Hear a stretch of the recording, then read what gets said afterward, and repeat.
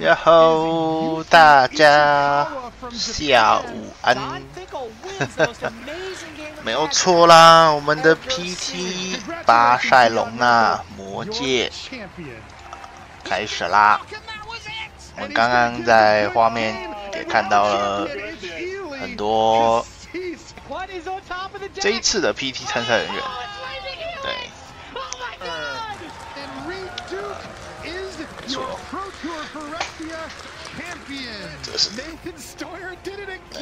这是上次跟上次。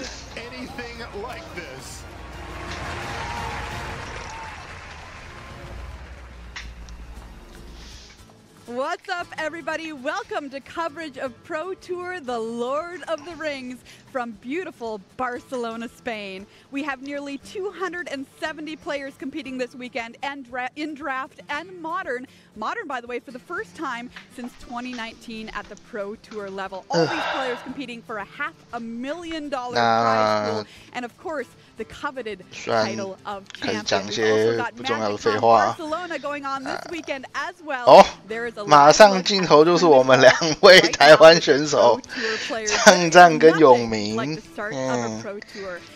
我站上去一趟巴塞罗那，整个脸都晒超红的。Will Hall joining us at the news desk for the first time. Hey, Will, how you feeling? I'm over the moon. My first Pro Tour. It's modern and it's the Lord of the Rings. 我们对好久没有打摩登了，真的超级无敌久。Maria Team Handshake. This group of guys just keeps doing it. Event after event. I had the pleasure of getting a front row seat to their preparation. 其实应该是算是蛮特别的，就是因为原本的那个嘛，我们原本的比赛是打先驱，然后最后去突然变成摩登，然后就变得大家都很久没有打摩登了，然后突然又出一个魔戒这个新系列，然后整个 meta 又整个大改，对。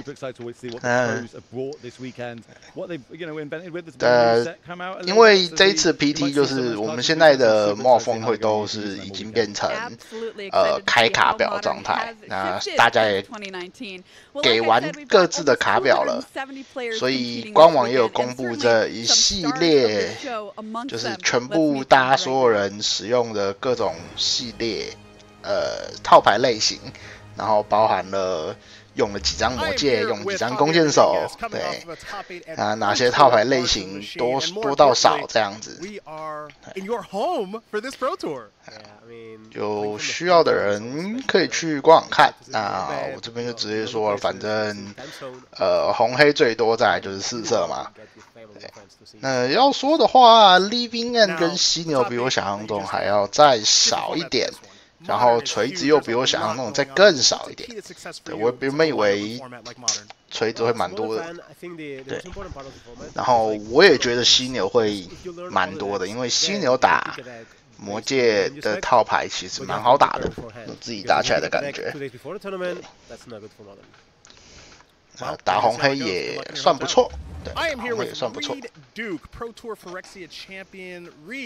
来，公爵。 than anybody I know, because you've been around this game for a little while, so you've seen the ups and downs and the changes of this format. How do you prepare for this particular tournament where there's free spells everywhere? Duke 以前都是以勇德出名的，所以我觉得他应该还是打红黑。Like a strong proactive game plan. You know, can I look at my opening hand and get excited? Like, all right, like I got my, I'm gonna do my thing and have a good chance to win this game. The other is I really value my sideboard space. So like strong, potent sideboard options that can really swing a bad matchup in your favor. OK， 他也说了，他选择的是他觉得摩登最重要的就是你的手牌拿起来就能知道你要怎么赢的套牌，跟你有一个非常好的背牌策略可以打败你遇到的套牌。那其实红黑蛮符合这个特性的，然后就是我起手掉你2张，然后场上有一只先攻那个威慑4-3仔，或者是我起手就是我知道这个对局了，我就是直接起手跳一个连击元素，这个赢得很快，3个回就赢了。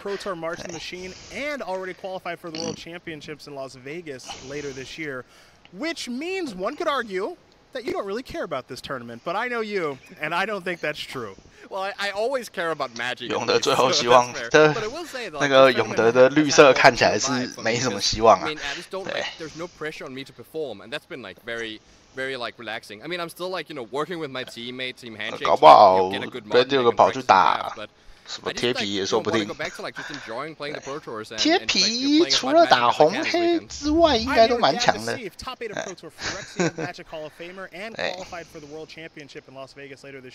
Gab, I, like many, watched your Twitch stream to watch you get ready for this tournament. Saw you play a lot of living end, a lot of other decks. How do we feel coming in? 我也是蛮常看他的直播，然后对他都打，所以前阵子都在打里边，所以我猜应该他还是就是拿里边上去打。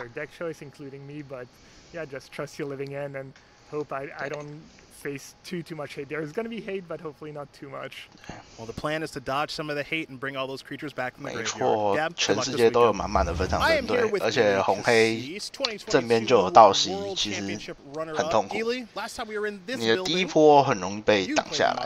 You're here for another one. Now that one was pretty wild. How wild is this one going to be?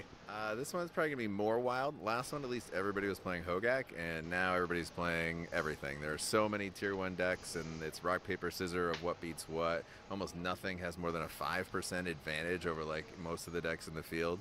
So it's very rough right now to be a competitive pro. OK， 他觉得以前大家都是猴子打来打去，现在的魔盾环境反而什么都有，很平衡。真的吗？真的吗？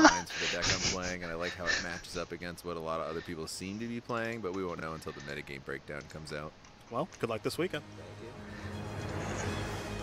So wonderful to see 好 all 像 these 没有 pros 特别 back 去 in 提 the 到 room this weekend. So 限 many 制 familiar 赛。 faces here doing battle. Well, some players who are hoping to become familiar faces to you at home are some of our regional champions here at the tournament. We have 12 of those players who did very, very well to find themselves here this weekend, and we're going to introduce them to you now. Who do you have your eye on here, Monty? Yeah, Maria, all these players topping their region, getting their invites to the World Championship. 第三循环的getting it done at the 各 Regional 种 Championship in 那 Edmonton 个 for Canada. 那 And 个 I'm really looking forward to 叫什 seeing 么 if 各位 he 冠 can 军 get 们 one done for the old boys. And for the old boys, 你在哪里 other 打 half 到 of our 的？ regional champions. Let's take a look at the other half. Will, who are you watching here?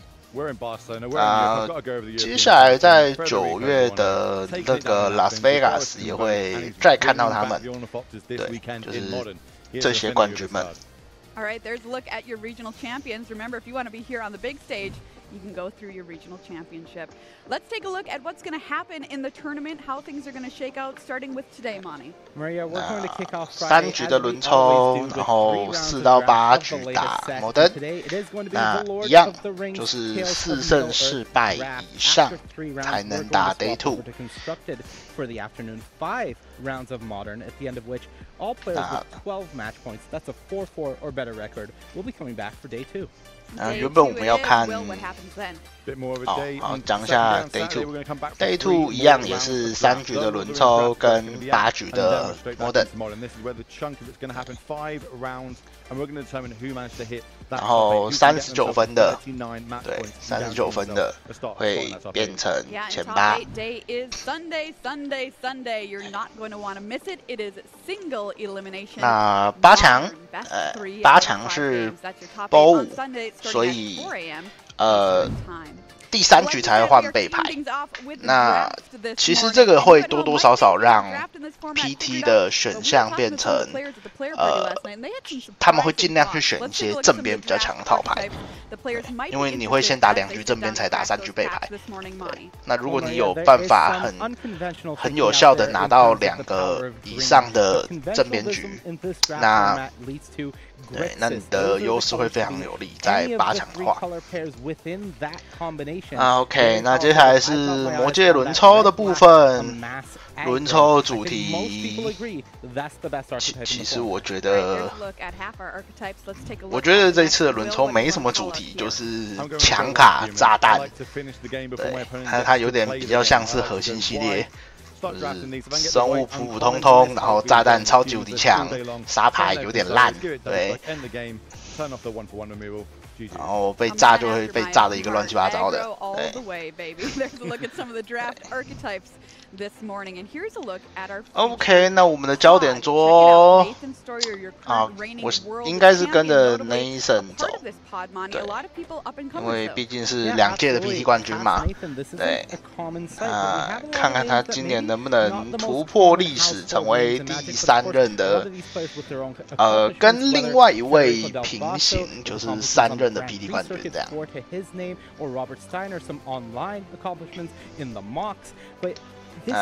第一桌没有台湾人，有点可惜。对，我们这样没有办法同时获得很多的资讯。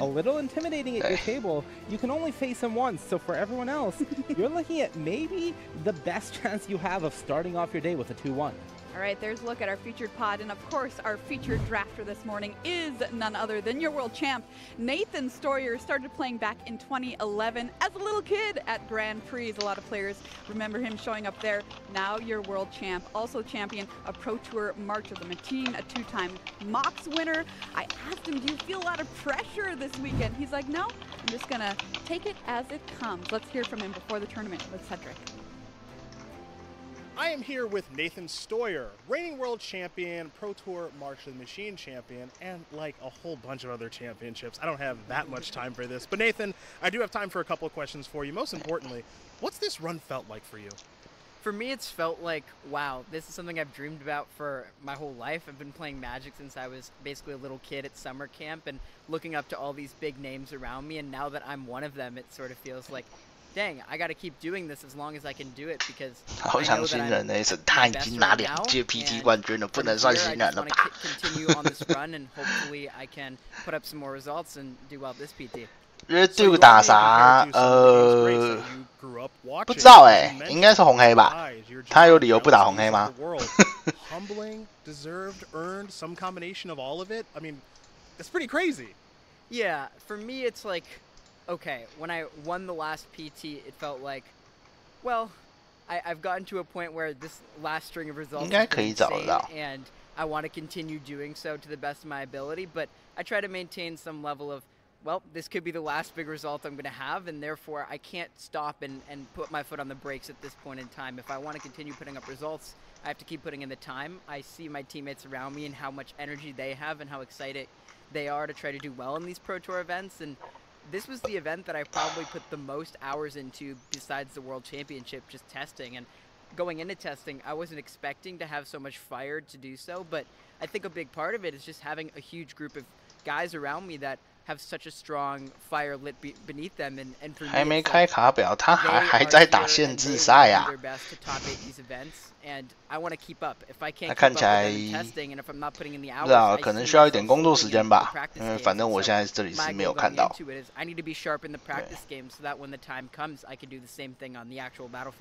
Well, the time has come. We are here in Barcelona. Very, very big tournament here. Clearly, you're prepared. We're excited to watch you play. Nathan, good luck this weekend. Thanks, Cedric. Appreciate you. Nathan's run has been incredible. Waiting to see if he can do it again this weekend. Well, it's not going to be just us here bringing you all of the action here at Pro Tour, the Lord of the Rings. Let's take a look at the rest of the broadcast team. We've got Riley Knight and Corey Baumeister in the booth for you this weekend, as well as Cedric Phillips and Paul Chian bringing you all of the action from the feature match area. And indeed, it is to Cedric and Paul that I throw here for draft this morning at the Pro Tour. Take it away, you two. 这些主播都晕晕的。 Thank you, Maria, Cedric Phillips, Paul Chian here in the booth to get draft started very early on this morning. Paul, you're looking forward to cracking some boosties? Oh my gosh, I've probably spent way too many hours playing limited. Is there such a thing? There probably isn't. There were moments where I'm like, you know what, I really probably should play modern. Okay. But I just kept firing off the draft, so I cannot wait to see when Nathan opens. Well, this is a pretty complex format. 我看到你10天了耶。 It's a little bit grindy. It's a little bit slow with 好久没有看到这个名字了。 tempting. But there are some fast decks out there as well that I think some players, like Will mentioned, do really like to go towards those Boros-based decks that are out there. So if you want to do some crazy stuff with 5-color, you can do that. If you want to be low to the ground and try to kill your opponent very quickly, that's an option too. Or if you really want to do some tempting with red and black, yeah, it's a great format. I think Amani touched on it earlier. Grixis is kind of where you want to be. Those are kind of the deepest colors, blue, black, and red. Black kind of considered the best color. That's the one you want to be because it's so deep. I think black has maybe 3 of the top 5 best commons in the set if you look at it. So that's kind of where you want to start. But like you said, aggressive strategies are also a thing. If you want to go into something like red-white or maybe green-white, if you can get some of those payoff uncommons, those signpost uncommons, you can still draft a great deck. What makes this format really fun too is I think the consensus opinion. 我知道有参加李世天他们训练，但是因为李世天，我看李世天那个他去日本打，我记得很快就爆炸了，然后他拿了一副很奇怪的套牌去，然后他拿了妖精吧。然后好像8胜还是9胜。I mean, it's possible. Green, I think, is widely considered. 对啊，我这边是看不到，我这边只有看到5月5号这边的卡表。对啊，最快都是在5月5号这里。2023，对啊，目前是还看不到的。媒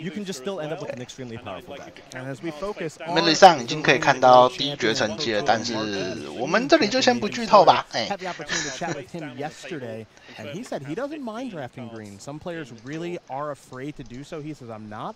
I'm happy drafting potentially 4 or 5 color green. And I actually feel, and this is Nathan saying this, not me, that green is actually very underranked and undervalued in this draft format. So perhaps he and his team have found a green strategy that can work for them this weekend and take these players by surprise. Yeah, I mean, if that ends up working out for them, that's a huge draft. 觉得绿色是比较弱的颜色。 Is not following what everybody else is doing. Everybody knows Dunlan Kerbane is great, right? But at the same time, if you can pick some of those cards that nobody thinks is good, 没有主题的时候 and 真的 have 很 that 弱。 success 戒 as 灵 part of your successful strategy, then all of a sudden that's where you get the edge. Well, you're going to see Nathan do a little pack one, pick one. Everybody's favorite part of the draft. You see Nazgul here to start things off. A black card immediately coming to the front of the pack. Yeah, I mean, this is one of the best uncommons in the set. In the best color, so I imagine Nathan is just gonna slam this Nazgul. Just a fantastic card. I mean, it's one of those cards where you first read it, you're like, oh, 3-mana, 2/3 Death Touch. That's pretty good. Yep. But remember, it also has Tempt, and it also continues to grow, and there's a lot of Tempt in the format.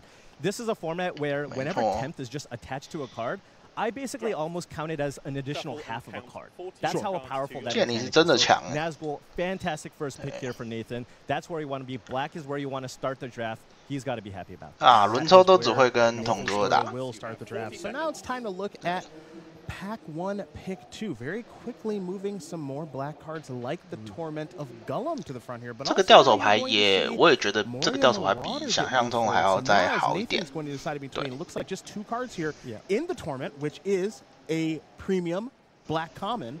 And then the Marauder as well. I mean, every time my opponent plays Torment of Gollum, I kind of just want to not play anymore. It's just I like drafting control decks, and that card is just absolutely backbreaking. And I think it would be a great choice here to follow up that that pick 1 Nazgul, going with the Torment of Gollum, staying in black, trying to cut off black as the best color. But 直接就拿了。 going with something different here. He's going to go with the Marauder. Now, this is kind of interesting because I think taking the discard spell is very simple and straightforward, right? You're going to take 2 cards from the best color. 切了拿9张很强，我跟你讲，限制赛你可以拿超过9张都可以放，好吗？什么拿9张很强，拿17张超强这样。 So it'd be very easy to just force black right out the gate. But he says, you know what, I'm going to take the most powerful cards that are available to me, and then let's see what my seat gives me access to. Right. 只是我比较意外的是，居然这个阿卡我自己没有那么喜欢，就是对，虽然他被魔戒，他拿戒指很强啦，拿戒指就是几乎就是每回赚2张这样。哇。 3包拿3色，反正就是一个先拿强牌。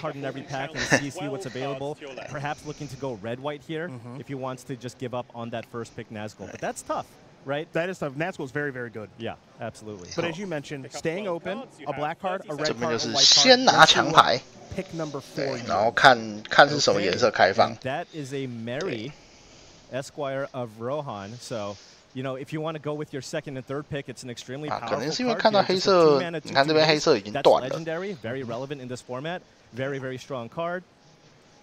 And this is the kind of card, too, that if you want to run downhill, if you want to be an aggressive deck, Mary is a great place to go. And it looks like Mary is going to be the selection over the Goblin Fire Leaper that Nathan was taking a look at there. So now you've got a red white card, a red card, a white card. Again, that doesn't mean you're a lock for Boros, but you're starting to lean that direction. Yeah. 第一包传了一只这个出去嘛， something like a fire leaper, leave yourself a little more open, right? 不知道会不会影响到下架决策。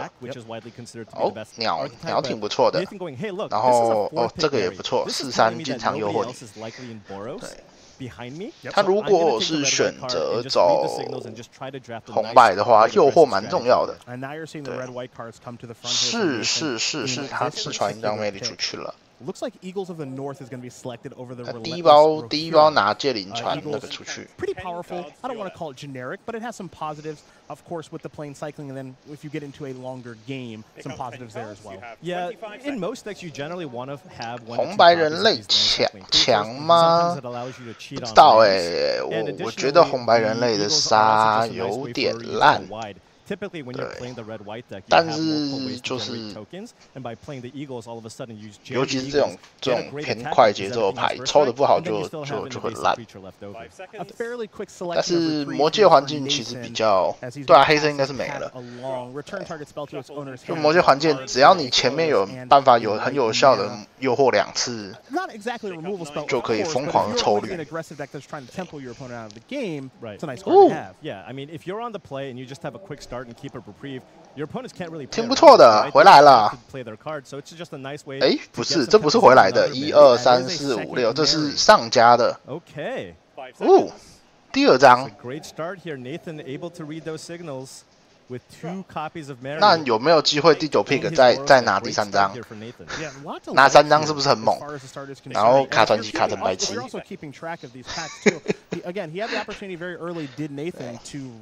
他现在还没有拿到5G。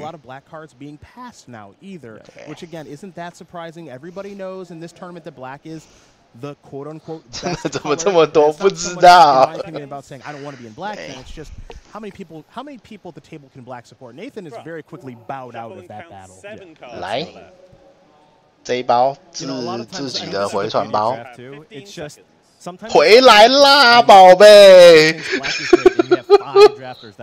呜呼，回来啦，宝贝 ！Wait, is this number 3? This is a third Mary. Number 3. This is a third Mary, and I don't know if you're keeping track at home. A third different picture of Mary. Third different picture. So just mixing it up here, but 太神啦 3 copies of Mary, of course. Legendary, a little bit of a drawback, but you always want to draw one on turn 2. Yeah, I mean, it'd be a great way to get the game started. So 接下来就看看有没有好5G 了。 filling out pretty nicely.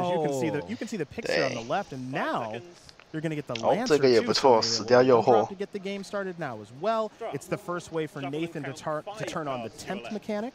Right. As well, so Nathan's deck through the first 9 or so picks really shaping up nicely. That Nazgul, I don't think it's in the equation anymore, but that's okay. Yeah. That's okay. Now Nathan just firmly going to be looking to draft red and white cards here, but look, it looks like he's in a fantastic seat for that with the 3 copies of Mary, and that was a really late Lancer as well. It's a fantastic card. 哦，5G 来了。 Right? You're like 1 mana 1/1. 这个加上加0 5G 挺适合他的套牌的。 This one just does enough, where you're pretty happy with it. Gimli's Axe is going to get picked up a little bit late there. Pretty good with the Marys, of course. Looks like Gimli's Fury could be next. You see Nathan's going to look at these couple of cards before we do close out the pack. All right. 你们都不打，对啊， the Fury 没人要打是怎样？ He's going to pass along that land, and we'll do the review period in a moment. 来，拿起来基本地，哎，谢谢。 Here as well, Paul. You can see the cards there on the left. Very clearly. 3张哎，好爽哦！ I would say Nathan is missing, and it's only pack 1, of course. No removal. 3张3种图。 But as far as a early game is concerned, well, that got plenty of. And now we start to say, okay, as we organize the curve, we're getting ready here for pack 2. What are the kind of things I'm looking for? Removal is of course very obvious. Maybe get some power. 目前没有，只有一个软回，没有拿到那个变精灵的关。 Yeah, absolutely. And one of the things when you're drafting these aggressive strategies is making sure you have the low part of your curve taken care of. Yeah. 主包自己的那个梅里乔回长回来是有点令人。 He doesn't have to make the tough decision. 该说惊讶又觉得不是很惊讶。因为就你第7 pick 都能拿到了，没有什么理由你第9 pick 不会拿到。Fear Fire Foe. I just want to open all the extremely powerful cards here because he can afford to take those. And there are some very powerful cards that he can open in this color combination that it looks like, at least for right now, nobody else is really doing this whole thing. So he might be sitting solo in this color combination. So we're going to prepare here for. 可是红白就是红白没什么炸弹。对。Nathan going to lay out those 15 cards. I always wonder if I could just get in the player's head. 红白要说炸弹的话，应该就只有龙传记吧。The equipment that is phenomenal, especially we even have a little bit of an equipment strat. Actually, I would go as far to say a lot of bit of equipment strategy. Yeah, with 3 Marys. With 3 Marys. So Anduril is something you certainly want to open, and of course something like a Fear Fire Foe is something that you would want to open as well. Never a bad time to open that card. But hey, removal. You talked about it. 没错，马上就来杀了，打3点，这个打3点挺不错的。 Open or get past at least a little bit of removal. And speaking of opening it, there is a Smite the Deathless. Yeah, fantastic pack. I mean, I was talking earlier about how powerful black is. I mean, look at this pack. 应该就是这个打3点了，不太有其他的选项吧。And a Dunlin Crebain, I believe. Yeah, that's a really, really good 那个 pack. 比较烂的真伪莫辩，应该是不太可能会被考虑进去的东西。Yeah, and this is also a situation here too, with given how Nathan's deck is. 这是那个打3点，然后会消不灭，然后打死还会放逐，挺好的。曹公爆炸了吗？我没有登他的账号，我不知道。You are locked in now. You don't just draft 3 Marys and then go. You know what? 我看一下。 If I open a good blue card, maybe I'll. 他的是早上11点的 Secret Lair 修档嘛。 Not too much else going on here. You see a copy of the Black Breath. Nathan going to move around a couple of different black cards. I think right now, of course, because we don't believe he's going to really consider any black cards, this is just more for maybe making some mental notes. No, yeah, Voracious Fellbeast, one of the best. 看起来还没开始。 So just keeping a note, it's like, hey, I've passed some extremely powerful black cards. 因为应该说刚配完第1轮而已。我这边还在那个。 One of the best white commons in the set, probably the best white common in the set. 曹公爆没有啊，那个 PTQ 是明天呢，所以他现在就是猎猴，今天就是猎猴达人，早上一场，下午一场。 3 mana 3/2 that enters a battlefield and just draws you a card. Yeah, 4 legendary creatures up to this point with the 3 Marys and the Faramir. So Nathan off to a really, really nice start. Now there's the book. Yeah, and not seeing a whole lot of other red and white cards in the Book of Mazarbul. Very solid card, right? I mean, just if you, the card by itself, it just gives you a 3 mana 3/3 body, and then of course there's that go wide mechanic in Chapter 3 where you get that fast start, and all of a sudden all of your creatures are really. 这传记还行啊，这传记还行，跟红白很搭。 So the Book of Mazarbul has been selected. It goes nicely with that second pick, Moria Marauder as well. So not too bad as we move on to our next pack. 12 cards. A really solid start here for in pack 2 here for Nathan. And when we talked to the players yesterday, players, they didn't really say that they loved red white, but they didn't dislike it either. It was, it was something that most of the players I talked to, they said, if I end up being red white, I'm okay with it. It's a good deck. It can be a great deck at times. But there was a lot of 没有，这个的 PTQ 是给下一场的 PT 用，所以不管怎么样都不会影响到，都不会影响到明天的 P， 都不会影响到这场 PT。对，然后对猎猴就是先报上5场，02就可以去报下5场了。他们一个是对他们的时间点是早上11点跟下午3点。对。 We'll go on to our next pack here, and what you're going to see as we leaf through this is a lot of green cards. There are a lot of green cards here, and we know Nathan's not there. 这包怎么这么绿？ Nobody else really is at this table. 跟 Nathan 脸都要绿了。This pack just doesn't have any good cards in it, really. So, I mean, the best card here is the Meriadoc Brandy Buck. So maybe. Are you just considering a hate draft here, 5th pick? Because there's absolutely nothing. 直接压起来怒卡。 Yeah, looks like the answer to that question is yes. So Meriadoc Brandy Buck is going to get selected there for Nathan. Not going to make his deck, of course, or it'd be very strange if it did. So on to the next pack we go. Looks like Breaking of the Fellowship going to be pulled forward. 哦，这个也还不错啊，而且这个还会诱惑。这个也算是清除，对啊，这个让对手的内讧。没杀，这不就来了吗？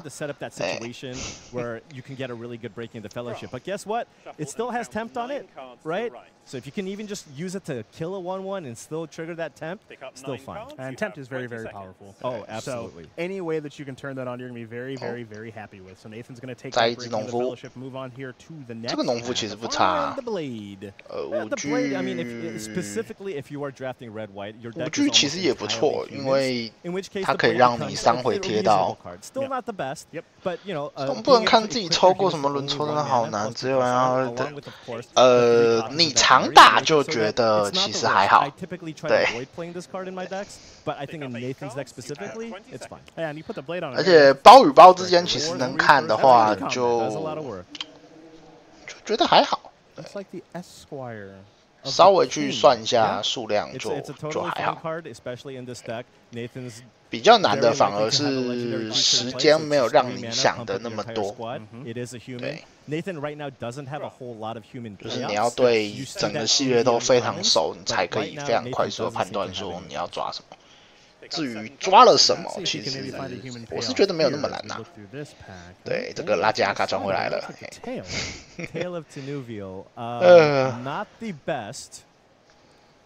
这一题好差哦，应该就随便拿吧。It is, yeah. This is a. It's a bit of a whammy here for Nathan, and so far as it's really the only card for him. Yeah. I agree with you. It's not that powerful in what he's trying to put together. But if there's nothing else there, you just kind of select it. Maybe it makes your deck, maybe it doesn't. I mean, Nathan was really hoping for that's a card that I think is just one of the best red commons in the set. Just 2 mana, make 2 1/1s with haste, put a lot of pressure.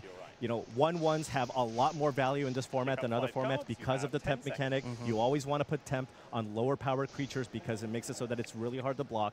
But Nathan just hasn't. 这一次会践踏其实还可以耶，说实在的，就是没有那么差的生物。对啊。So the 4/3 Dwarf Warrior has been selected. Nathan will look at 5 cards here. Yeah, might actually just be 4 of them either way. None of them 不拿这个5G 哦。So Nathan had a really 那就看等一下那个白色5G 会不会传回来了。哦，不对，他刚刚有拿那个5G，那没事没事。When everything is said and done here, I only see 6 cards. 就是还希望拿到更多的杀啦，毕竟现在去除就是一个点3点，一个护道，然后一个回手。对啊，2个回手。It's not so much that Nathan had 3 copies of Mary. For me, it's that Nathan wheeled a copy of Mary, which is the very loud signal that, yo, I'm kind of flying solo here in red and white. 这包的红白就相对的蛮普通的，但是有拿到2张杀，算是挺不错的补强。可以的话，希望再拿个1到2张吧，再拿到1张烧3点，应该就挺爽的了。Yeah, the packs kind of dried up here for Nathan at the end. Yeah, difficult thing here is as I mentioned after pack 1, I'm looking for removal if I'm Nathan. Okay, well, I got 1 removal spell and Smite the Deathless. I opened that. I didn't get past any additional ones, so I'm sitting on effectively 1 removal spell right now. Still kind of lacking as far as power level. 套牌就没有炸弹。其实，在套牌没有炸弹，在魔界轮抽是蛮危险的，就是这系列炸弹有点太难处理了，强度有点落差太大了。Yeah, I mean, if you look, I mean, if you just kind of go up the curve, not too much here. I mean, he's got a bunch of 1s and 2s, but 有几张关键还没拿，对啊，对啊。Only has the smite. And you might see him actually just play the Breaking of the Fellowship just because he doesn't have any other removal effects. Yeah, just not. You can't be. 甚至我觉得他的诱惑牌也有点少。我觉得应该要想办法，就是没有什么诱惑牌啊。可能要把这个废的诱惑小烂仔。You are locked in here, and you're just hoping that the packs open. Red and white cards. That's right. That's really all you can do is hope that the packs are pretty kind. So we'll see if the packs are kind for our reigning world champion Nathan Stoyer. 而且感觉曲线也没有说真的削得很尖。对，再看看吧。And there's some very good opens in a spot like this. That's the thing. Absolutely. Yeah. There are some very, very 看 good 第3包 uncommons and rares to open in a situation 如果按照 like 第1包 this. 这样子的 Probably 话， not 其实红白上家是蛮开放的， Four 应该 those 是蛮 seems a 有 little 机会。 much. I don't think I've ever had. I think three's my limit. Right, yeah. 3 legendary creatures Yeah. that cost 2, yeah. All right, folks, pick up your booster. You have 40 seconds. So Nathan's 来， gonna 有 sit 什 down for a 么？ moment of truth Okay. here. All right. 哇 Urkenbrand was not a bad thing to see. Urkenbrand is a great, great payoff. That's one of the uncommon payoffs that 2点生物 in 有 the red white 3只会卡传奇的是很尴尬的一件事。 Protector of Gondor is also great. But 那 I think you're just going to want to take the Urkenbrand here. It's the card that you want in this archetype. 应该是加1加0 He 的 already， has 全部 a 加1加 copy 0吧 of. We know that already. Urkenbrand is a nice payoff, as you did mention, Paul. And I think, again, what Nathan is doing here is any player who 鸟 does draft 也 in 是 the 有 bubble 机会 does 拿 is 第2 just 只， taking 但 some 是 mental 这个还 notes 是 on 比较重要一 what they 点。 could potentially wield and what they are passing to their opponents here. Yeah. 有这个的话，生物的强度算是 Yeah, I wouldn't mind a second one of those. Absolutely. 就是有多个加1加0是真的 It's a land. It's a land. 挺不错的。 Down to 15 lands it is. What is the lowest number of lands? I think I've gone down to 14 哦 once. 又一张烧3 I 点。 had 5 land cyclers. Okay, all right. We take a look now. Foray of Orcs to the front here very quickly. 这个屯兵杀也很强，这个屯兵杀也很强。哇，这2张就是都很好，可是要看吧。我更喜欢屯兵烧一点。 Enter the battlefield, just kill something that's 2 toughness or less. There's a lot of little creatures in this format. Nathan doesn't have a ton of 4 mana cards. I think he might just be leaning on Foray here, but of course Smite also fantastic. That's a nice, yeah. Smite is a nice card. 2 mana allows you to 要放掉一张烧3的，好可惜 on a 哦。 turn later on in the game, but it is going to be the Foray that Nathan Stoyer does select. So we move on to Pack 3, Pick 3.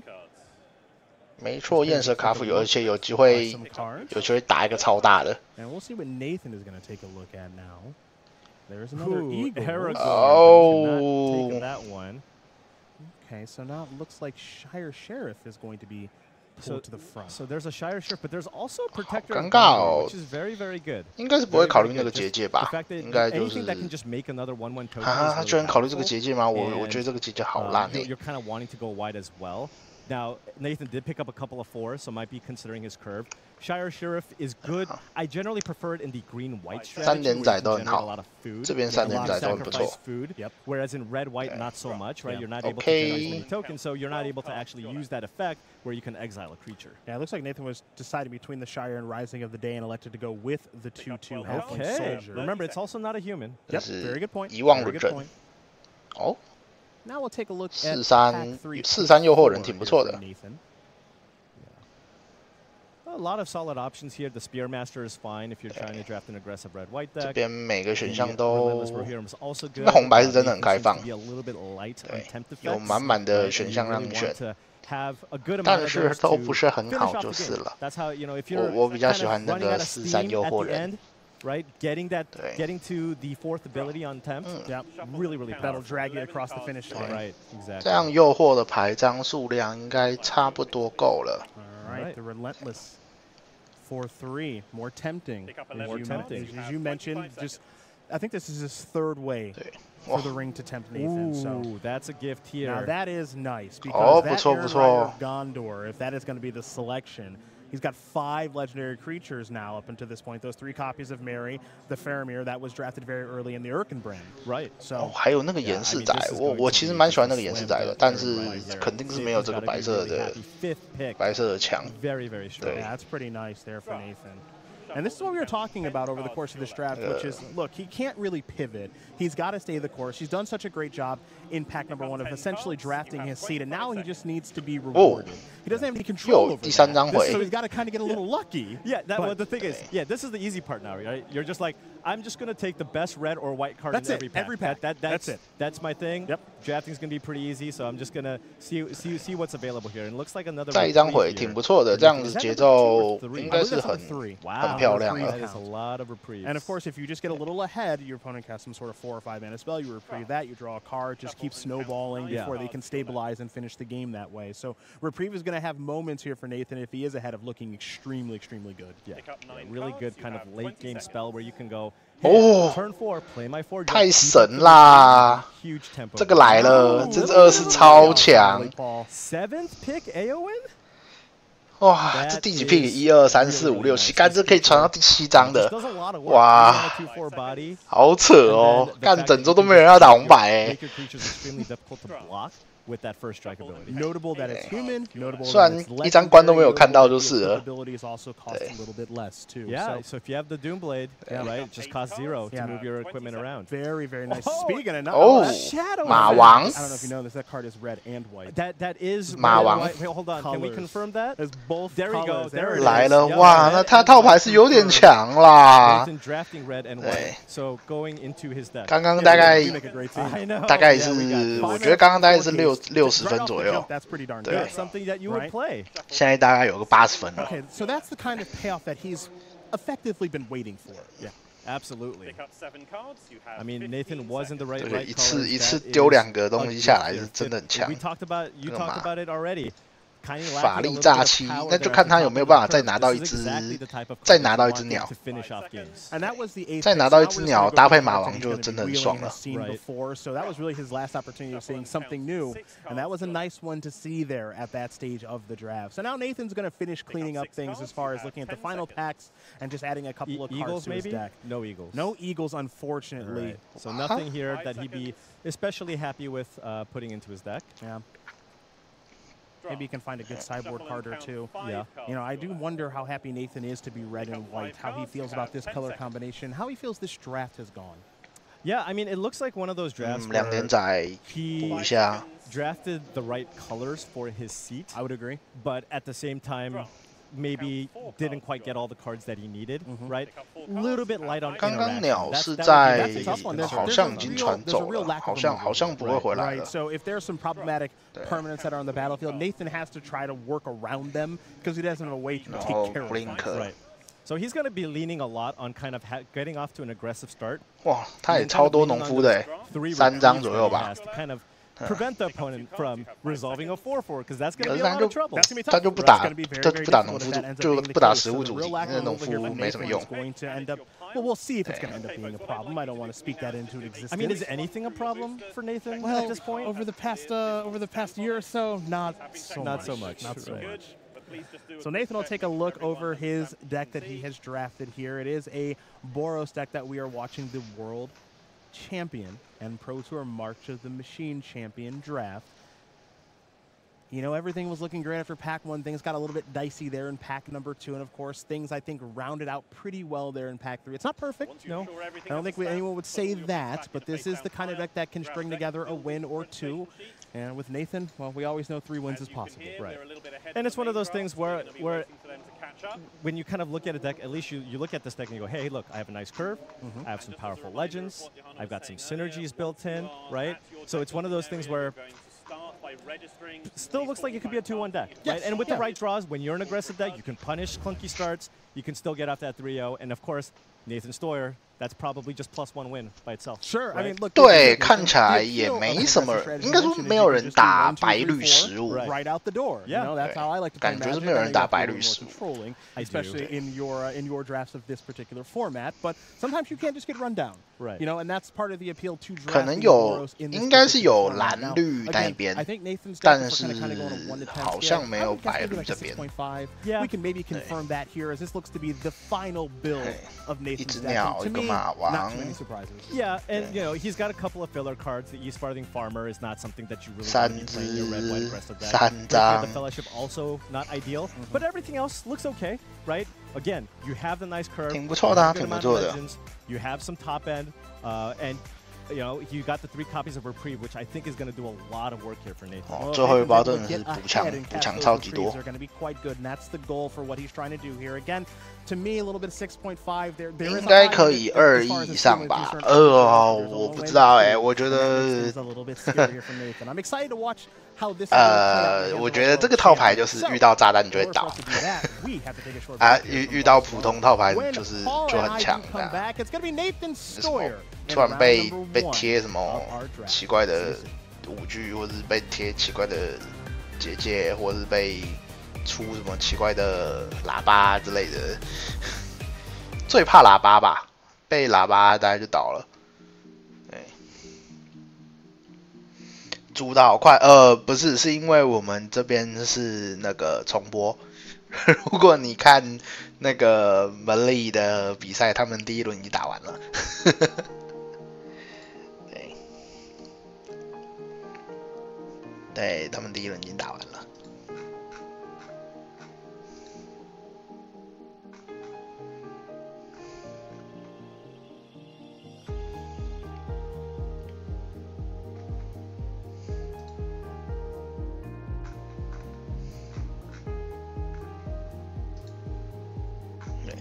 但是我不剧透你们啦，如果你们想看的话，可以自己看。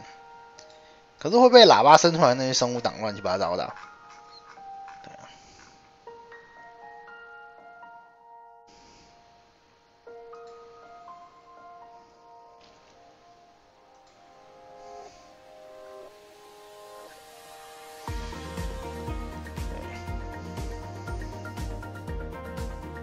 看第一轮就有人和局怎样？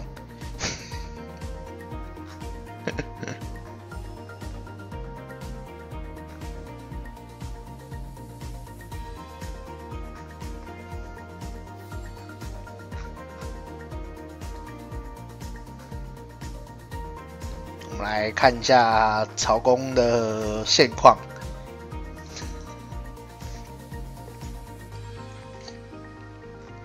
哦，成绩还没出来。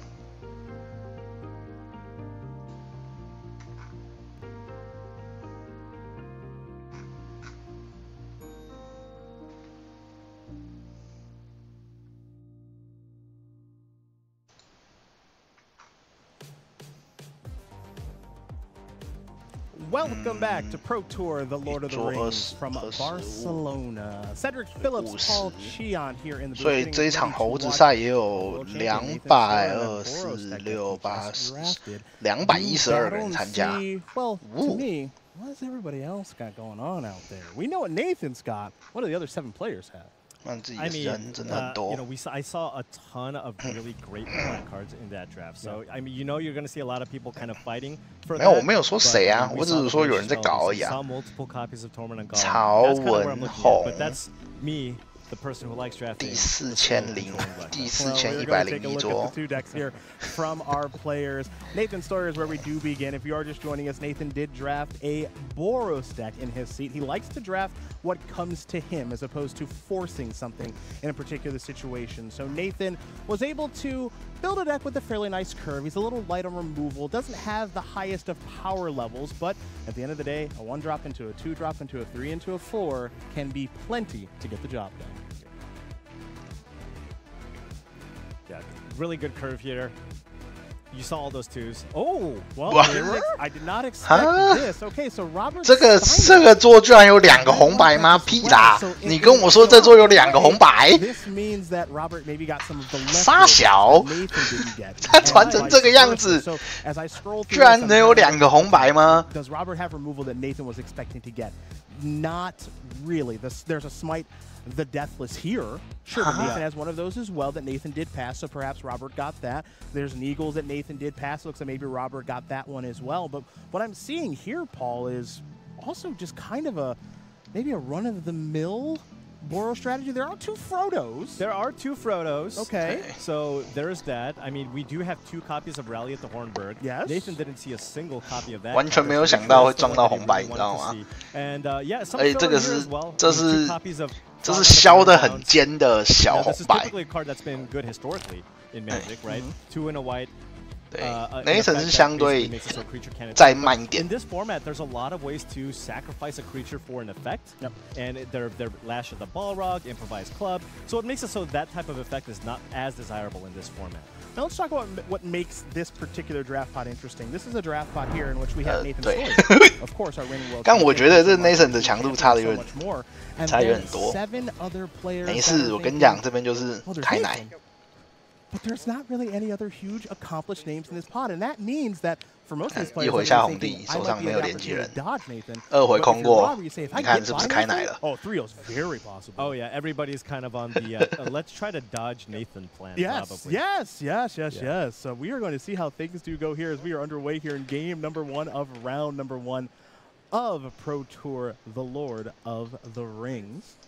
But not a lot of resources, not a lot of cards in hand for Nathan. I believe I'm being told that he was on a mulligan to 4 in this game. Not so very many of those. Okay. Not ideal here. I'll go to combat. 掉入到剩4张。 Combat here. Yeah, likely going to give this vigilance here. Trigger this. 太奶了吧 So vigilance is the call here from Nathan. So in for 2. Robert's going to fall down to 18. Does Nathan have some sort of good follow-up here? Maybe an Aaron Ryder. Draw. Yep, an Aaron Ryder. Okay. Draw a card. So new card coming. Okay, that's 1、2、3、4、5、6、7 helps you unmulligan. 是第3层，看，所以他 to fight from. 调度到剩4张，哇，那是真的奶耶。 Robert's hand, you see there's a copy of Hobbit's Sting and Eagles of the North, the Protector of Gondar.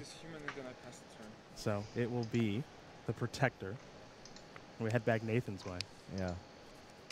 Not great attacks here anymore. I suppose Nathan can still give one of his creatures first strike.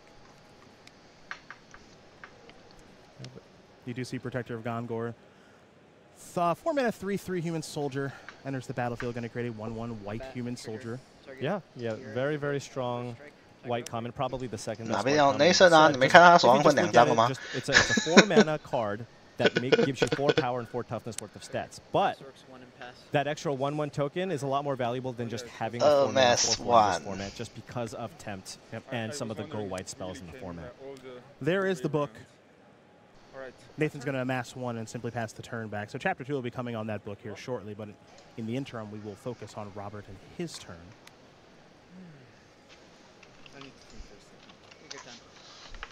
Robert's got a lot more action because he kept his hand. And as you can see, a lot of different options here. We've got the Hobbit Sting. We've got the Fog on the Bearer Downs here, if he wants to use that to slow down whatever Nathan's trying to do here. And he's got a pretty wide board, so with all the creatures that he's in play, now for Wrath, now for Ruin, it's a lot of stats that you're going to be adding to the board. That's +4/+4 in stats, plus a Tempt effect. You played Protector last turn. Yes. Good communication between the players, making sure that things will be clean. So looks like we're going to have the Fog be played. All right, so this is going to be a decent-sized attack here, most likely from Robert.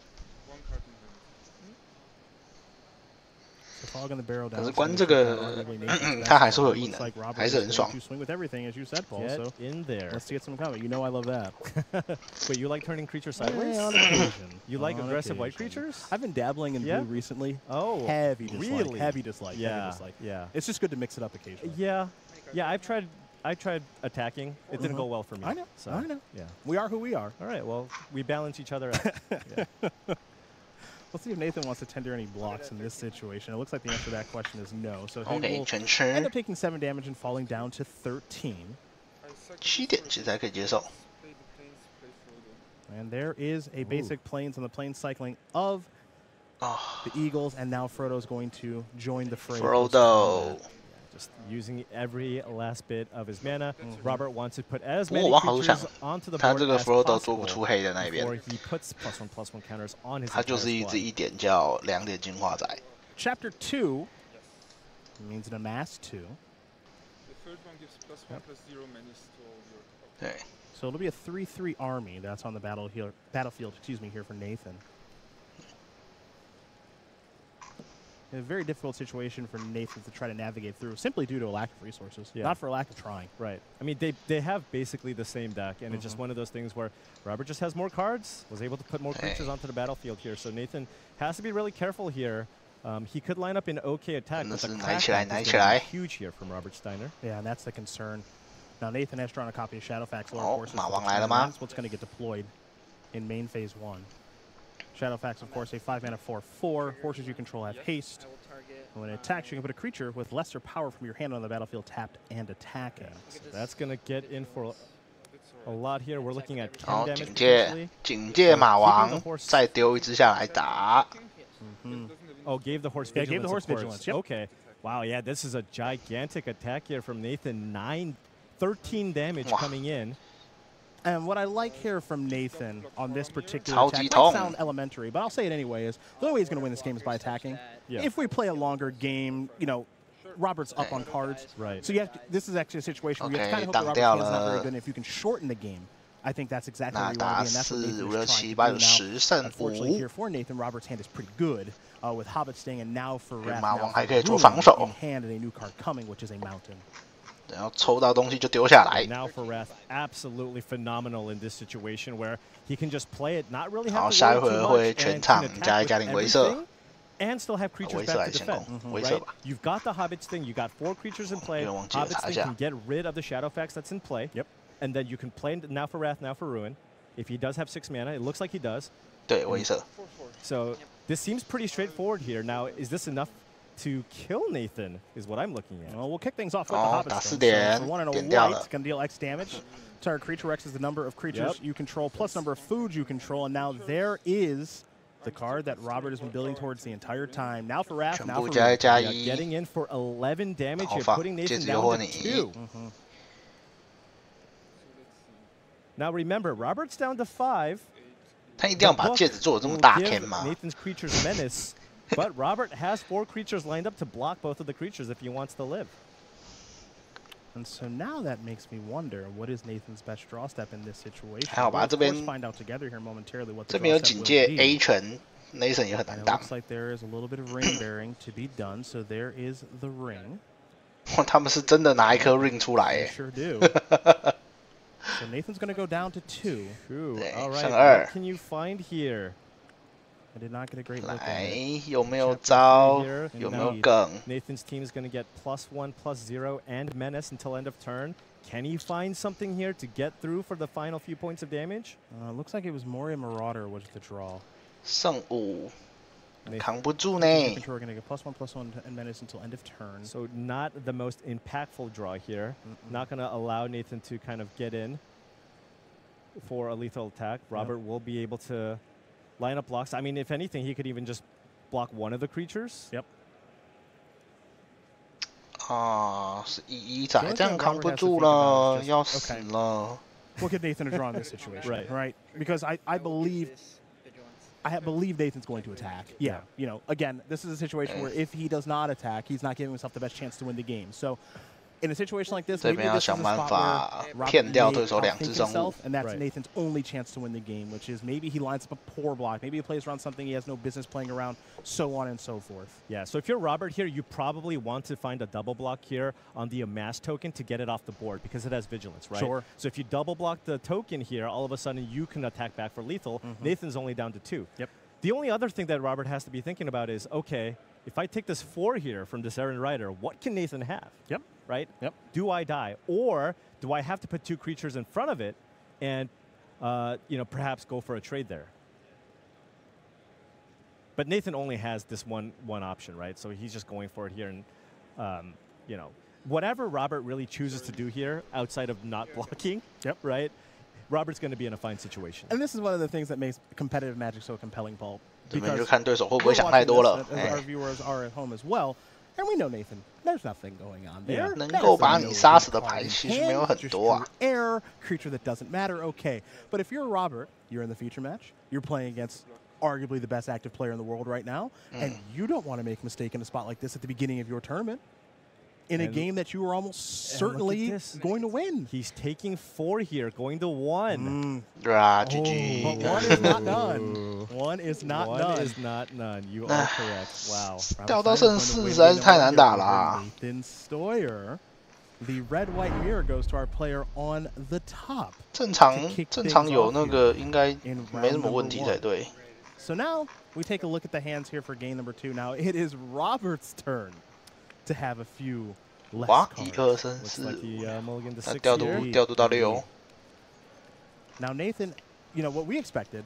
奶工对决啊！ Is that what's supposed to happen? Got 3 of those? Got 3 of those, but lacking Mountain, this reprieve is going to have to do some work. I think Nathan's going to reprieve anything. 直接回手抽一张。 Cast that. Hope to find a Mountain here. If he doesn't, might be in some trouble. Well, a couple of draw steps. 有地吗？ Land? No land, That. no mountain, no nothing. 哇，对手是司机奶鬼。 And that did not happen. So we head back over to Robert now. Same thing. Yep. Wow, and this could be a quick game here, Very, very much could be. So if you're Nathan now, you're lacking a red source. You see the rallied Hornberg. 救命啊！哦，地牌来了。Okay. Now there's your mountain. There is a mountain. 地牌来了，地牌来了。 Robert was probably hoping, I'll take one free win. I'll take a free win to start the Pro Tour. Mold to 4, don't hit land drop number 3 against the champ. Yeah. Hey, at this level, you take him any way you can get him, my friend. Yeah. Oh, yeah. Oh, yeah. Oh, yeah. Looks like Nathan's going to try to fight back a little bit here. So we turn our attention back over to Robert, who is doing well thus far. Oh, yeah, getting aggressive. OK， 点掉打2。 There's Hobbit's Sting. 没事，这边都不重要。 So 2 spells on turn 4. Doesn't look like Nathan drew a land. Actually, he did. So Okay. pardon me. OK， 屯兵2打掉，很好，扛住了。 That is the old potential 2 for 1 here in 4A of Orcs. So very well done there from Nathan. Okay, and now I don't think Robert. Oh, okay, that works. Yep. Ooh, and it's great because when you 吃掉 kill 一个 the 放 token, 逐， even 打 if you find a 1。 way to kill the sheriff, don't get anything back. And so Shy Sheriff is quite good there. Does sacrifice one of those 1/1s to take care of the Orcs as we head back Nathan's way. Nathan with a reprieve in hand among other options. Westfold Rider did come down there for Robert. 传记来了。 This is one of those spots here, Paul, now too, where Nathan. 还有一个回手。 Okay, so this 先出梅里吧。 the reprieve doesn't work out as intended, but it's beginning to somewhat stabilize the game because 出梅里，等下可以2+2，想办法去找一 sitting 个 at 地。 15, that's a lot of life to work with. Robert is on a mulligan to 6. Robert only has 2 cards left in hand, so this is a game that Nathan can come back in, and Robert would like to continue to push his advantage if at all possible. Yeah. This is, however, one of the games where Nathan's playing kind of the role of the defensive player, and reprieve not as good. No, much when worse you're when you're on the back foot. Much worse. Probably didn't expect to play against too many 他 red white 背 decks. 牌好像上了 blink 上来吧，拿来打 I 结 got 界用 triple 的。 Mary in my deck. I got an 8th pick Shadowfax. I'm probably the only red white player. All of a sudden, round 1, get paired against the mirror. Looks like it's going to be an attack for 3 here. 这边压下去吃，不要怕。 I think Nathan might be considering just 还是可以换一只，换一只好像可以接受。 check and maybe just blocking the 1/1 here.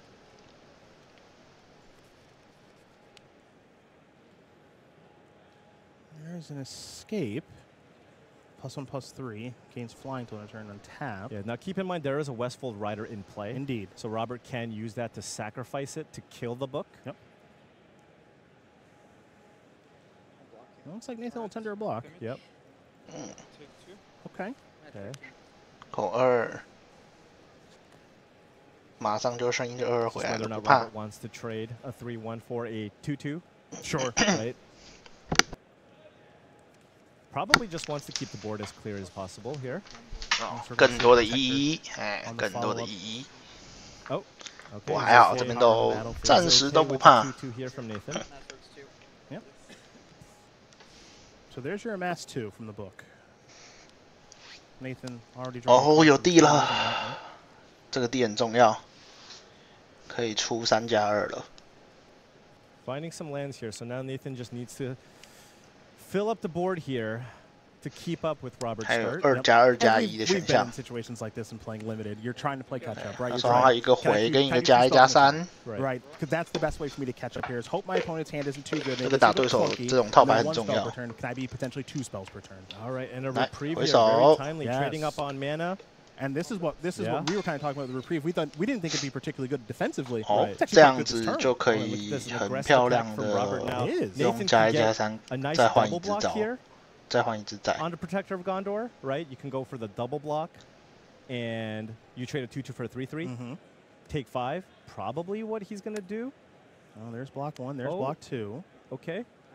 Remember, Nathan does have escape in hand. Oh, for he the does trade. have an escape. +1+3站起来， There's your +1/+3. board is 全家打掉。 clear now. And this is now Nathan can start to, I don't want to say take over, but it's even. Yeah, now we're getting even. Nathan is kind of stabilizing at 10 life. 没错，场面打回来 He's done 了。 a nice job using his life as a resource. Right. Using his resources pretty well. Now, Chapter 3 of the book, not particularly effective on this turn. Right. But the book has done a nice job with the orcs of doing a little bit of stabilization. And now Nathan can say to himself, all right, you know, this could have gone a lot worse. Absolutely. This could have gone a lot worse from where I was. 打回来了。 And if you're Robert, You're saying, did this game slip away from me? Is there something I did wrong? Yeah. That reprieve was quite good. The reprieve was good. I mean, he could have tried to play around it. You do know that Nathan has 3 copies. I don't know if he had perhaps the option to maybe play 2 2-drops instead. Sure. I certainly would have done that. T 页面是不是进不去？怎么可能啊？我人就在里面啊。And that turn's pretty brutal too, because there's reprieve plus combat trick. Right. Don't forget about that too. So the escape was huge. Now, Faramir, remember, only triggers if a creature died at the end of your turn, I believe. So if there is a trade here with the Mary, Nathan will not be getting value. And now Gimli is back. Now Nathan's going to take this damage. So he's going to go from 10 to 7. And with a Gimli on the board, that makes things a little dicey. Because every time a creature dies, Gimli's ability triggers, and you can deal 1 damage to an opponent. Follow-up was Frodo there for Robert, who does look to have a pretty good Boros stat now. Okay, yep. 来 This is great here. Yes, it is. 你的生物自己打自己，爆爆。No targets to fizzle this effect. 接指 so 诱惑 breaking of the fellowship 诱惑的时候 will 会 kill the Gimli. 触 A 发 little bit of tempting as well. All right. There's your ring bearer. Now, however, is Nathan in a position here? Gets the 1/1/2, which is fantastic against the Rider. Yep. Can Nathan attack? I mean, it's really tempting to be able to attack with the 2/2 and the 3/3 here. 哎呦，就说你们那个魔戒给他用那么大 can， 还要放故意放2头，你不觉得裁判难做事吗？就放同一边就好了。There is a Shire Sheriff. You could potentially sack the token if you want to kill a big thing. Well, there's the token sack. Or do you want to kill something that could potentially be big? Exile the Frodo. Now are we attacking with both and drawing a card? Ooh, get some value. The answer to that question sounds like yes. Now, see, this is where we split the difference, because I want to attack and you want to draw the card. See, so we're making it work here in the booth. We're making it work.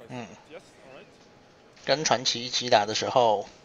So we're going to head back Robert's way. This game looks to be potentially slipping away. Battle-scarred Goblin, not at its best at this stage of the game. And now for Wrath, now for Ruin. Gonna run that out. Yep, looks like the best thing to do on this turn. Yeah, this is 6 damage coming in. If Nathan chooses to block, I mean, then Robert gets back the Frodo. Well, Nathan reaching for his mana very, very quickly. I think this will be slip on the ring. Yeah. Okay. The ring tempts me. The ring does indeed tempt Nathan. Tempt onto... Blink 回来。 We'll see where Nathan wants to tempt onto now. That's what he's deciding in this moment. Right. And now this 3/3 gets to get 再 in 一 front of 次 the 诱 token. 惑，再生一只1/1。 Nathan can 好 potentially 爽 take the 哦。 4 here from the Rider, go down to 3.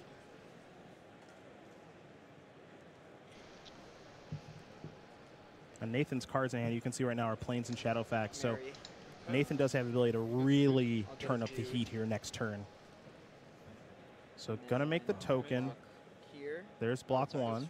Well, I can't do that. My apologies. Oh, it's of course the token is also tempted. Oh so yes, cannot block. Nope, with, you're right. Cannot block with the 3/3 here. Yep. Could go for a chump potentially. So this makes the blocks not quite as good here for Nathan. I wonder if this is the point where you go, look, I just want to get the 4/2 off the battlefield and just trade because you're at 7. Yeah, so this spot's interesting because let's take a look at the last game. The last game, Nathan on a mulligan to 4, he wanted to shorten the game. Yeah. Right? I don't have a lot of cards to work with. I hope that your hand stinks. This might be a situation because he's on level 2 of the ring where he says, I want to drag out the game. Right. I get to do some looting. I've got some good cards to draw to. So in the last game, I just need to try to kill you as quickly as possible and hope things break my way. This might be one of those situations where I want to preserve my life total. I want to play more turns. I want to do some looting. And maybe that's my best way of winning this game, as Nathan's going to draw a card here. Remember, playing Shadowfax in the deck, mountain draw for the turn. Shadowfax here coming in. 马王推出去还可以排堆叠，把我们抽到最强的生物。 Draw another card here. And we are stacking the Shadowfax trigger along with the Mary here. If you 先做一个抽，再做一个抽1丢1。总该抽到一个强生物了吧？有没有鸟 Did he find something? He'll choose not to put anything into play. So it looks like the answer to that question is no.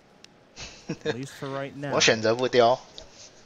我差点就相信你手上真的。Bunch of land here. Yes, he does. So you see the life totals here as Nathan plays the land. It is 9-5. Battlestar Goblin and 手上2块地，对面真的很奶欸。但是强度套牌落差有点多吧。Okay, so Haradrim Spearmaster here can make it so that you can attack in for 你们等下就是 Chump 一拳。Forces either a trade with the 1/1 or a chump with the 1/1 or a trade with the Faramir.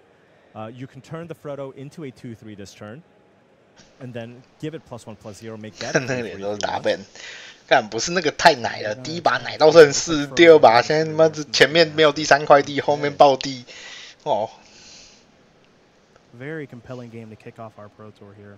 Absolutely. Now Robert can pump up the Frodo here, turn that into a 2/3, and because it has +1/+0, it would turn it into a 3/3 lifelinker. So if Nathan chose to block with the Faramir, that would be a clean trade. Yep.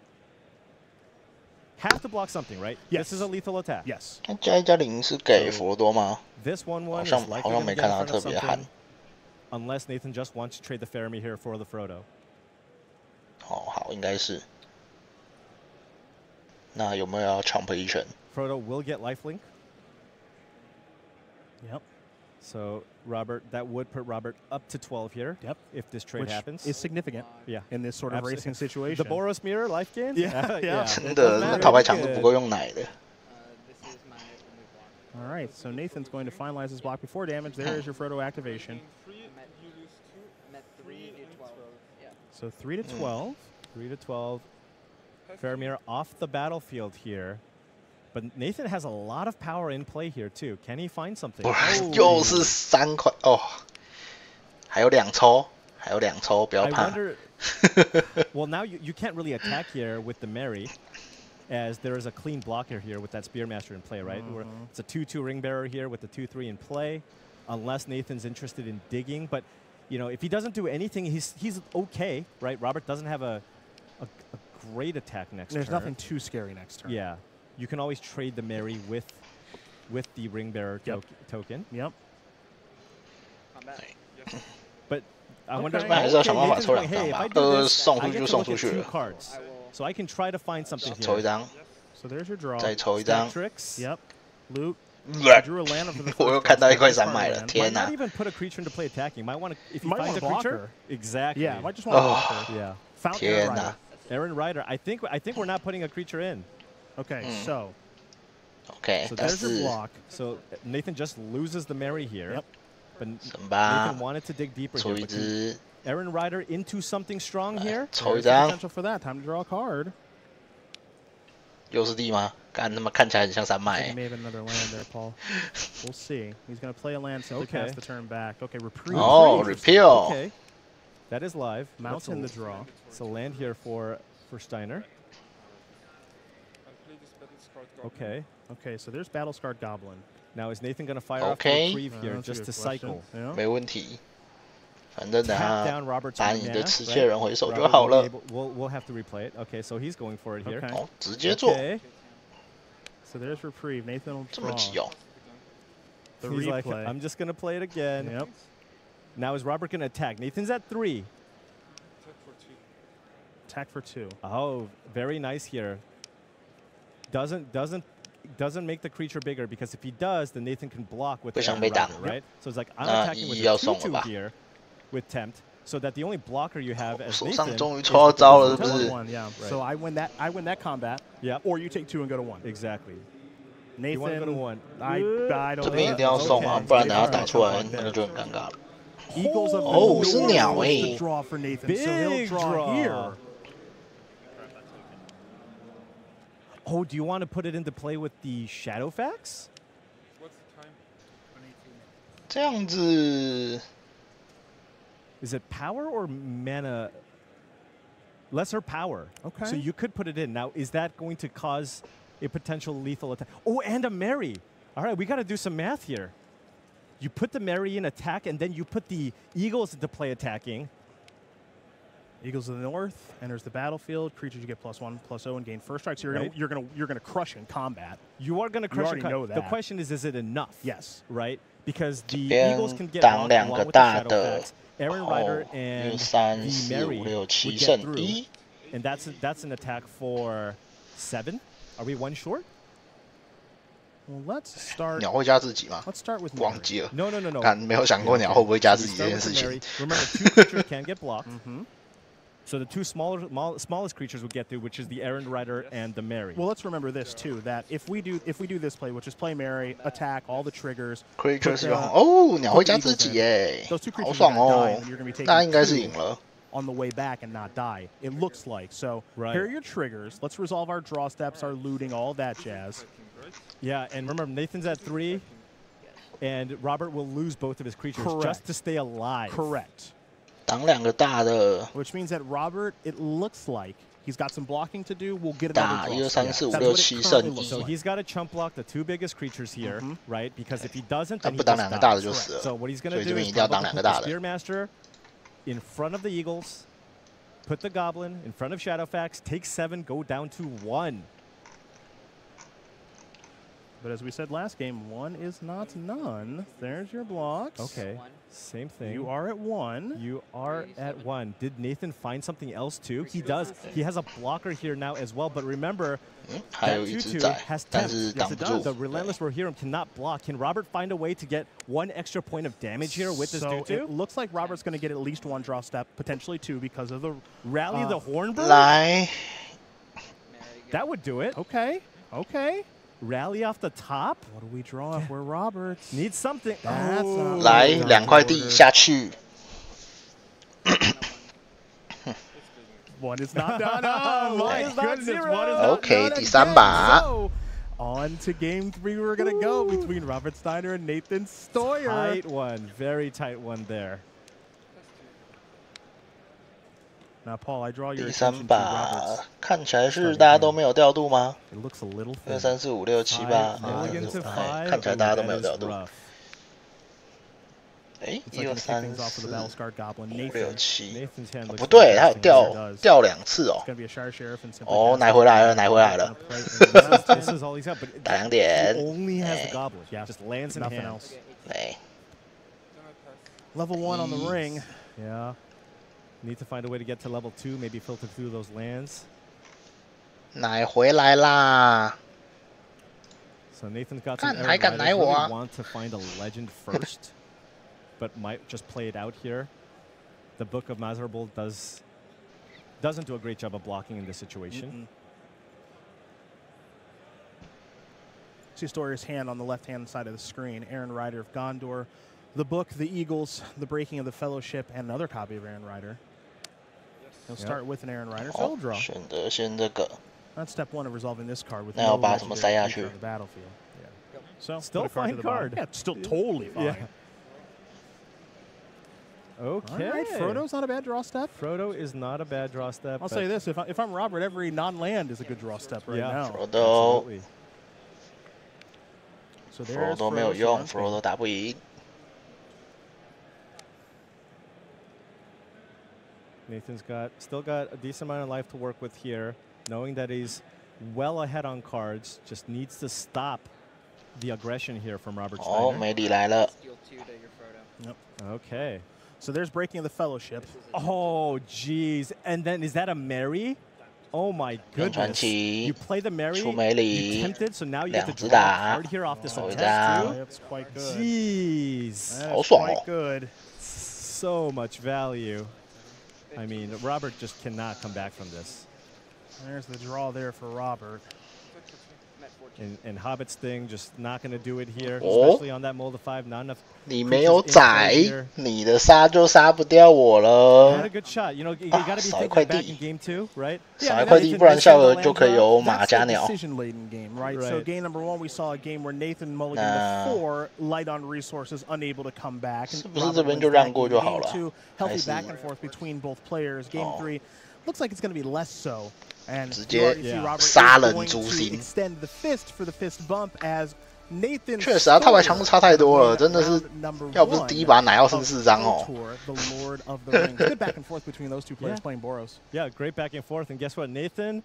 Not stopping. Won't stop. No. I mean, this could be the beginnings of just an unprecedented run. I mean, we're talking about you know, Kai, John, those are the kinds of names that we're thinking about in terms of the streak that Nathan is on right now. Yes, he is absolutely crushing competitive Magic in every single way possible. And one thing that we do see with Nathan quite a bit too is even though some things aren't going according to plan, still knows how to draft his seat, knows how to play the games and maximize his opportunities to win those games, which he was able to do there against Robert Steiner. Looks like that round's in the books, my friend. Oh, man. 曹公加油啊，曹公 Yeah, we'll take a short break right now. Maria is up next. Number 1. That's round number 1. In the books here from Barcelona. On our way to the news desk right after this.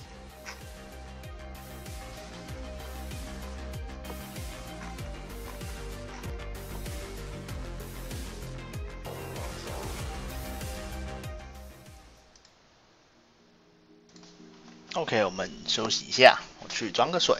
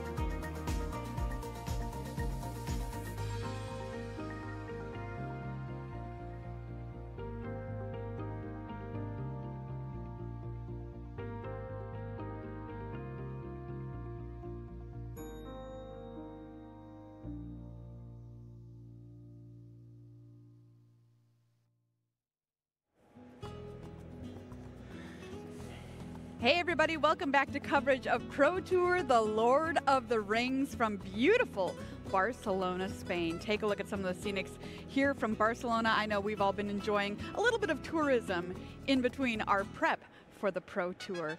Everybody, round 1 is in the books and it's time for some headlines here at the Pro Tour. Pro Tour Lord of the Rings begins. That's right, we are well and truly underway here in the building with 269 nice players drafting this morning. And of course, Nathan Stoyer looking to defend his title. His run has been absolutely legendary so far, Monty.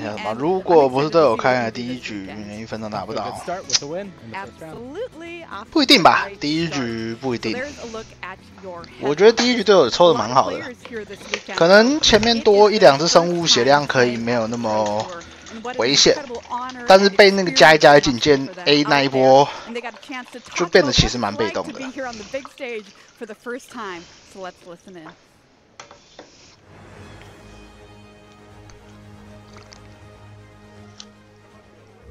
Elliot Raff, finally here. Talk to me. How long is it taking you to qualify? Apex Gaming， 你是不是穿错 T 恤啦，同学？ Most of my life has been spent kind of working these kinds of events, so I haven't had that many opportunities to get to play in one. So yeah, this is a dream come true. So I want to know, how is it feeling? So normally the night before a Pro Tour, you're judging it, right? You are a level 3 judge. You've been here before, you know how it works, but not as a player. 哦，他是一个3级裁判。 We kick off tomorrow on the Pro Tour as a player. So it's actually funny, I actually haven't judged a Pro Tour before, despite being a level 3 judge. So this is my first one in general. But I'm just excited. 在台下的第一场 PT. So excited to sit down, draft at a really high level, and really I'm just trying to have fun this weekend. Just sit down, take it one match at a time, and try to get the nerves out before the day of, Thomas Gunn. Right. First question, how long have you been trying to qualify for the Pro Tour? Ever since I started playing about 10 years ago, I've been entranced with the professional scene. So really, since I started playing, I just jumped right in. How did you qualify for this weekend? So I placed 12th in Dallas at the RC, on the way to starting a 60-plus day journey of playing music with my partner. We're an acoustic duo around the entire country. We started in the south, went up the west coast after Dallas, up to the north from there, crossed off the rest of the states that we hadn't been to, played shows, played music, met new people. It was amazing. And so fitting in Barcelona just became this amazing new adventure to add on top of it, and it's just been an incredible thing to look forward to. And now we're here. She's here with me, celebrating her birthday next week. It's awesome. It's been amazing. Jake Beardsley, first question. I need you to tell me how long you've been trying to qualify for this Pro Tour. I have been playing Magic for about 20 years, even though I'm 23 years old. I've been playing pretty seriously since I was about 13. 哇靠！这浮夸了吧？玩了20年，虽然我今年只有23岁。I would love to meet, play against 虽然我觉得他看起来一点都不像23岁，但是看外国人看起来真的是偏操劳哎。啊，应该是那个胡子的关系。 It's been fantastic. I'm not really a limited player, so getting to work with some really experienced players like Kane Reinhardt and Rain Burchett has been super helpful for me developing my skills as a limited player specifically. And the constructed part, it's been great to work with other people who know what they're doing even better than me and have experience in this round. Martin Porter, how are you doing, my friend? Very good, Will. Very good. Happy days. Okay, what is your realistic expectations this weekend? So realistically, I don't want to come in with like too high expectations. I'm not going to rule anything out, but if I manage to go 10-6, for example, and requeue for Chicago. 这采访后面那个看起来蛮东方人面孔的，不知道是大陆还是台湾还是日本的。不，大陆、韩国还是日本的，没有台湾，台湾人都认识。A mixture of, you know, nervousness, obviously, and overall excitement. I'm trying to like manage my own expectations. You know, like I said. 10-6 delighted. 我觉得差没有，他刚刚那个胡子那个络腮胡，整个看起来就很老。他没有剃完那种络腮胡。Going to lead me on to my last question is tell us about the journey to get you here and what this means to you. So, I've been playing the game for. 草公，你什么时候才可以上去接受采访啊？ I want. It's been a long time. I started playing when I was 22. 连会外赛都打不赢，这样不太 OK 哦。Unlike some players, I wasn't naturally good at the game. I had to, you know, fall down 8 times, stand up 9, and you know, slowly build my way up. Some people will know me online as Harry. 他们第二轮还没开始，怎么这么慢 ？Well online for the past few years, but I couldn't quite reach that last level. You know, semi-finals of like PTQ, and you know, one or two steps away. So yeah, this means so much. This is me persevering with a hobby I'm so passionate about, and I really want this to resonate to players who can relate to me. You know, I'm 31. I'm not, you know, 18 or 19 like some of these young prodigies are, and I want people to know that you can get there. I'm here after 9 years, and I want to like tell people, don't give up, keep learning, keep trying. You're going to get knocked down a lot, but if you keep going, dust yourself off. Who knows? You can end up here like me. And yeah, it was very emotional when I qualified. It's a long time coming, and I'm absolutely delighted to be here. Keep trying and you can make it here. Wonderful stuff there from players at their first Pro Tour. Congratulations to them. There is a look at the floor. I spot Greg Orange, the citrus assassin out there with a bunch of players playing here today at Pro Tour, the Lord of the Rings. Hey, if you can make it here, check it out. We've got MagicCon Las Vegas coming up September 22nd through the 24th. Tickets are on sale right now at mcvegas.mtgfestivals.com. There's the World Championship, 100K Limited Open, the Command Zone cosplay panel. 这是 Las Vegas， 如果你们要I'm so excited for Las Vegas. 想要飞的话，他们有那个100K 奖金赛，比打什么猴子好多了。哎。The news desk in Barcelona. Let's take a look at who'll be watching in the feature match area here for round number 2 of draft this morning. We have Nathan Sawyer versus Federico Del Basso. Both players currently at 1-0. 5 top finishes for Nathan, none yet for Federico. Let's get to meet our players a little bit better. Nathan Sawyer almost needs no introduction at this point, but hey, we'll give him one anyway. Here's the current reigning world champion, Pro Tour March of the Machine champion, 2-time MOTS champion. It looks like this guy just can't lose. Can he do it again this weekend? It would be absurd, but it's not without possibility. There is Federico Del Vaso, started playing in 2014, actually qualified for this event at MagicCon Minneapolis during a PT. 4个 GP 8强 Miracle! He was so happy to qualify to come back here to Barcelona. 然后就是上次也有10胜，所以这一次有 Q。 But what about the decks they draft? 看起来蛮强的。 Yeah, Mario, we're going to start by taking a look at Nathan Sawyer's deck. That's the deck, of course, that we saw drafted this morning on camera. And as Cedric and Paul were saying, maybe not the best red-white deck, but it is very powerful. 3 copies of Mary 看过很多次了 is a very nice aggressive start to the curve. 3 copies of Reprieve as interaction. Then we saw those very timely Aowen and Shadowfast coming later on in Pack 3 to really round out the deck. Was able to get the job done in the red-white mirror in the first round. Now, on the other side, though, we have Federico's deck. Federico 好像没有看到我们其他台湾人的战绩耶，虽然200多个才翻起来很烦。 He understood the assignment when we said Grixis is the name of the game. 红黑混蓝，就混了比尔博吗？还有那个抽2张，抽2期，然后有魔戒，有号角，干这个套牌怎么这么强啊？ Absolute best cards in the set, really headlining. 又有魔戒，又有号角，我操嘞 ！And then very solid commons like 2 copies of Dunlin Corbane to round things out. Maybe not the best curve, but the power level is definitely there. So if he can stabilize against Nathan's aggressive deck, I think this deck can definitely win the late game. Wow, that deck looks nice. And Nathan just has to turn him sideways to win here, Monty? Yeah, I think for Nathan, it's really about getting under. If Federico stabilizes and then takes something away with the Horn of Gondor, it's going to be really hard for him to bring it back from there. All right, well, there's a look at the players and a look at the decks. It's time for round number 2 here at Pro Tour, the Lord of the Rings. I'm going to send it on over to Riley and Corey in the booth. Hey, guys! 靠，超好笑啦！永明第一场打菜鸟啦，傻小。So excited to be back in the booth with you, my friend. It's 干超好笑。 It's been a very long time, and what a better time than to have such great formats for this Pro Tour. It's going to be a blast. I can't wait. Absolutely, absolutely right. And a huge 干你们大老远飞去他妈的巴塞隆纳，怎么自己在台湾打就好了哥哥。 Not served me super well when it's come to the front, but look, I've broken it.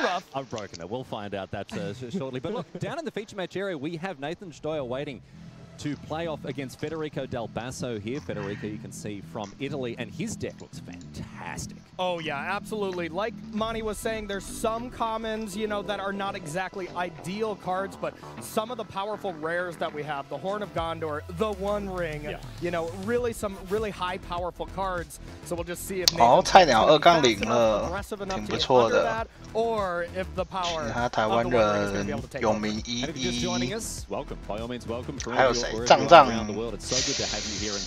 的英文叫什么？ Continued coverage of Pro Tour, the Lord of the Rings. We saw Nathan Stoyer draft earlier on today. Fantastic pack 1. 完全不知道藏藏的 ID 是什么。 A decent enough deck. Yeah, absolutely. Was missing a little bit of, you know, some solid removal here, but a bunch of Marys here to be able to try to combo off with other legendary creatures. Advantage, and then tried to really stop the opponent from doing anything with these 3 copies of Reprieve. When you're ahead on the battlefield with those things, 哇，那这样子，你如果压力没有给够，那就会被那些炸弹炸成白痴。而且没有3麦，尴尬了，魅力出不来。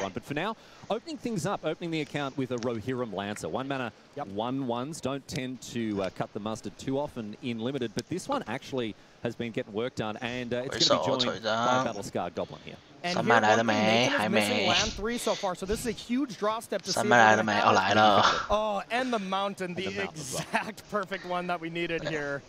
So the Battle Scarred Goblin gets sent back upstairs. 这边先出24吧。 Now means that we can see one of the most powerful uncommons in white is Aowen. Aowen does a ton of work. Really makes combat an absolute nightmare for your opponent. And also with that stat line, 2/4 high toughness creatures, really important in this format. Yeah, really important not being able to get smite the death list, other removal spells like that. And just the fact when you're in these kind of race scenarios like this, vigilance actually really comes up in this format. When you have these two aggressive decks against each other. 毕竟他混蓝，所以这个东西在他是蛮重要的。有这个珍宝就可以轻松的调色。In this format, but it's going to be very powerful in this matchup here. Swarming of Moray now for Del Basso. He amasses 2, makes a treasure token as well. Pretty unassuming card, Swarming, but I've seen it do some good work. Yeah, I thought it was going to be a lot better than it kind of ended up being, but oh wow, here's a big one. Turn here for Stoyer as he gets in with Merry, Esquire of Rohan. In addition to Aowen there, draws a card. You love to see that, and hitting his land drop. So things going very well for the defending Pro Tour champion here. Yep, absolutely. That's a great start. This is really what Nathan's deck is trying to be doing. Pairing Merry with either a ring bearer creature or another legend. 我推你抽一张，然后 repeal 你的一只，然后再推你再抽一张。Merry was given first strike, so the trade wasn't on the table with that army. Thanks to Aowen's triggered ability here. So back to Del Basso, who has to now find a way to kind of stem the bleeding a little bit, right? Yep, stem the bleeding will be what we try to do from Basso here, but the reprieve, second reprieve here is going to be so devastating. All right, this is even worse as well. repeal, 痛苦。 That is a lash of the Balrog. And you don't get the creature that you sacrificed. Oh, 好亏哦。 No, that is part of paying the cost. That creature is dead and gone. Now, it was only a Lancer, so you don't mind losing that too much with the tempt ability, but still, that's a 2-for-1. No, dude, it's a 2-for-0. 好亏哦，这个被毁。 Absolutely, that's a lot of value lost, and I mean, you get that little bit of value from the Lancer going to the yard.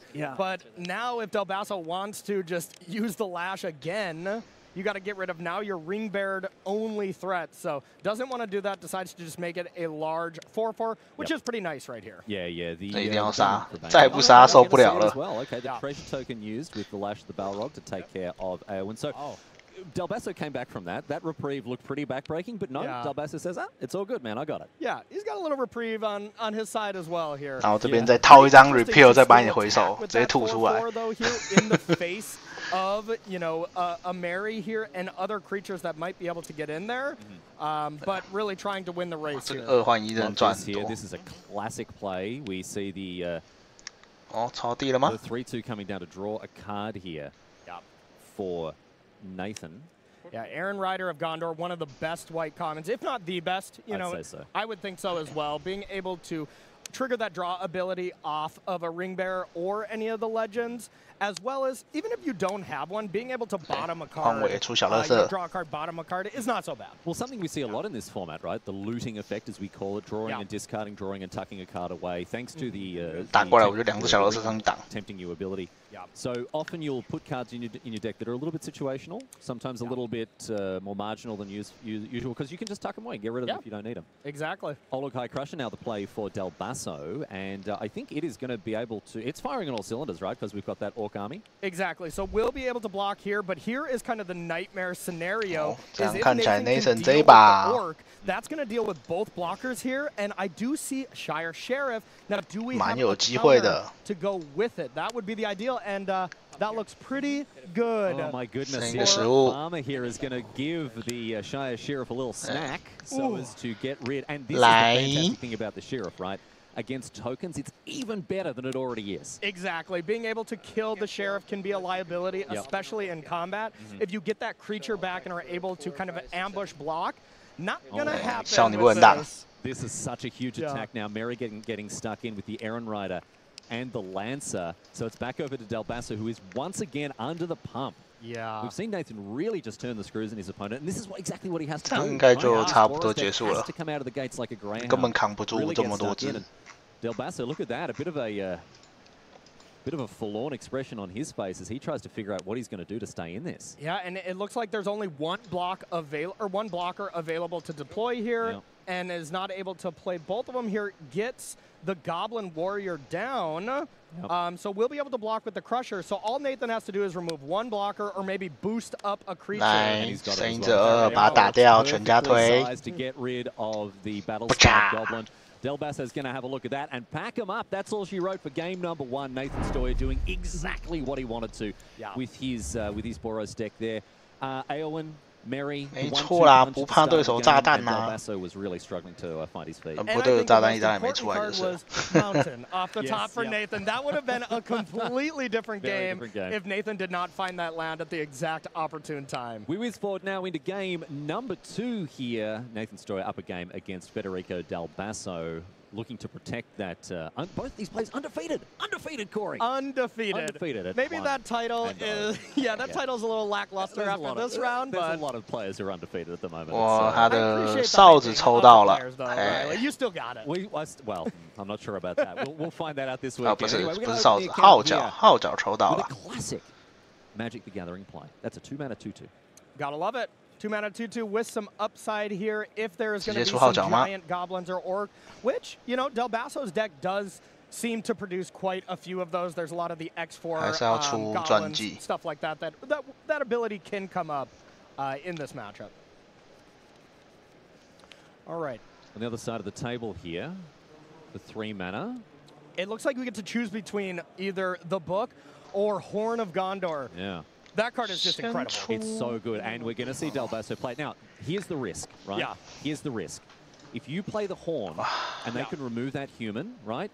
You're playing against a Grixis deck. This is not the color combination that humans are focused in, right? If you kill that 接下来 one human 梅赫 against 就 Boros, 是 they're 下地转3点，好爽。 Nathan could take a punt here, have a go, get rid of this human, and then if Del Basso doesn't have anything, he's just played a 3-mana do nothing. Yep, exactly. Or, you know, if you activate it or you kill the creature in response to the activation for a little extra blowout scenario. Yep. And that's the thing is this Horn of Gondor, given the time and given little pressure, will just take over every game. It will take over every game, and most of the time, the power of this card lies in the fact that, you know, blue, black, blue, red control decks are very good.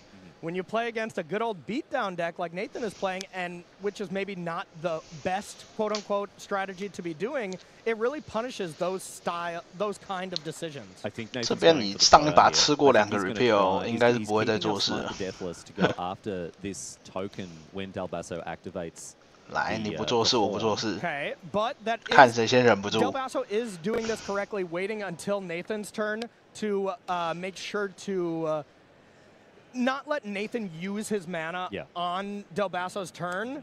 And now it's kind of up to Del Basso if you're going to, you know, activate or not. I think you just have to. And I think if Nathan was going to wait the one turn, he's going to wait another turn. And now with reprieve as well. Really oh yeah. It's 来，大家都不要做事。 high level stuff from both of these players, waiting to see who's going to blink first. And they both know. And they both know. They both know. They both know, dude. Both of these players are on this level here. Eastmark Cavalier gets in for 2. We're going to see the activation of the Horn 2/2. And let's find out what the response is. Smite the Deathless, of course. Yeah. And Del Basso now looking at a very empty board state. So far, the Horn of Gondor not having the impact that he was hoping. Nope, absolutely not. And this is open deck list between these players. So Del Basso knows that there is one removal spell that could have been there. So not only do you just have to go for it, but a little unfortunate to have it line up that way. 来，回手，抽一 That's 张。 Del Basso now. I think he's drawn. 对。 I 但 believe that was 可 an 是 envelope that just got 就是这 reprieved. 样子， It's just been bounced back to his hand. I think that was drawn this 你还抽不到第一天呐！这马王卡在手上好烂呐！ So he was going to have a very good turn of envelope into either Corbane 干 or 这边要是 the 出 book, 马王丢鸟出来， to 干 start 超 getting 强 some creatures going, but as that happened, 丢4 it 出来也 did 超 not 强 work out 丢什么 with 出来都 the 超 reprieve, 强 and now 啊 Nathan just 没有 has 地就 a 超烂 hand full of gas. We've seen Reprieve do some real work here for Nathan. This is exactly what you want the Reprieve to do, right? Keep the battlefield clear while you've got a little bit of pressure. I think Nathan would prefer to have a bit more pressure at this stage, you know, wasting some of that mana, tying it up with the Horn play to begin with. Now, East Darling Farmer's going to get in, or going to help the Cavalier get in, I should say. Yep. And perfectly fine. Nathan would have liked to land here. I saw Shadowfax as well in the hand to just be able to have a great attacker and maybe throw in another attacking creature. That would have been ideal for this battlefield, but still not bad at all. 哦，受不了了，受不了了，下回一定要有事做。All right, and we're going to see now the Eagles of the North cycled away. 下回有马王再随便丢一个东西出来，这边没有魔戒扛住哦。Let's see if there's any other creature. Yeah, a Faramir. Faramir, dude. Oh my goodness. Oh, wow. My goodness. What a combination there. Just putting in 7 power with haste. Is that good, right? It's pretty good, man. Okay. Faramir is not at his best in Nathan's deck because obviously you want to try to be tempted as much as possible when you've got one of those cards, Faramir, Gandalf. Yeah. Who else is there? Galadriel, right? The ones that reward you for picking someone else as a ring bearer. But all the same, you're happy to have a Faramir on the battlefield. Yeah. In rain or shine. Back to Nathan now. Big turn for him. I think we're going to see Shadowfax here. There is the 4/5 now, so it's a lot worse. You know, this turn being able to just throw your Shadowfax into the 4/5, way less than ideal. But at this point, Nathan has to just kind of think like, okay, is it worth it to lose a creature here? And it just might be, because if you put in Shadowfax and Faramir... It's 2 creatures, right? You get another, and you get a 1/1 at the end of the And you get a 1/1, exactly. Yeah, look at this. Even if the Kira Thungol Patrol is able to eat up the Shadowfax, Faramir comes in. This is a huge amount of damage. I have to imagine that Cavalier is attacking Cavalier into the Kira Thungol Patrol. Yep. And I mean, there's 2 blocks here. You either block Faramir or you block Shadowfax. Maximize the damage that you can eat up, or take care of the card that's going to keep cranking out these creatures. And you're looking either way, no matter which one you block, you're looking at 4 power sitting on the battlefield afterwards, right? Yes. Because either Faramir makes a 1/1 or you get 4/4 Shadowfax. Exactly. 这是防住的。 Thinking like, oh, 你下回还不是要被 1 mana, 1/1 human. Dude, he's grimacing. Oh, he looks like he's in physical pain here. This poor guy, Nathan Stoyer, is giving him a proper hiding at the moment. Even with this defensive 4/5 play, the Kira Thungol Patrol is just not having the impact that he wants it to. No, absolutely not. And, you know, Del Basso went for the line of trying to maximize the horn. And with losing the 1/1 to the only removal spell that Nathan really has to deal with it, outside of like Shire Sheriff and an early token, which is not necessarily going to be that easy to do, just kind of got blown out by it. And it set him back. And these little margins like that, at the pro level, they're everything. Yeah. We're going to see one of the downsides of the amass mechanic here, because I bet Del Basso would have preferred to have 2 separate creatures here just to have maximum blocking flexibility. But no, the Book of Mazabal comes down and pumps up that Orc army that was created by the Dunlin Crabane. Looks like Nathan's going to have a chat away from a judge. And this is a good time to remind people, Corey, that this is something that you can and should do when you're playing games of Magic. Some people attach a bit of stigma. 开始问那个一点黑， especially in sort of higher. 看问一点黑是乌来瞬间吧。 They feel like they're being told on, or they're in trouble, like with a teacher at school. Yeah. But as someone who's played professional Magic for a long time, Corey, you can tell us, calling a judge, there's nothing personal, there's nothing weird, there's nothing to get upset about at any point. Exactly. And I think what Nathan is doing here is trying to play Foray the Orcs, and with the Amass on the stack, if you can put a pump spell on it to deal more damage, that's what would make sense to me.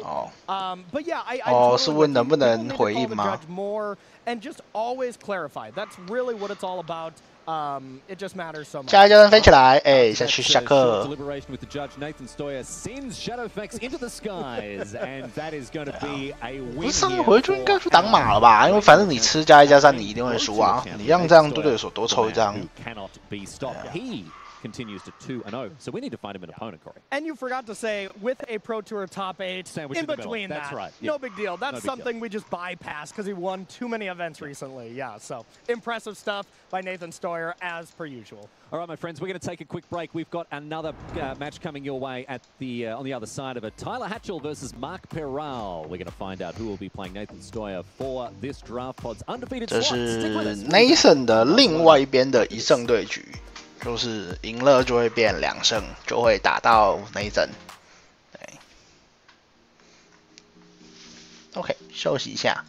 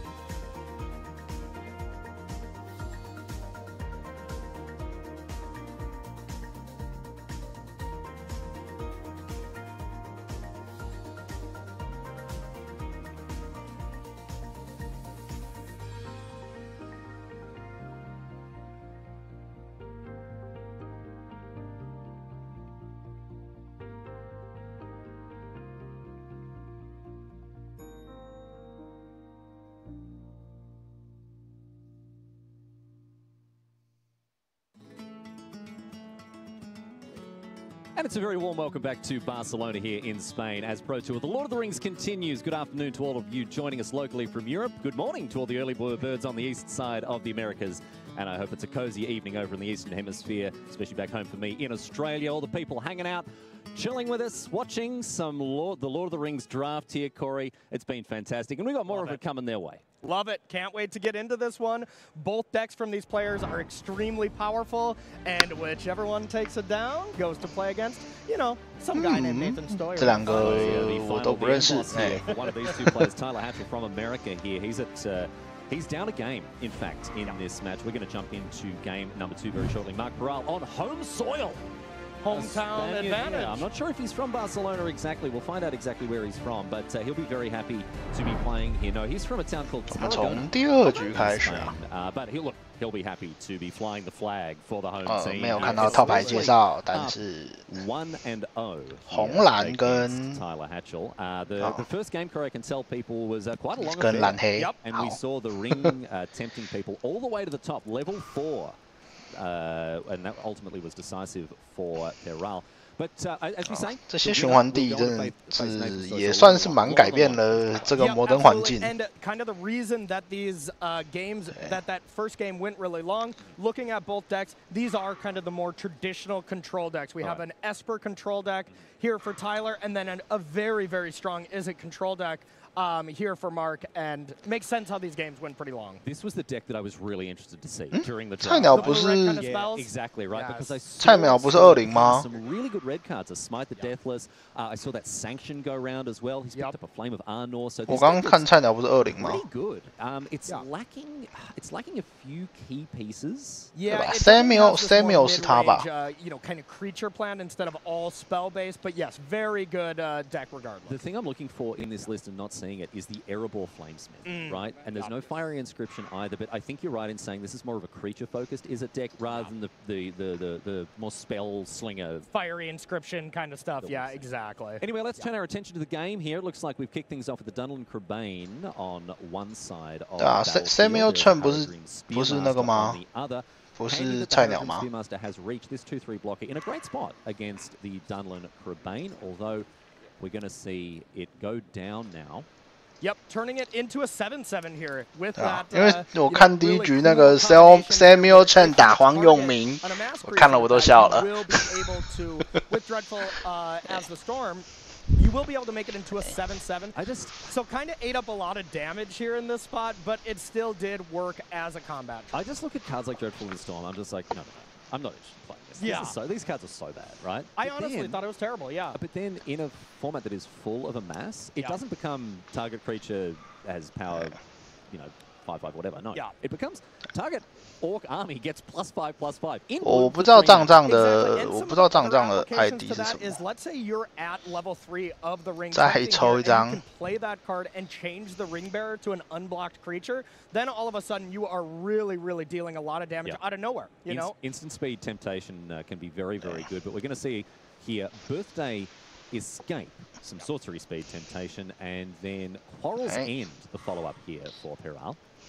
Okay, so setting up 7抽2升1之 1, getting to level 2 of the ring, getting some creatures out here, and we'll just see what Tyler has as a follow-up here. 5 mana, not use that turn. That's either a pretty bad sign, or there's some premium removal spells that you don't really want to use on a 1/1 creature. It means you've either got a very interactive hand and you're happy to sit and play a more reactive game, or it means that you're looking at a hand that kind of stinks. So in Hatchell's case, it is the former and not the latter here.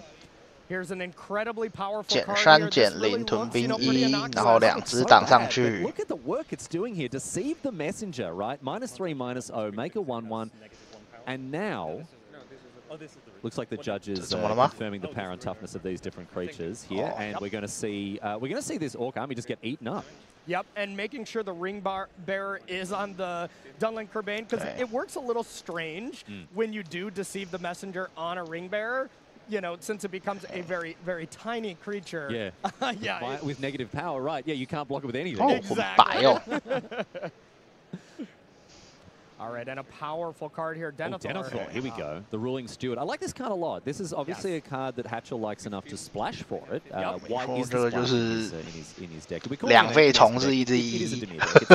a blue-black deck splashing for the Denethor here. Yep, just one plains, and then the powerful land that ended up being a lot better than we thought kind of going into it. Great Hall of the Citadel. We're going to see that a lot. It's so funny, dude, how there are cards in this set that, like, by normal heuristics, you look at and you're like, no.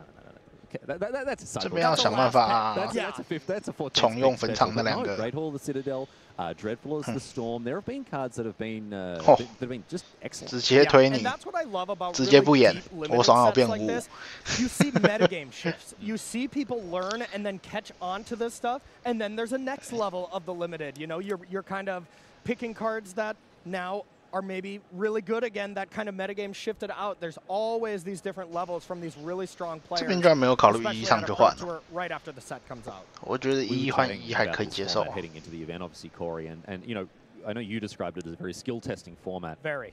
For a couple of different reasons. Yeah. Yeah, no, it's very, very, very skill intensive. The ring mechanic is excellent at giving every player a lot of decisions, and really putting players to the test. And that's what separates 继续留3点。 all the good players from the great players, even like just how 很努力的想办法 you can make in a game. All right, we're going to see Pelagia Survivor here, and that's followed up now with a Flame of Arnor.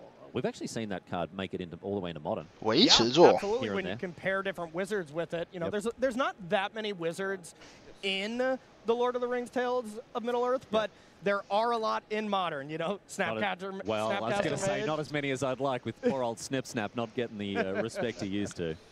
That's all right, very true. Claim the Precious, one of the best commons in the set, if not the best. I think it is the best. Yeah, absolutely. Yeah, just a clean cut 大手笔 with upside 3 mana. Get rid of this. 大手笔 And the Dunlin Crebane's going to get in now. And now we 好喜欢黑尾男传奇1，很喜欢吗？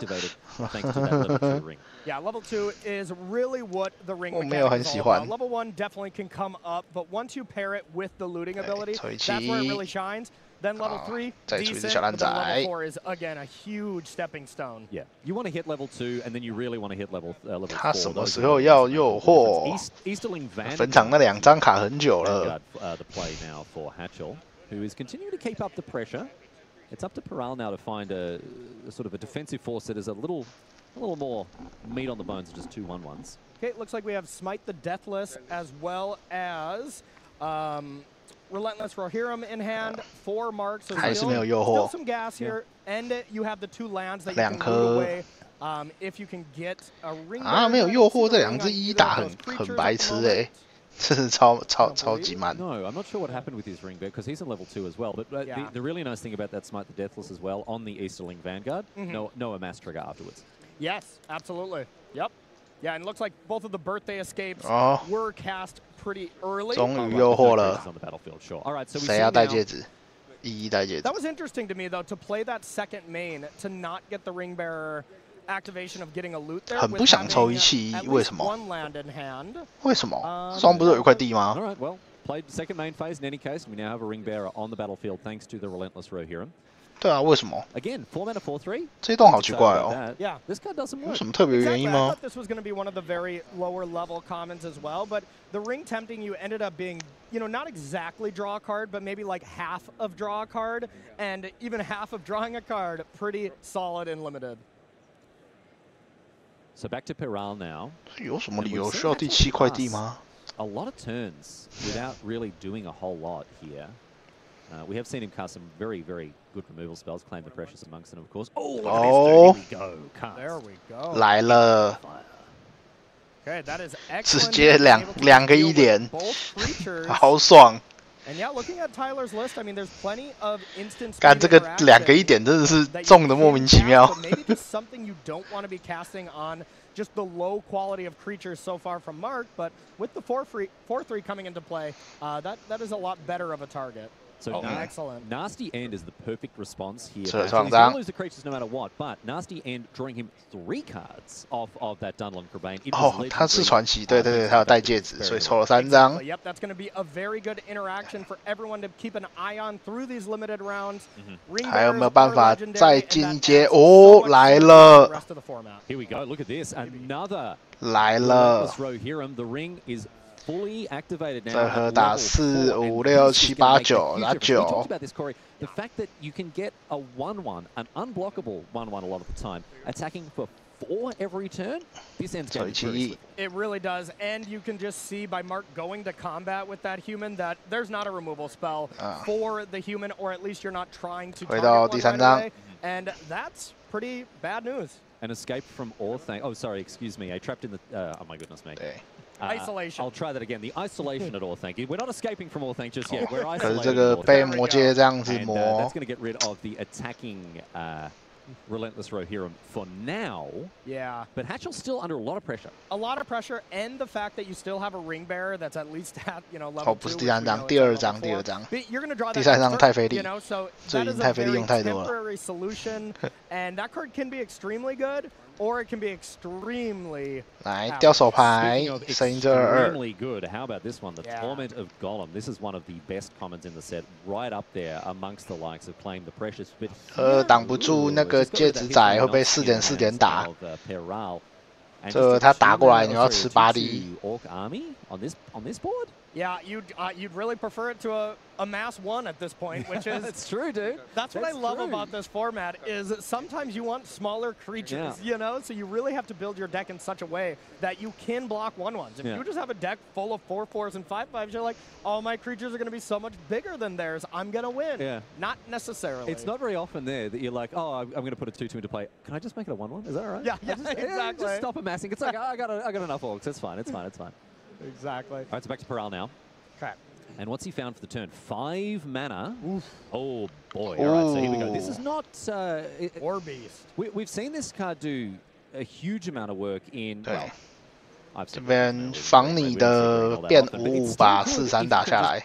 Any 4-power creature here. The triggered ability of War Beast of Gorgoroth is massive, leaving behind an army whenever a high-power creature dies 4 or greater. Yep, and a little bit 虽然 awkward 把 here 那 as 个 the 诱惑 looting 仔 ability 丢了有点 from the 亏， ring 不 bearer did have 过 to draw that relentless 反正已 right 经 here, but 4 this 颗 got it 了 right away with being hellbent, 应该比较无所 but 谓 it's。still worth it to get 4 damage in absolutely. from that human. And look at these blocks here, Riley. Like the best block here is putting your 2/2 in front of your opponent's 这边挡 1/1. 1/1吃 Otherwise, 8点 it's a 剩 jump block on 3 the 4/3. 下一回处理不掉1/1人就没 Yeah, 了 this。is very much looking like Mark's game to win. Yeah, exactly right here. So he'll be very happy to be getting closer and closer to that 2-0 finish at the end of round number 2. Nathan Stoyer waiting in the wings to play off against whoever wins this match here. And at the moment, it's Hatchell who has to find something to get himself back into it. And I just picture either of these players walking out of here hyped to be 2-0 and then being like, did Nathan win? Yeah. Oh, no. Oh, no. Oh, boy. Uh-oh. Oh, boy. You don't even have to ask that question at this point. It'd be like, Nathan won. Right? Yeah, not even the right, exactly. All right. Let's see what Hatchell can cook up here, because really it's up to him on 3 life. 那要怎么处理那个1/1呢？ active ring here. Yep. Okay, we've got another isolation. 回到 That's 第 gonna 2 tuck 张 away- Oh, no. Oh, no, sorry. It's not the isolation, no. No, that is the horses of... Horses 哦 of the 不是 Brunnen, 靠 exactly 腰 right. 字 Yeah, 卡 no, 上 he 错 put down an 怎 isolation, 样？ right? I think so. Maybe he's pushed it back. He just gave us a very brief glimpse at what he's working with before ultimately playing the horses of the Brunnen. So this bounces 2 这边 creatures, 又要 and 威 when you're 权 bouncing tokens, very effective use of the card. Very effective. And with no other ability to tempt with the ring 这 at the 边又要 moment, 威权， you know, this is a good card. 然后 that 下 Tyler 回有 really 2 只， needed here, 你又要再 to 解 at 2 least just stay 只。 alive. Yep. And now Tyler only has 1 card, looks like 2 cards in hand. And Paral now, another 5 mana. 闭着眼睛不管，先叫 There's 打 the。War Beast The that War got Beast. bounced. Yep. 来出招。哦， And another nasty end here. Okay, block, nasty end, draw a couple of cards. 对， No, that was legendary. 吃了 They 出3 really 张， tempted him from the Yep, horses. So absolutely. draw 3. And 但你还是要处理1只 Now he's 4/3 got to 加 deal 1只 with 2 5/4。 creatures and ideally exile first, because otherwise, if you deal with both of these Yeah. creatures, you're going to still leave behind a gigantic 4/4 mass Oh, token. boy. So Oh boy, really, really tough spot here for the American. So we saw the one isolation, right? That was kind of flash from Tyler, maybe on accident from the last turn. So that's a way to 还不能 deal 组 with 合杀，组合杀又会省2。 But it is pretty big if you can get one blocker to get in front of the 4-3 and then, you know, tuck away the War Beast. 扛得住吗哥？ Kind of stabilize and maybe get into this game. Another card that I'm seeing in the deck from Tyler here that would be very good. Man, beat me to it. I was gonna say Mouth of Sauron. Absolutely perfect here. The Mouth of Sauron is really nice because again, it's going to create 2 bodies here, right? And this two large ones. Yes. 要出一个大的了。 Situation like this where you're facing. He's dealt with the ring bearers, right? He's dealt with these little 1/1s that were going to peck away at his life total, and now he just needs some beef. Some beef. Some beef is definitely what Tyler's got now. Now we'll see if there's land 4 or if we played a land already, because if you can do that, this board is maintained with that. Boy, he's got the island as well, so the isolation is live. Tyler Hatchell. 所以手上还有一张回到第2张，是不是？ He's playing an Eastling Vanguard. 听主播这么说的话。 All right. So instead of playing the isolation, which we believe is still in hand, 2 cards left for Tyler. So yeah. Oh boy, he's sailing close to the wind, but he's doing a good job. He's doing a great job staying in this game from a 换红蓝要想办法升小烂仔打过去了。 Such a good card. One of the most incredible cards. It's my personal favorite uncommon. I love these blue-black kind of control style decks. I love to, you know, draw a lot of cards, play some birthday escapes with that, Torment of Gollum, and then curve into this card where you can get 2 large creatures. And the soothing of Smeagol as well gets rid of the War Beast. So Hatchell just 回手 his hand was just pure gasoline, man. Yeah. It's just 这样我也有诱惑 It 啦 was。after those nasty ends. You know, I think maybe the hand was kind of full of a lot of nasty ends without good creatures to sacrifice. And once you got to deploy those and, you know, get a 3-for-1, essentially because all 这样6点2回合有没有办法把它收掉？ Now you really see Tyler's deck kind of firing on all cylinders. And, you know, I mean, outside of one card, the Voracious Fell Beast, Tyler has a lot of the power in his deck already on the battlefield. 先做抽一气，你先别急啊哥，回到牌库顶第2张，打12下课，哟呼！ Wow. From Tyler Hatchell. Oh, 第3轮， dead to rights. 那 facing down 2 1/1s. Right. 我们第3轮就我先去吃饭了。对，想要吃饭的人赶快先去吃饭。我们这第3轮不是很重要，我们重点还是看 Nathan 嘛。这个就放了给他跑，然后曹公0-2可以准备去报下一场了。How hard it is to get a 3-0 at a Pro Tour draft. I mean, these are just much different drafts than when you're playing on Arena or at your local shop or anything. These players all know exactly what's important, and these matchups and matches end up being very difficult. Denethor now off the Great Hall of the Citadel. Yep. That's the opening play here for Hatchell. We've already seen Paral play a Birthday Escape. 4 mana for him. We see now the star of the show from last game in the Relentless Rohirrim. Good point you make about how difficult these drafts are. If all's even, I mean, it's hard to get a 3-0 anyway, right? Yeah. It's like, what is it, 12.5%? But it's not that for most of the players in this room. You're sitting down and playing against the greatest Magic the Gathering players in the world. Yes. Right? Like, you feel like such a fish when you sit across from you. It's like, Reduke, LSV, you know. Oh, yeah. Absolutely. Nathan Stoyer for these poor people in our feature table for our first draft. Yeah, really, really tough competition always here. So, all right, here is the Torment of Gollum looking at this hand, and a pretty solid hand.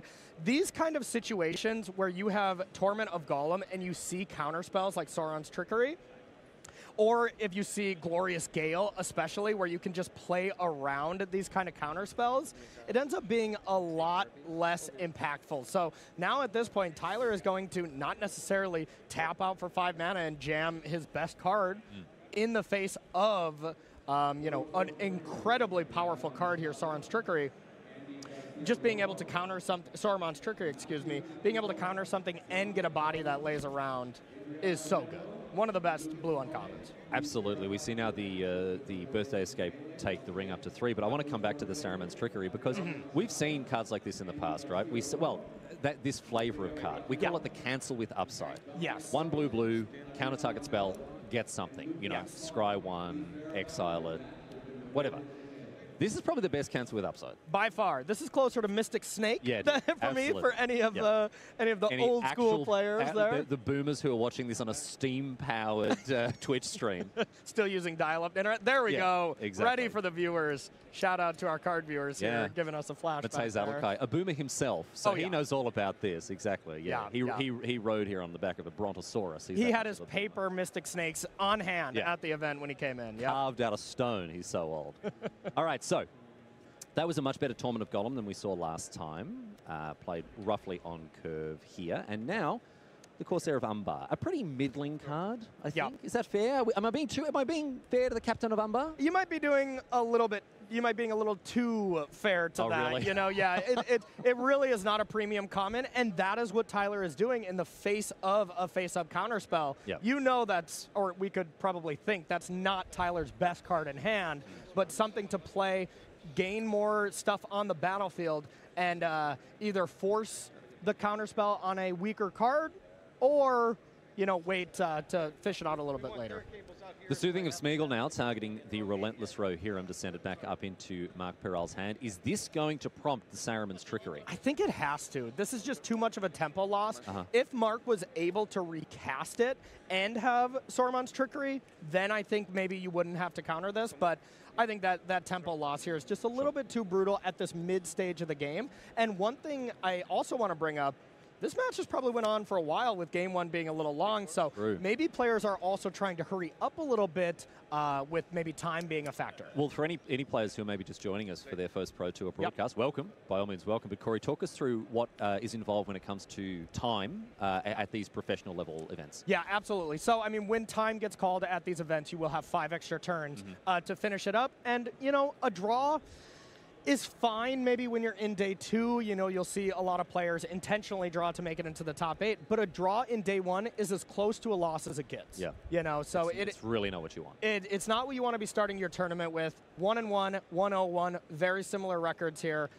So these players do want to avoid that, but with this format being a little bit slower, a little bit grindier, this can definitely happen. Yep, the 50-minute rounds usually are enough in most situations, but sometimes when things slow down, when you've got slow decks, the other thing about this, I don't think we're going to see this in Modern, but I've broadcast tournaments where, the format has been glacial. And you get in that draw bracket because you're playing a slow deck, and all you're doing, dude, is playing against other slow decks. It's a nightmare. Blue-white control mirrors as far as the eye can see. 2-0-4. It's awful. It's awful. Alrighty. All right, so we had the Torment of Golem taking out the War Beast here, amassing a little extra power here, getting that army up to a 4-4. Looks like it's going to be on blocking duty as Denethor and the 2-3 get in for some chip shot damage.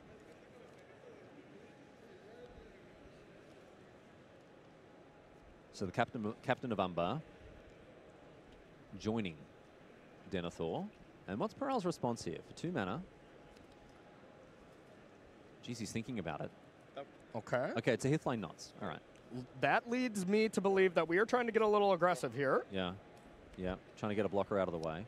And Hithlane Knots, a really nice card when it comes to being able to scry first and draw. Yep. The scry mechanic maybe necessarily wasn't the most powerful thing, doesn't really compete with, ring tempting style cards, but still pretty solid on a battlefield when you're late in the game. And look at this now, we see the ring go all the way to the 4th level with this Relentless Rohirrim, and very wisely choosing the 1/1 Orc Army as the ring bearer here. We've seen a lot of ring temptation happening in this game. It looks like, I think, it feels like both players have sort of achieved that critical mass of being able to get the ring to level 4. Yeah, absolutely. And we are going to see a pretty large attack here. This is an attack for 8, essentially. If you count in the Chapter 4, 3 life lost here from the ring.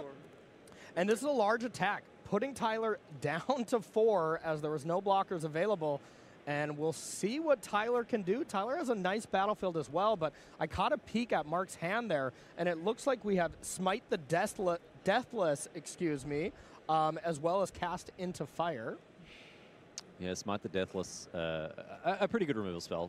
A lightning strike, basically. A bit of upside against stuff like Easterling Vanguard. Oh, it's amazing. As we've already talked about. This is a card you're always extremely happy to play in your deck.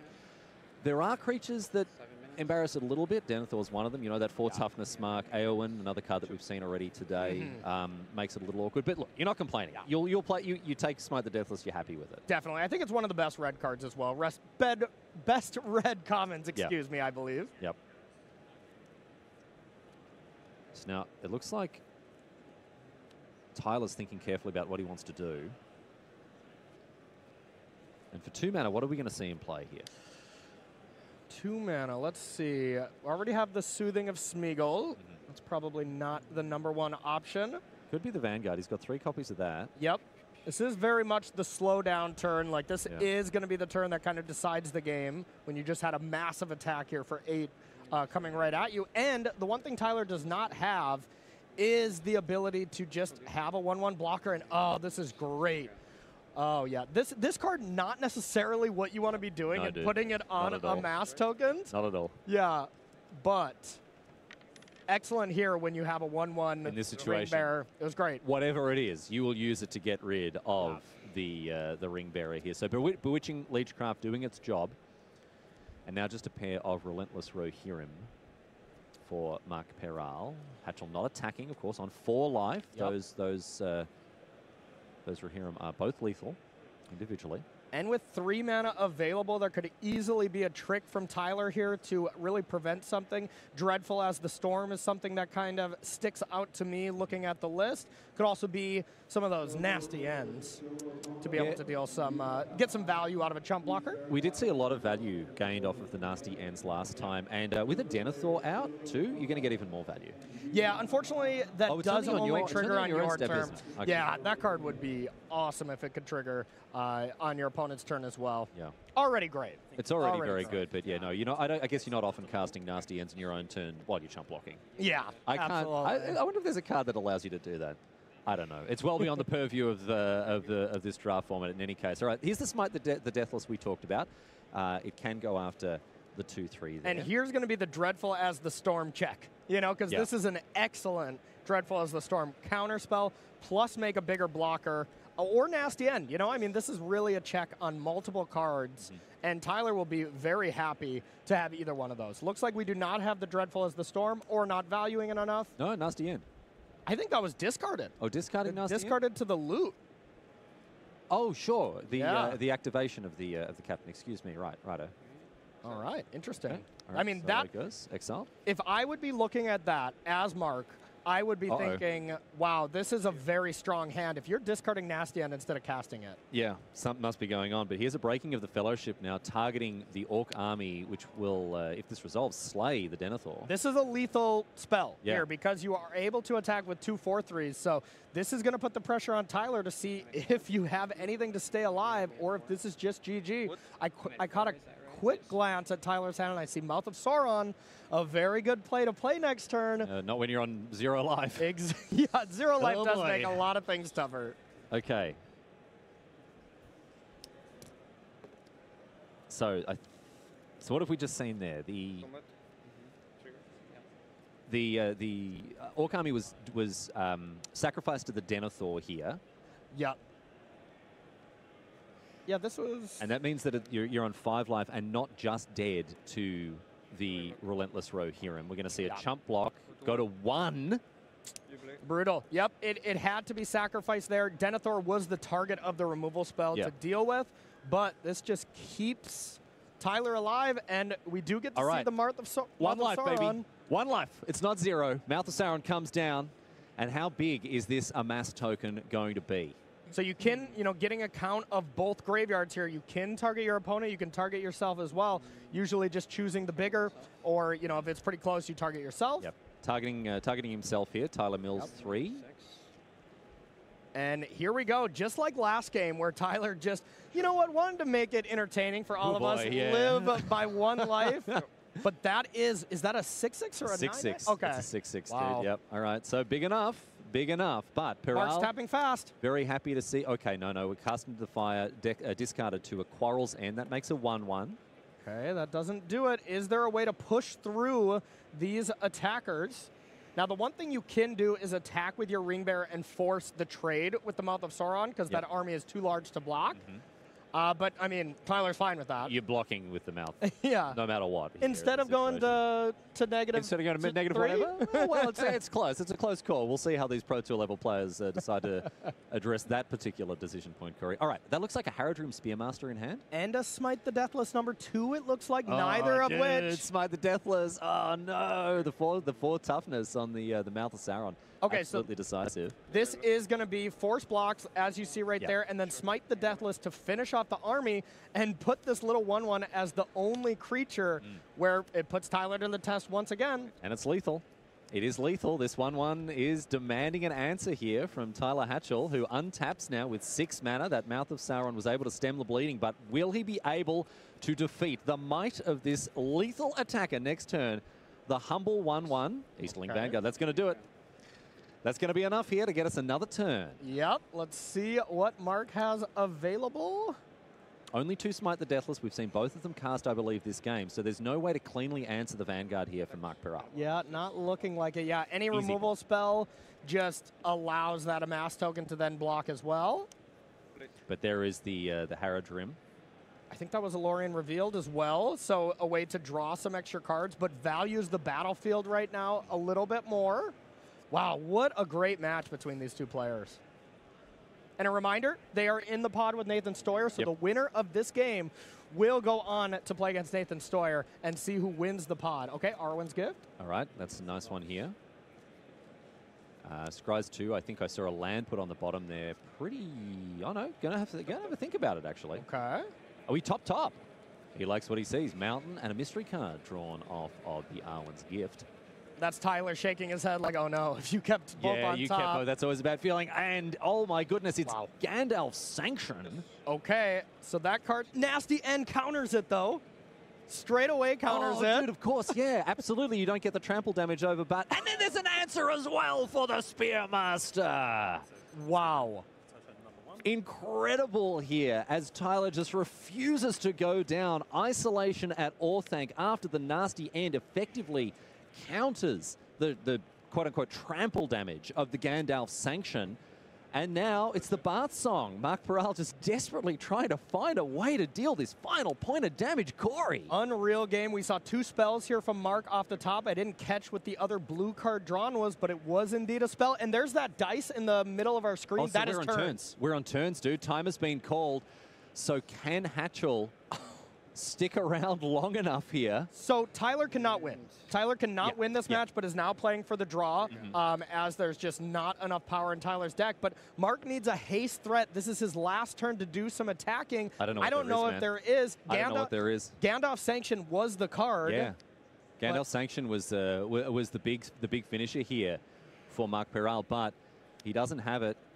No, yeah, I'm not seeing anything. I think this is going to end in a draw. I think this is it. And you know what? I know this is a draw, right? But it feels like a win for Tyler, right? This feels like Tyler did such an incredible job of staying alive in this game and in this match, right? Not going down. And look, you know, stuff fizzling out in a draw, it never feels great for either player, but I think Tyler in this situation can say, "Hoo boy, yeah, I did it."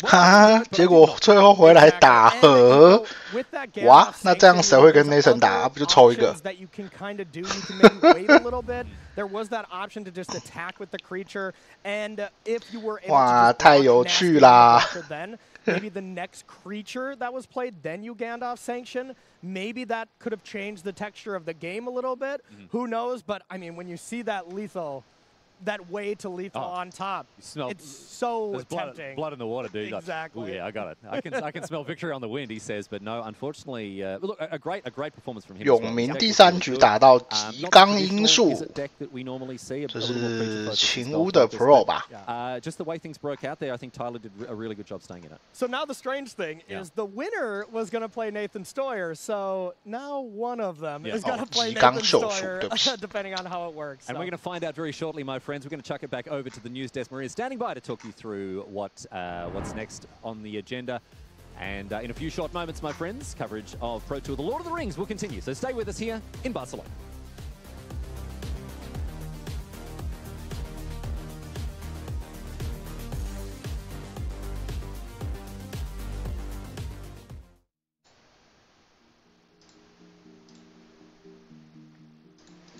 哇，要开始帮曹公报报下一场猴子赛了。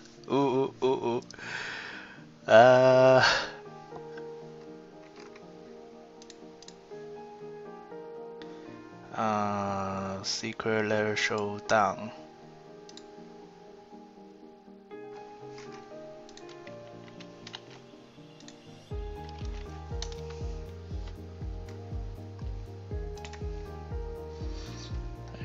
黄金圣衣没有错啦。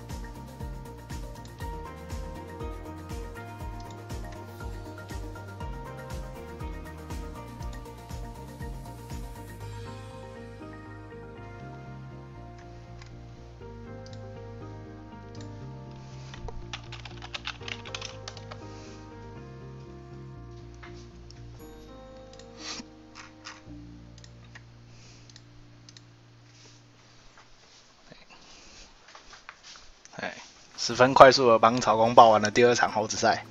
Welcome back to coverage of Pro Tour, the Lord of the Rings from Barcelona, Spain. There's a shot of the beach that plenty of the players will have visited before getting into the action here this weekend at the Pro Tour. We're so happy to have you here in draft this morning before we switch over to modern later this afternoon. 结果最后曹公还是拿元素去打，他们跟我挨他4把都抽不到小6。Who is going to start out the tournament at 3-0, exactly where they want to be?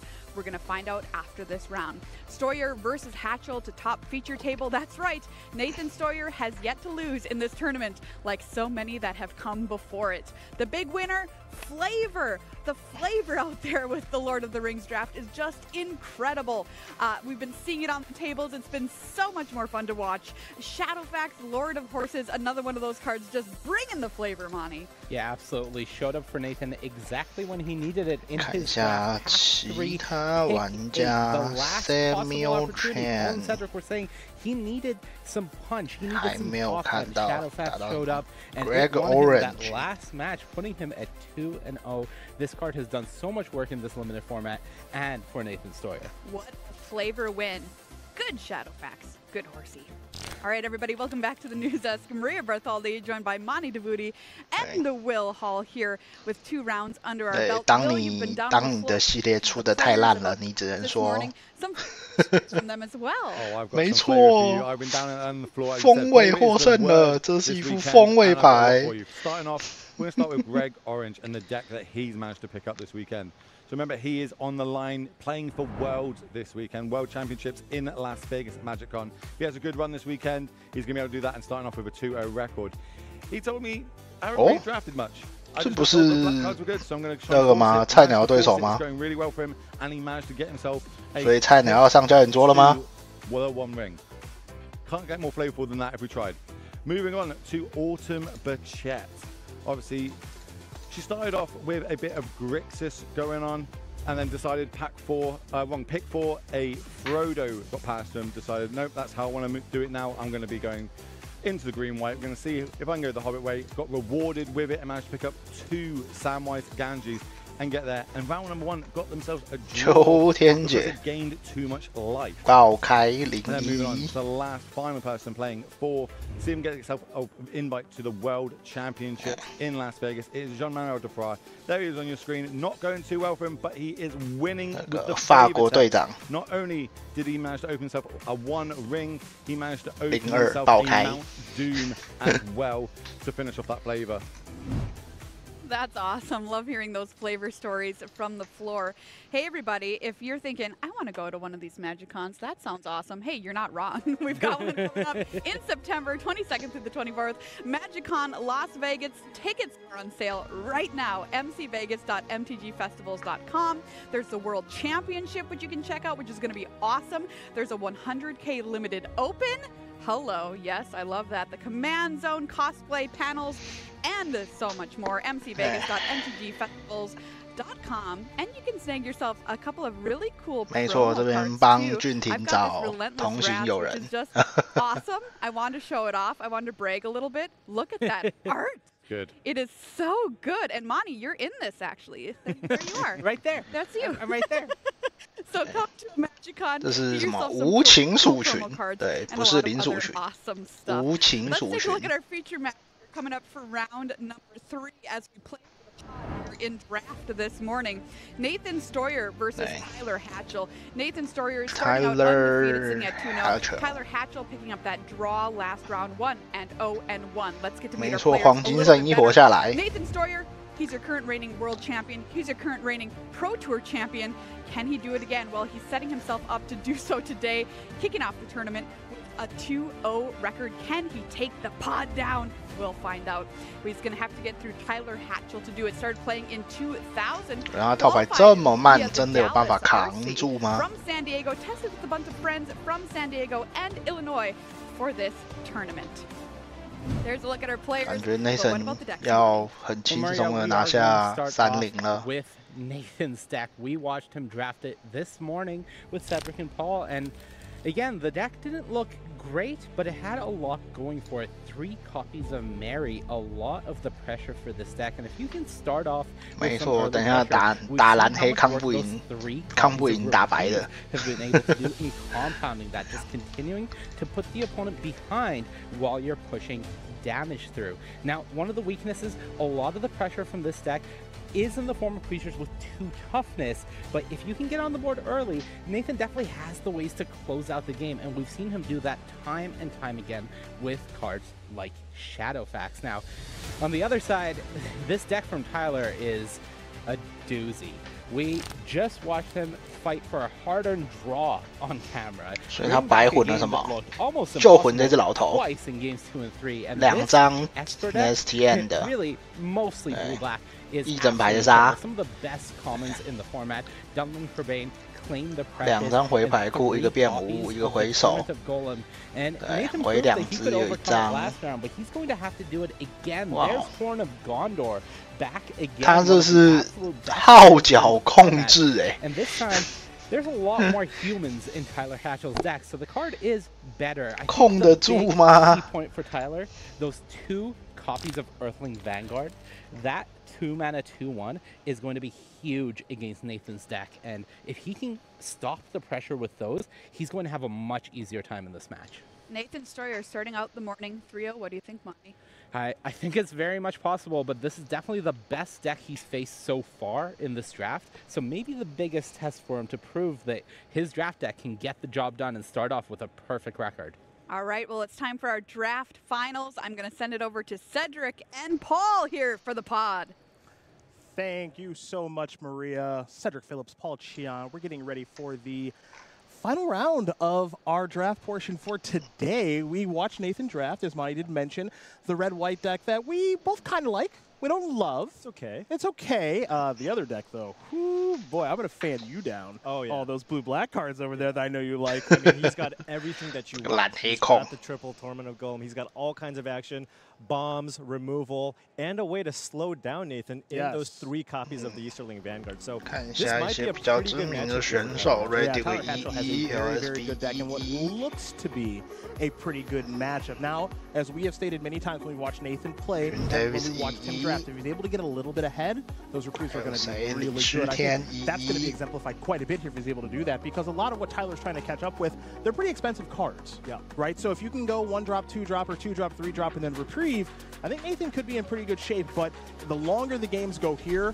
the worse it gets for Nathan. Yeah, absolutely. Nathan has to close out the game quickly, wants to win that die roll, get onto the board quick with that 3 copies of Reprieve that he has. Well, we will look at these players begin things right now. A little island fight going to kick things off here for Tyler Hatchell against Nathan Stoyers.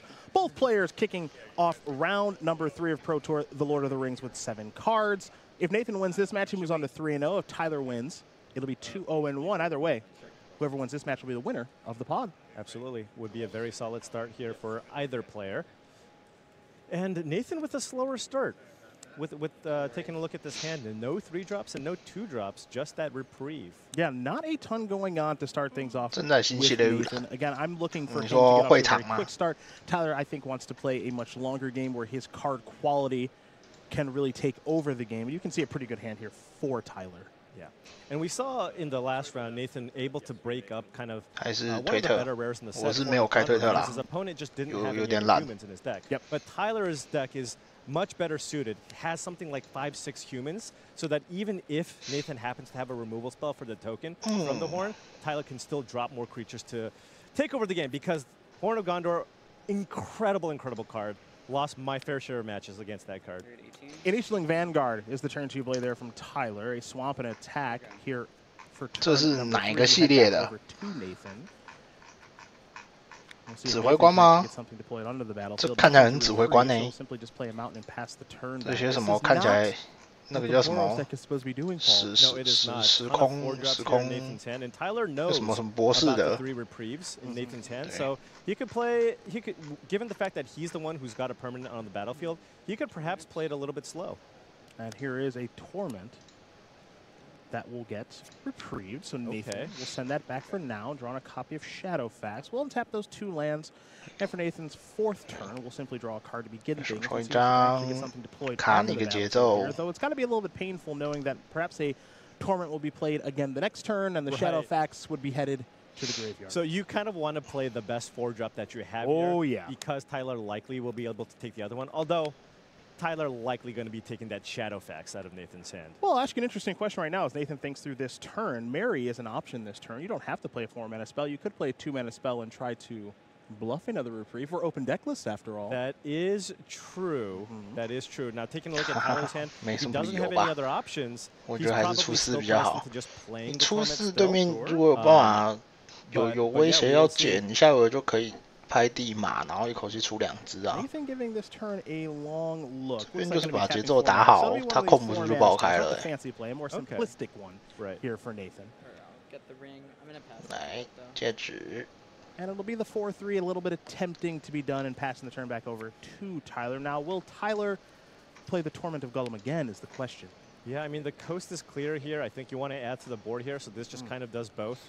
哇，这个吊牌是来的真好啊！ Yeah, Nathan working with a pretty good hand. We mentioned Mary. Shadowfax was touched, not 马要被丢了，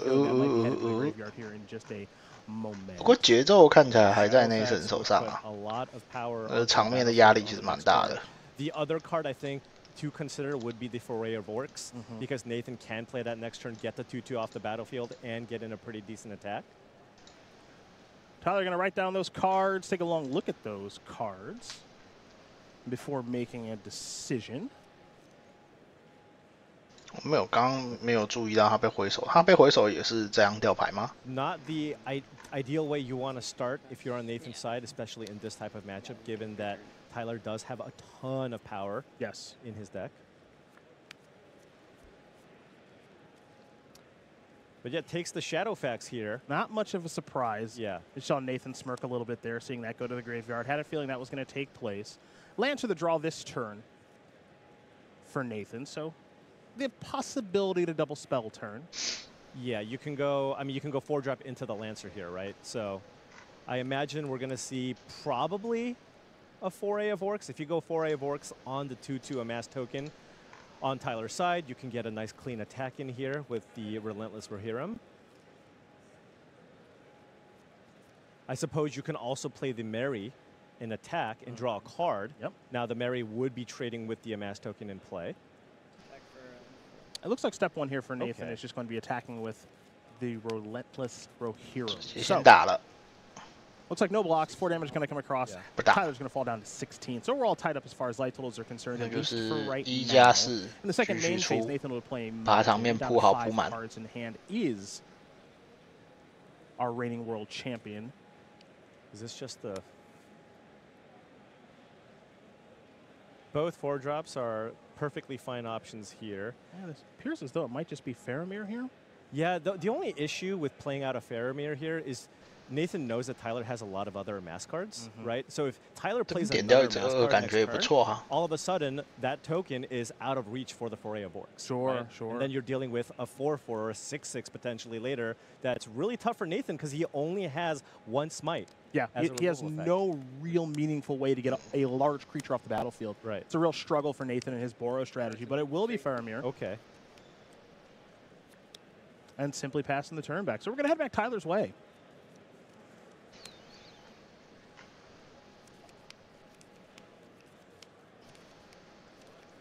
Wow, look at Tyler's hand.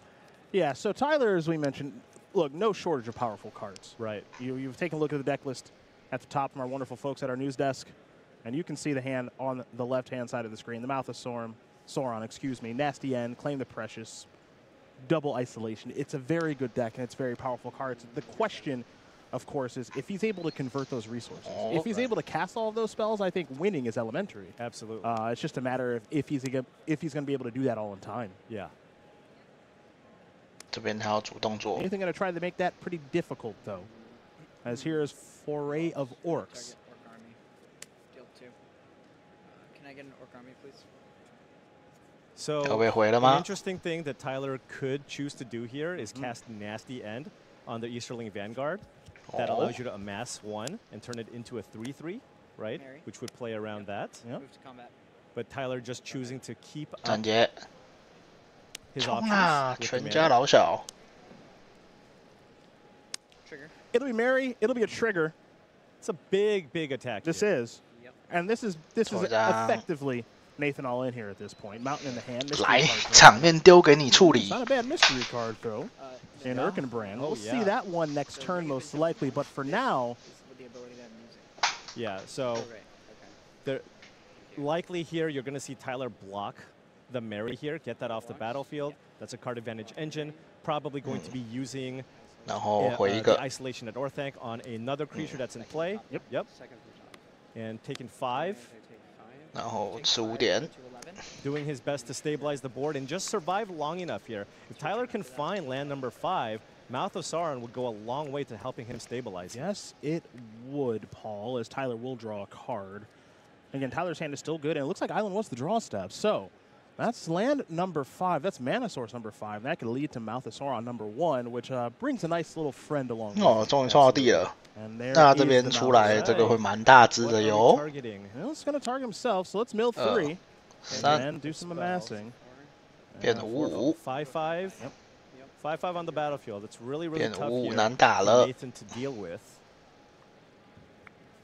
A very important draw step here for Nathan, who picked up a mountain to go alongside another mountain and that Erkenbrand. Yeah, and it looks like, given what's in Nathan's hand, I think Tyler has stabilized here. So the Mouth of Sauron, with its sizing, can go in front of the Relentless Rohirrim, and the 5/5 just brick walls everything else. Yes, it does. And this is the real concern for Nathan's deck. Nathan's deck plays very well, went out ahead. 这边出王，然后拔变5/4冲出去吗？ And this is going to be the real struggle here because, as we know, Nathan's deck really struggles with getting rid of just one large creature due to the lack of removal.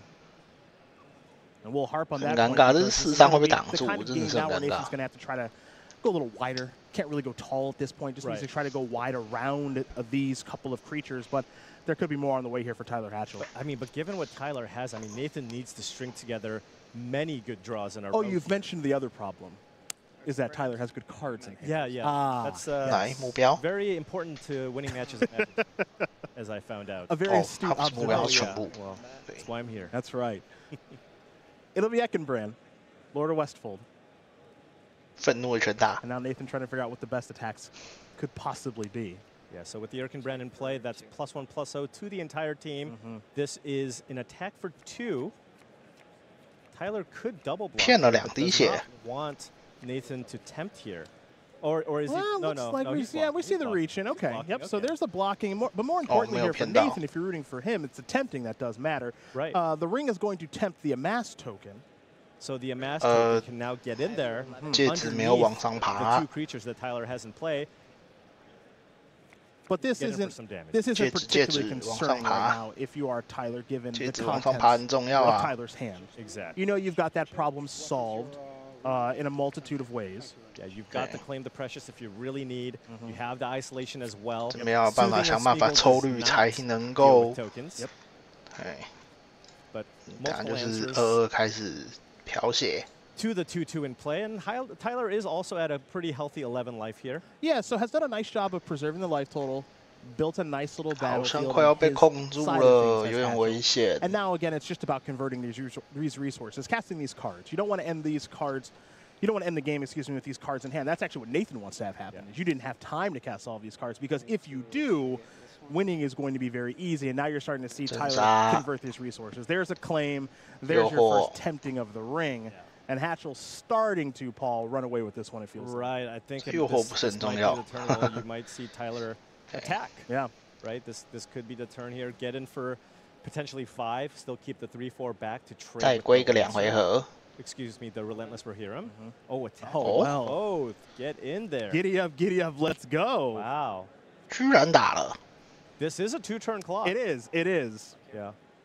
So you're going to see Nathan make a block here. There's a trade. Right, but I mean, we're talking about 5 damage versus 2 damage. Indeed. And Tyler does have a soothing here as well. 然后这边会出那个人。 Nathan will draw a card for the turn. Doesn't look thrilled. Going to head to combat right away. It'll be an attack and a loot. Okay. As Nathan's ring is on抽个 level 2. 招。 Mountain will go to the graveyard. Hatchell's going to fall down to 9. Second main phase here for Stoyer. Right. And we knew that one was coming due to the previous isolation. I wonder if 手牌 Tyler's going to 是 just bounce 一块 the 地，是不 Faramir. 是 It looks like he is. Yep. 再回手，再 All 诱 right, and 惑。 now we're also going up to the second ability on the ring. So Tyler also gets to loot. Yeah, and this is the ability I know you like the most on this card. Oh, I mean. 这样子换我反打比较 Like 快。 drawing cards, though. That's a very good point. Come on, let's be real. The looting effector is incredibly powerful. Both players have access to it, but Tyler's doing it better than Nathan is right now. Yeah, and Tyler with that isolation, with an 还有 additional 一张 bounce 放到 spell 第2 here, 张，看起来应该是控住了。 Nathan needs to find 哦，回手吗？哦，不 multiple 是， important threats here to GG try to keep up. 那边这边抽到回手 Nathan 就 can pick up a 就 copy 完 of 全 Aaron 不一样 Rider 了 of。Gondor. 这 So it 个 does have the ability to 蓝黑 spell 这种 on this token card. 型套牌 That's great. I mean, you 被 can 回 go 发 Aaron Rider, you do have 大概都要 legendary 没。 permanent in play. Might want to run out the Faramir first, just in case Tyler does have a removal spell to kill the token. It'll be an attack first. Oh, so allowing the attack here, giving Nathan the loot here, going down to 7, saving the isolation for a bigger threat here, knowing that Nathan does, of course, have the Faramir in hand. Yep. So in the second main phase, Nathan is going to, we believe, deploy the Faramir first. I imagine, yeah, that's going to resolve, and then 再出一个3，然后被回应。 in isolation here. No way to stop the card draw, as Nathan does have 2 legendary creatures in play. 哦，无所谓，让他抽了。 The Ring Bearer being one, the Faramir being the other. So Aaron Rider will draw a card, pick up a copy of Mary. All right. Isolation here, not quite lethal yet, though. Nathan could potentially go down to 1, right? So. Why？你既然都要做，为什么不回应？让他少抽一张啊 Right now, it's just a swamp and a nasty end here. Oh, he's gonna make the attack. Okay. Trigger. Trigger and a loot. Now, loot needs to find something. Now, Tyler will go down to 2 with what Nathan has, but Nathan does have a Mary in hand, so that is a lethal attack if Tyler cannot find an answer. Correct. Okay. And I think Nathan's going to say no blocks here. Go down to 1. Can Tyler find something to interact with this birthday escape that he drew? Well, let's start there.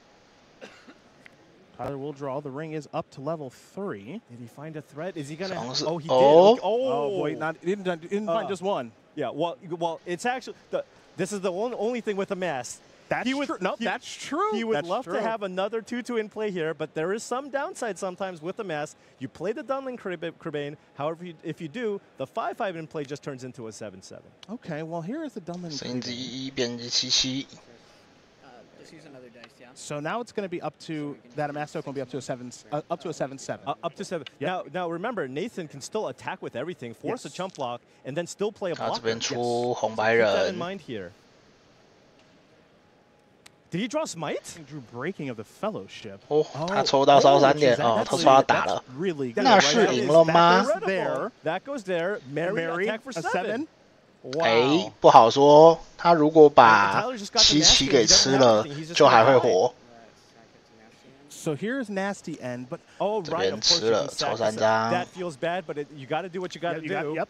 然后这边出红白人。 Of course. 打了逼他挡。 So now Nasty End resolves, draw a couple of cards. This is Mary. Right. This will be the attack. Now you draw 2, discard 1, and get the chump here. Tyler's going to go down to 2. Yep. Well, I'll tell you this. Or 3. Given our last match, we saw Tyler's ability to stay alive for a while. Yeah, so I mean, he did find a voracious Fell Beast, which is quite strong. 对，他忘记。 Okay, so now Nathan's also going to play that, draw a card, and now he's going to stack his triggers. 其实不是很重要的边。 Yep. Then now he'll loot. Yep. Force a block. 对，因为你已经知道第一张是什么了，所以。Wow. Nathan's drawn a copy of Eagles of the North and Faramir. There's your chump block. 最后一滴血打不掉吗？ You're down to what, 3 life, and you have 4 attackers.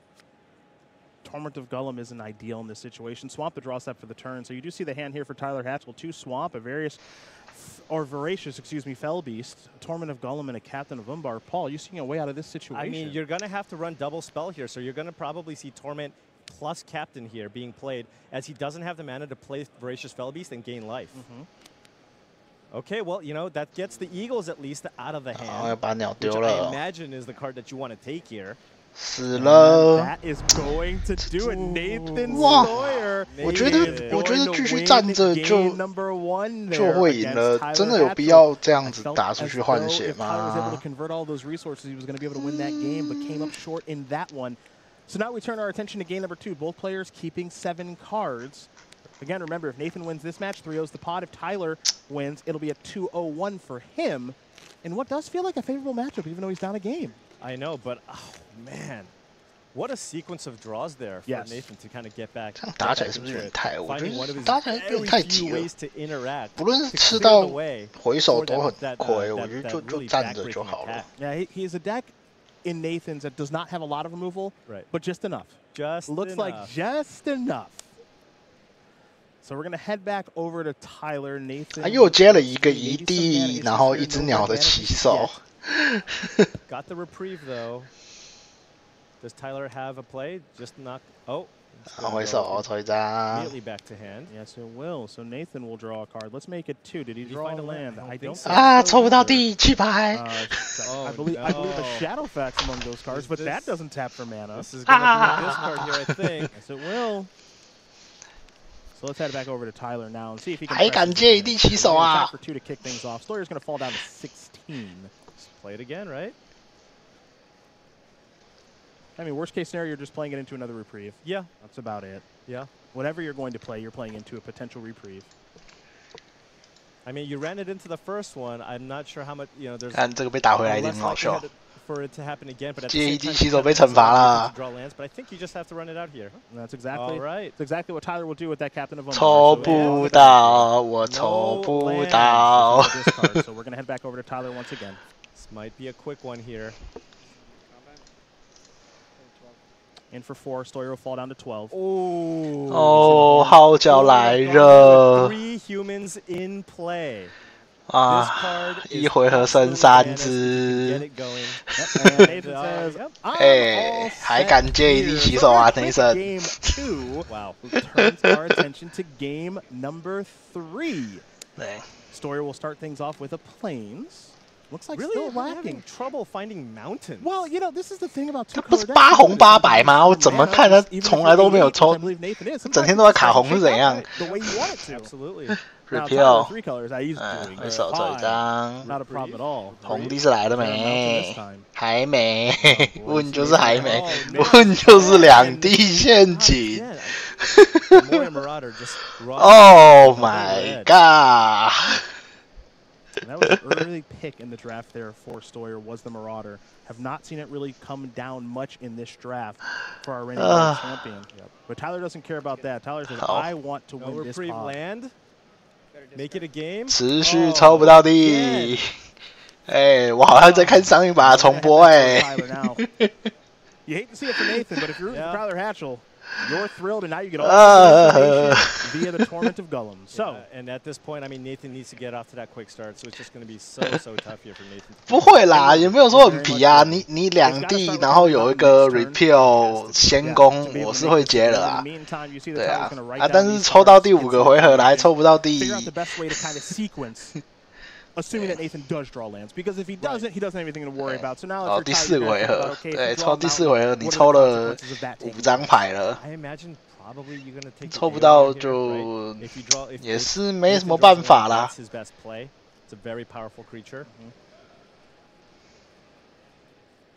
这边应该丢2-4吧。 But this is what's interesting about this is a crucial decision here for Tyler because it's going to lay the foundation for the rest of the game. Right. You know exactly what your opponent can do, so you want to figure out exactly what you can stop them from doing and then play around on the following turns, assuming lands start rolling off of the deck. 有没有地？哦，有了，来了！太感动了吧！出个 farmer 扛住。 I mean, Tyler doesn't have 剩一个15。 an attack anymore. No, technically. No. But of course, we know that he's got a Dunlin Crebain in hand, which will him allow to get into here with that amass token. Yep. Dunlin Crebain, one of the premium commons in this format. 这边可以出老鹰，变4-4打。 Yeah, probably gonna wait on that and just go Dunlin Crebain into the Easterling Vanguard. 是，痛底。 Stoyer going to fall down to 14 after this attack. Or 再把2-1拍下来。 relevant, you could just pass the loot option. 没有错，魔法风云会是一款真正的卡地游戏。哦，有地了。 有地了，然后呢？扛得住吗？这边出4，然后点掉一个2的。 The problem is, I mean, Tyler's just going to continue to amass, and I don't know that Nathan actually just has a way to deal with a 6-6 that's in play. Well, the only way you can get around it is by getting a little frisky like you did game 1. Right. Kind of swarm around it and get weird. But when you're this far behind, that's just a different story, right? It is. It very much is. The Foray of Orcs will come down, eliminate that flyer. 这边继续出索伦吗？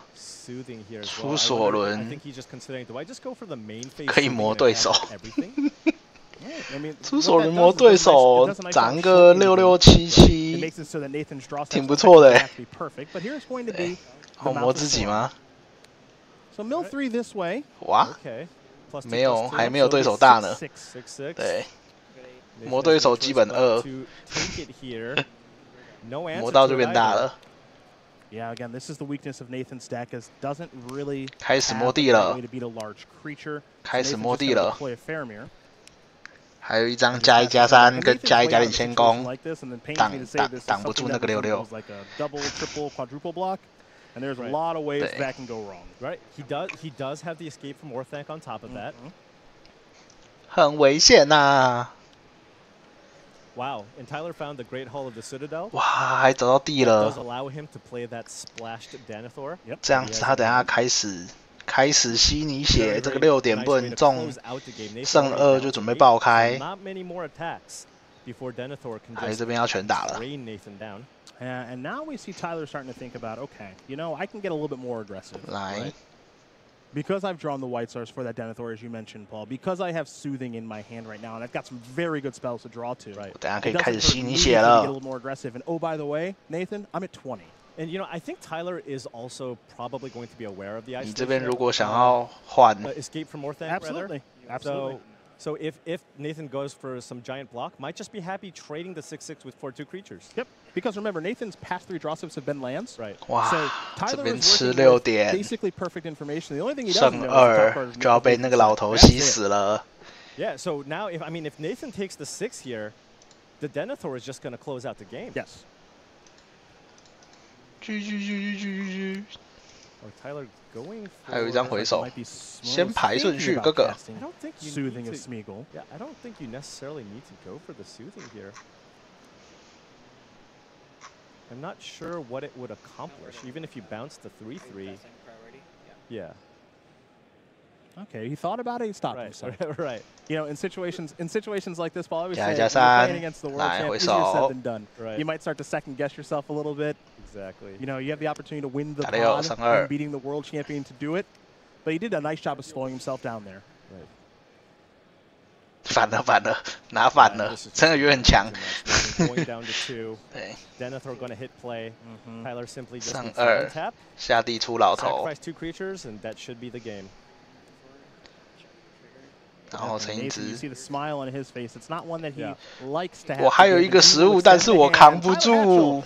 Gonna win this game and match here 哇 over. 果然是两地陷阱。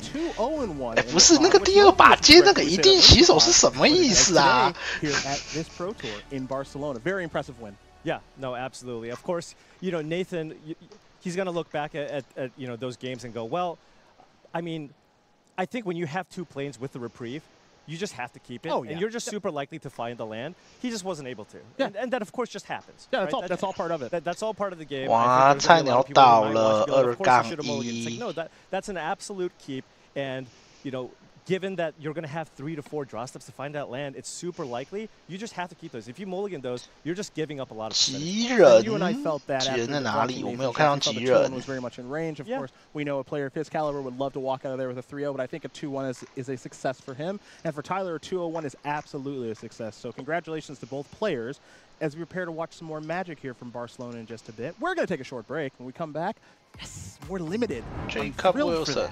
We'll see you very soon.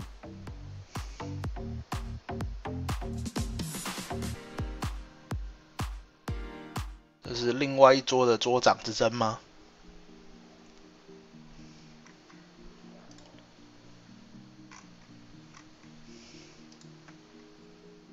好有趣啊！魔风云会。极人的 ID 是 G-Man 吗？还是他有改？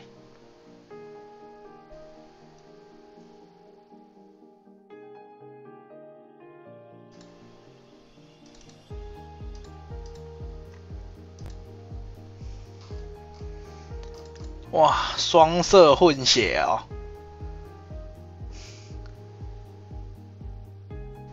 Power tokens are equal to the numbers of creatures in all groups. 哇哦，这怎么看起来有点强啊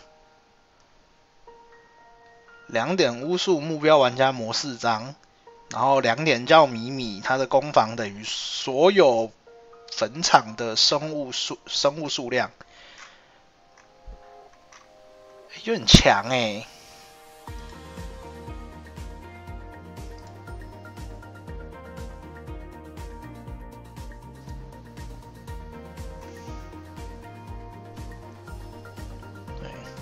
现在 RIP 也可以杀人了。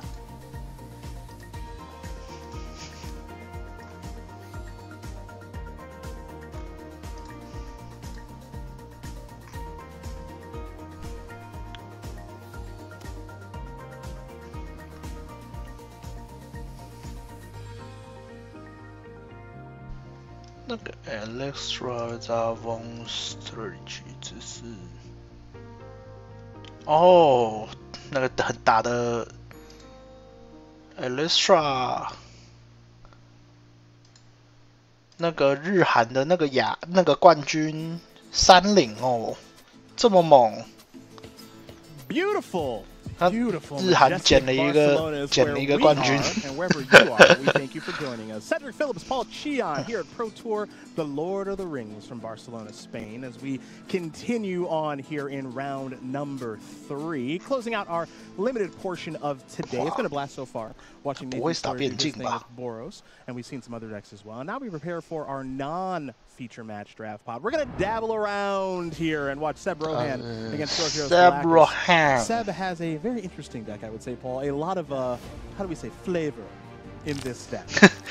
It is filled with legendary. Wow. We got Gandalf.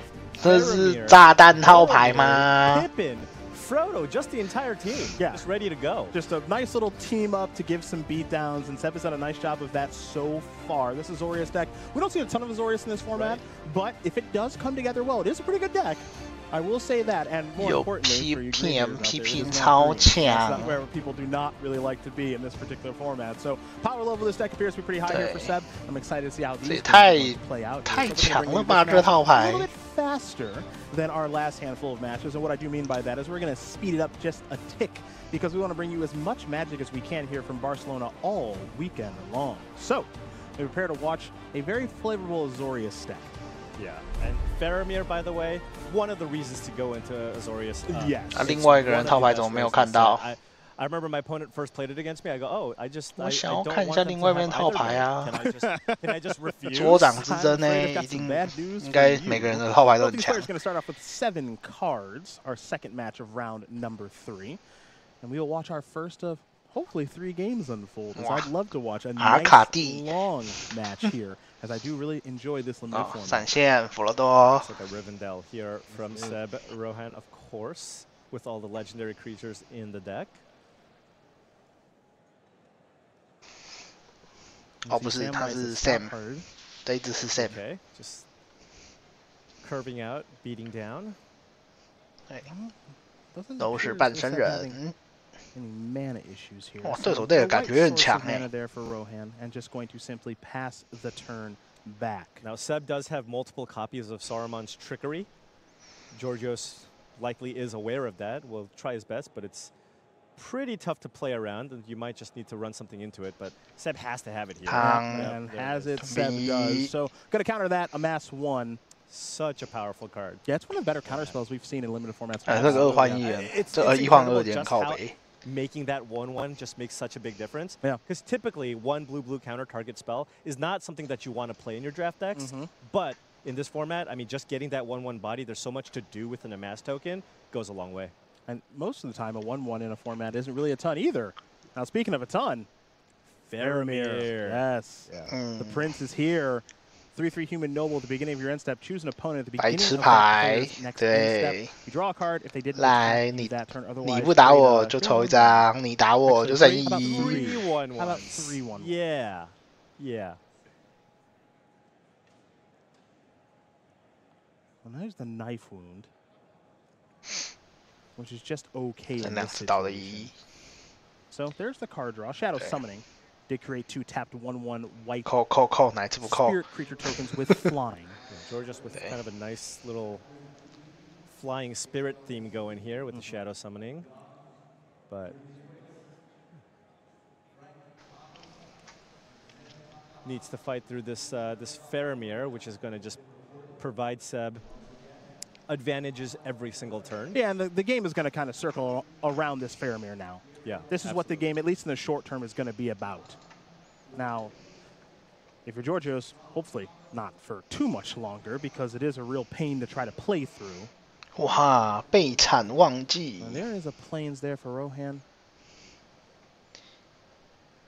And now it's going to be the horses. Okay. So those 2 tokens are gone. It'll be a 又找伏击秋口来画， That is great. 太过分了吧！而且还是流金研究，太过分了吧！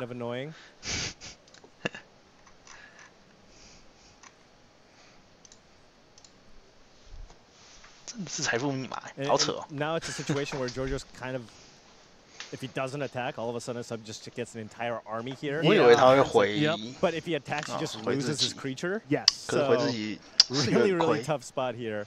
Very difficult card to beat. So it'll be a card that is drawn. Yeah. And yeah, it's going to be tough for Georgios to beat through just all the cards that Seb's going to be ahead of ahead on here. And there's now the Soothing of Smeagol. So yeah, return that back. That or will go to the graveyard.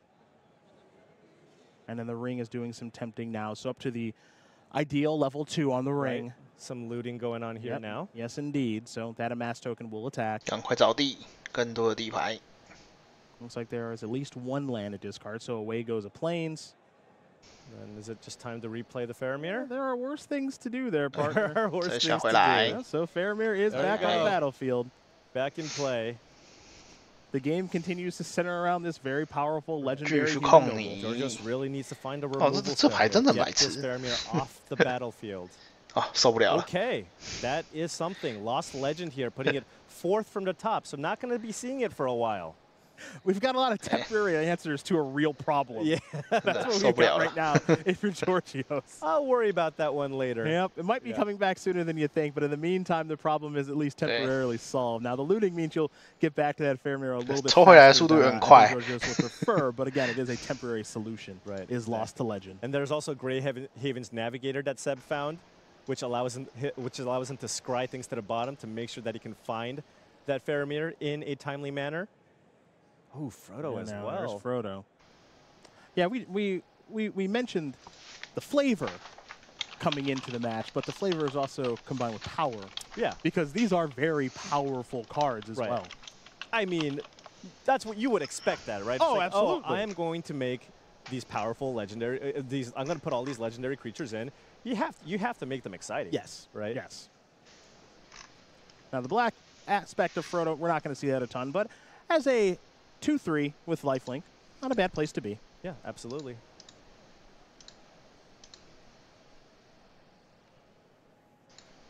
And now for Verlakis, has been in a rock and a hard place for some time now. Here we go, Scry. Yep.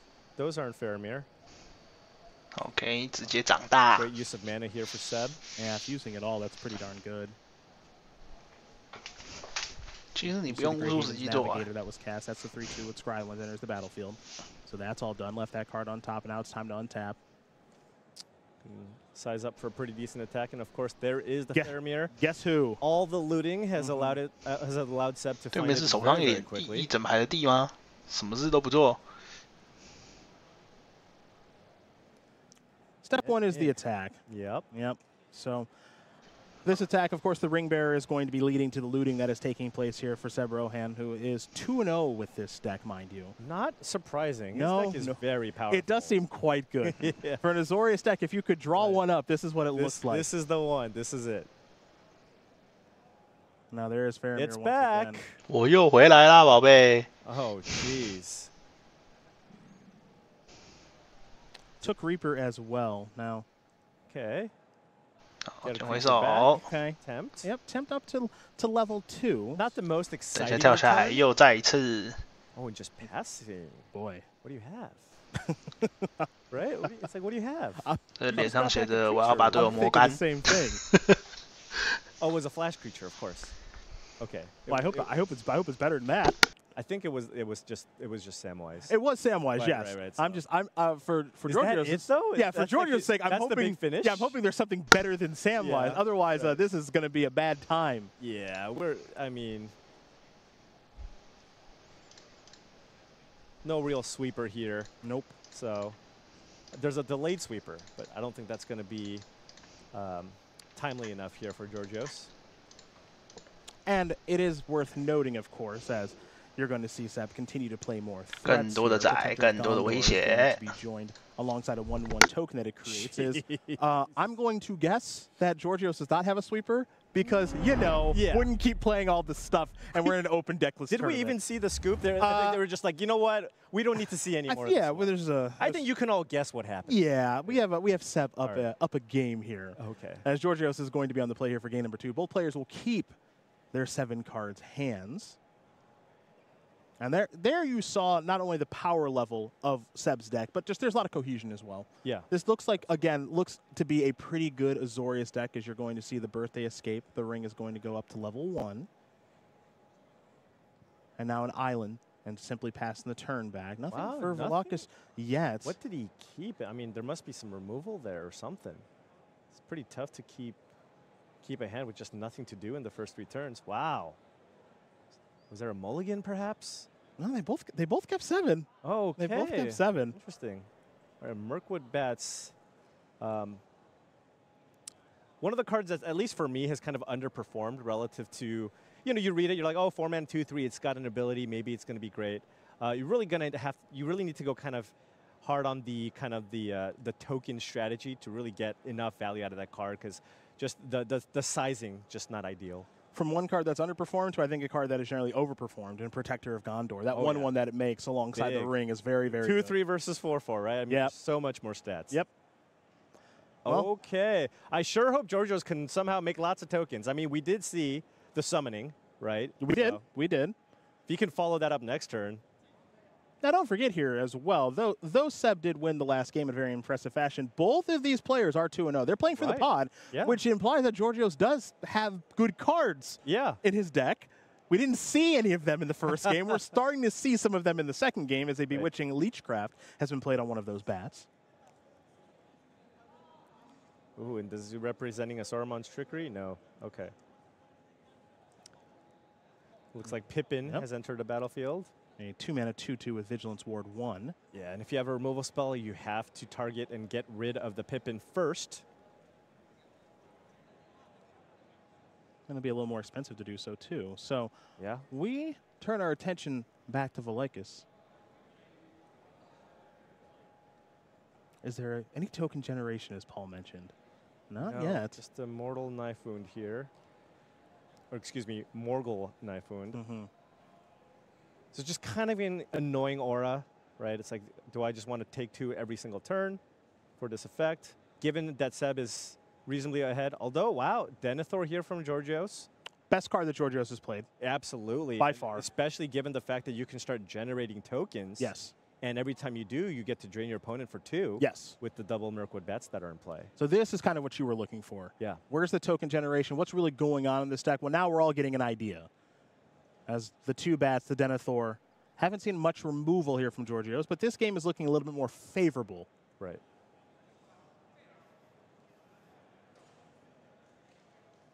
Now, on Seb's side of things, some things to think through, of course. We saw Falamir be so very powerful in that last game. Hasn't shown up in this game just yet, has Faramir. And took the 2 this turn, although it's a little bit tougher here now that Georgios is threatening a good amount of damage here. Another Kingfisher. And just a simple passing of the turn. Yeah, you could go for the double block. Yep. With the bats. Try to slow things down here a little bit. Worst case scenario, drawing a couple cards. Yep, absolutely. Look for the Faramir. Yep. Oh. Okay. Now the Oath of the Grey Host. Okay, and we are going to start making some tokens, getting some drain going here. Seb's going to take 2. If you sack the food, that's also an additional 2 points of damage. You make a treasure token. That's more draining. Now, so Oath plus the Mirkwood Bats is a nice combination. Now it's starting to make a little bit more sense. On why Georgios is 2-0 and exactly what his deck is trying to do. Yeah, I mean, and Seb, you know, when you are blue and white, not a lot of hard removal spells, right? Not a lot of ways to kind of shut down what Georgios' little aristocrats combo thing going on here, just making a bunch of tokens and getting a lot of chip damage in here and there. Yeah, kind of an Azorius base deck's nightmare. Yeah, absolutely. And especially doubly true, I think, in this format. Right. So then now if you're Seb, you're thinking, do I need to start attacking? Do I need to just try to find a way to close out the game? Because, I mean, as you go, you know, every single chapter of the Oath, I mean, it's just going to be even more difficult for Seb to kind of come back here. So now we're going to work ourselves a little bit deeper into the mid-game here with that Saga on the battlefield, which is going to start to really cause some real problems here for Seb Rohan. And what kind of measures can be taken. Looks like going to sacrifice that food token. A couple of triggers here in response to the soothing of Smeagol. So take 2, bounce, tempt. You can now loot by putting that onto your 1/1 token. Okay. Getting in. And just how aggressive do you want to be? If you are Seb, I think the longer the game goes, the worse it is for you with all of these token synergies. I wonder if Seb is just debating whether or not he wants to put the ring on one of the Kingfishers or the 1/1. That would be my guess.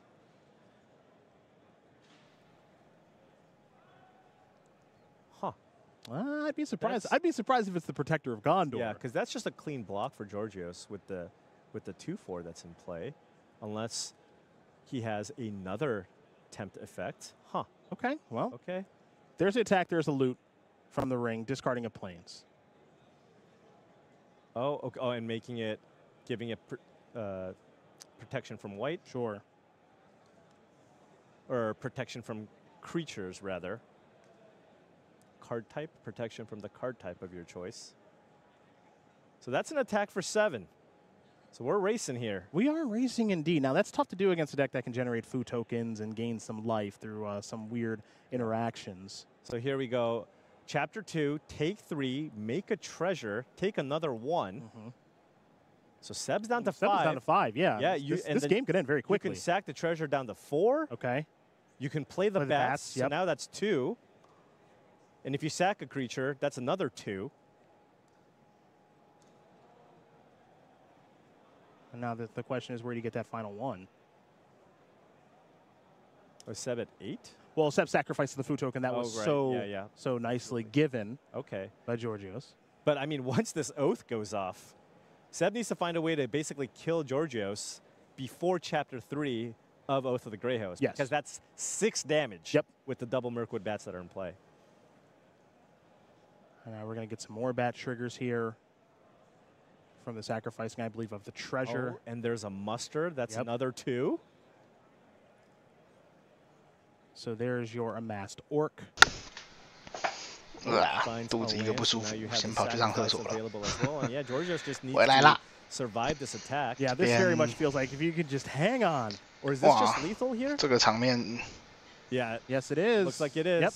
So, 这场面怎么打成这个样子的 the final one here between these two players. Winner of it gets the 3-0 through the pod. Now, Paul, I'm going to ask you, as this opening turns to unfold, do you have many Pro Tour 3-0s in draft? Do I? Yeah. 调度过一次。I have my fair share of 3-0 trophies. Ooh, I've won.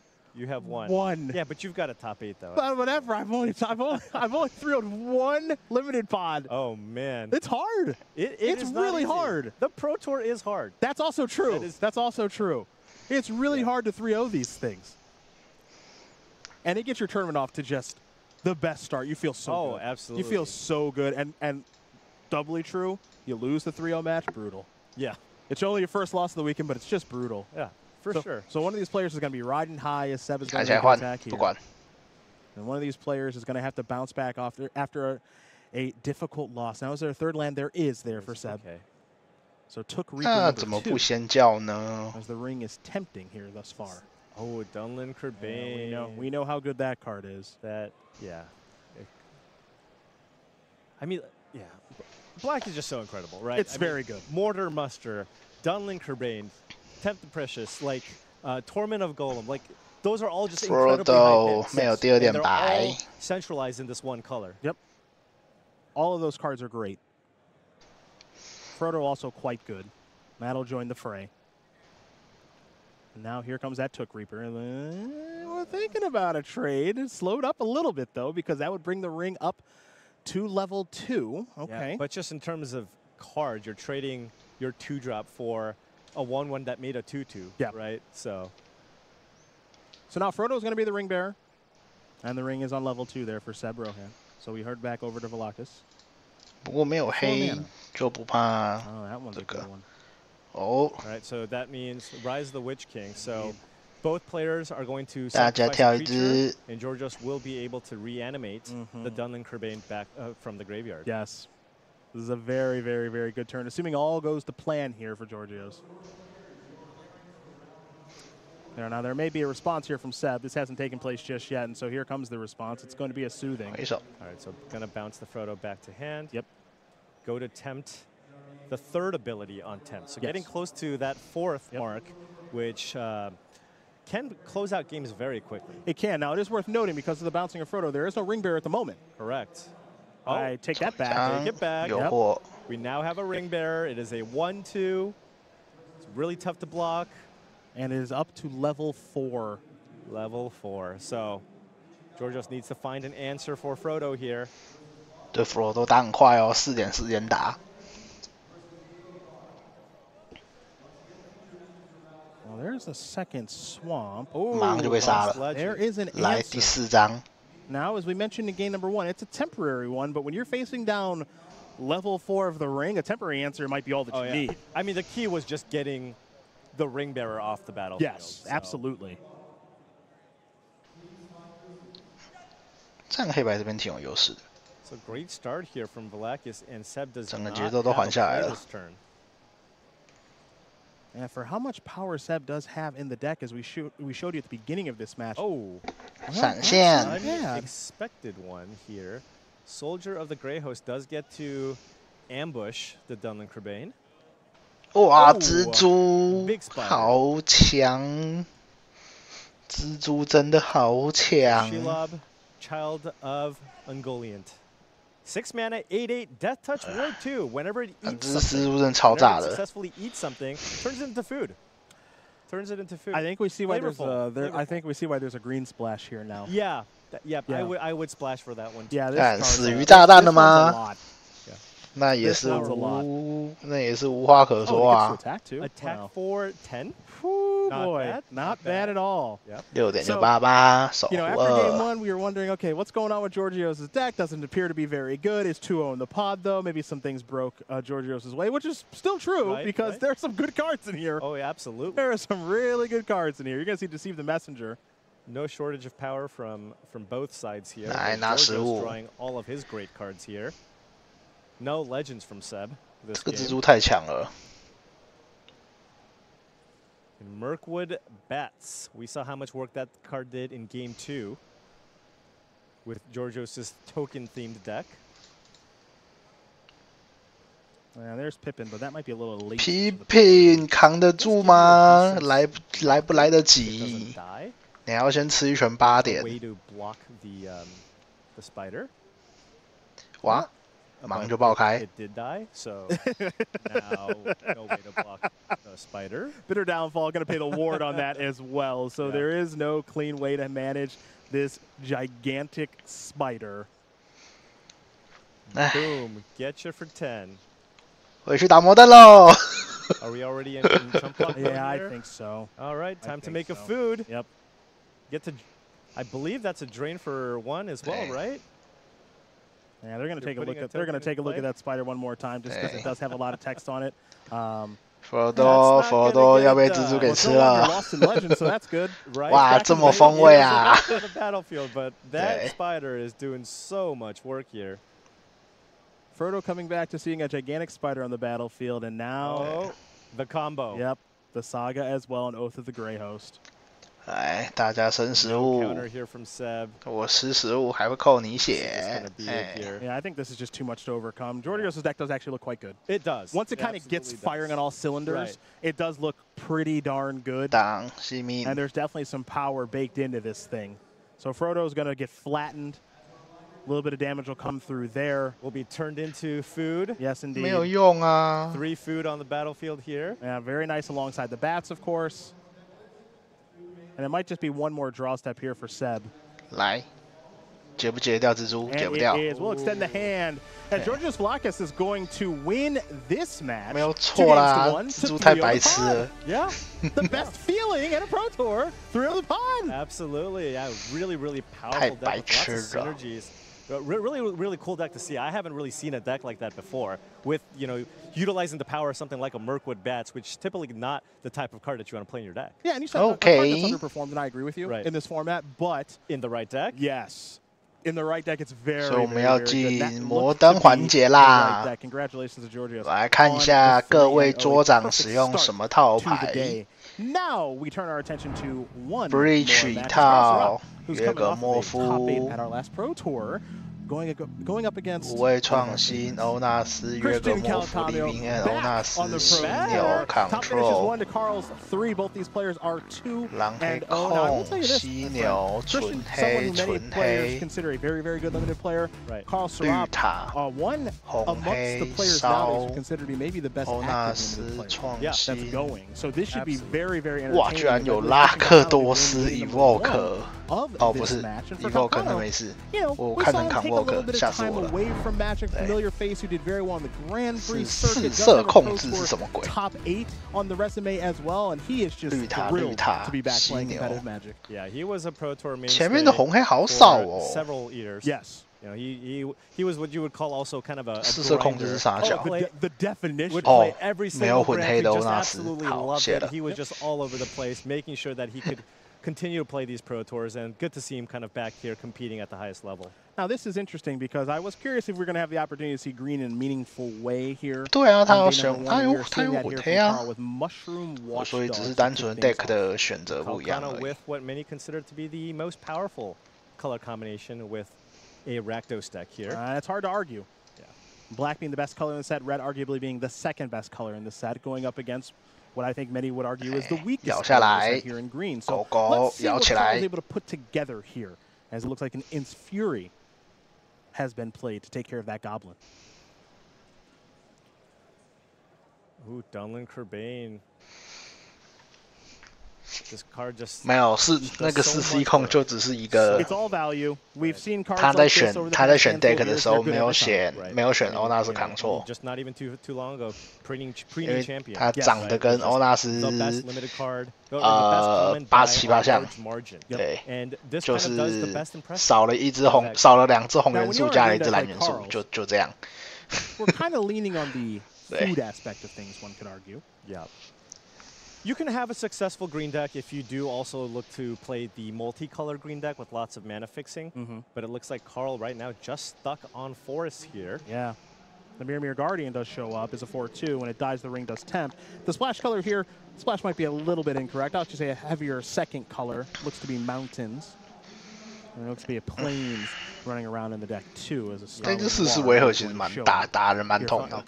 Finds a generous sense, so just more forests here. So unclear what he has in hand, but you know, playing a red-green base deck here needs to find mountain to probably unlock his hand. And Calcano's going to take that forward very quickly. No interest in blocking, and now the follow-up is another mirror. 这个人是打纯绿是不是啊？ For a good chunk of damage. Yeah, I mean, at some point you got to start blocking them. Right. That's kind of the point of them. And they do have a tendency to trade up in combat as Right. well. So Christian not really putting on a ton of pressure here.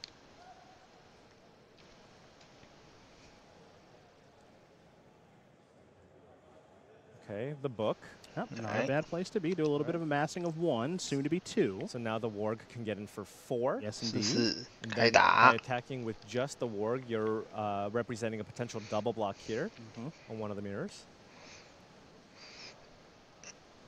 Carl very quickly tapping mana. Lemnis. Okay. Looks like a food, more or less is a food. Yeah. And there's a Battlefield Scry 1, then you get to draw a card. Of course, you can pay 2 and tap it, sacrifice Limbus, and gain 3 life. Yeah, nice little combo there with the Mushroom Watchdogs as well. It is indeed. Who kept has to be a different colored source of mana, right? I would hope. I would hope for Carl. Maybe a parting of many ways, potentially. I see the 1 mana here. 这个人是卡色卡到吐出来，还是他妈他真的是打纯绿啊？ Like that is going to be the case. So here Or is many parting. Here is 好 many， 真的是卡色卡到吐出来。OK， 好，原来有白哦。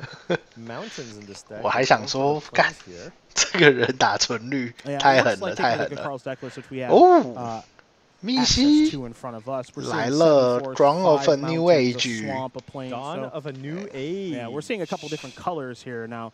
This is a very powerful enchantment here from Carl. So you get a hope counter for each creature you control. 是超级炸弹。 Remove a counter at your end step if you do draw a 大家换 card. 掉。 So, nice source of card advantage. If it's around for long enough. If it is around for long enough. That's the big thing, is will it be able to sit around and do its thing long enough? Because Carl is under some duress here at the moment. we're going to head back over Christian's way. Chapter 2 will mean an amass 2. Yeah, but I think Carl's looking like he's trying to turn it around here. At 15 life, got the creature in play. Christian's also down to 9 here. Yes. Right? So yes. he has to be mindful of his life total. And this is what we said about the Mirror Guardian, which is at some point you got to block that thing. Yeah. 4 power is no joke. Right. So some blocking is probably going to have to really be thought about on the second one here in just a bit. For now, Calcano is going to think about this turn for a little while. Remember that Chapter 3 of that saga is going to go off soon enough. But here's a card that I know you've cast a ton in the Torment of Gollum. That's a good one. 所以这个人又混绿又混红又混白。 It'll be take your best card, which will be the Death Touch Spider in this instance. Yeah, and Calcano trying to put some pressure on here, getting in for 4. Next turn, potentially 10 damage with Menace. Yes. So you see the life totals here of 11 to 9 as we head back over to Carl Serap.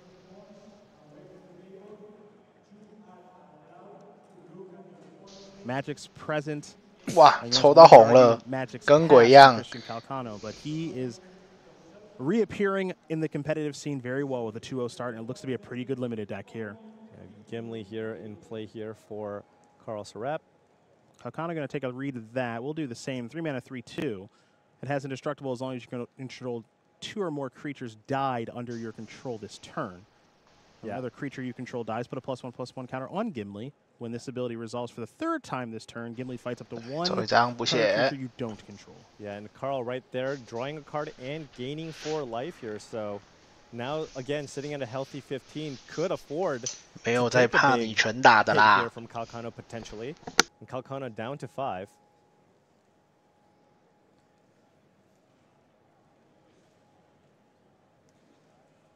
Has the Shire in play, has the Lembas, has the food token. Yeah, it does make you wonder what's going on in Calcano's hand here now. So he is thinking about the turn. You mentioned the Shire. That's the legendary land. Yep. You can tap an untap creature you control to create a food token. Green does have a way of, I would say, staying alive. Yep, absolutely. Given all the food generation. It's very good at racing if it can get itself in those situations. Yeah. Calc doing some math here. 基本上是10滴 calculated for nothing. So let's see what's going on here. 10滴杀。 All right, breaking of the fellowship here, pretty good. 然后戒指。 It's been impressive. Yeah. Through these 3 rounds. We saw Nathan cast it a couple of times. We see Christian cast it now too. All right. 全打吗？这么狠的吗？ Decent attack. This is a potential attack for 10. Oh, there might be more. Oh, and then is this? 哦，还有判刑。 So this is a mass 2, going to gain control. Grishnek. Oh no, cannot steal the 4/2 because it is a legendary creature as it has the ring. So it can only steal non-legendary creatures. So this 6加4加2 12剩3。 It basically just gave the amass token +2/+2. That's not so bad. So it's still an attack here for 7 + 5, 12 damage. Yep. Calcano may have thought he had a lethal there, but not the case. So, gonna sacrifice the Lembas, get shuffled back in, gain some life. Yep. So, Carl's gonna go back up to 6. But seems to be behind now. Again, we don't have a great idea of what's going on in Carl's hand at this exact moment, but I will tell you this much: this draw step, Paul, gonna be pretty important. Yeah. Something like an Ends Fury would be fantastic. That would just win Carl the game. Fight the Grishnak. And get in for the final points of damage, if you could find one. 可是这样有足够的生物去扛住吗？只能抓飞传奇，就算抓了也不会死就是了。From Calcano. Yeah, his draw has been pretty good. A lot of good back and forth between these 2 players in this game, and now you see an attack immediate. 打了挡，换人。 And so now Carl can go up to 9. Oh, he's tapping he tapped fast. very quickly. Yes, he did. What? And now here's an attack. So that was Fire of Orthanc. 来死了，雷动舵这边10点。 Cannot block, and that is going to do it. Christian Calcano going to win that game and match there over Carl Serap. 2 games to 0. Calcano, welcome back to the Pro Tour. Still got it. Never lost it. 3. And, very impressive return here for Christian. Yeah. One thing I do want to note, at least from the matches that we've seen, right? all the people who got their trophy, who got their, I guess Tyler Hatcher went 2-0-1, all drafting black decks, right? Yeah. Every single time a deck with black ended up getting the trophy here. Just one of the best colors. Really, really impressive showing. Yeah, and again, everybody kind of knew that coming in, Right. but it was one thing that we talked about with everyone at the players meeting is kind of, okay, everybody knows black is really good. What's the backup plan? And everybody's answer was kind of different, but at the end of the day, the Swamps ruled supreme. I mean, I have seen different approaches when I talk to different people. Some people just kind of said, going into the draft, I'm just going to assume that one of my colors is black. Yes. 现在9分的有32个。 figure things out. Whereas other teams are trying to find other ways to draft the format, maybe go into red-white, maybe try to draft green, because everybody's going to be fighting for black. But right now, so far, at least from what we've seen, seems like just going black is the way to go. Those other strategies, they yielded some 2-1s, but not enough 3-0s. We're taking a break here from Pro Tour, the Lord of the Rings, from Barcelona, Spain. We do come back right over to the news desk. It'll be Maria. 红蓝控制。 modern gameplay.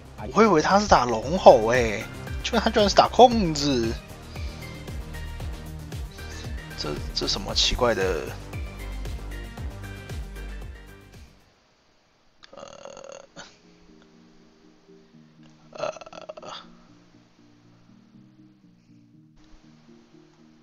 看起来有点烂，不是我要说。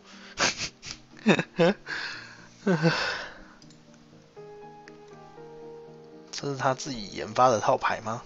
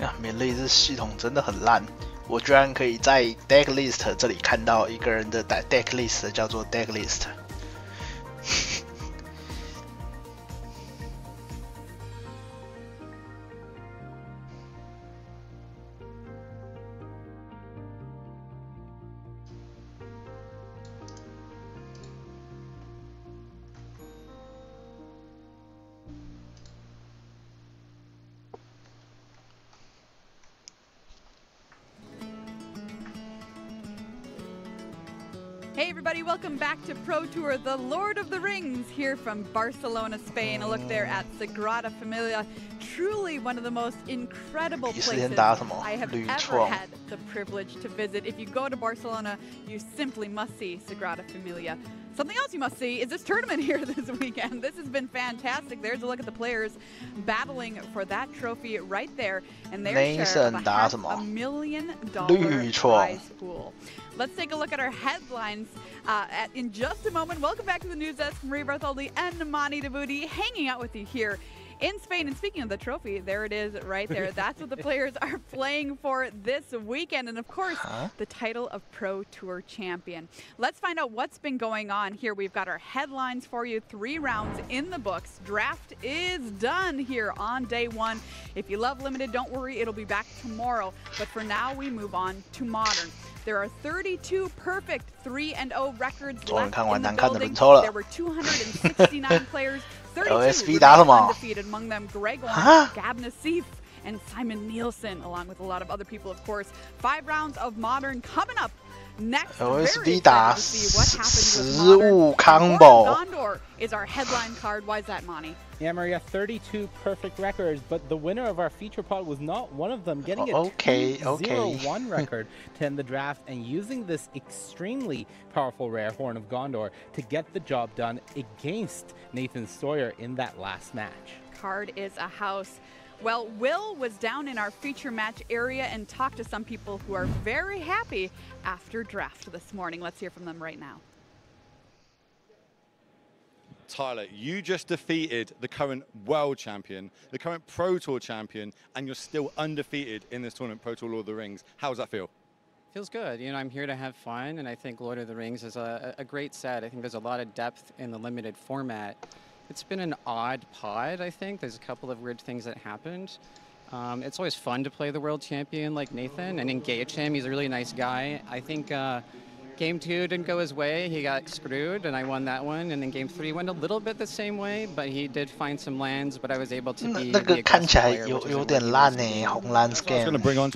就是没有，它没有 scam 的要素，你知道吗？就是为什么我们叫 lacto scam， 就是 scam 是一个类似作弊。对，为什么？因为它有一些类似魔法力作弊的效果，就是你一费复活，你看起来就像是花3张手牌加一费可以去掉队友2张手牌，然后再加一只生物。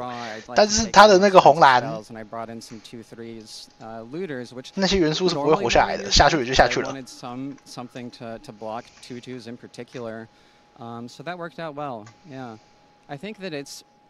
Pretty unintuitive. 那看起来真的不是一个， sometimes even the 不是一个好套牌。 take the aggression, and you're rewarded for that. So I got a leg up on him, and it worked out.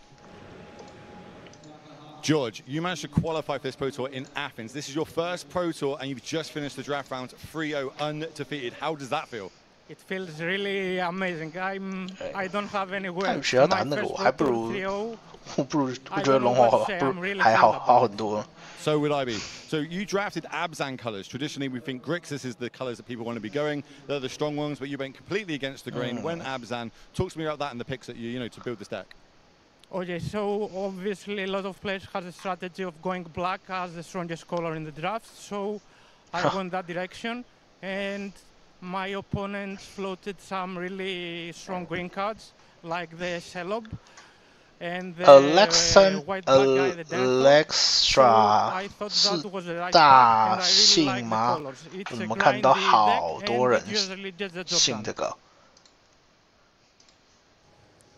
There's a look at some of our players who did so well for themselves in draft. What a huge accomplishment here for them, starting the weekend off. Oh, Yuki Chikawa 9分3杠0 in the tournament with 3 rounds of draft now under our belt. 我好久没有看到他了。 Undefeated, and we're going to see every single one of them. 之前看到他都在淘汰边缘。 Well, yeah, the first thing is the Pro Tour is truly an international game. 14 different countries represented. 为什么这字体看起来糊糊的啊？是我错觉吗？ including players like Gabriel Nassif, but also 3 members at least of Team Worldly Council, including Sean Goddard and hometown hero Tony Martos, as well as Christian Calcano, a fan favorite who we saw in that last feature match, getting the job done to go 3-0 from that team. All right, let's take a look at our second set of players here that are currently 3-0 in the tournament, Monty. Names you already mentioned: Greg Orange, Simon Nielsen. Greg in the hunt for that World Championship qualification, getting a great start here. Yuki Ichikawa, one of my Simon Nielsen是之前 NCG 的那个 Nielsen 吗？ First-time Pro Tour player Jake Beardsley getting that. 好像不是，之前那个叫什么？哦，之前那个叫 Brent Nielsen。 First Pro Tour. Oof, must feel nice. Congratulations to all of our players starting out undefeated. But now we transition over to Modern, and I know a lot of you are very, very excited to see Modern here on the big stage for the first time at the Pro Tour level since 2019. Let's reveal our Modern metagame, Monty. Yeah, Maria, this is not the Modern the players may remember from all the way back in 2019. Since then, Modern 让我超意外的是，锤子超少人打，超级少。 The shape of the format, you see Rakdos Evoke, the top played deck in the field here with just under 20%, so really not that much of a share. And then behind that, 剩下的话 Rhinos, 4色欧纳斯 as well as mono green Tron, 拉多斯、Evoke、犀牛、Tron， 绿创也多，反而是没有看到蓝创。对，然后医生、蓝黑控，蓝黑控也是最近崛起的。对， So really just the impact of 然后 this set Living being felt End on the 烧 format, which is a little surprising considering Modern has 20 years of Magic to really 这边 rely 都 on. 蛮普通的，然后剩下应该就是各 On 式 this metagame is really 各种花样。 All right, there's a look at the modern metagame here this weekend. We'll find out what happens over the next 5 rounds today. Let's take a look at our tournament schedule. Everybody, tune in tomorrow, starting at 5 a.m. Eastern time for rounds 9 through 16. Draft in the morning, and then more modern later in the afternoon. And of course, you do not want to miss our top 8 coming on Sunday. Make sure you remember this. It is 1 hour earlier, starting at 4 a.m. 哦，没 Eastern 错， time 这个 on 我们 Sunday, 最后一天会 Sunday, 提早1个 for our 小 top 时。 8, which is single elimination modern. All right, everybody, Shin it is Davis time 也 for 1杠 modern 2啊， here 你们 in 不是 the 都 building. Let's 10 find out 开 who'll be 怎么 watching Do Battle 连 in 倒 our 2把？ feature match area here for round number 4. Why? It's none other than Hall of Famer Gabriel Nassif versus Wojtek Kowalczuk. Here 没错， playing 黄帽 Golgari 子 Yawgmoth. Let's get to meet our players a little bit better. Living End in the hands of Gab Nassif. Living End Started 打 playing in 医 1995. 生。 Gab Nassif has just done it all. You might know him better as Yellow Hat, streaming online. Your 2004 Player of the Year, won Pro Tour Atlanta in 2005, Pro Tour Kyoto in 2009, and then went and won a GP right after that. One of the best players to play the game, Gab Nassif. Versus Wojtek Kowalczuk here running Golgari Yawgmoth. Started playing in 2010. 我感觉医生打 Living End 的 of the Machine, top 8 of the 2021 Magic Online Champion Showcase season number 3. 这个律师 There's 一 a look 点 at our 都 players, 没有 but what about these 没有 modern 带 decks, Monty? And Maria, we are going to start by taking a look at the Hall of Famers deck. Gab Nassif has brought Living End. Now, this is a deck that has 我再确定一 existed 下好了，说 in 不定我 Modern 也 for a 撇。 very long time, but the later iterations and the current iteration of Living End is really nothing like we've seen in the past. The deck Lightning is a Ball, blue Spell deck Pierce, now, Force, and you 对啊， do 没 see 有啊。 Living End, the Deck list 的话， essentially 那个 being the Melee core 上 of 都 the 可 deck. 以 The 找。 goal is to cascade into this using cards like Violent Outburst or Shardless Agent. But now you have a 它 lot 是 of 几块地？ interaction in 4、 the deck, 5、6、 with 7、 4 8、9、 copies of 10、11、Grief, 12、 allowing you to 13、attack your 14、opponent's 15。 hand to try to resolve your Living End. 4 copies of Force of Negation, allowing you to both 15 interact 地 with 嘛， your 还 opponent, 好啊， but 对不 also 对？ with 他 that 之前 Violent 在 MO Outburst, 测的时候， you 这 can 边 try to 拿个 protect 什么 your Living 11 End 地出 on 来 their end step, using 真的 that 是 Force 吓 of 死。 Negation. This deck has a lot of levels to it. 15 地看起来正常多了。对， Cards like the Oliphant 他一开始在测那个11地版本的时候，就是你怎么敢？ and making it that much more consistent. 没想到犀牛那么多，犀牛打那个啊，犀牛打元素好打，打戒指都算蛮好打的，打红黑也算好打吧，就是打月格莫夫不好打而已。 Golgari Yawgmoth. Now this is a creature or 现在都会放这个黑绿这一只。 revolves around Yawgmoth Grand Physician. That is a big one, as that is the namesake card and what brings it all together. The goal with Yawgmoth is to get 2 undying creatures out. You see, Wojtek has Young Wolf 打那么多次医生。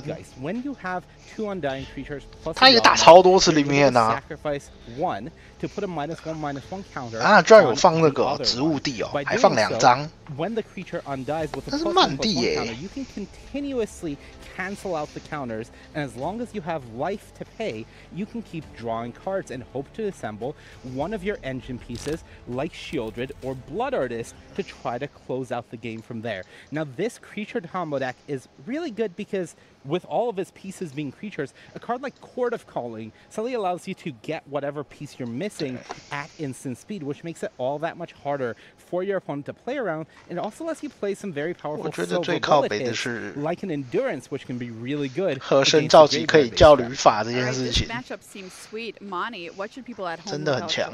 I think the big thing is whether Wojtek can be put in a position where he can find that endurance at instant speed and stop Gab, and how Gab is going to play around that. Considering Force of Negation not that great against creatures, it may prove troublesome. 没错，这个对局就是躲奸人，对。 Thanks very much. 你有多会躲奸人？ As we get into modern now, my name's Riley, joined by 你有没有办法把奸人通通掉光光？ People will be very excited to get into the back half of today's action as we move from limited into constructed.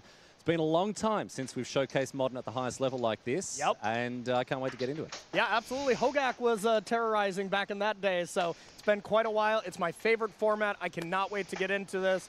So many different decks. It's a blast to play. We're going to get stuck in as soon as our players are ready down in the feature match area. A name that many people will be very familiar with, of course, Gabriel Nassif. the Frenchman, the Hall of Famer, famous for wearing his yellow hat. He doesn't have it on today, as you can see there. 他今天没有戴他的帽子。 He's on Living End, as we've already talked about. We have Wojtek Kowalczyk. And this is a list that I'm really interested to see. The Golgari Yawgmoth list, right? One of the many cards from Modern Horizons 2 that has had a huge impact was Yawgmoth Ran Position.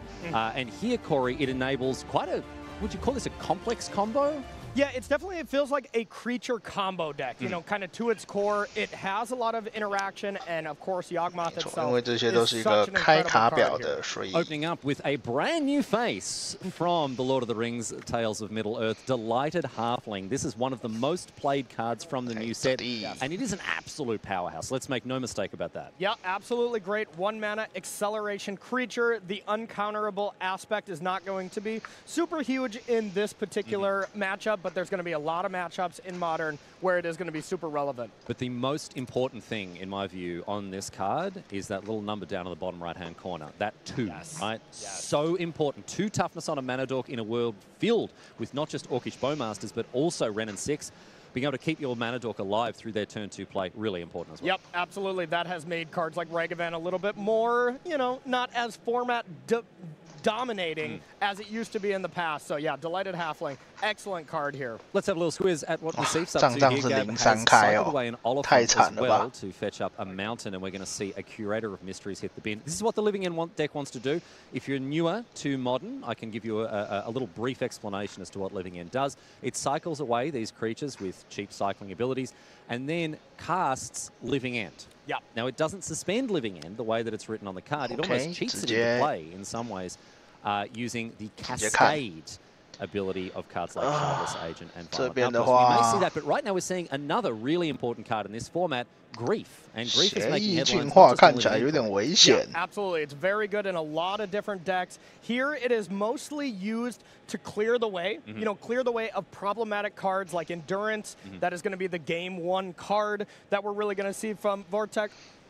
这也是看对面是Living End才敢接这种一地洗手吧。And then when it comes back into play, you can hit some of the more powerful creatures like Yawgmoth on the second time it's coming around. So, yeah, Gabriel Nassif is just trying to line up a bunch of creatures in the yard and then cast either Violent Outburst or Shardless Agent, living end those creatures back, and we do already see it in hand. So that's a good start here for Nassif, a bit of early disruption. 蛮容易的。 And it looks like there's really no interaction. Vortex has 2 Endurance. You know, there's only 2 of the card, but you do have a bunch of Quarter Callings, Evolution, stuff like that. And it looks like it's just Jam and hope Nassif does not have it. Well, there's some bad news because Nassif not only has it, has both options here available. And most of the time you just get Shardless Agent because you get that extra body attached to it. Exactly right. The agent, weirdly enough, it's such a weird, like for people who know Living End, of course, no worries, but the Shardless Agent doesn't get hit, but there are no cards that cost 3 or fewer than 3 mana, right? Yeah. What's the I want to listen to this. And go like 1 past my Living Ends. This is a Pro Tour Hall of Famer just having a chat with a judge about what happens if he stuffs up his Cascade trigger. I mean, because it happens. 他就很怕嘛，不小心看到下一张，等下又被记一个警告这么多把，不小心2个警告就判败，我就慢慢翻又不会怎么样。Yeah, but he didn't call a judge, Corey. He's chatting while he's resolving his triggers. Well, a judge is there. A judge is there. Anyway, we've got the Living End, so away go the 3 creatures here for Wojtek, unfortunately for him. But we now see the Grief trigger as well as going to pick something out, the Gilded Goose, the pick. And now, Nassif, look, this is just what Living End wants to do, right? He's just put 4 billion power into play with a 3-drop that he casts. 正边局这样子真的是 没什么想法，说实在的。 This was game number 2, I should say. And this is where things get really interesting. Yeah, so Living End is one of the best Game 1 decks out there. You know, this is similar to 背牌就不好说了， where there's a lot of hate cards coming in. You know, you have different hate cards as far as cards that interact with the graveyard, like Endurance, but you also have one of the most popular cards being played this entire weekend, Chalice of the Void, to just play on 0, you will be able to counter those Cascade living end effects without any problem. So Nassif would have to deal with that first and then Cascade into the living end. So that is the game where Nassif is supposed to, quote unquote, kind of always win. And now these two post-board games get a little trickier. It's really important to note that Living End has a ridiculous game 1 win percentage, but it is a deck that, I'm not going to say it's easy to hate out, but there, in the sense that hate always works against it. But there are lots and lots of options, and you can attack it from many different angles. So right now, we're going to see a Grief open up the proceedings for Nassif. He looks very, very happy to Wojtek's hand whenever he can. Nassif's hand looks great, right? This is something we should discuss while this Grief trigger resolves here, Corey. The fact that Living End now plays like 14, 15 lands because of these new cyclers from the Lord of the Rings Tales of Middle-earth. Yeah, absolutely. Normally you'd play kind of the normal amount of lands. 这边如果掉狼是可以让Living End挖上来会轻松一点，不用遇到医生。 like we kind of see in Limited, you're able to get these dual lands to fix your mana even better because, well, at the end of the day, Living End is a 3-color deck where if you draw too many Steam Vents or something like that, you're going to struggle. But with the help from these cyclers, the deck is more consistent. It does kind of the same thing over and over. And if we look at kind of the sideboard of most Living End decks, all it is just anti-hate cards. You know, so it's just ways to deal with your opponent's hate cards. There's 2 proactive cards. 不想要等下就会莫名其妙的Living End玩就被组合技完成，那样也是很痛苦。Ingatua, Foundation Breaker, Force of Vigor, these are the cards that this deck has to play. It can't just play like Disenchant. Because then the Living End plan doesn't work. The Cascade into that would be a disaster.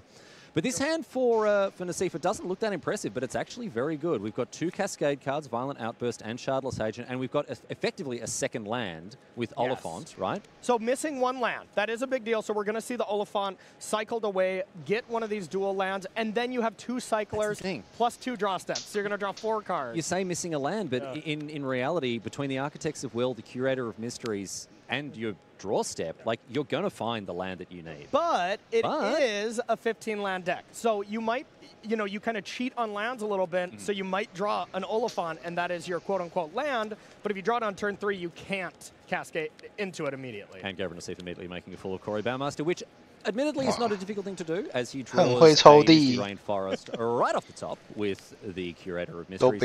So the French Hall of Famer, I would say at this point, well and truly in the driver's seat. Yes, absolutely. And now it is, the pressure's on for Yawgmoth to always kind of do the Yawgmoth thing, start sending a bunch of creatures, or find some or endurance.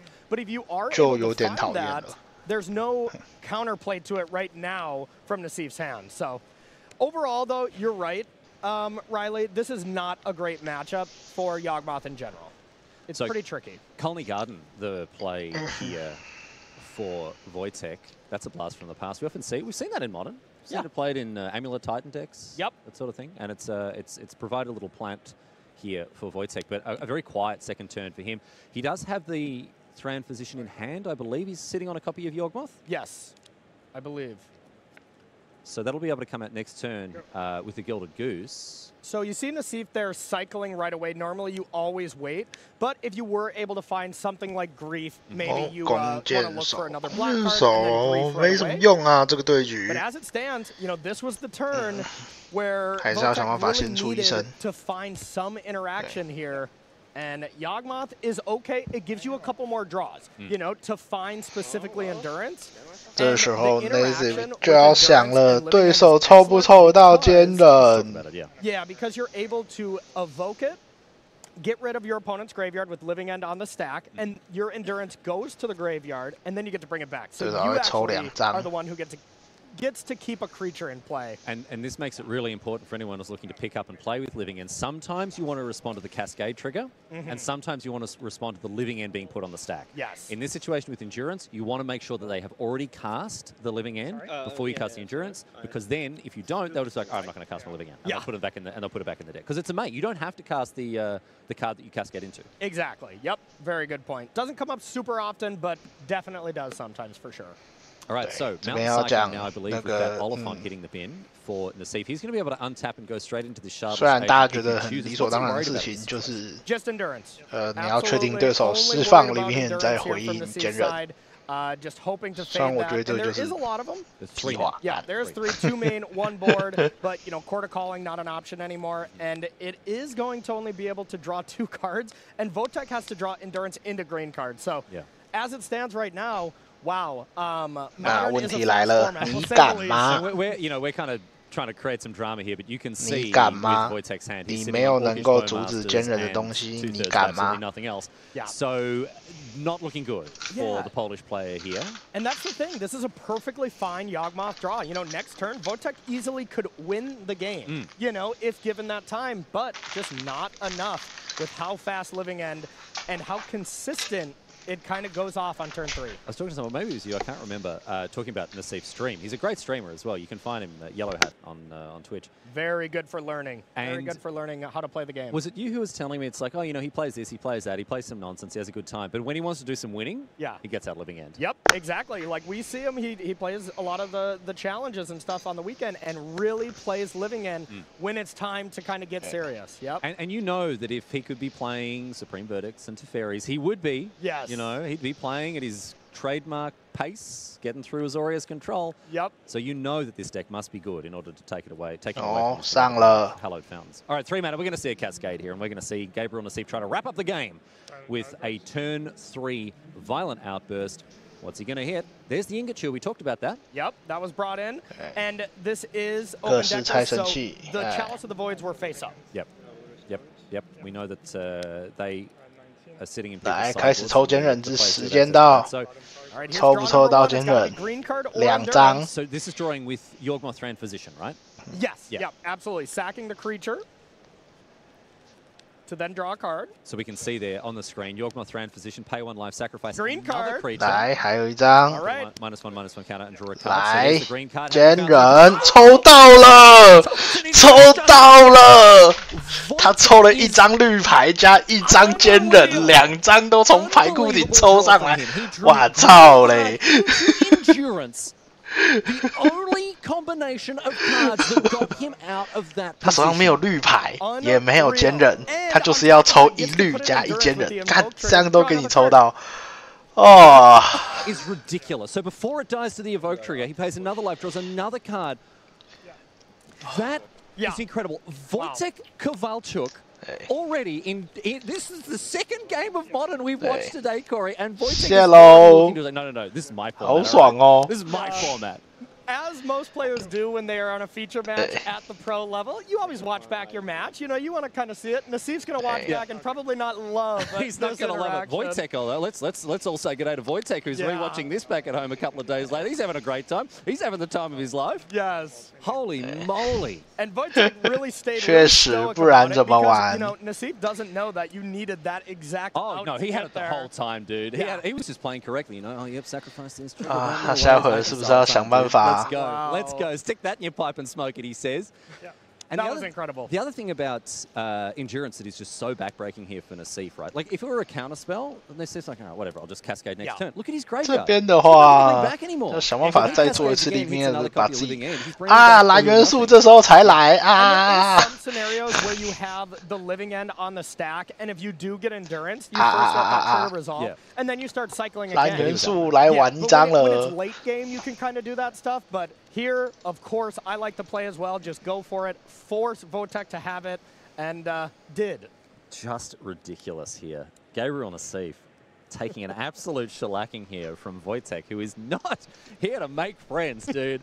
Ripping the green card and the Endurance. What a series of draws for him. Yeah, we'll have to get Frank to type up the odds on that one, because that was... the steam will be coming off his calculator as we speak as he figures that one out. Holy moly. All right, let's have a look at what's in Nassif's hand. Let's see if he's got any more business. He's got that Shardless Agent. He's got an Oliphant, so he can put something in the bin. Subtlety and Force of Negation here. The other cards that typically you're wanting to use to protect what you're doing rather than playing them reactively. So Nassif, not the best spot right now. Yeah, not the best at all. And honestly, Force of Negation is a card that I'm kind of surprised it's even left in. There's only Quarter Calling and Eldritch Evolution as your targets. You do, of course, have those 2 Chalice of the Voids that you can hit. but that really puts the pressure on you to have it right away, because Chalice you immediately cast. You know, there's some thought to playing around Foundation Breaker and maybe holding it for a little bit later to play the Chalice, but most of the time you just jam it, have the least amount of chance of Nassif having force. All right, well, both of these cards now are going to be deployed here as we see the subtlety cast with the force. Yep. 要不要回应神早地 That's an Orcish Bowmasters hanging out there. That's still on the stack, or it's. I think Wojtek is considering whether to put it on top or below deck. Yep, exactly. And the one nice thing that I would do here with a fetch land in play is put it on top, and you can always change your mind. Yeah. You can always sacrifice the land and shuffle it away later if you want, depending on how it works. But Riley, even look at this. As it's standing right now, you know, Nassif is at 10, so a little bit of a precarious life total. But as it stands, you can just cycle Oliphant and then that Shardless Agent. Yeah. It's still going to deal with the creatures. You're going to have to deal with Yawgmoth coming back, but you're still going to get a nice little battlefield from Nassif's side and still be in this game, even though we had this crazy interaction. He has to do something. He's on 5, right? Like, he has to do something here. So cycles away the Oliphant. I bet he wishes that weren't an Oliphant. Yeah. Right now, like he would have take basically any other cycler there because he would want to cycle into another cycler. Yeah, anytime you have the prerequisite amount of mana, you really don't, you know, necessarily want these. But it still goes to show just how powerful 这样子好像还有解，好像还有 Mountain in his hand, Nassif would be, you know, very bad. Like 这边 really, 只要 really 不要 bad 吃 spot. 第二张坚韧。 And he's bringing back the subtlety as well. So this actually isn't the worst living end here if Nassif decides to go for it. So far, you know, we still have a draw step here. We could chain together a couple of cyclers and really start, you know, getting more stuff here. Prismatic command or Prismari command, not exactly what you wanted here. 这个没什么用。 Prismari command isn't going to aid him too much, but again, another 再 really 出一 key 张 card post board, the shatter effect to destroy Chalice, and also the looting effect, right? Draw 2, discard 2. Really useful way to make sure the graveyard's nice and full while enacting your game plan. 3 mana. Now we're going to see Shardless Agent, I imagine, a transplant from Legacy, a Legacy staple for a long time before it made the jump to Modern Horizons 2. And now Nassif going through the motions and going to flip a living end. 这样他场上会有3只生物，队友场会有1只幼狼跟1只医生。 The Young Wolf comes back. 然后可以回合结束找树林乔木。 I think it comes back, right? I know the Living End exiles cards from the graveyard, but not from the battlefield. You sacrifice them. Sacrifice them. Yep, absolutely. So we'll get the Young Wolf back and Yawgmoth here. So that's a good start. That's a really good start. Then all you really need is one more Young Wolf, and now you can draw a card for each life you have as long as you're kind of ahead on the battlefield. That's going to mean a lot of cards being drawn. From what we saw, I don't believe we have a ton of action in hand. 这边母生树有什么意义吗？ Yes. No, I don't think so. It's just beside you and another 生一个食物 land. 单纯的生一个食物。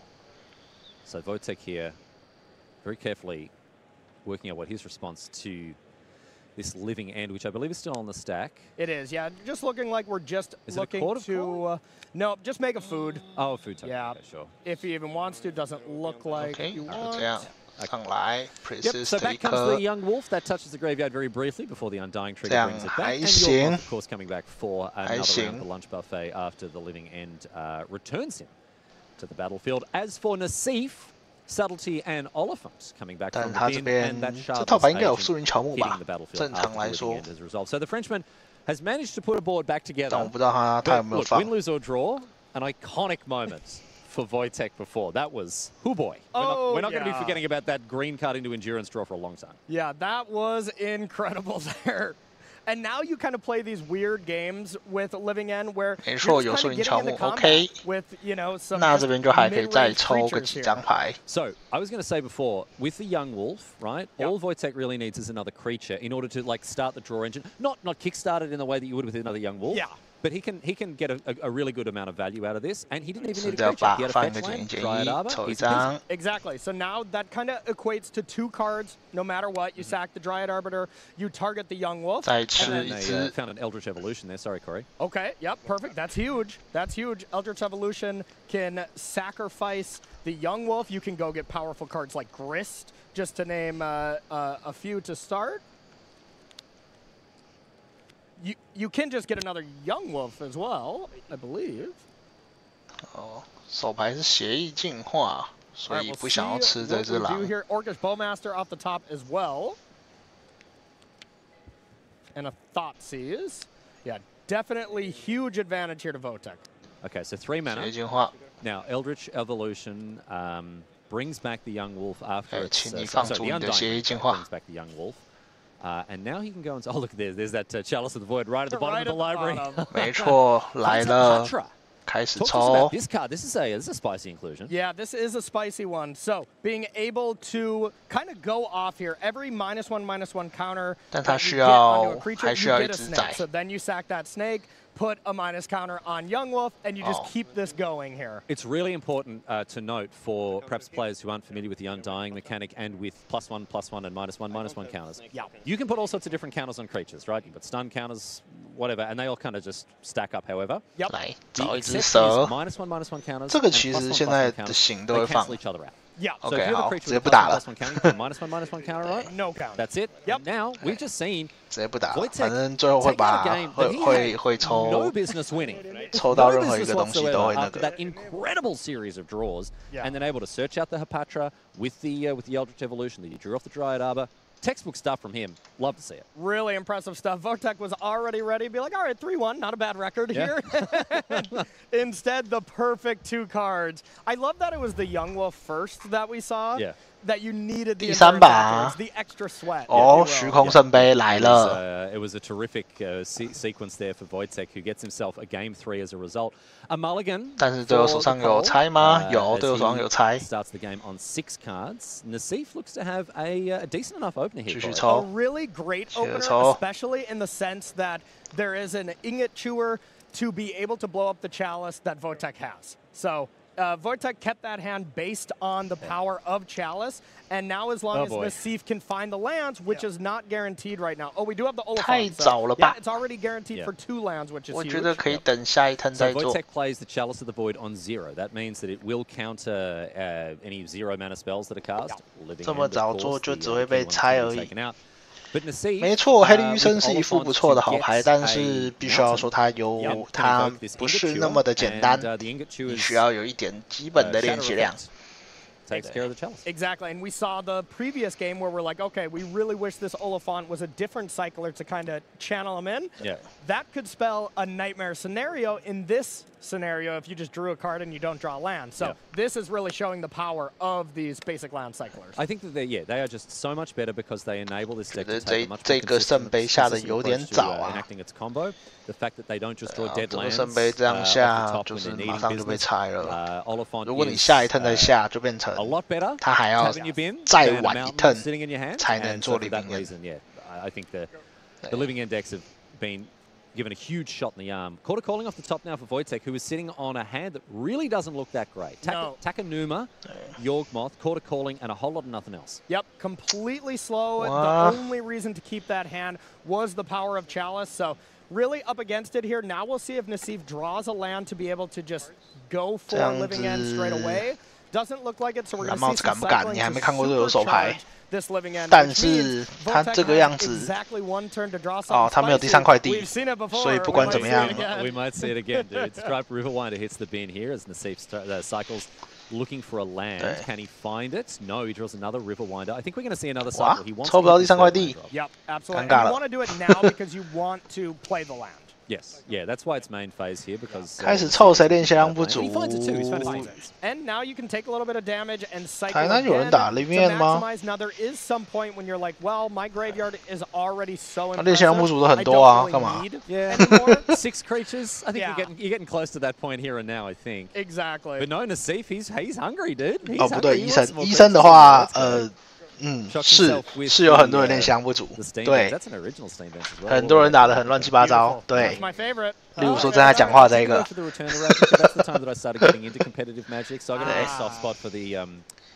我也没有打得很好，说实在的，我觉得我没有打得很好。 Look, all of them are classics. 而且廖博逊的那副牌里面居然没有那一只黑绿的蛇，太夸张了，那个很重要呢。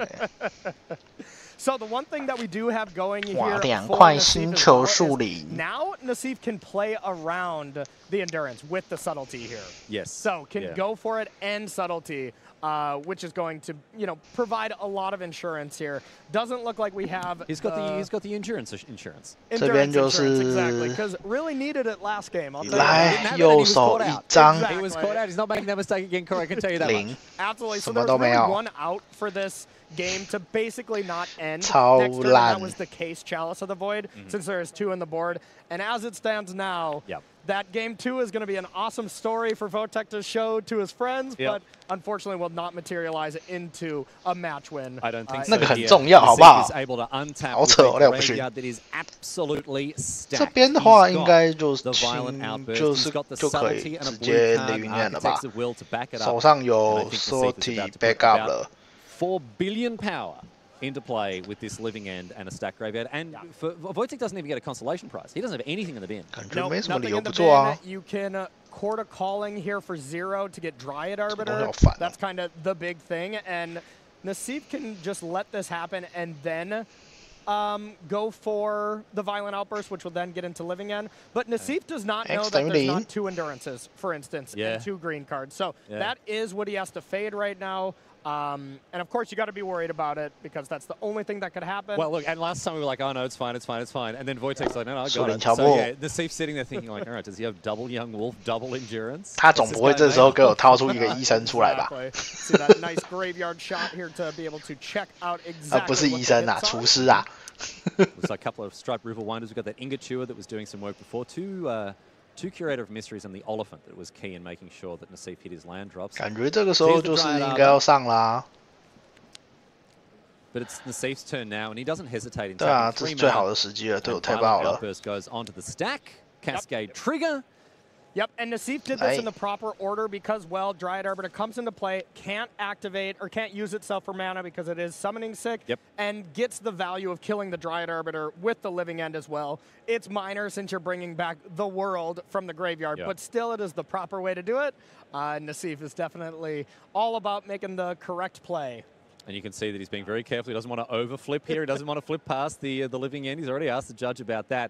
But it's only a matter of time before he hits the namesake card of this deck, Living End, onto the stack here. 释放Living End成功了， forced to let that card 对手点头了。 And Gabriel Nassif, oh, we are going to need to 那你要怎么对付这一排 here to figure out exactly 凶狠 exactly 强 how 劲 much 吧？ The numbers go this high, dude. I don't believe they do. No. Nope, absolutely too far. 手牌 And, 下 I 地 mean, half these 拜拜 creatures have hexproof, like it just becomes It's too not much. happening. 这手牌 Listen, I 真 want 的 to take a 是 moment 啊 to salute Wojtek Kowalczuk for giving us 我觉得那个虚空射门下的太早 What 了 a game 2然 from him. 后 But 搞 at 不 the 好 end 这 of 手 the 牌根本 day, 就不应 there 该 is no 接。 shame in going down to a 不知 player 道 of the caliber of Gabriel Nassif, the French Hall of Famer, winning a game 但 that 是没错， boy, 里 a 面 match 就是 that 如 Corey 此 that I 的 think will 强。 live very long in the memory. That was a pleasure to watch and a pleasure to have your company as well as we get stuck into Modern.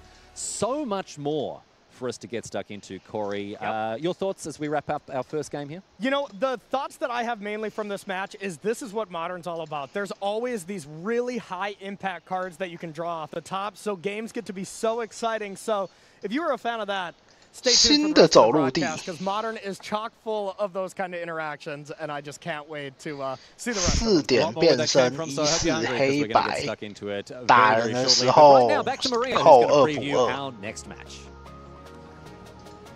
Hey everybody, don't go anywhere. Coming up next, we have Min Yang Chen 4 versus 点叫 Yuki 3 Ishikawa. 4 That's 飞 Team Rhinos versus 4-color 进场的时候选1到10一个数字。 Another one of the cascade decks in the format, trying to use Shardless 如果对方 cast 一个有那个数字的法力、力量或防御，要扣2滴血，然后你抽1张牌。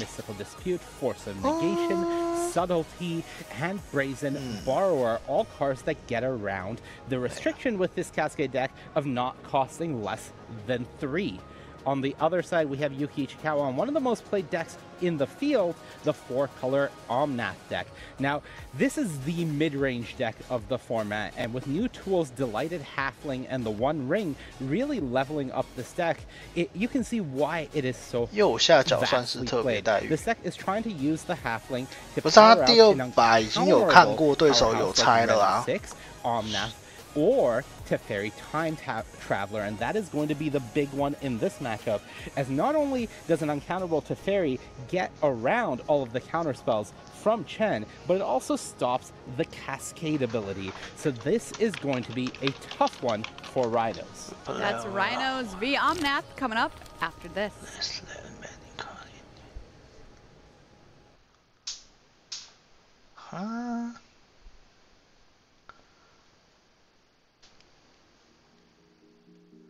哦，当你要付血支付费用的时候，你可以用牌库顶支付。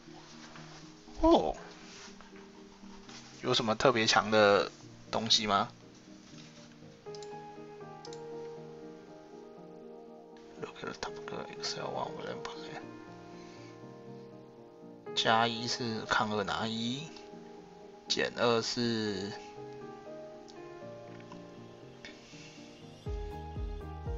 站阶开始时候，如果东西要被放逐，放+1上去，减7 Excel x square x times the total number of you on Excel。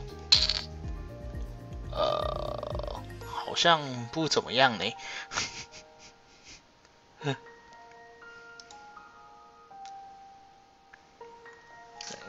2点叫22进场升1个食物。3点目标非生物神器变44，然后2点横置牺牲吃掉，干，真是个姜饼人。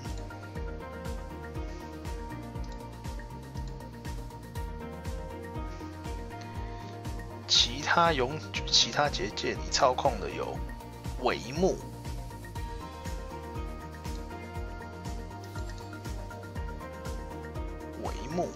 这是重印牌吧？哦，好奇，WNC 哦，对，这些都是重印牌。密点牌。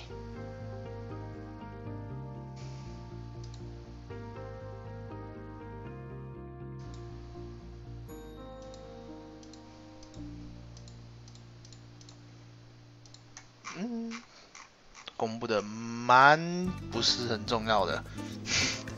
Hello, everyone, and welcome back to Barcelona here for Pro Tour, the Lord of the Rings continued coverage from our feature match area. Riley Knight joined by Corey Baumeister, and it's great. 哇，菜鸟卖桌布卖2500，好便宜哦。Explore the modern format for the first time in a very long time on Magic's biggest stage. Corey, we've just seen Gabriel Nassif take out Wojtek Kowalczyk.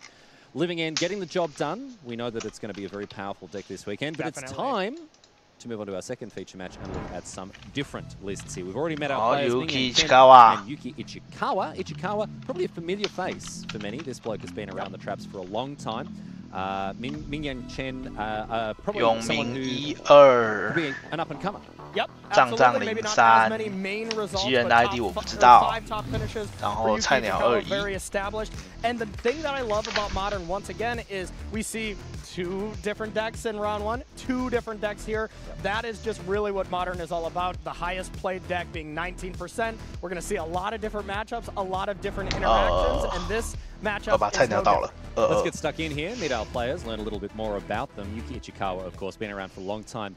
5 top finishes, over $183,000 in prize money, and he was the Innistrad champion as well. Golgari Food, remember that? He got it done, man. That was a good one. He got it done. On the other side of the table, Mingyang Chen won at a regional championship in China. And we're getting stuck in here. Both of these players playing brand new cards. Lord of the Rings, Sailor Middle Earth. It is making its presence felt in Modern. So here's the big thing. Yuki has an absolutely overpowered draw if you can go Delighted Halfling into Teferi Time Reveler against the Cascade deck. That's exactly what you want to be doing. Chen's going to have a really force thing if you have fire, which it is there. That is a must. 差点就要被2回太妃力打得不要不要的。 Has a very similar game plan to Living End, right? It doesn't cycle creatures into the bin, but it still looks to resolve Cascade spells. These are typically, as we've seen before, cards like Shardless Agent. Some of these decks are even playing Exalted the 谁跟你说03就倒地的？这是 PT 第一天打8局4-4都可以进 Day2，而且你第2天拿10胜，你就有下第3次的 Q。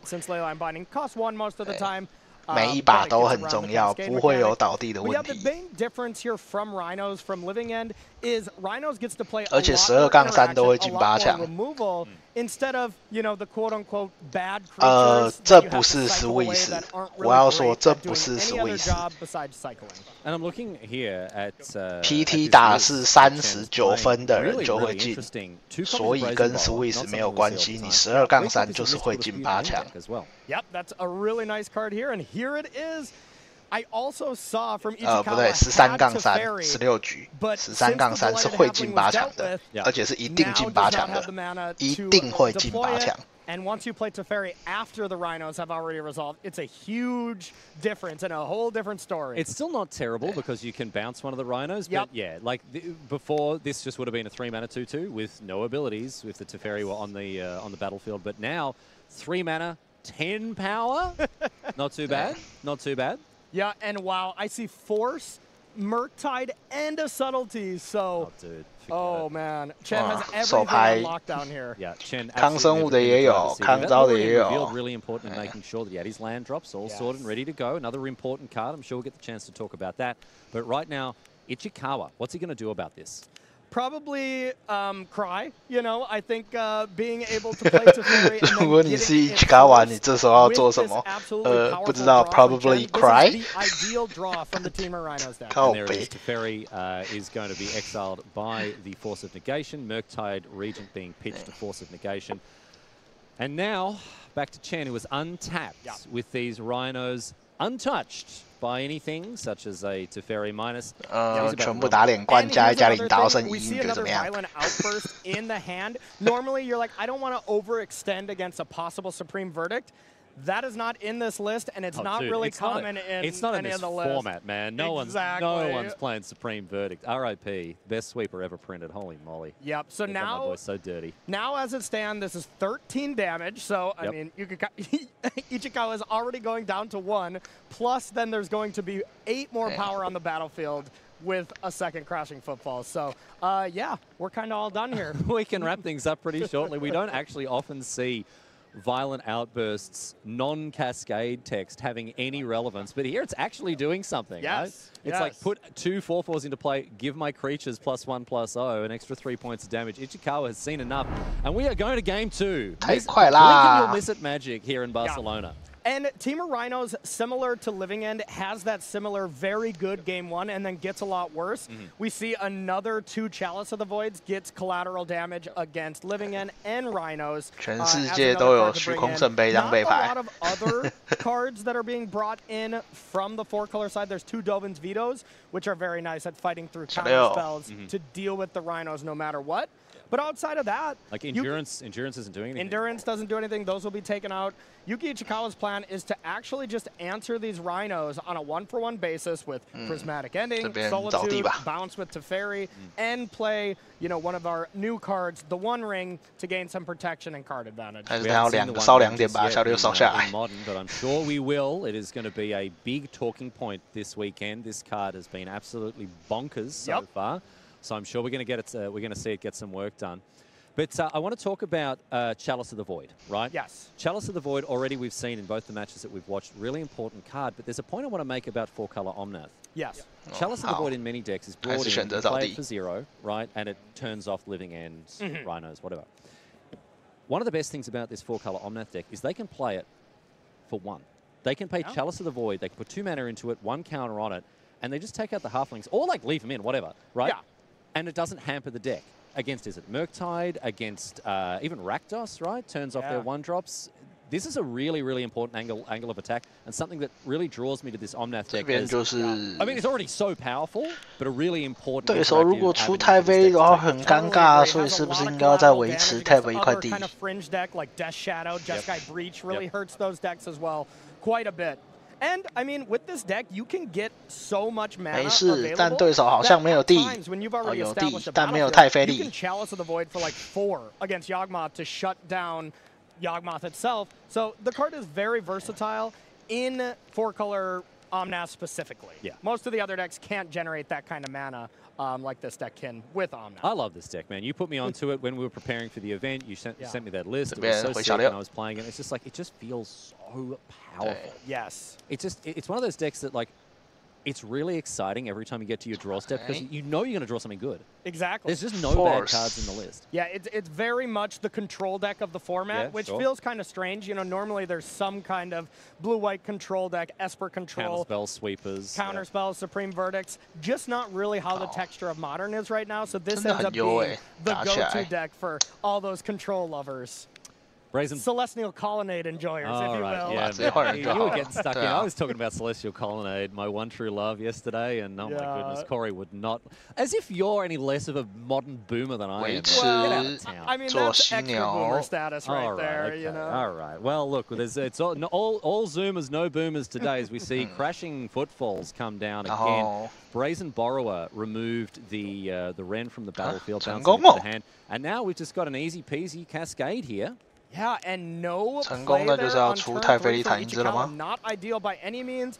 Fetching the land, we could have an Omnath available here as a blocker. Not ideal. Omnath you really want to cast when you can then play a fetch land. Yeah. Because even in matchups like this, where you're not necessarily needing the mana, if you just need to buy time, you can go fetch land, gain 4, say go, crack, put a land into play, gain 4. You know, and that stabilizes against the Rhinos. 他都在你维持住， 脸上就是有一个 force。 Think about what he's actually going to cast. I suspect it'll be an Omnath, but there are actually a number of lines you can take with Omnath that are really important. 我觉得直接背头跟他对抗就好了。 Omnath is it's Teferi instead. Okay. There's the force again. Oh my goodness, forget it. Holy moly, you just cannot get a Teferi on the battlefield for love nor money. Yeah. So instead, Fury evoked with that Ren and 6 that was bounced. That's going to remove one of the Rhinos here, but Ichikawa would have been hoping to get rid of both of them. Yeah, and these decks in the past have kind of run that ephemerate trick where you can really kind of go crazy with these evoke cards, but no longer in the deck, not really needed. They do play more like a control deck. It's got another violent outburst here. Is that good? Yeah, it's pretty good, Corey. I'd say, in my expert opinion, I'd say it's pretty good. 巡水兽 Another crashing footfall. 没错，大家都有的好背牌。 Chen in well and truly in the drive. 专拿来杀你那个整天只会喊加太菲利。 Yep. In for 5. And look at the pace that Chen's playing. I love the confidence. I love the confidence that this guy is sitting with. Absolutely, and there we go. That is one card that can protect in this scenario. Here are the really popular play patterns with this deck. All right, hit it. First, play the One Ring, gain protection, draw a card. Yep. Untap, draw 2, and be like, okay, now look at your hand. Do I have the ability to then maintain the battlefield? If you do, great. The game continues. 我看到那个有人放那个伤害加倍，然后本回的伤害部分被防止，专门拿来打戒指，就蹦蹦啊，就死了。But one thing about the One Ring in a 4-color Omnath, you really need to gain life to prevent it from, you know, killing you. Teferi can bounce it, which helps a lot, but for the most part, you know, you need to keep the ring around for quite a while until you gain a lot of card advantage. And this is what I wanted to talk about as we see Ice tap down that breeding pool by the look of things. Yep. One of the really important things about Omnath in this list is that it is a repeatable, manaless way to gain a ton of life. And there are a bunch of different ways that different decks approach to dealing with the burden counters on the ring. Yep. But a lot of the time, the Omnath deck can just outrace it. Yes, it absolutely can. It 100% can. Gaining 8 life a turn starter with the play pattern that you talked about before, Corey. A fetch land on my turn, crack it on your turn. That's 7 life. And you can race. I suppose it's weird to talk about racing your own cards, but that's one of the things that Omnath can do with the One Ring. Yep, 100%. And when you're drawing that many cards, the nice thing with this 4-color Omnath deck is you draw these free spells. Yeah, the pitch So, cards, yeah, you can just have some turns where you cast 3-4 spells off 4 mana.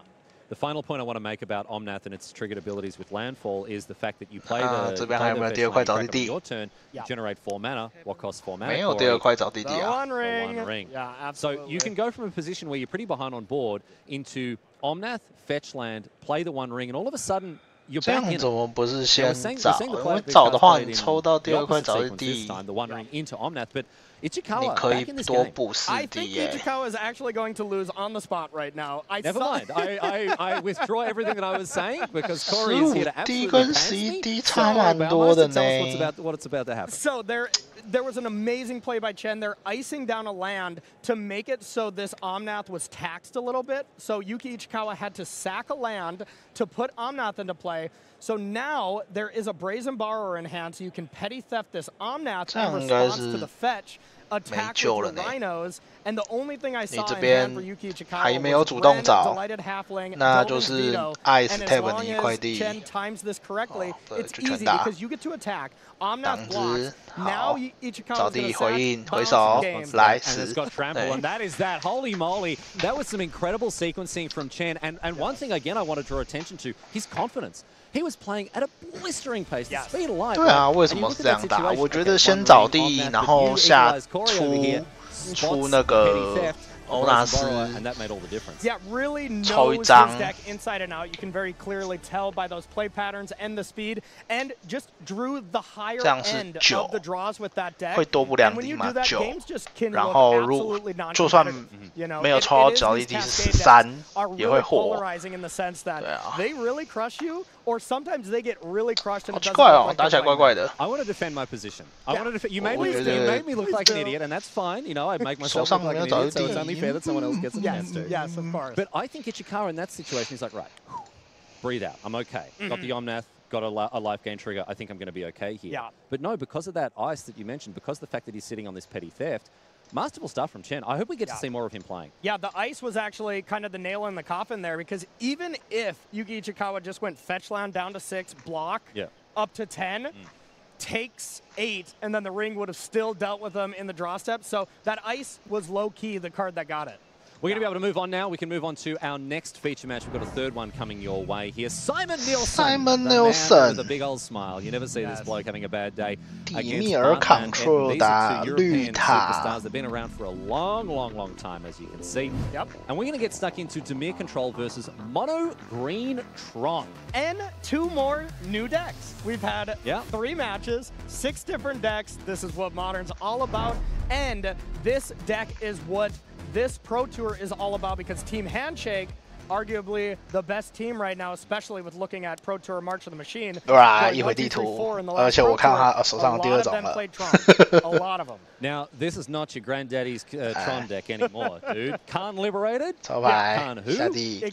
That's a one-up. It's Khan the Great Creator now. Exactly. It's all about the 4-drop Khan. Khan Liberated has been a mainstay of Tron for about 10 million years. Yeah. But now it's all about that Khan Wish. Yeah, and here's a new addition to the deck that we haven't seen a lot, Urza's Saga. For sure. Something we don't see very much at all. I mean, here's another new card. We have the Golgari Talisman. Really cool stuff here.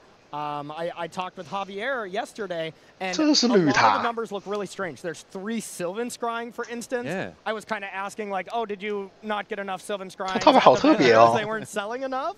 Like, that's a card you would just automatically think 我们来看一下 that 套 this 牌 is 长 what 怎 is 样 in Tron. 啊，套牌好 What he was 特 saying 别 is, 哦。 when they were building Tron, the one thing they said is, forget everything we've known about it and start looking at the deck in a different light. And they came up with a really unique deck that, of course, still plays the core. 4 of each is a land, and some bigger colorless stuff, but some of the minute details is a lot different. It's kind of the same as Living End, right? Like Living End is enacting the same 有 game 2 plan. 张克萨传 Living End, put a bunch 3 张 of 肢 the 解 way that they do that has changed. 森林占卜只有3张。 Tron is trying to do the same thing on one axis, right? It's trying to get 3 lands into play that tap for 7 mana. Yeah. But what it does with that mana is now very different. Cedric was making the point to us earlier today that it's an 8 mana deck now. It's not a 7 mana deck. You know, it plays Khan and then something out of the board. It plays Cityscape Leveler, whatever it's trying to do.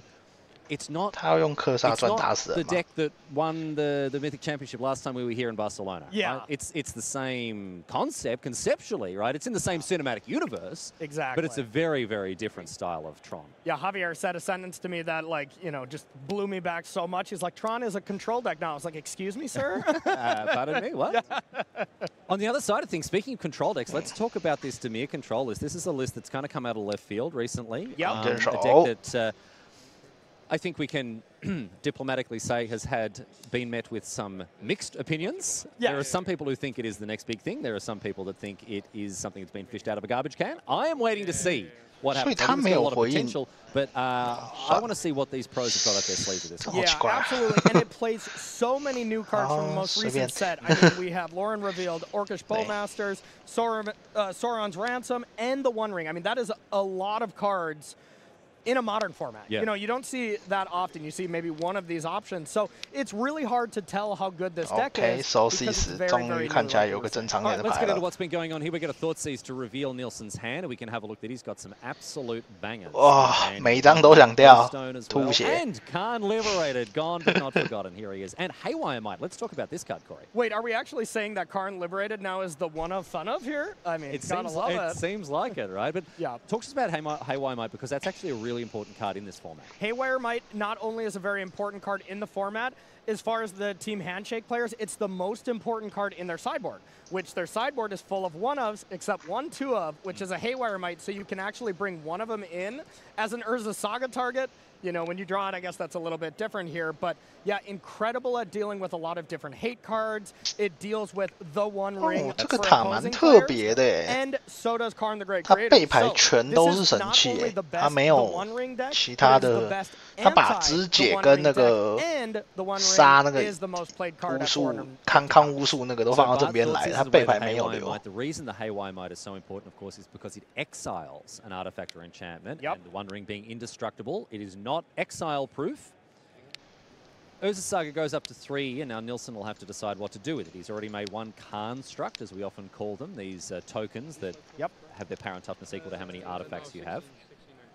And you do get to decide before you draw, which is very helpful in this deck. You know, let's say we just peel off Urza's Mine here, which is going to complete the trifecta here of Urza lands. Then, of course, you're like, yeah, I don't really mind doing an Urza Saga here. But if you don't draw a land, now Simon has to make a real decision here whether or not you want to use that Urza Saga mana to sack the map and accomplish Tron, which it looks like Simon's going for, or make another creature.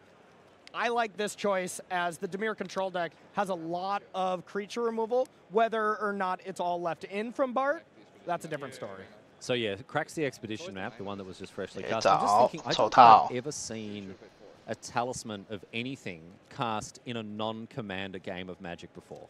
Yeah, not really. Like, I presume this card was legal in Standard or some ancient format 10,000 years ago, but I've actually never seen a mana rock like this cast in a game of competitive constructive Magic, right? It's always, it's just a Commander All-Star, of course, like all the 2-drop mana rocks are. Yeah, not exactly a staple here. And it is a one-of as well, so they really finessed the numbers on this one. It's highly scientific. Highly scientific. Right, 就 so 被康了， the 想 One 起来 Ring 是理 is 所 put 当 on the 然 stack, 的。 but unfortunately for 不 Simon, 重 it 要 is 的 sent straight to the bin with a counter 这个 spell. 加一攻， And instead, Simon's going to have to satisfy a, well, get an O-Stone out instead to satisfy his mana requirements for this turn. Boost the power of the construct, and I gotta say, my favorite counterspell art as well. Beautiful. Look at that. Yeah, you really are. Oh, I love it. It's Beautiful gorgeous. counter Jace spell. versus Chandra dual decks one, the one where Jace is kind of like sweeping his arm out through the fire. Oh, Looks yeah, sick, dude. that one is great as It's well. really Big fan. All right, back over to Bart now, who's playing this new Dimir control list. A list that, if you are a control enjoyer, 继续换背牌， very much 继续 recommend 找来 getting 打 your eyes on because it's got some spice, dude. It's got some real spice in there. 下回要面对重获自由的卡恩。 As Garfield intended. You know it. And yeah, of course, Simon had quite the year and did very well at Pro Tour March of the Machine, making it to the top 4. Bart also had an extremely good Pro Tour March of the Machine to re-qualify for this event as well. Also, the 2022 Mox Season 3 winner.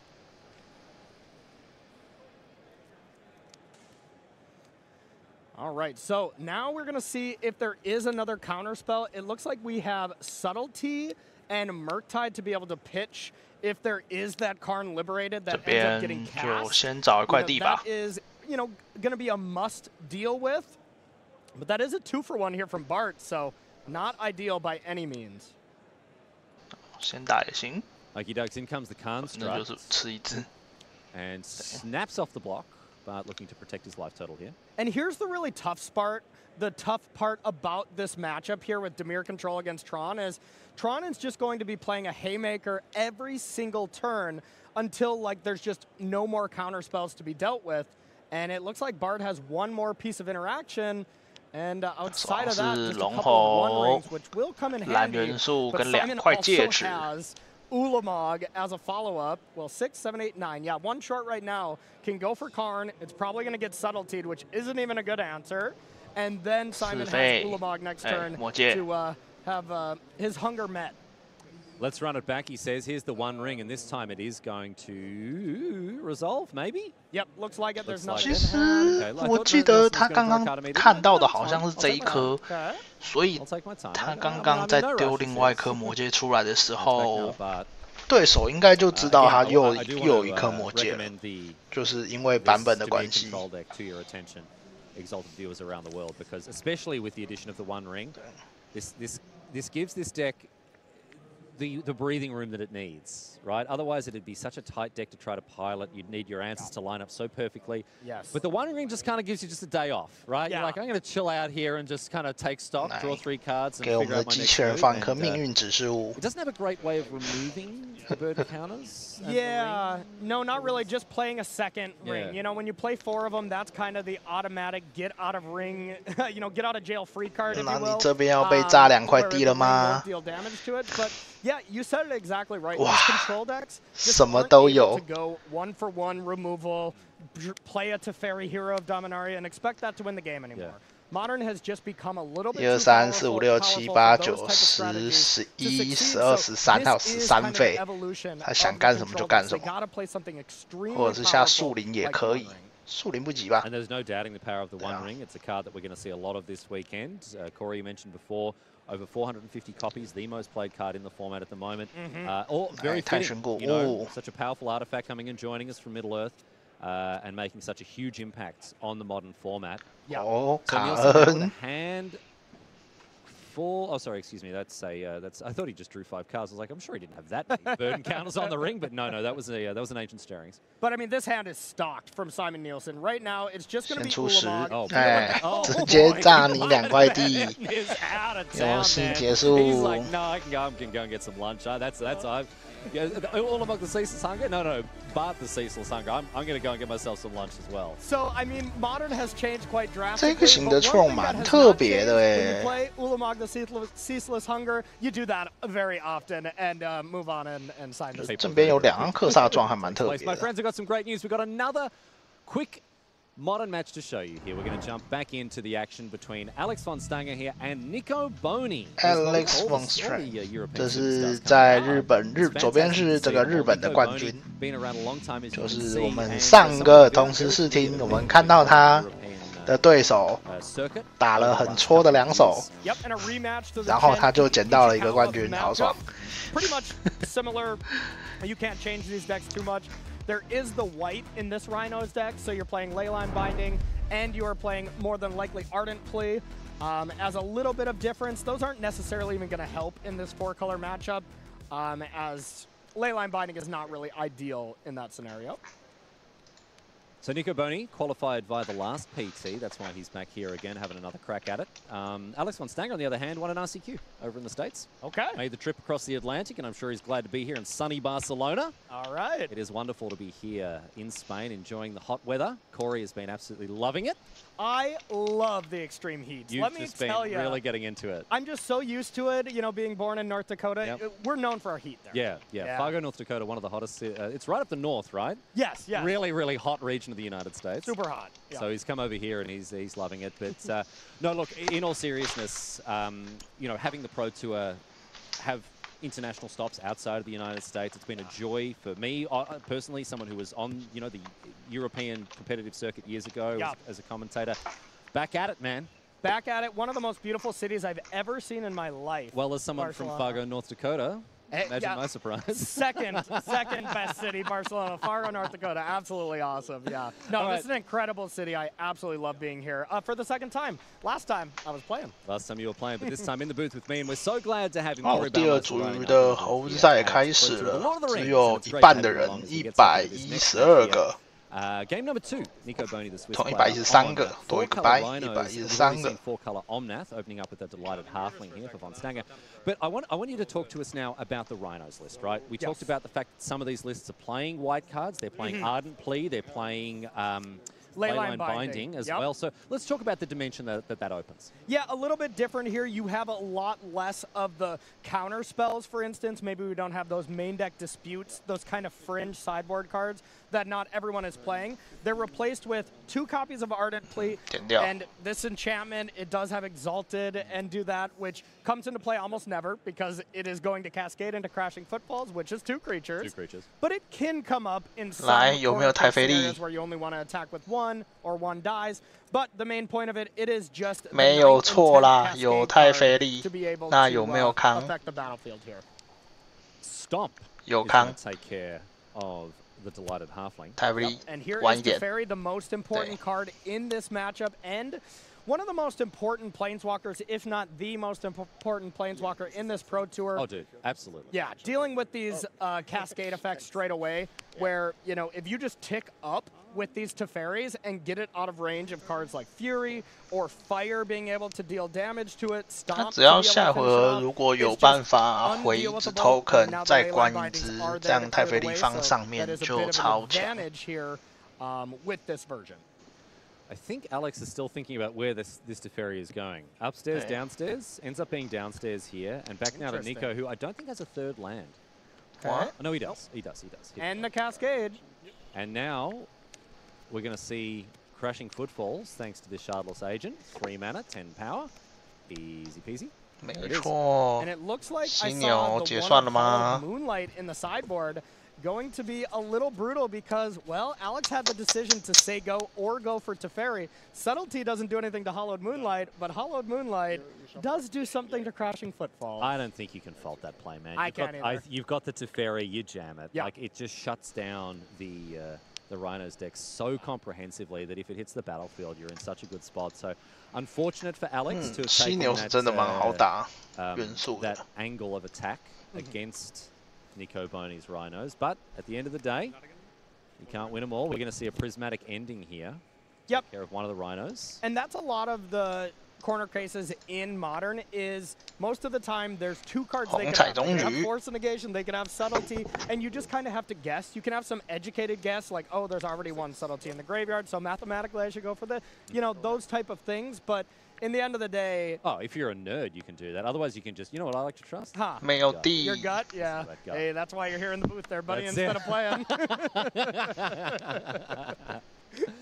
All right, let's see what Nico's going to do to defend his position. He's got that Subtlety in hand, which is going to be very nice. Fire Ice as well.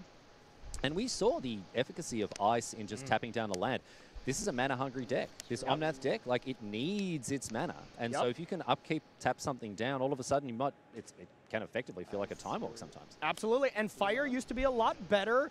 Yeah, and here we go. We see another Ice. Fire used to be a lot better when Regavan was a bit of a bigger player, but that card definitely lost a lot of stock, even though it's one of, if not the most powerful 1-drop maybe ever printed. But with Orcish Bowmaster and Ren, like you were making a point to earlier, that card amount has declined.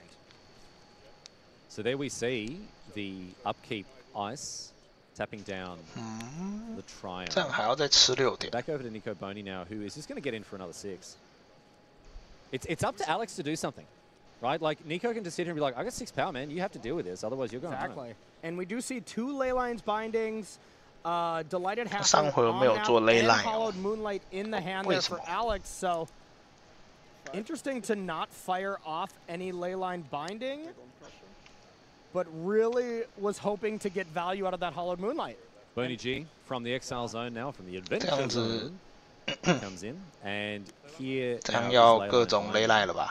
and here's another scenario where you can look, be like, wow, you should have did that earlier because, you know, they didn't cast the Cascade thing. Well, Nico had it. Nico had the Cascade, so if Alex went for this line before damage, all of a sudden you're dealing with 10 power here instead of, or excuse me, only 8 because it's a Violent Outburst instead of a Shardless Agent. But still, you know, Nico had both options and played around whichever scenario Alex went for. Yep. 码头，然后下地 backup 一张。 And we had another look. Alex there had a quick read of Bone Crusher Giant to make sure that he wasn't going to take 2 from it when he cast his Leyline Binding. It doesn't. 现在问题就是有没有办法控住。 Yep.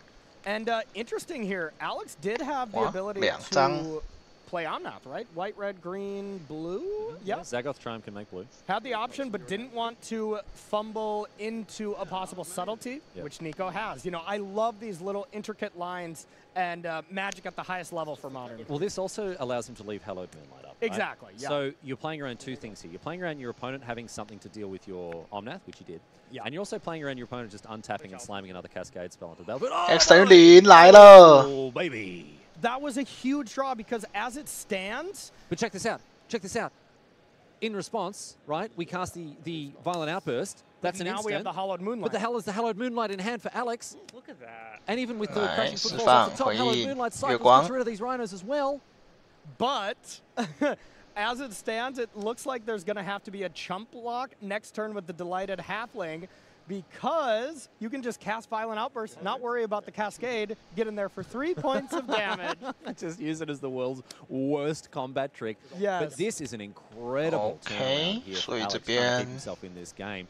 Chalice on 0, Hallowed Moonlight to prevent the Rhinos. So here it's going to be the very interesting scenario if Alex has the Soul Read to 1, not attack with this Delighted Halfling, and 2, to actually block here. If not, Nico is going to pick this up 2-0, and it's not very heads up by any means that you should block this. Mate, are we going to see Violent Outburst 下地出欧纳斯吗？ +0 combat trick on a 圣 single 一， creature 然后 for 被 lethal? 地脉束缚打死。 Moonlight to play Omnath and GG. subtlety to finish it off. And that's it. So we now have the Shardless Agent attacking across for lethal. Corey, that was an incredible match. Incredible game there to close out that match. That was really incredible because like at each stage of the game, there was like 6 different lines that each player could have taken. So you look at the end of the game and you're like, I really should have done that. I really should have done that.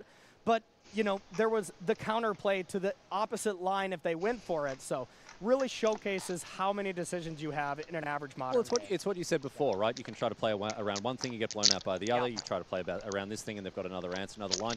Modern's a very intricate format. It's a decision-heavy format. It's a skill-testing format. And we've only just begun coverage of it for the weekend. We are so pleased you've chosen to join us here in Barcelona. We cannot wait to bring you more of Modern from Spain.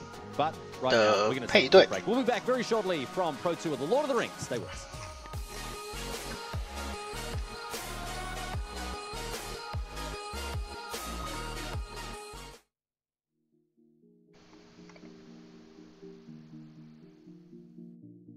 现在12分的欧纳斯纯黑、红黑犀牛、4色犀牛，这跟铁墨犀牛，他们为什么要分？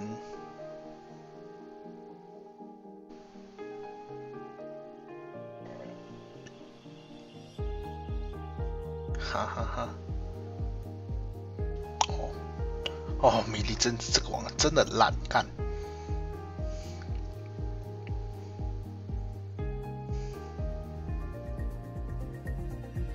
对。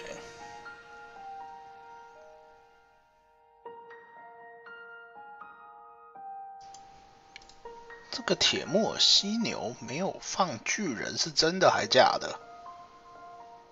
哇，他没有放巨人欸，好猛哦！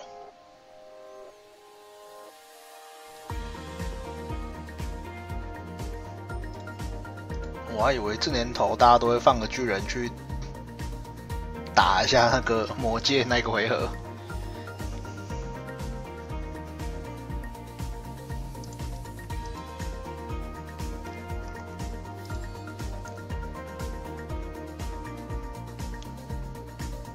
哦，这个是有白送威结界的，所以它是10张 Convoke 的型，不是 Convoke KSK 的、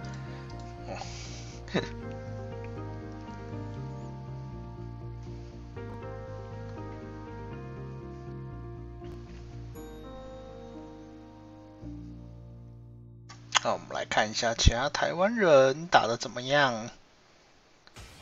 Maria, stop drafting! It's time to tell people about Magic events happening in August! Don't worry, games don't last long when Attack All is the only button you click.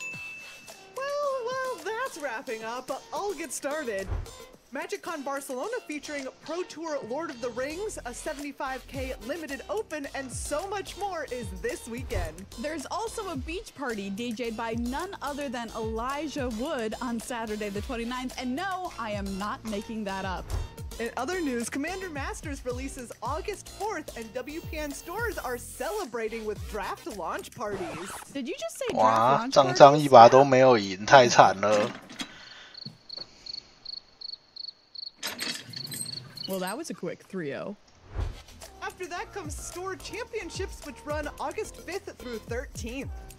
Plus, MagicCon Las Vegas badges are already starting to sell out, so get yours now. MC 没有太 Vegas 费 features 力 the 耶。 World Championship, a 100K limited open, and the grand finals of the cosplay contest. And that runs September 22nd through the 24th. 啊，那个再蹲一回合，他那个22打过来， Pre-release happening the last weekend 你 of 不挡就 September. 被那个加一加你打死，蛮好笑的。 I gotta go.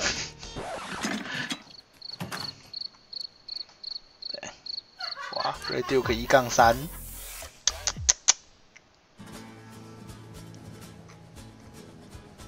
Hey, what's up, everybody? Welcome back to coverage of Pro Tour, the Lord of the Rings from Barcelona, Spain.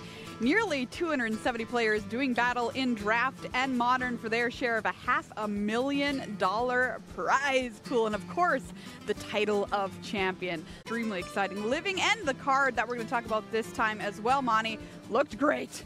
It really did in the hands of Hall of Famer Gavin, already qualified for the World Championship, continuing his great season, and this card just looked absolutely awesome, especially against the creature combo Yawgmoth deck. But Living End just did it all, and Gab really dominated that match. I looked over at Monty, I was like, I think I might be a Living End player now. A convert. I'm a true convert. Let's take a look at the leaderboard in just a second. Hey everybody, I'm Maria Berthaldi, Monty Devuti, and Will Hall here. Really, really exciting stuff. We'll show you the leaderboard in a minute, but first we've got Will with some more stories from the floor. Oh, I'm wrong. Standings, here they are. Don't listen to me. Here we go. We've got our undefeated players, all of them, with the exception of one draw player on our next slide. Monty, what stands out to you here? Yeah, Maria, down to 16 4-0s and some fan favorites still here with Christian Calcano up there at 4-0, Mark Tobiash at 4-0, Gab Nassif at 4-0, Simon Nielsen at 4-0. That's two players from Team Handshake here on this slide, with Zachary Keeney also up there. And pretty impressive start for these guys, though. We still have 4 more rounds to go, so anything can happen. All right, there you look at all of our undefeated players here in the field. Like I mentioned, Will, you've been talking to the players out on the floor. What do you reverse this time? A player at their first Pro Tour doing pretty well out of the draft portion. Yes, the one and only Jake Beardsley, and his first Pro Tour. I gave him an interview yesterday, but today is his birthday. So the first time he gets to play Pro Tour Magic is on his birthday. He managed to start today. 生日歌，今天我生日哦。 As well. Managed to open himself an Orcish Bowmaster and a Doors of Durin, cards you definitely want to see when you're in your first draft in your Pro Tour. And to add to that, that is a perfect Pro Tour memory from that man. Absolutely, and happy birthday to you. What a way to start off a Pro Tour, your first Pro Tour. Well, it's deck tech time, everybody. It's time for the first deck tech of the tournament. We've got Rakdos Evoke with David English, who has just been crushing these tournaments. 所以他刚刚是打了一个红黑的内战。 Hey everybody, I'm here with Team Handshake captain David Inglis running Rakdos Evoke this weekend. Why did you choose this deck? Yeah, with a format as wide open as Modern, you know, there's so many different decks you could run into. Really just trying to play a proactive deck that, you know, is aggressive, gets onto the board early, disrupts your opponents, and can just handle any deck that comes its way. And this deck is so extremely powerful. Let's talk about one of the hallmark cards of this deck, and that's Grief. What is this deck? What does this card do in this deck? Right, Grief is, you know, exactly what I just described. Is no matter what cards you're playing, your opponent's playing, you can always take them out of their hand with Grief. So it's just a really flexible, versatile, proactive answer. You can cheat it in turn one. You can hardcast it later in the game. So it's just really flexible, really proactive and disruptive. This card also seems mean, if I may say so myself. It seems a little rude, but also extremely powerful, as you mentioned. But it has a cool combo in this deck with cards like Undying Malice. Tell me about that.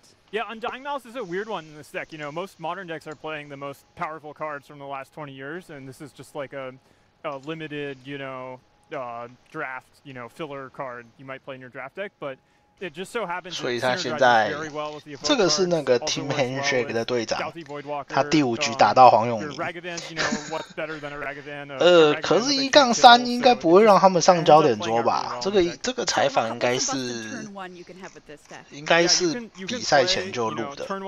Grief, evoke it, take their card, Undying Malice the Grief. Team Handshake 就是上次 PT 有3个进8强的队伍，然后 Nelson 也是隶属于 Team Handshake 的。Yeah, this card is just super flexible. 高手云集啊，就连约合让你一把都能3个进8强，完全没有被惩罚，跟鬼一样。You're stacking up the damage, stacking up your orc army, so it's just really versatile, great against everyone. Yeah, this card seems awesome. Another one I want to talk about is Douthie Voidwalker from Modern Horizons 2. Full 4 of in this deck, one of the newer cards, but you're the only deck really that plays this card. Why are you running it? Yeah, this is a unique one. It just so happens it synergizes very well with the deck. When you're playing Grief and Thoughtseize, you're taking cards from your opponent's hand. So if you have the Voidwalker in play, those cards get exiled, and you can steal them, steal your opponent's Ulamog, Emrakul, some of the most powerful cards in the format. It plays very well with Undying Malice. You cast Undying Malice, sacrifice it, get it back, steal their card, still have your 4/3. And this is going to sound silly, but a 3/2 with Shadow just hits hard. No one can block it. It's really hard to deal with. I've won so many games by just turning my Voidwalker sideways 5 times and getting them dead. How confident do you feel with your choice this deck this weekend? I feel really happy with this deck. It's been performing very well on Magic Online. It's just sort of the deck to beat in the format, and it's very powerful, very efficient, and not really any deck I'm scared to play against. So okay, well that sounds good. I mentioned at the top of this interview that you're the captain of Team Handshake. You all did really well at the last Pro Tour. How are you feeling going into this weekend? Yeah, we're stoked. A lot of us are already qualified for Worlds, and we're just trying to run up the scoreboard, get more people qualified for Worlds, and just keep riding the wave, enjoying the success. If anybody at home is taking a look at this Rakdos Evoke list saying, hey, this looks super powerful, do you have like one overarching tip for anybody playing this deck that they would like to take with them? Yeah, this deck is really tricky. You really want to be mulliganing to fast starts. You're really trying to leverage the power of the cards you have and deploying them as quickly as possible. So don't be afraid to mulligan to 6, 5, 4 until your hand looks really good. Are there any matchups you're worried about this weekend? I'm a little worried about the Rhinos deck. We weren't expecting it to be that popular, but it is a bit of a tricky matchup. They put 2 4/4s into play, which is tough to deal with and have a lot of disruption for your fast starts. So hoping to dodge that one, but really I'll play against anything. All right, David Inglis, this deck is so sweet. It seems like you can do it all. Rakdos Evoke, thank you so much and best of luck to you this weekend. Thank you. Thanks for that deck tech, David. All right, everybody, we're getting ready for round number 5 here at Pro Tour, the Lord of the Rings. Let's find out who will watch in our feature match area this round. Greg Orange, the Citrus Assassin, on 4-color control versus Jiantao Mo on Boros Burn. All right, both players currently undefeated. Let's get to know them. Greg Orange started playing 红烧，应该欧纳斯出来就随便打了吧。In Minneapolis, Minnesota, that was in 2018, and a master of playing control. So playing control strategy here this weekend. Then we have Jiantao Mo on Boros Burn, started playing in 2000, qualified at the MTG China Open in 2022. Pro Tour debut, starting out undefeated. Excellent Pro Tour start here. Says try different styles of decks and find one that's your type. That's what Modern is all about, isn't it, Monty? Tell me about these decks. Absolutely is. Well, different styles of decks. Maybe that doesn't quite apply to Greg. The man really plays one way, and that way is control. I talked to him at the players party. I asked him what he's playing. He's like, it's blue-white, because that's what he usually plays. He's like, well, I added some 4-color cards, and as you take a look at the deck, this is a different take on the 4-color on that deck. Some of the tools are there, Time Raveler on that, but what's missing is the Delighted Halfling.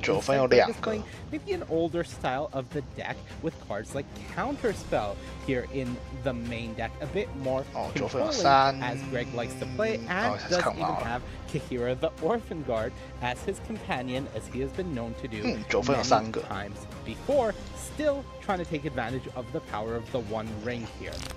On the 没 other 欧纳 side, 斯 we 超 do 难 take 打， a 但 look 有 at 欧纳斯就超好打、啊。 Mo's deck now, Boros Burn. This is a throwback.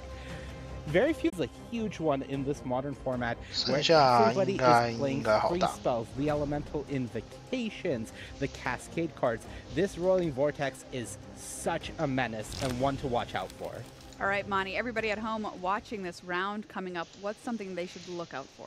I think the big thing is just seeing if Jiantao can get a Roiling Vortex down early, and maybe that will prevent Greg from being able to really make tempo plays like Solitude for free in order to get ahead on the board and not die to the overwhelming pressure that the burn deck can put out. All right, there you go, everybody. Round number 5 is on the way in the hands of Cedric and Paul in the booth with the call. Take it away. Thank you very much, Maria, from our wonderful news desk. Cedric Phillips, Paul Chion here. We're diving into Modern, Paul. The limited stuff, it's gone. Yeah, I know you're very excited for this. I might be happy about that. Tough to say. We're excited to talk to you here over the course of round number 5. Going to bring you as much magic as we can. We are going to kick things off with 4-color control. That is based around Omnath and those elementals that are generally free against an oldie but a goodie in Burn. Yeah. Which, some minor changes to Burn, but generally the same deck we've seen since the last time we were here, honestly, back in 2019. It's got like 2 new cards, something like that. Yeah. So, I mean, it might be positioned well. It depends on how everything goes, but I mean, it's got a very, very, linear strategy. It's just looking to do one thing. Play some 1-drops, get you low, finish you off with those burn spells. Correct, and Jiantao does have a pretty good matchup here. Greg making some changes to the 4-color Omnath strategy. That's why we characterize it as control. Only 3, playing 就是这个正边两方不能补血结界是真的很难。To do. We prepare ourselves here for game number 1 to see if Greg can maybe steal one here, because there is a way to shortcut this matchup pretty cleanly, Paul, which is, do you have Omnath or not? Yeah. If you do, things are going to be okay. If you don't, it's very hard to win. Yeah, it is the most important card in this matchup, as it allows Greg Orange to gain life. And anytime you do, that basically just negates a card, or almost a card and a half in whatever in the deck that Jiantao is trying to play. Now, Jiantao does have several answers to the life gain effects, right? We're looking at 4 copies of Skullcrack, Roiling Vortex, right? If you keep up a mana, you can prevent the life gain. So I think, if I were to choose a side in this matchup, I'm liking Jiantao's side. That's the side I would want to be on here as well. And now when you take into account that Greg has started with a hand of 5 cards to Jiantao's 7, I'd even more so want to be on the Burrows Born side of things. Excuse me. So we're going to head over to Mo's second turn of the game. Kick things off with a Arid Mesa for a basic mountain into a Monastery Swift Spear. 19 are the life totals here. Looks like Mo might go a little bit lower after sacrificing this Sacred Foundry. But this is an ideal start with a 1-drop creature, only playing 8 of those and has 1 of them. Don't want to draw too many of those. And then a Roiling Vortex to kind of starting a little bit of progressive damage over the course of the game. Yeah, absolutely. And of course, wanting to run that out to trigger the prowess here on the Monastery Swift Spear, trying to squeeze in every single point of damage. Greg Orange does have a counterspell here for the Vortex. Might be interested in firing this off. And this is the kind of card that is worth countering, but I will note here, as this Roiling Vortex is placed onto the stack here by Mo, Greg does have to think about, okay, if I'm going to counter this, what land am I going to search for here with this Misty Rainforest? We are talking about a deck that does want to play a 4-color spell, after all. So if there is something like a basic island under consideration here, there are some ramifications to searching for that. Yeah, absolutely. What Greg really wants to find is a Zagoth Triome here off the fetch, because if you do, all of a sudden you've unlocked all 5 land types, then your Leyline Bindings cost 1 mana, right? So, and I believe that is the only way for Greg to get the black source and the green source. Yep. So yeah, it's tough here. You can choose to just let it resolve and then just cast the binding if you want, maybe, and then you still have access to that counterspell on the following turn. Now Greg is going to let that Roiling Vortex resolve. Going to search with the Misty Rainforest. There is a Zagoth Triome now. So all 5 colors of mana have been satisfied to turn on this Leyline Binding. 关不能补血的。 Single white mana. I guess it is an interesting question here of what Greg will target with the binding. Right. Creatures, well, Greg's not allowed removal for that, but he's going to use the binding here on the Swift Spear, and so I'll figure out some sort of way to deal with the Vortex a little bit later. We'll worry about that at a later time, because now there is no creature on the battlefield. You still have Counterspell up for Jiantao's next play. So Greg's just going to play Sacred Foundry tapped. We'll head back over to Mo. Going to take one from the Roiling Vortex in the upkeep with Jiantao. So now you see a hand here with a couple copies of Sunbaked Canyon, an Inspiring Vantage, which is the draw step for the turn. 快递，然后2抽白地。 Vortex and a Lightning Bolt. Is Jiantao going to run out Vortex? 第2张， Gotta counter 第2张受不了。 Countering that one is a pretty good idea, and what you're going to see here is no suspension of the Rift Bolt. Rift Bolt alongside Whirling Vortex on suspend is a little awkward. 是在担心。 Not the end of the world, but the Rift Bolt will trigger the Whirling Vortex. Excuse me. So it'll be running 6. Going to get back to Misty Rainforest and just play that and pass the turn back. Will Orange. Yeah, great way to kind of unmulligan there. Yeah. Right, because now all of a sudden Greg is not going to be short on land drops here. You can see Greg's hand right now. There's another Ren 6 and a 1 ring. And the 1 ring does draw a little, just draw some cards, of course, but at a cost against Burn. Yeah, absolutely. And not really at its best in this match. No. Jiantao's deck is not really looking to run you over with creatures, so that effect of getting protection until end of turn doesn't really matter because Jiantao can just hold on to his burn spells and then kill you on your upkeep.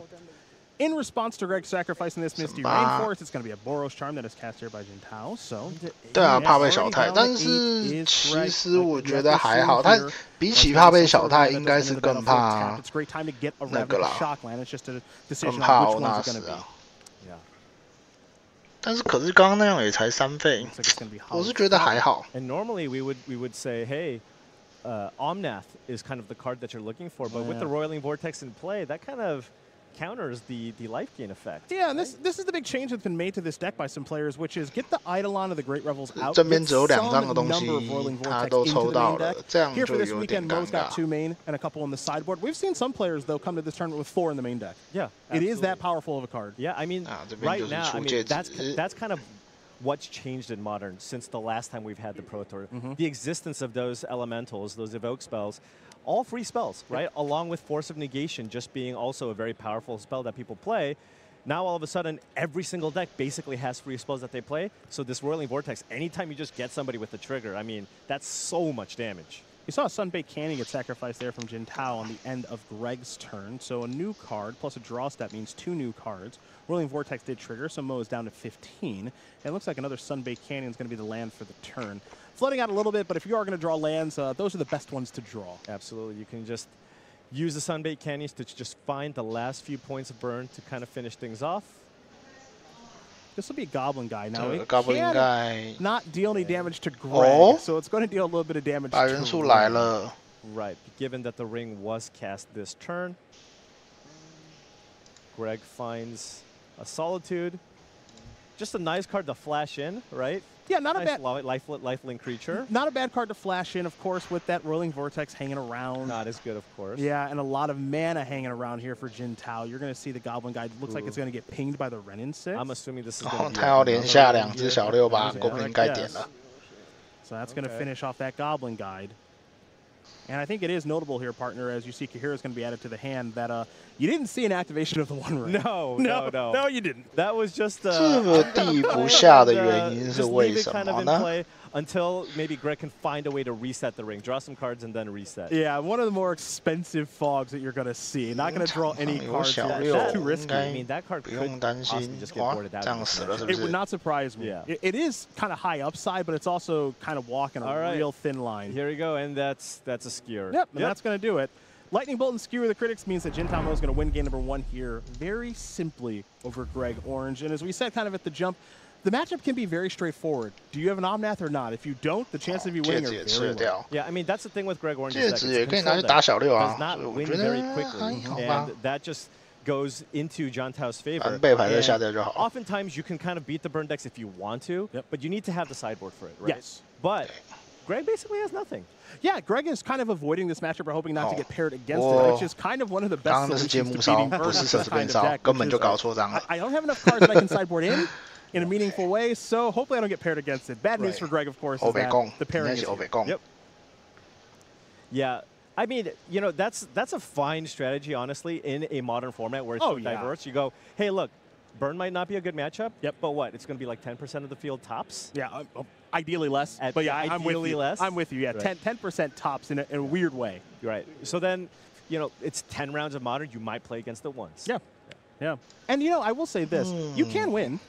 Yeah, it's hard. It's hard. You know, it's not a 0%. 这是被牌胜最低卖的似乎很少的样子。But especially with Jintao's build of this deck, he does seem prepared for this matchup. Yeah, I will say that with the main deck copies of Rolling Vortex. So Greg did mulligan a little bit here. Didn't start with 7 cards while Jintao did. So he saw a Lava Spike to kick things off for Jintao. Greg also did sacrifice a Flooded Strand, so that's why you see 16 for the life total. Looks like we're going to see a Boros Charm here. Yeah, and in this matchup, you generally just kind of let it rip. You do need to get your white Swords of Mana with some of those fetch lands. So that's the Sacred Foundry, and here is the Lightning Helix right now. Okay. So that's going to deal 3 and, of course, gain 3. Jintao's life total never really under duress in this matchup. No. And now Rolling Vortex, a very nice draw step. Going to be another Sacred Foundry, so Jintao's going to fall down to 18. And it's a consistent source of damage, so when you have the opportunity, you want to get that Vortex rolling as quickly as possible. Absolutely. And here is the Vortex. Don't have to worry about the card actual counterspell, given the lands that Greg has up. Maybe there'd be a Force Negation there. There's not, but there is an answer in Wear Tear. Recognizing how powerful this enchantment is, bringing in Wear Tear out of the board. And that's a narrow answer, because there's not a lot to kill with Tear in this matchup. It is just the Vortex. Yeah, but that goes to show you just how good the Vortex is against Greg. Right, again, not that many cards out of the board, and also we talked about how the One Ring is probably just Dress Down also is a card that Greg plays. Yeah. Doesn't really do anything there either. So doesn't do much of anything plenty at all. of dead cards to board out, so just got to even bring in cards that get maybe 4 targets. Looks like it'll be Monastery Swift Spear now. Well, that's going to come across into the red zone. That one's going to get taken care of by a more expensive Leyline Binding, but gets the job done nonetheless. Yeah, Greg's got a handful of removal spells, but now no counterspell available, so firing off his most powerful burn spell here. And this is very nice sequencing. Shields are down. Right. No reason, I know they're instants, but instants can be played as sorceries. All right, down to 3. That's right, so just let it rip, and Greg, you're going to need one heck of a draw step. Solitude, not ideal here. This is just a common play pattern with the burn deck. It's like, all right, I got no cards. Off the top, One of my lances is Sunbait Canyon most of the time, so I get a couple of draw steps at it. Now, if you're Greg, you hope to fade. Right. That's all you can do. You do have one counter spell to take care of one burn spell. And now if I'm Jintao here, let's say I did draw a burn spell for the turn, I don't have to cast it. You absolutely do not fire it up. Yeah. You just wait. Yep. You can wait. Basically, though, now as a burn player, what you want to do is wait till you draw maybe 2 burn spells or 3 burn spells, depending on the mana that Greg has available and what he's representing. You want to be able to use multiple burn spells to finish their opponent off. But it looks like Jintao just going for it here. Yeah, this is favorable for Greg. This is the kind of thing that can maybe get him back into this game. 一张 counter spell 可以，我抽一张 counter spell， 你抽一张烧。 Now, if Greg can ever, as you see, Sunbait Canyon is going to get sacrificed here. If he can ever get Solitude on the battlefield, could come back into this game. That would be huge, absolutely. If you can find an untapped land that doesn't do too much damage. Now, there's not a big difference between 3 and 2, right? Because all the burn spells deal 3 damage or more. Yep. So Greg's going to add Solitude to the hand while still representing Counterspell. Misty Rainforest can search for a basic island. So, and now this is going for it. Okay, so here's Rift Bolt. All right, down to 2 goes Greg. Now, the problem is, though, he's going to fetch a basic island. That means he doesn't have the mana to cast the Solitude in his hand. And that's a bit of an issue right now, but still alive. Right. And now you're kind of hoping if you're Greg, if you're lucky here, you need to draw a couple more lands, maybe like a creature that I can answer. I mean, none of it's good. Given that you've seen the way that Jintao plays, which is where if I draw a burn spell, I'm just going to target it. Yep. Perhaps you didn't want to put the Cohera into your hand. Just keep up Counterspell and make sure you can also fetch for the white source so that you could run out the Solitude. No, that's a very good point. It's a very, very good point. Take a look at the draw step here. I believe that is Chalice of the Void. Okay. I like how you question mark that because there's not a great answer to this question because also, first of all, your deck has Counterspell. Your deck has Red and 6. That is true. So Chalice for 1. Okay, so here's Chalice for 1, and now here's Cohera. All right, 2 damage, 2 casting cost burn spell off the top. Well, how the skull crack sound, my friend? Skull crack. There you go. Well, okay, so it's not over yet. Because you can Solitude your own creature. Absolutely right. So you Solitude your Cohera. Gain 3 life. Now, this isn't the prettiest sequence we've ever seen, but alive is alive. Okay? Alive is alive. Do what you gotta do. Okay. So now, if you're Greg, how can I win? You draw a lot of ones. You draw a lot of lands. I draw Omnath. OK， 抽地， Land is perfect. 抽地，还是找弟弟，我操嘞！那维持再找一块。Now there's no draw step for Jantao. There's no 我操嘞 ！Immediately, there's no draw step to get back into this. 然后干战打起来超丑。 Nothing is funner. We're getting ready for game 3. Unreal. I did not think Greg was coming back from that one. And now, we take a look at the players' opening hands this time around. Now, this time, Greg is keeping 7. If I'm Jantao, I'm a little scared about that. Yeah? Because there's been mulligans so far, which makes sense. You're looking for particular cards in the matchup, and Greg is keeping 7 cards. So you have to imagine his hand's pretty good. And Jantao is starting with a Lava Spike. Generally, you want to start with the 1-mana haste. Love to start with a creature. Yeah. Especially on the play, love to start with a creature. But this is good. I mean, you're on the play, and you got the 丑陋的获胜。 Okay, Vortex is 对， very good. 丑陋的获胜。 Doesn't look thrilled about this, but he does have Force Negation. Yeah, he might have to fire it off. Doesn't feel good though, of course, because 这个不行，这个绝对不行。 Okay. All right, but 哦，闪的风哎，好闪，闪亮亮。 Force Negation exiling to Fairy. 哇， take care of the 还有水面院。 还有水面院，它可以战魔界抽2次。 And this one's not looking too bad just yet here. Okay, so Paul, we're playing a little fun mini game here too. So you see Jantao's hand here on the top left. The Rift Bolt, the Skull Crack, those are always going to stay in. Smash Smithereens is kind of the mini game. Right. Because it kills Chalice. Is that it? 来， But nothing else. I mean, 右 you 手一 can 张。 target the One Ring.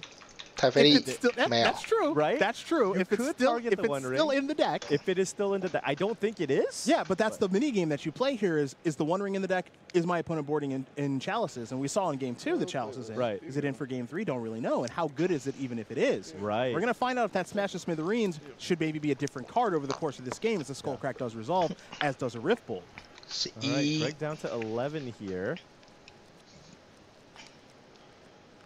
And pretty straightforward game plan here.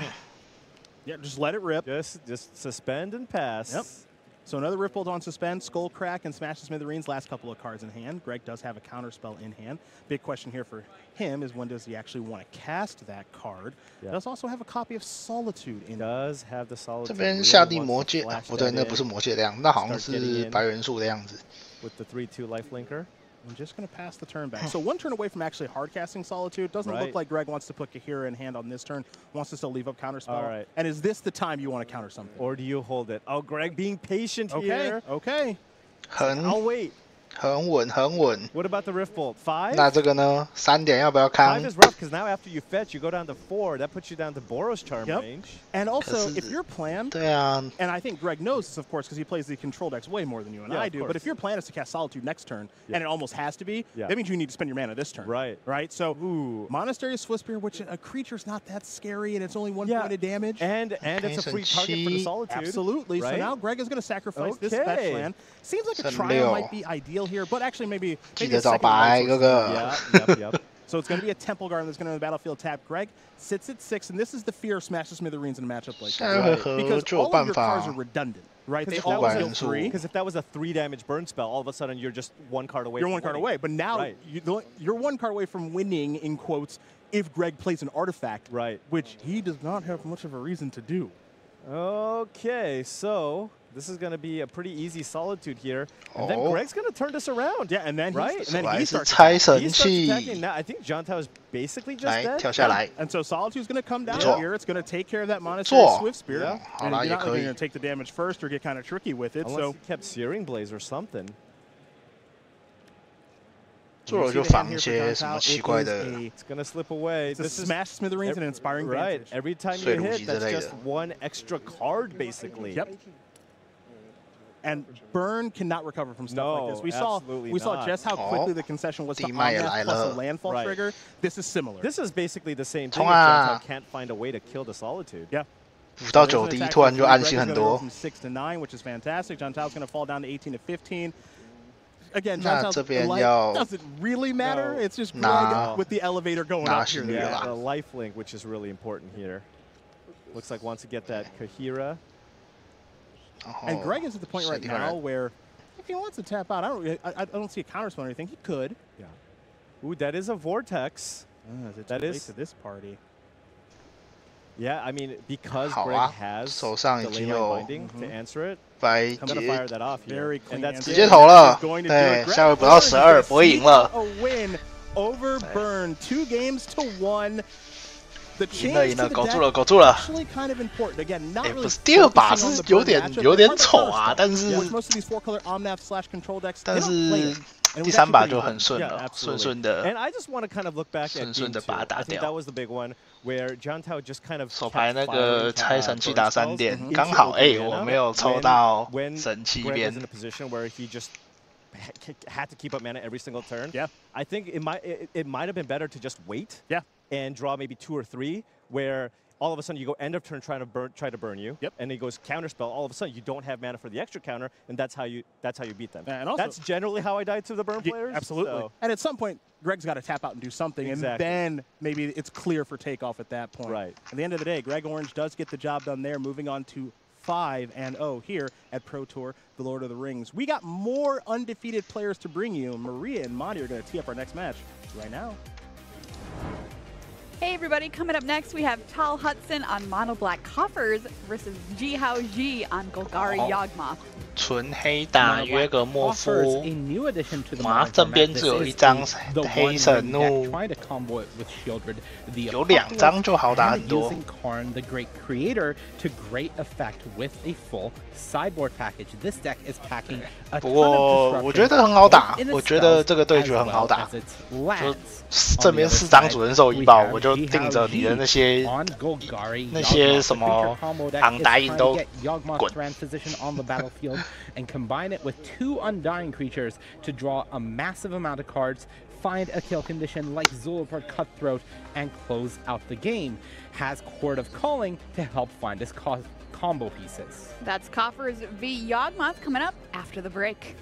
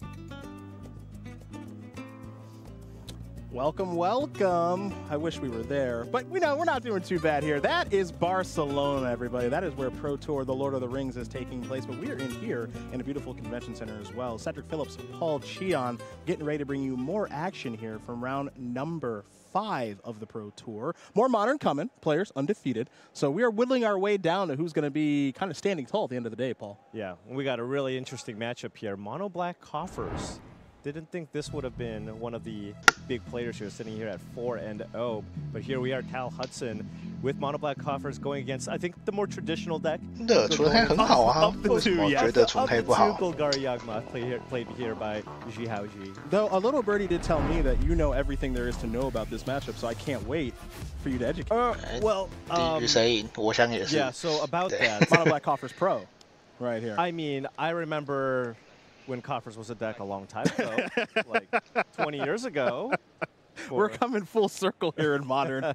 Cabal Coffers has been making the rounds on Magic Online a little bit recently.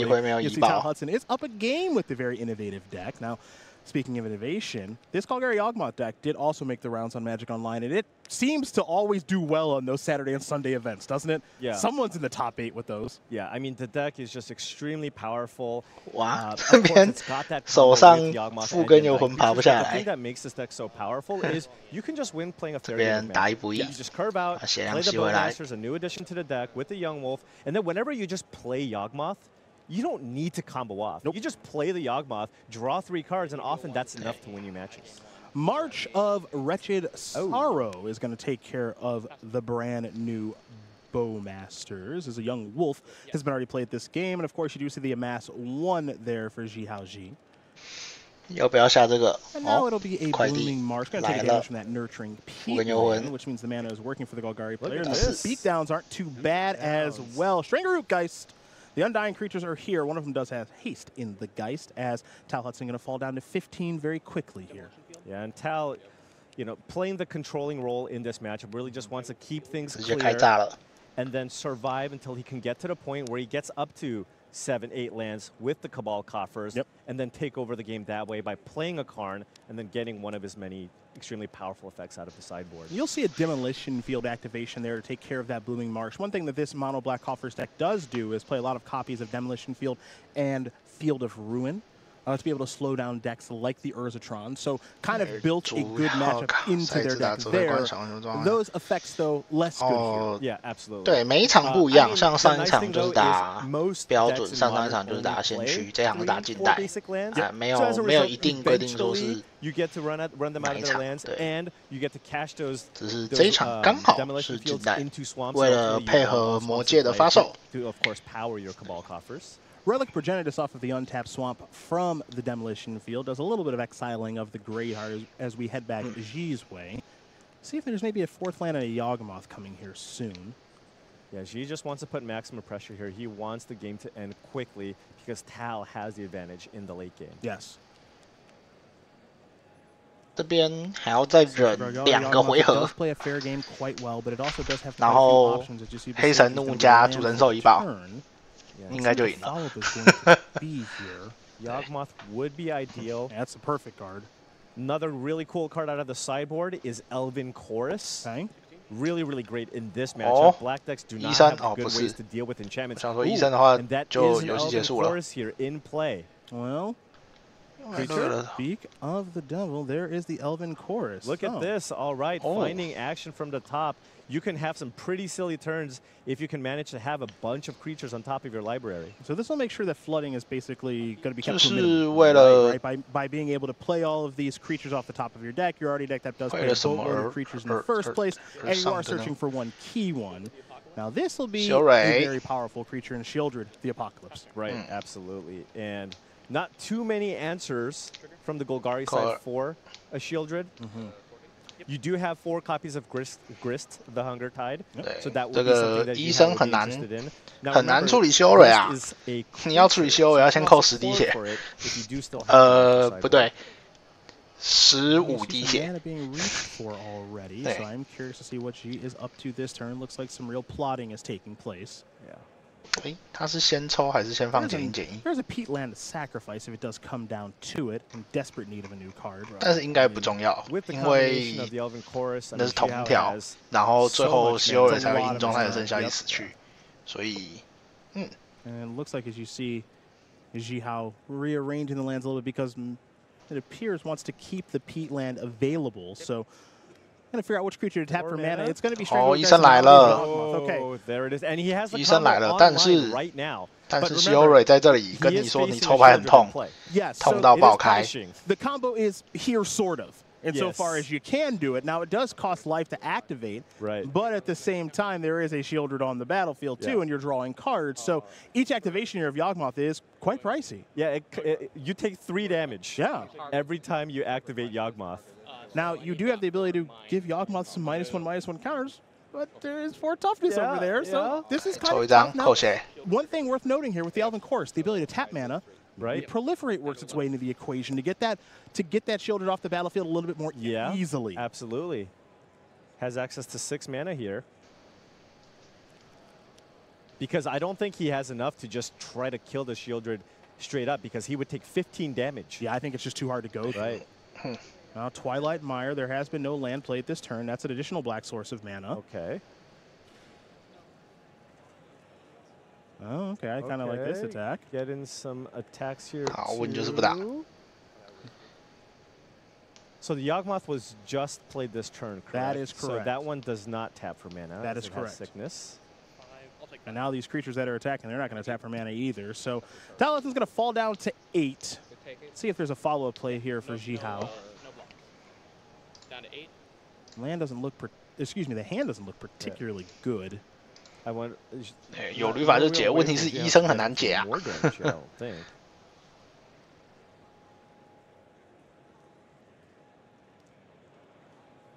Yeah, Shieldred. Before damage. Looks like you might have an effect here before damage. Players are communicating a little bit back and forth. We'll try to communicate that. Before damage， 所以排骨顶是一张弓箭手喽。Tapping something.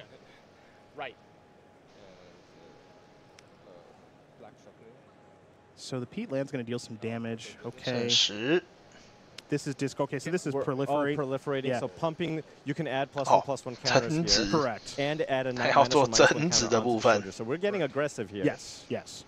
It's kind of playing a weird normal game with Yawgmoth and making these creatures larger. So you're seeing Wall of Roots actually tap for black mana. And now Wall of Roots is going to add a green mana with its ability. 哦，很烦。And now 减1减1减0减1加1加1各种刚的。allow you to discard a card to proliferate again. All right. Which makes Shieldred a little bit worse. And the creature's a little bit 3、4、5、6、7、8、9，打9乘4。 3. 9 damage.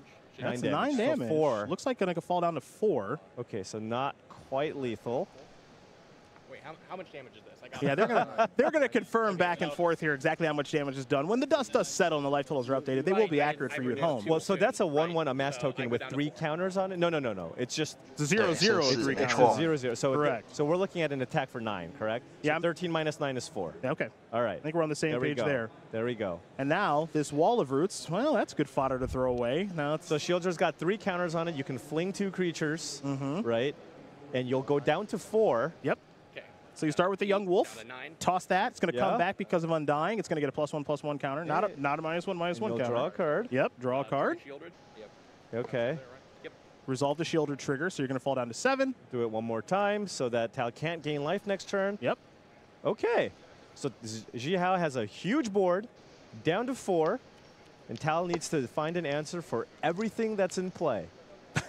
you make it sound so easy. But what this does is it kind of goes to show you this deck's ability to play a normal game. Right. Even though Yawgmoth is an incredible card, we're kind of playing normalized Magic because of the Shieldred. But being able to get all this damage through and kill the Shieldred is kind of nuts. Right. All in one turn. Yeah, it's pretty wild. Using every mode of Yawgmoth here. Yep. So nice Shieldred. See you later. Both players at 4 life. Now, I'm curious, what's Tal Hudson's best draw? Damnation? Okay. All right. Okay. Now, Damnation would be okay, but... That's kind of medium, actually. Because you can put a counter on the Young Wolf. Yeah, that can kind of come back. And it'll come back and get you, so... That's going to be a win there for Golgari Yawgmoth, excuse me. Jihao Ji going to win that game, which sends us to a 3rd one between Ji and Hudson. This time, Hudson going to be on the play. Yawgmoth, a great combo with Cabal Coffers. Absolutely. Both players going to keep 7 cards. Blooming Marsh into a Thoughtseize means we're going to get an idea of exactly what Tal Hudson is working with. A Swamp, a Castle Lock, a Cabal Coffers. 哇，很想掉 Shiori， 但是这边丢了抽2张，可以很好的断队友的节奏。Yeah, well, you know, 2 mana draw 2. You got to find a way to smooth out your draws here. So Tal's going for that. I mean, I'm not really sure what Jihao has, but probably 丢什么应该取决于他手上有没有旅法吧，或者是有办法叫旅法的方法。有旅法修蕊就还算好解。 is very good, but that was kind of solved pretty easily. It looks like it will be shield. Okay. 还是先丢修蕊，毕竟 anything here. 脸上看起来就是解不掉。哎，那下金库。 So assuming we are correct that that is a Knight's Whisper, and it is. Yeah, okay, it is. I'm used to the old. 没错，先手抽2张5号弓箭手。 Here in the mid, 2 cards, 2 life. And Tal Hudson is going to pass the turn back. Originally from 5th Dawn. It's been a while. Yes, it has been. It's been around. You saw Demolition Field was the second land there for Tau. Again, when you have Urborg, it is already a swamp as well, so no reason almost to not play the colorless land. Yeah. So what do we have here? Strangleroot Geist maybe, Wall of Roots. I'm just gonna pass the turn back. There is an Orcish Bow. Bowmasters. Wow. Bowmasters. You almost slipped. I almost did it, Corey. I almost did. I almost gave you what you wanted. How's just gonna pass the turn back? Coffers into a relic. Gonna activate the relic right away, will tell Hudson, so that Thoughtseize is gone for good. And if one Knight's Whisper is better. But the Bowmasters here 这种事情这么明显，怎么会吃这种招呢？我觉得。 Tal Hudson's going to take a lot of damage here from the Knight's Whisper. Yeah, so from the Knight's Whisper, from the Bowmasters, yep. That's 3, and then 2 more from the 2 triggers. So that's 5. So take 5. And we haven't even talked about the attack step. Right, of course. So Bowmasters 13. Bowmasters looking pretty good here. Oh. I mean, it is the 2nd most played card in the entire tournament coming in. So. 吃这个妈这样子，1、2、3、4、5、6、7、8、9、10，直接吃11滴耶！ Yeah, it got people to seriously consider cutting that card. That's how good Bowmasters has been in this modern format. It is very impactful, almost a reason by itself to play black in this game. Couple of young wolves. 这样子就算有烧场也很痛苦。 I hope these creatures get me there. Now, is pretty good against sweepers, right? Good point, yes. If Tal does manage to find something like a Damnation, we'll still have to face 4 damage with the double Young Wolves in play. And it is worth noting as well that though it does look like Jihao might be mana screwed here a little bit as far as lands are concerned, if you're deploying more creatures onto the battlefield, it does still open up the floodgates for Court of Calling. Right. So those might be mana creatures and we just don't know it yet. Ooh, I guess with the double relic,他手上没有扫场哦。 How much does this coffers tap for? 4 mana? 他手上有扫场的话是可以解的，因为他现在有5费。 So you'd be able to get one of the Young Wolves as Jihao would exile the Bowmasters if a Damnation were being played. Now you're going to see a Fatal Push take care of that Amass token, so that thing's got to go away. All right. Oh, yeah. Okay, so cutting down the damage in half. Well, anytime you see someone move the lands over like that, I don't know if you caught that there. 不是啊，这个套牌出来的就是因为有魔戒啊，你怎么会因为没有习惯弓箭手环境，在没有魔戒之前是没有这个套牌的，所以你只会在有弓箭手的环境出这个套牌。 而且这是他自己这个套牌自己也有弓箭手型，他好像没有放，但是这是一个有弓箭手的套牌。So it's 18 to 6. Yeah. 4 cards in here? Yes.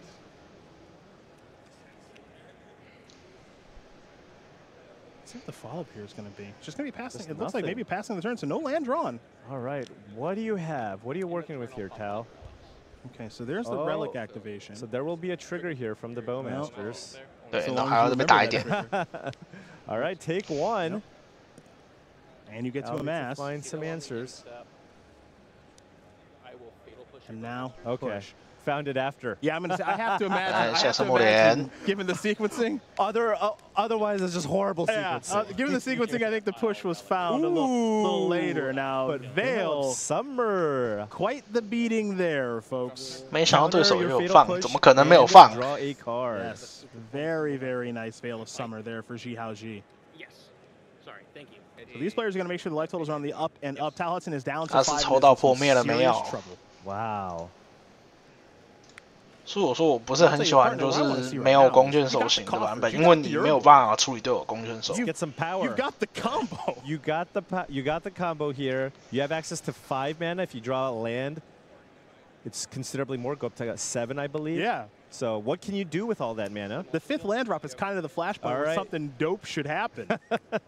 有7费。7 mana here. Tal has access to. Can he deal with Jihao, who's only on 2 lands here? He's been able to do all of this on just 2.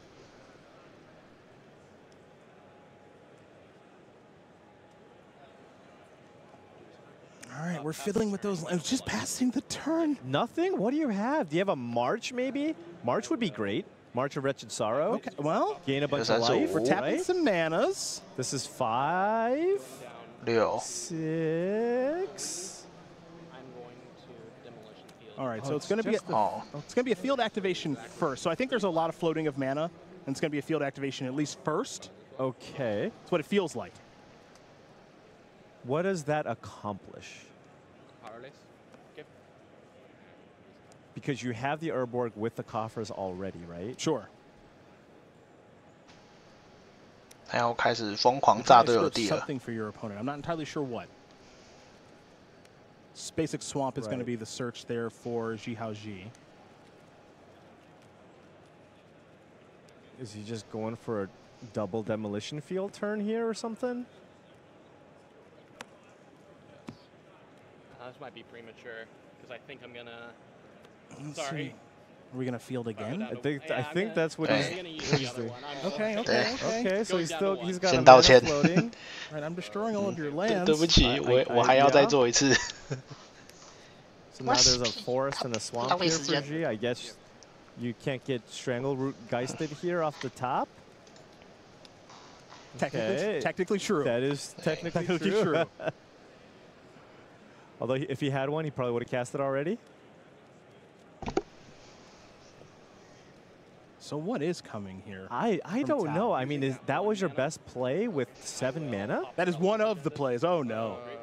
Okay, so isn't he just dead? Look, it's not looking good. It's not, I don't know what's going on, but none of it's good for Tal. Was Tal just spinning out his that has to be. That has to be. Okay, so now. Okay, so this is sacrifice a token. Edict. Okay, sack a token. Okay. So go to 1. 3-1. Hey, still alive. 1. Still alive. All right. Okay. Wait, that's 然后潘达 Hildy， 哎，加2。 Not alive. Unalive. 这打得太奇怪了。 This game and match 2 games to 1 over mono black coffers. Wow. Yawgmoth doing it in unconventional ways. I mean, I talked about it before, right? You don't have to necessarily just combo them out. And this 他 one is just kind of a 是没有弓箭手的版本，然后也只有一张破灭。 我实在不喜欢，我不喜欢这样的版本啦。 This is a thing that this deck can do. It doesn't happen all the time, 我 but 觉 it's gonna have 得 a backdoor. 就是要有弓 I'm 箭 just 手 gonna kind of 跟 do some stuff with creatures, and it might be good enough. Right, and it got there. I mean, I don't really know what Tal was working with there. He looked like he 我觉得 basically 至 just 少 kind 要 of had nothing 2张 there. 破灭，正1倍1或是正2倍1。 Just gonna find him now. Just ask him. How's more magic sound? Christian Love it. Calcano sound good to you? We're gonna head that way right now. Gonna be watching Mono Green Tron against our most played deck here this weekend in Rakdos partner. 绿创打。 And this is kind of one of those matchups where if you're on the Tron side of things, you just go, well, do you have it? Right? Do you have the feign death into one of the one drops? 就是检验右手强不强壮的套牌。 Slow down their mana development and prevent them from finding Tron, but at the same time, Tron also has a lot of 红 A 打创就是对手自摸了，好，对不起。 And depending on who you ask, some players say that the Evoke deck is favored, some players say the Tron deck is favored, but I think all players say it just really depends on what their opening hand looks like. Absolutely. So we're going to see what the opening hands do look like as we join this 一 one 回 in 一 game 宝， number 3 here for Calcano. Okay. 哇，掉到剩4张哦，太惨了吧， A relic progenitus. 太奶了吧。 Here for Okamura. It's 4 cards in the opening hand. Yeah, that's rough, and太奶了吧。 If he mulliganed to the perfect 4, especially with this fetch land, right, could still get there. It is possible, right? You would need the 3 perfect cards. And this isn't a bad start. Or just Ragavan. Yeah, now this isn't a bad start. Now Tron is less worried about this one on the play than they are on the draw, and certainly when the opponent does mulligan to 4. But It could have gone a lot worse for Calcano. That much we know. It's going to be a chromatic star here for Christian, and now it's going to be an Urza's power plant alongside that mine. He'll sacrifice that star presumably for green mana, so new card coming. Ancient Stirrings maybe. That's the nuts. There is an Ancient Stirring. So just missing. Oh, 他拿到了，他抽到了。 I was going to say missing the Tower of Power. Any towers? Yep. No tower, no problem. Got a tower. Turn 3. I guess, you know, we don't know Christian's hand. Right. And remember, it's possible that Murray 他 has 这边 a 如果不 Blood 拿 Moon in 塔 hand. 那就是代表 You got the 他 Ragavan 起手 attack. 天 You 胡 could potentially play Blood Moon here. It's very true. So Calcano's going to think about, and this is notable, they're going to be taking an Oblivion Stone. 看起来他手上 Already had the natural. 已经有塔了。 Right? Because I don't know if it's, like, we'll see Christian's hand as it evolves. 应该是没什么理由不拿塔吧。 Calcano's thinking the same thing that you are, which is, what if my opponent plays a Blood Moon, and I play an O-Stone, and we play a normal game? Yeah, sure. Right? Because how can I lose this game? Right. Is something like a Blood Moon. So Ragavan's going to connect, reveal Forest off the exile. Now here's the now we'll know. All the secrets will be revealed. Now he's 啊，他真的是起手就凑套了，好扯哦。 Okay. 这就是真正的塔玩家吗？ I don't believe it. See, an Urza's Tower, an Ugin the Spirit Dragon, Chromatic Star, Relic of Progenitus, and Oblivion Stone, the options here. 为什么收息是不能丢 I saw a pitching needle here 他的塔 on Murray's side. So can just play a needle here on the O-Stone. And looks like getting the Ugin out. So Christian does have lots of draws here, right? Because you have lots of ways to cycle. Once you get Tron online, you have a ton of 1-mana artifacts that allow you to just find your heavy hitters. And we know what folks say about 那 Thoughtseize. 这边要竞争吗？ Thoughtseize the top of it. Absolutely. 你下过地了 So it's going to be a Blackleaf Cliffs. 你下过地了，你下过地了。 And good catch by everybody involved. Already played a Castle Lockbane for the turn, so can't play a second land. 那你要竞争吗 You mentioned partner in hand. We get to actually see Ragavan do its thing. This is the matchup where Ragavan is incredible. 对，然后那个重黑没黑到线。 This is the one. You have to dodge the Wrens and you have to dodge the Bowmasters. So here is a needle. All right. And we'll get confirmation on what this is naming here momentarily. Our assumption is probably Oblivion Stone. It's got to be the O-Stone for sure. Relic will take care of the Thoughtseize. And we're going to head back over to Calcano, who, again, does have Urza's Tower in hand. So the Tron is assembled. Just what is he going to get the opportunity to do with it? Now, you still have to like Calcano's side as long as Murray doesn't find a Blood Moon, right? 4 mana, did he find a card? Good draw step. That's above average, I'm going to say. That's a good draw step. Above average. Wow. The great creator is here with 5 loyalty to begin. Hello. Calcano's going to take a look you at the didn't sideboard. have that 这边想要拿什么就拿什么。 The thing, the we could roll the tape back to make sure. Just make maybe you forgot, maybe you just missed it. Yeah.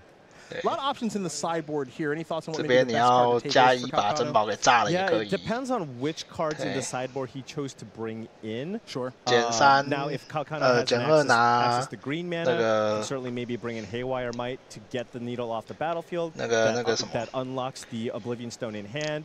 If 那 Calcano, 个弩炮也行。 you know, excuse me, Walking Ballista is an option if you really feel like you want to deal with the Ragavan. Now, of course, if you want to go even bigger, then you want to be looking at cards like Cityscape Leveler. Sure. Looks like 稍凉点。 Spell Bomb. That 居然 wasn't 有 on 这个 my 东 list 西 of 哦。 things to do today. Okay, well, he does have, I believe, a star. Yep, there's a star there.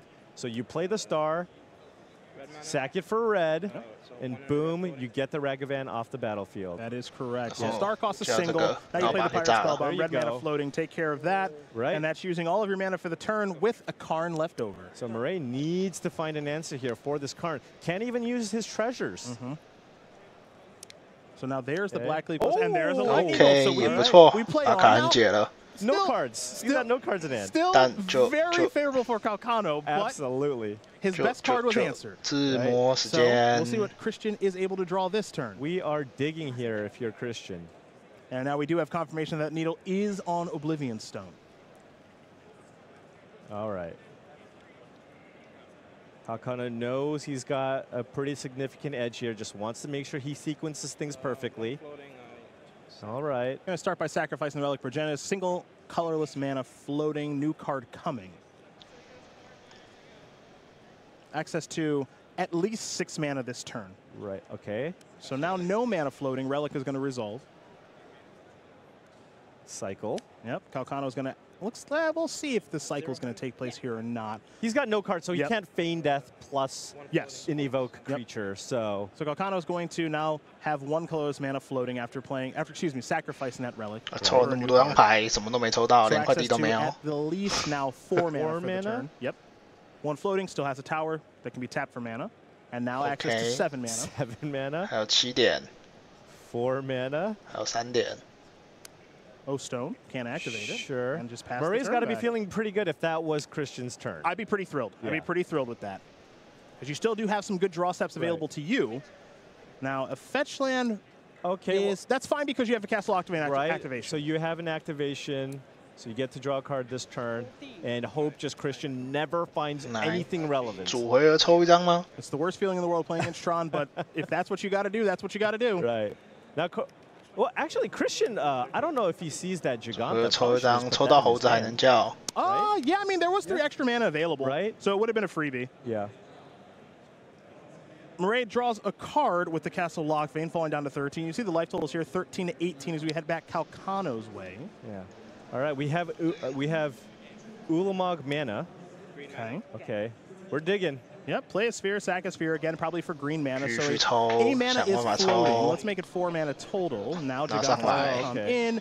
I imagine that mana is still floating, and yeah, we can go 5/5 town now. Right. So now colorless floating after this Giganta, most likely. And there is the companion elemental, and now a chromatic star to follow up a power plant and passing the turn back. So right now, again, if you are Murray, you are not doing horrible, all things considered. You have draw steps. I mean, this isn't great. No, but I mean, I guess you could find a 解不掉呢，怎么办？ This is not horrible. Okay, so it's a Fury. It does not kill the Giganta, though. Only 4 damage. But could trade. Could trade. You know, if you draw a removal spell for the Giganta, you can start attacking. Right. Again, O-Stone is locked out because of the Pithing Needle, so you still have outs to get yourself out of a sticky situation. Calcano's going to sacrifice the star. Kind of at the Murray's now at the point where he's just kind of going, hey Christian, can you just keep drawing Tron lands now and nothing else? That is the hope. Yeah. Just only Sylvan Scryings and Tron lands. That's all I want you to draw. 还有什么奇怪的招吗？ Calcano has drawn a Sylvan. That's a Sylvan Scrying. So we'll see what land there is to search for. I know some players are playing Urza's Saga here this weekend as the 1 or 2 of. It's going to be a Boseiju that can take care of the Pithing Needle. The Pithing Needle. Or the castle. Or the castle. Yeah. Yeah. Again, Calcano does have access to green mana from the Chromatic Star. Yeah, curious what he goes for here. Let's see what our follow-up is going to be. It's going to be a sphere this time. Still digging. Yep. And this is part of the, I would say this is part of the appeal of the Tron deck is, you know, you kind of have a deck that's built in to kind of play unfair with the mana engine, but it's very consistent because of the stars and the spheres and the ancient stirrings and the scribes. Yeah, it's just a matter of time before you find one of your win conditions. Yeah. Calcano's gone through a lot of cards, a lot of it being air, but as you mentioned, at some point, you're going to find Ugin or Karn. Yes. It's going to come. So, Calcano will pass the turn back over to Akamura. And looks like Fury is going to rumble on in. There's a block. First strike. Yep, you get your double strike. There's your trade. All right. There's a polluted Delta. Maybe another Fury or something. Down to 12. Or a Grief? No. It's going to be a basic swamp. This game continues to be more interesting than I expected it to be. Right. At some point, Christian, you know, if he just draws one of his Eldrazi, it's just kind of over. Some sort of Planeswalker. Karn. Yep. Anything that costs 4 or more mana. We're going to see a Castle Lockman activation. Okay. So Murray's going to fall down to 10. All right. And just pass the turn back. Tubo. Shamilong Tubo. Calcano is now going to sacrifice the sphere. So my assumption here is green and colorless floating. Is it Boseiju time? It is. So the needle is long gone, which means Oblivion Stone is turned on. Yeah. This Castle Lockvein doing some work here for Murray, though. It is. It is. And of course, with Boseiju, you have the opportunity to search for a basic land type and put it on the battlefield, then shuffle. So, yeah. Typically, these lists play 3 swamps and potentially 1 mountain. Sure. So. Yeah, they play a couple additional swamps because they are weirdly Oblivion. Yeah. And now Oblivion Zone's going to put a fate counter on itself. Because why not? Yep, we head back Calcano's way now. 有意义吗？ Rippy McPlucky. Rippy McMana. There it is. Christian so lucky. 谢了。 Gonna get the job done. 方颗在自己身上。 To 5 and 我知道你下第2颗的时候，就第1颗就不会被炸了。 Just take a nice little break. 3-0 the draft. 谢了。 Gameplay patterns, not too much different. A lot of the win conditions are different, but just kind of still just doing the same thing. And Calcano now 5-0. Putting himself in some nice position here. A very, very nice start. I mean, again, right now we are in the portion of the tournament where we still have a handful of undefeated players. We're whittling it down from 20 to 10 to 4 to 1 who's going to be standing tall at the end of the day. And I don't know if Christian Calcano thought he'd be one of those players. He's well on his way. Yeah, absolutely. Tron, it's been around. It won the last Modern Pro Tour, right? Yeah. Could win this one too.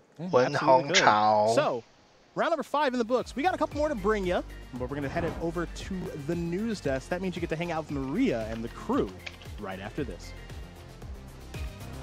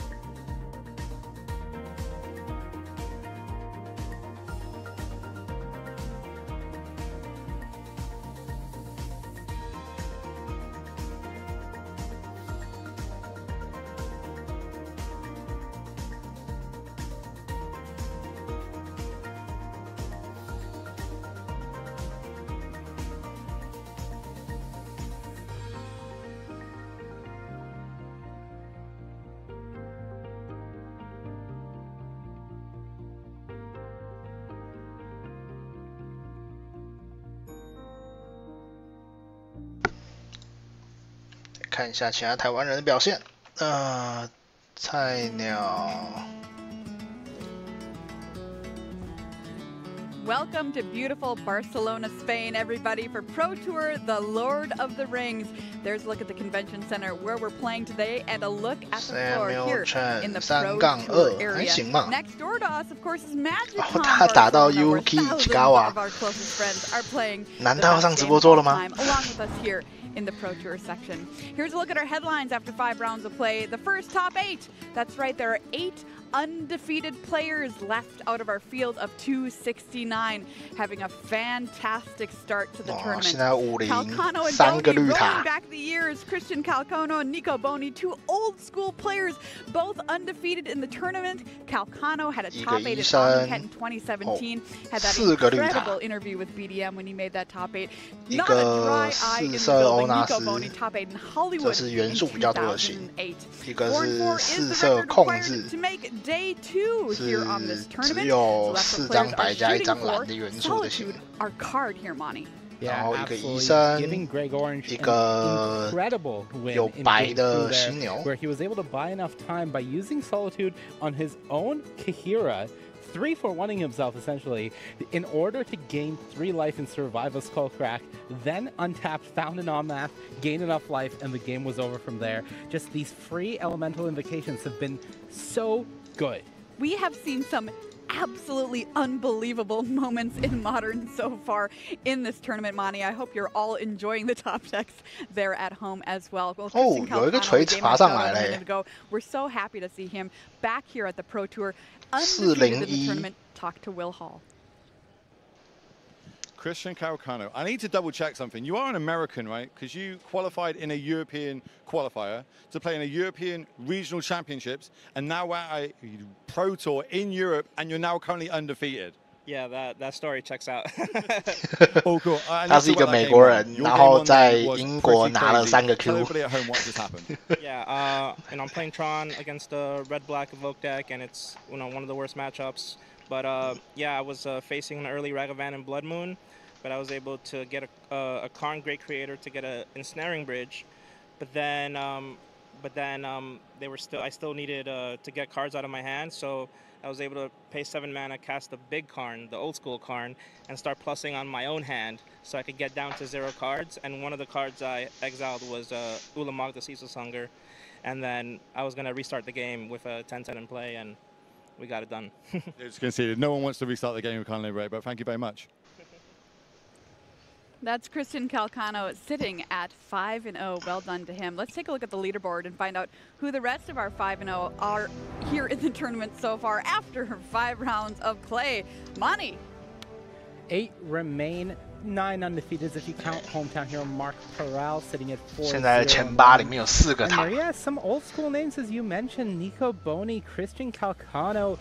It really feels like we're not really in the era of nicknames anymore. But the German Juggernaut still in this, and the Calculator, the Citrus Assassin at 5-0, and Team Handshake members Zachary Keeney and Simon Nielsen still sitting up there at 5-0 as well.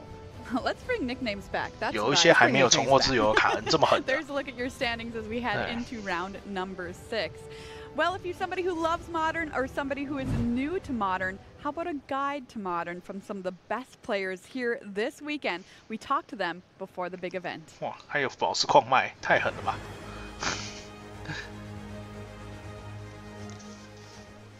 I am here with Zachary Keeney. Zach, you and I spoke a little bit earlier, and you said you're not the most experienced Modern player in the field, but you're still feeling pretty confident. Why is that? Well, I am 有 playing 克萨传 Tron, 的 which 型 is not the most difficult deck. 这是 Okay, well, 有 I 2 will say 个 this 是 Tron 有 is pretty 克萨传的 powerful, 型。 but you're feeling confident. Why? Well, the thing you need to practice with Tron is mulliganing and drawing Tron pieces off the top, which is 谢 what 了 I've been doing. 靠北。 So you're 他 making this 说 tournament sound like it's going to be pretty easy. 对 Hopefully. You know, if everything goes well with Tron, 他说绿塔需要练的就只有调度跟从右上角抽碎片的 I'm 能 here with 力。 Luis Scott Vargas, Magic Hall of Famer. And Luis, you've played in every Modern Pro Tour, including the last one in this building. So I got to ask you, all your Modern experience, how wild is this Modern format? It's pretty complicated. There's a lot going on. There's also a lot of free spells, so even when your opponent's tapped out, you have to think of the 2 or 3 different cards they could be playing depending on their deck. But Modern's always been a pretty complex format, and I think that's part of the charm.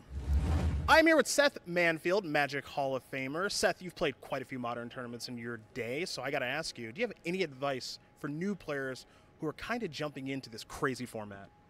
妈的，我一定要吐槽他妈 LSV 主打那个什么奇怪的猫套牌。 Something that fits your play style. If you want to play aggro, there's something for you. There's burn. If you want to play control, you can definitely play blue-black or blue-white control. If you want to go big mana and ramp, go Tron. And if you want to go combo, you can definitely do that too. So really, just play to your strengths. I am here with Benton Madsen, Pro Tour Phyrexia runner-up. And Benton, normally I would ask a question, but you came prepared. You've got mulliganing advice for people who are new to Modern. So basically the way I would advise people to think about mulligans in Modern is, let's say you're playing a game of Standard. What's a good card in Standard? Shield of the Apocalypse. You don't necessarily need an answer to Shield of the Apocalypse in your opening hand, because you're going to have a few turns before it comes down or before it's threatening to end the game. You scale that to Modern, what's the equivalent of that? Like a staple that's 我还以为这个人上季爆开之后就没有 Q These 了。 cards come down turn 1, turn 2. You're going to have very few draw steps to find an answer to them, which means that your opening hand has a lot more pressure on it to either be able to deal with these cards or accept that you might lose to them. So, mulligan to find answers to these very powerful cards. Otherwise, you'll get killed by them very quickly. I am here with Lishi Qian, a Modern master, very good at metagaming in this format. You've had a lot of success in Modern. What's been the key to your success? Like, to me, Modern is always about a metagame position. Like, you figure out a metagame mat, and then you try to attack the metagame. So, when you saw this format, with how much is going on and how many decks there are and all these free spells and everything, still feel good about your process of just you can find the best deck for a metagame? Yeah, like before I always able to like figure out what position I want to be, and then I think I make a pretty good guess on these metagame things. Well, it's worked out for you before. Good luck this weekend. Thank you. I am here with Kane Reinhardt, finalist at Pro Tour March of the Machine. Kane, Modern is a wild format. Your finalist appearance was in Standard. This is a whole new ballgame, isn't it? Yes, it is. Everybody's playing Crazy Cascade. You got Ragavan. It's just much higher power level. So what's a key to have some success this weekend? Me, in Standard, you get to keep a bunch of hands. All your cards are good. Here, you're put to the test right away. You got mulligan, mulligan, mulligan. And just, you said this, you get to mulligan. You don't have to mulligan. You just like, if you don't have the tools, don't be afraid to mulligan to 5. Depending on your deck to 4, that's not for me. I'm not putting Tron lands into play, but 教你不断的掉入到去跟你能打的手牌。I'm here with Carl Sarop, coming off of a top 8 at Pro Tour March of the Machine. Carl, that tournament was Standard. This one is Modern. How different are those two formats? I think Modern is a much more complicated format because it has more different decks and all the cards are much cheaper. Like in Standard, you don't have so many decisions during the gameplay. Like the biggest decision is what deck to play, I would say.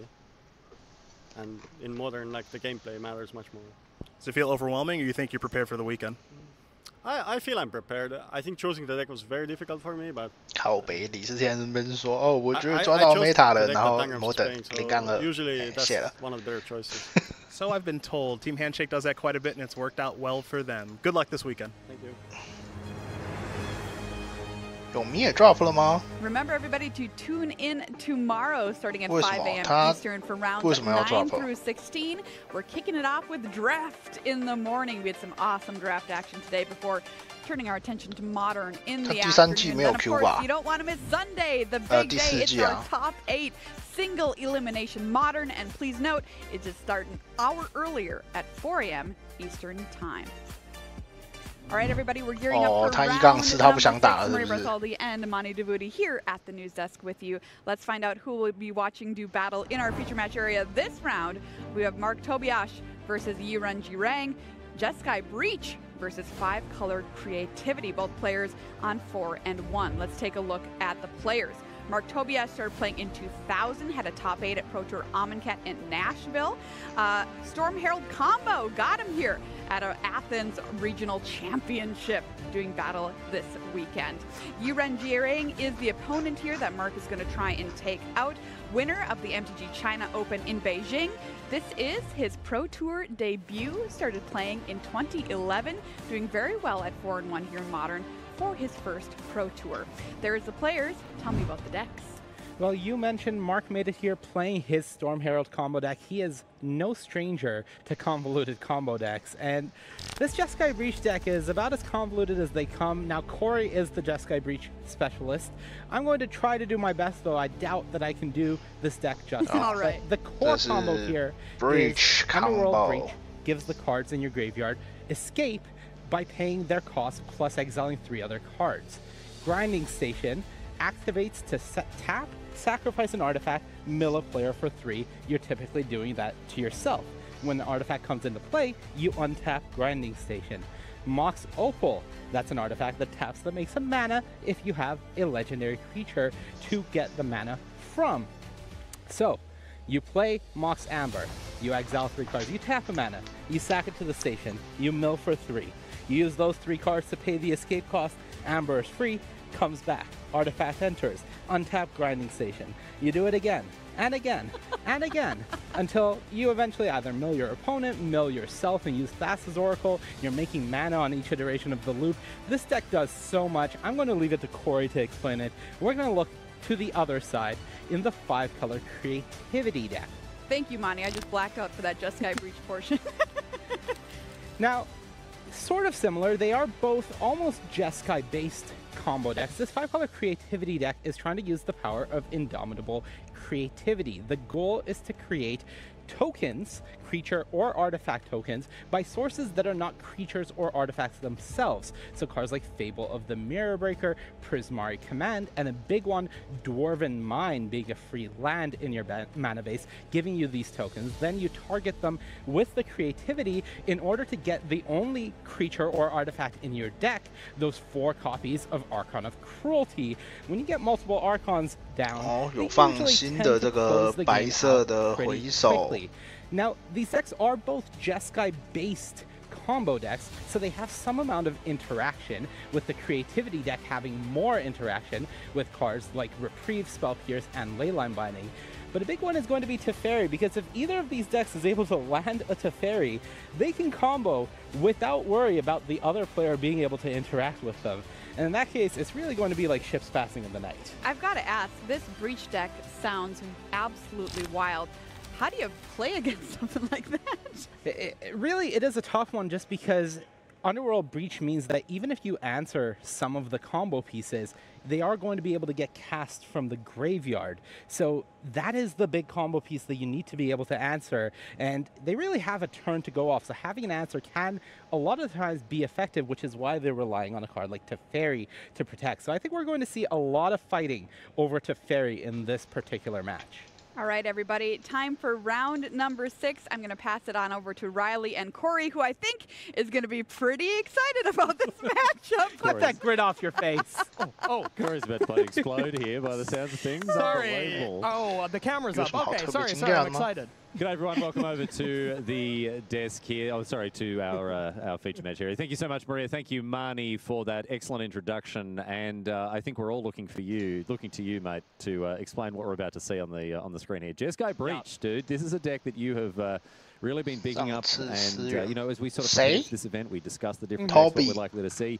And I tell you what, I have never slept more soundly than when you were walking us through how this deck works, because oh my goodness, it's complicated as hell. Yeah, I think everyone was kind of blacking out whenever people start describing the Breach lines, because it is a very complicated deck that not only can combo win but can also attack the opponent. So it leads to that really tough dynamic of it's really tough to play against both the aggro side and the combo side. Let's be a little more serious about this as well, and hopefully you can talk us through what we're looking at here, because you know we can laugh and joke about how complicated this deck is not, but at the end of the day, you know, we're looking at players here 4-1. This is a pro tour. You need to know how to play either with this deck if you're choosing to play it, and if you're not, you need to know how to play against it. Yeah, absolutely. Maybe it wasn't the most popular deck, but 7 people did decide to play this deck, so a good percentage of people decided to play it. So it is a very tricky deck. All right, well, let's find out what it's all about here. We see a very familiar face in Modern now, Ragavan, the Nimble Pilferer, coming down for Mark. Not a key aspect of this deck in the traditional sense. It's a cheap legendary creature. Exactly, and Ragavan, the stock in that card did go down quite a bit, so we actually see Mark's deck only playing 2 Ragavan, which is kind of shocking because of lines like we're about to see is Ren and 6 when you're on the draw. You know, your Ragavan is really never safe. It's not safe against Orcish Bowmasters. Ends up just not being as good, and Mark is definitely just thinking, I hope you don't have Ren to be able to ping this away. And it's definitely there. Leads me to, you know, sometimes want to just dash that card whenever you're on the draw, but sometimes you just can't risk it. Keeping it safe from sorcery speed removal with the dash ability, but no, as it is, German loses his copy of the little monkey, and Ren and 6 down as well to an Unholy Heat. Yep, and Mark had that plan. If you do have the Ren, at least I can Unholy Heat it, and that's a great plan, but if you have second Ren and 6, it's just the absolute kind of worst case scenario. Yeah, that's really bad, because it means that the loss of the first one isn't that bad. It already took its, it already got its value in taking care of that Ragavan, and now you've got the second one, which is, again, already got, Jiang's 2 cards up. Exactly, and Ren's going to keep providing that value. We do see Jiang's hand is just a lot of removal spells and fetch lands, so no real action to get that creativity going for now and get Archon into play. But still the start you want from this deck, as you can just play the control style deck from the creativity side. On the other side of things here for Mark Tobias, he's got the Underworld Breach, he's got the Grinding Station, he's got the Emery, so a lot of combo pieces in his hand, but he also has now critically Teferi Time Raveler. At the desk, they previewed how important this card was going to be this matchup. Maybe, Corey, you've got some insight to share exactly what this Planeswalker is going to do. Yeah, absolutely. Giving yourself the green light to start comboing off and make sure your opponent doesn't have any kind of leyline binding for when you cast the breach. Leyline binding to be able to deal with that ends up being very strong. Decides to not go for it here. Mark is really just trying to line up the combo, which is available already.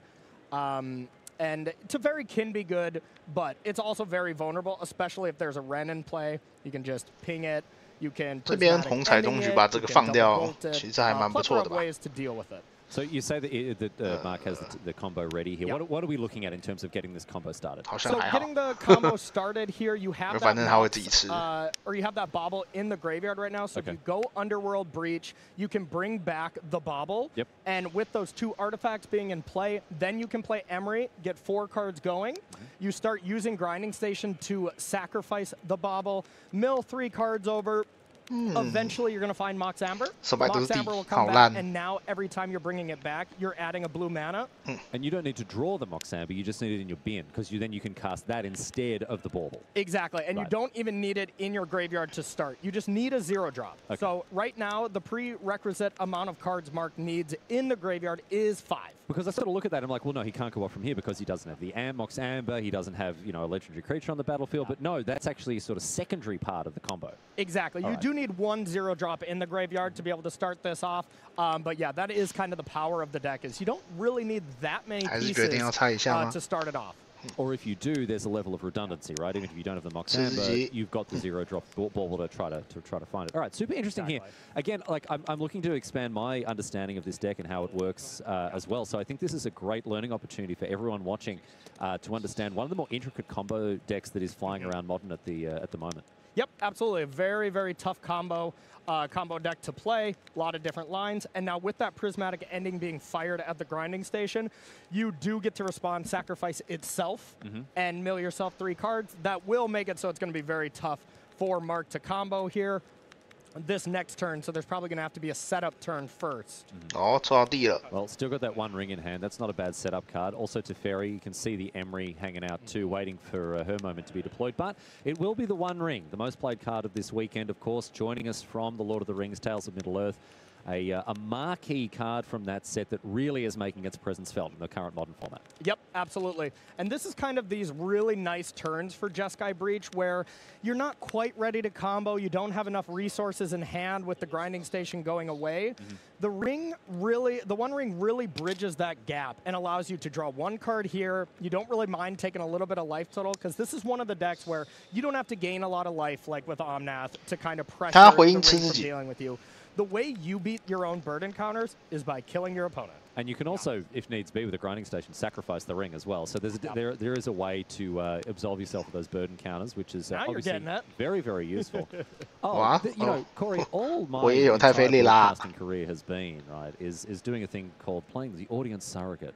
So where I sit here and I just pretend not to understand. You know, I ask these seemingly dumb questions about stuff that is so complicated.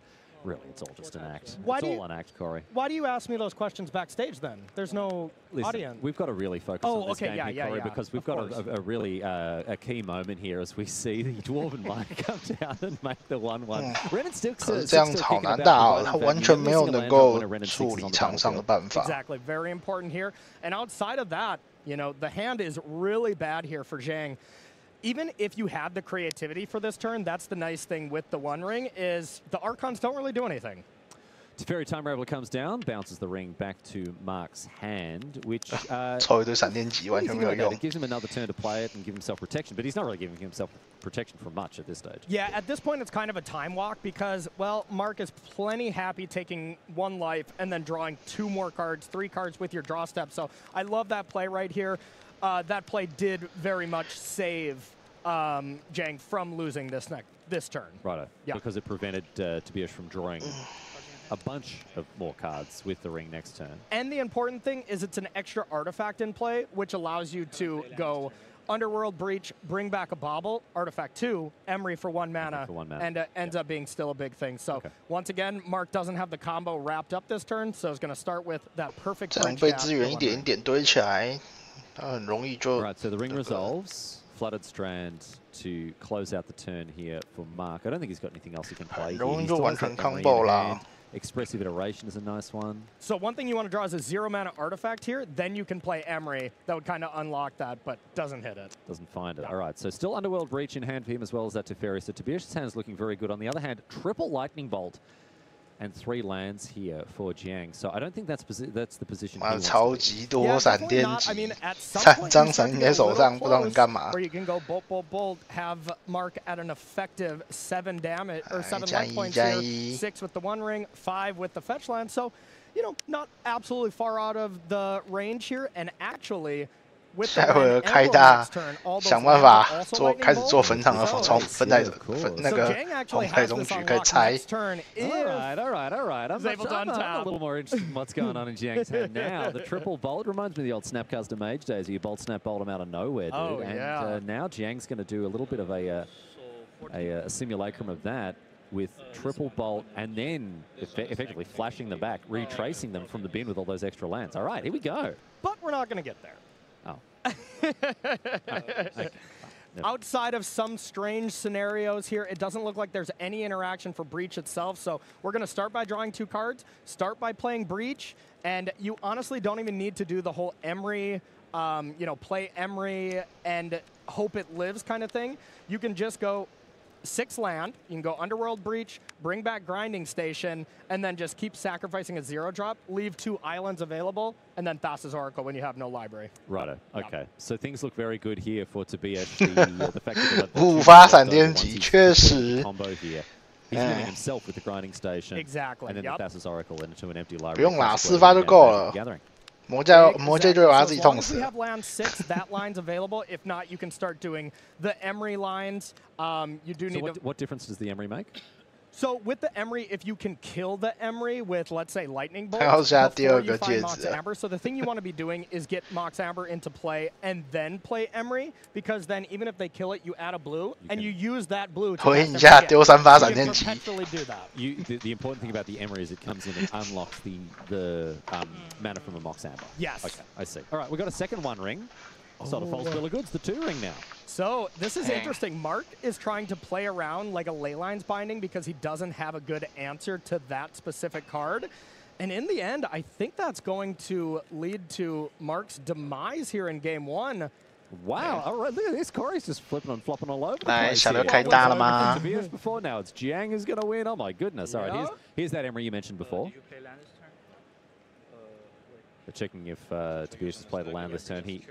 I don't think he has. Yep. Because he started with 5. Has not. So let's see. We'll probably fire off a bolt here, and then we'll see how many lands you have versus other bolts, and see if Mark can just lose in his upkeep, you know, to a bunch of bolts. Because the hand for Jiang is triple bolt and triple land at least. 以后被闪电击打死了。 And with a bunch of 想都想不到是这样的死法。 Dwarven Mines, what have you. Jiang just going to bolt him out from 14? It's looking like it. Let's go. Because the one thing Mark is doing right here is like, you know what? I don't want to risk comboing off because 1 Leyline Binding with this hand for Mark will disrupt it. You know, there was no kind of counter magic to get around that. So Mark's trying to play it a little bit safer and play around that specific card. But not really playing around the old that many bolts, you know, because you don't even see. 各位观众，5发闪电击。 Lightning bolt, yeah. All right, so Jiang down to 13 here, but it's Tobias' life total that we're the most interested in. He is dead to quintuple bolt, which is not something you normally play around, Corey. You don't normally play around the 5th copy of Lightning Bolt, but here. 你听过红烧吗？这跟我理解的红烧不太一样。 It was possible to combo off without needing Emery to be in play. It looks like that Flooded Strand, you know, there wasn't a land played, so we're going to see this played after Emery milled the 4. All right, let's go. Ren and 6 emblem upstairs with Teferi. Ren and 6 emblem. Instants and sorceries in your graveyard. Retrace. Discard a land. You can cast them from the bin. They don't get exiled. They do not. They do not get exiled once you cast them from the bin. So now let's go. Oh, dude, I'm loving this. Okay, so that's, yeah, 3 bolts, 2 lands, 9, 12. Yeah. Oh, here we go. Bolt you. Lightning bolt you. Bolt you. And then retrace it with a plane. Retrace bolt you. Retrace it with a stomping Bolt you. ground. Bolt you. Retrace it with a bolt you. tart, another bolt. And now, that is 6 copies of Lightning Bolt on the stack here that Tobias has to deal with. He's going to draw cards with 抽个2张看看。 Yeah, draw cards with the ring trigger on the stack. stack. 然后呢？ The ring trigger on the stack, so that's another 2 damage. And 笑死！ Mark Tobias has been 我没有想过是会死于5发闪电击，但实在太好笑了。 Impressive stuff. Impressive stuff. And maybe, you know, we'll go back and question not going for it there, but it's kind of hard to play around that many bolts, you know? Now, naturally, you could just have 1 lightning bolt and then 5 lands, and that would still be that same kind of outcome, but yeah, wild game 1. I don't think I've ever seen... I've seen a lot of bolts cast. I don't think I've ever seen 5 cast consecutively. Exactly. As I say, it's normally bolt, snapcaster, bolt, or it's like bolt something else, or whatever, right? But no, this was just 5 lightning bolts all targeting you, dude. I love that. That was so sick. Oh, Jiang is absolutely bringing it. 哇，虚空地脉，赞啦！ We are right back into the action. But Corey, a key card on the other side of the battlefield here for Jiang. 红招都没有法，一回丢5张。 Void is extremely difficult to combo through. You have different cards like Teferi, maybe Wear Tear, stuff like that to deal with it. But usually when I see Leyline of the Void, I'm like, all right, I'm going to try to beat down this game.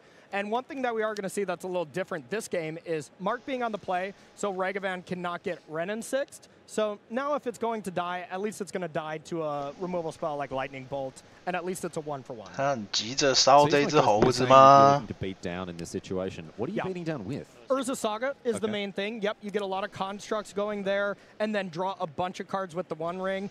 That will get you, basically you play Urza Saga as your only land drop, you know, for multiple turns in a row. But it's much tougher, you know. You do gotta 哦，他有太妃力，所以是有办法解这个。 prefer to combo them, you know, turn 3, turn 4, something like that. And in terms of answers for the Leyline of the Void, which obviously comes in on turn 0, it's a pre-game action. What are we looking at for answers there? So we're looking at 3 Wear Tears in the board. We'll see how many Mark decided to bring in. You also have the 4 Teferis, and then Prismatic Ending. It's actually still possible to do. If you have Springleaf Drum, you have a Jeskai Mana Base, and then that, yeah. Precious from 小六 as well. There we go. That'll That helps as well. Some players have been playing Haywire Might. That is a way to deal with it as well. Not in Mark's list, though. Mark's is definitely a very much an outlier deck list compared to the other 6 players. 太妃力弹虚空地脉的话， It'll be 就会 interesting to 被 compare notes, of course, once 回 these 首。 deck lists are all you know, poured over by all the nerds out there looking for the stats and the numbers and the facts and the figures. It'll be interesting to see where the dust settles on this modern format. Now, and here is the card you mentioned, Teferi, which bounces the Leyline of the Void. And ordinarily, right, if a Teferi comes down and bounces like a key thing, it's like, all right, okay, you've got to turn off, right? Like next turn, it's probably going to come down. You have to deal. It's just buying time. Not so with Leyline of the Void in this deck. Yeah, it's a little trickier. It is still castable. You know, there's a Savai Triome, the Mardu Triome, there's a Blood Crypt as well. So over the course of 2 turns, you can get to that spot where you cast Leyline. But Mark will have the ability to 或者是他现在 put cards in 横起来直接炸你的 and at 地 least that will, you know, help keep your graveyard count up. So even if Leyline happens, you'll still have 放 to deal 入 with 目 it. 标 but- 结界，哎，炸地，好 that 爽 is huge. Oh, no, dude. 好爽。 Oh, land destruction is so brutal to have to deal with. And here, we are seeing this Urza Saga get taken out by a tear asunder. You hate and/or love to see it. Depending on how much of a villain you are, man. 太早来 And 啦 Mark！ did have the option of playing Urza Saga that turn or playing a fetch land and going for Urza Saga on turn 4 into the 1 ring, because then that kind of a play doesn't really affect you as much. They can still get you with the 他这 chapter 边要 1 找 on the 蓝 stack, 还是找黑还是找三 but 色？ decided to get that going to maybe get a little bit more aggressive. Tear Asunder, obviously a really popular, I guess, or really, maybe not popular, but really effective disenchant effect at the moment, given that it says exile target out. 找3色，然后再找红黑 Shark， 是可以再拍一次虚空地脉。Just a phenomenal card against Mark's deck. And then if you ever get to 4 mana with the kicker ability, I don't know how often that's coming up, but you can just exile anything, which is obviously very, very useful indeed. But we've seen cards like Haywire Might, other cards that have an exile clause attached to something that destroys an artifact, be really important in a world dominated by the One Ring, which is, of course, indestructible. 哦，没有找黑，这一块是杰斯凯。 Basically, any kind of exile disenchant effect is excellent against this deck. Because I think you shuffle anyway, so. So red and 6 still on the battlefield here. We saw that effectively win the game for Jiang last turn in game number 1. 把领主抽上来了。 His hand looks alright actually. He's got the One Ring. He's got a wear tear in case there's further disruption. In case we see that ley line come back down. Yep. And I believe that is the Mardu color triumph that's been played now for Jiang. The Raugrin, I believe that's the Jeskai one. Is that the okay? That is the Raugrin triumph. All right.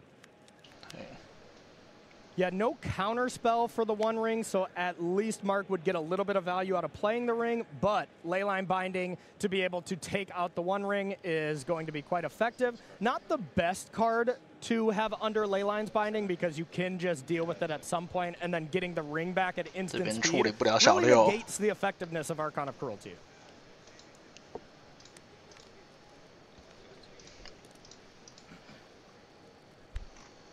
Okie dokes. Let's see what's next on the agenda here.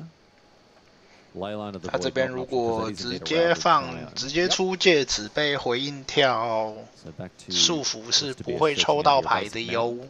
Yep, basic mountain. Mark is playing 2 basic islands, 1 basic mountain, really trying to minimize the amount of damage that Mark's lands deal to himself because, well, you got to save that life for the One Ring burden counters. Yeah, those burden counters really stack up. And now the One Ring, the turn 4 play here for Tobias.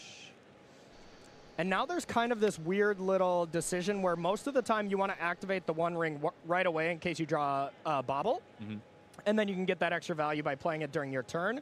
But if you go to activate it, your opponent can respond by getting rid of it, and then you don't draw the card. So is this a Prismari command here? Looks like it. Probably treasure and loot. And now the One Ring does trigger for protection, so Mark is safe for now from Archon of Cruelty creativity shenanigans. We were talking about how the creativity deck, which was really at the forefront of modern format before Lord of the Rings, the Lord of the Rings Tales of Middle Earth, it's taken a bit of a hit that, you know, your opponent plays the One Ring, and all of a sudden Archon of Cruelty is just a 6/6. Yeah. It does make a big difference. It really does. Yeah, this was kind of the thing that put creativity from what most people widely thought of as the best deck in Modern down to, you know, just a solid another tier 1 option here. The One Ring definitely having the biggest impact on creativity. It has been interesting to see the way that the format has shifted. Stone Cold powerhouses like Ragavan being taken down a notch. Decks that were dominating the format like Creativity, again, being checked. Yep. And, you know, it's interesting that we see the utter dominance of cards like the One Ring. We see Orcish Bowmasters all over the place. Delighted Halfling putting in the work. Next week, I wouldn't be surprised to see things looking very different as this data is crunched up and people figure out, well, now we need, you know, this angle of attack. We can beat Orcish Bowmasters in this way. We need to make sure we've got answers to Delighted Halfling. How can we mitigate the advantage that people get from the One Ring? Yep, absolutely. The One Ring really did the worst damage to Creativity and Hammer, and then Orcish Bowmaster did a huge number to Murktide, which was another deck that was incredibly popular, but Dragon Rage Channeler, Ragavan, they don't like seeing Orcish Bowmasters. Really important to note as well that the Murktide deck basically gained nothing from the new set. Yeah, right. Like pretty much. It's not a the One Ring deck. Yeah, certainly not. And we haven't seen it really capitalize on the new set in any way. Yeah, Lauren's revealed maybe as a little slight upgrade for them, but yeah, I totally agree. Not much to Cards like Lorien revealed and the other basic land cycle, or sorry, not basic land cyclers, the basic land type cyclers have a bit of an impact. But right now, these players slowing things down a little bit as they carefully consider what their next moves are here. Tobias has played and activated the One Ring, drawn a card off it. You can see that one burden counter hanging out there. And on the other side of things, Jiang now looking to play a Teferi card that we identified early on the desk team, Marnie, pointed out just how important Teferi is in this matchup. Yep, absolutely. And the big choice here from Jang was whether or not to play Teferi or just jam Leyline of the Void once again. So decides to mitigate the damage that the One Ring is going to cause instead of trying to stop the combo for next turn. And we'll see, if that will be regretted or not if Mark does indeed have the combo. And Fable. Okay, so if I was Mark, I'd be like, okay, let's see if I can combo here. Yeah. Yeah, the shields are kind of down somewhat. Worst draw in the deck, drawing Thassa's Oracle. You never want to touch that one. Always wanted that one in the bin. So, unfortunate draw here. 我是不是要拿威尔蒂尔去拆启洗洁界了 ？Near enough for the combo pieces. You have Breach, no grinding station, no zero drop as well. Mark does play one less zero drop from kind of the stock lists of this, with only 2 Mox Hammers. But with less Ragavans, that makes a lot of sense to trim on that numbers. Also only plays 3 Urza's Saga, where 4 is kind of the more traditional as well. So you can tell Mark put a lot of effort and thought into this deck, and he is so great at these kind of style of really, tough-to-play combo decks throughout his career. Yeah, there's some numbers in here that at first blush really raise some questions. 1 Lightning Bolt, 1 Pyrite Spellbomb, 2 Spell Pierce. I need to stop you with the 1 Lightning Bolt. Yeah. Just in case you lose Thassa's Oracle, you can go Underworld Breach, bolt, bolt, bolt, bolt. Oh, you can do what's known in the business as the year-end Jiang. Exactly. Yeah, yep. That is exactly what you can do. So that's why there's just the 1 Lightning Bolt. Yeah, just in case. And honestly, just another removal spell that fits the mold of Unholy Heat to be able to, like I like to call passing the Ragavan test. Whenever your opponent's going to play a powerful 1-drop like that, you want to make sure you still have ways to deal with it. Where Tear takes out the Fable of the Mirror Breaker here before it can advance to its 2nd chapter. But the Goblin is still hanging out, making treasure. Yep. Attacks for 0, but gets the treasure in thanks to protection from the One Ring. There's been some sick anti-One Ring tech. Have you seen the questing beasts? I have. I mean, Kai's playing it. Yeah. Yeah, that is awesome. A lot of Rhinos players are leaning on questing beasts as that way to get around protection. Bone Crusher Giant as well, another option. Questy B, I imagine most of the teams who played it, most of their testing time was probably taken up with just reading all the text on the card. Yeah. Rumor has it they're still reading. Still reading to this very day, Corey. To this very day, dude. They're still reading it. Yep. And it's interesting to see that Jang really hasn't been going after the combo, right? He hasn't found the creativity. It doesn't seem like, is it still his plan A here? Plan A is usually maintain your opponent's combo and then assemble one of these sweet turns where you can have a Teferi in play and at your opponent's end step creativity. 在想是不是要把虚空地脉定下来吧？已经看对手用了一张威尔蒂了。That's got to be something that Mark has to have in mind right now because it is something that would be devastating next turn without Mark having any way to do anything about it. You need an unholy 那个用下来，把虚空地脉用下来，就是下回就没有办法出 counter magic for it. Not an easy task because there is, not a lot of spell pierces from Mark. Oh wait, no, excuse me, there are 4 of them still. 2 main, 2 side. I don't think he has Delirium. Yep. Instant land source. No, instant land sorcery planeswalker. No, he's good. And it's only at 2 for now, so it can still deal with it as it stands. All right, Leyline of the Void. Okay. Leyline of the Void cast off of the Savai Triome and the treasure token from the Goblin. And now a Leyline Binding. Okay. Leyline Binding on the One Ring. Mark has to be just overjoyed about this turn from Jang because you just have, I believe, 2 wear tears. Maybe there was a 3rd. 哇，他又抽一颗戒指，这么会抽戒指。But can always go Underworld Breach, wear tear from the yard as well if you need to start the combo. So more than likely we're going to see starting this turn off by wear tearing the Leyline Binding, get the One Ring back, draw a card, and go from there. All right, my friends around the world at home.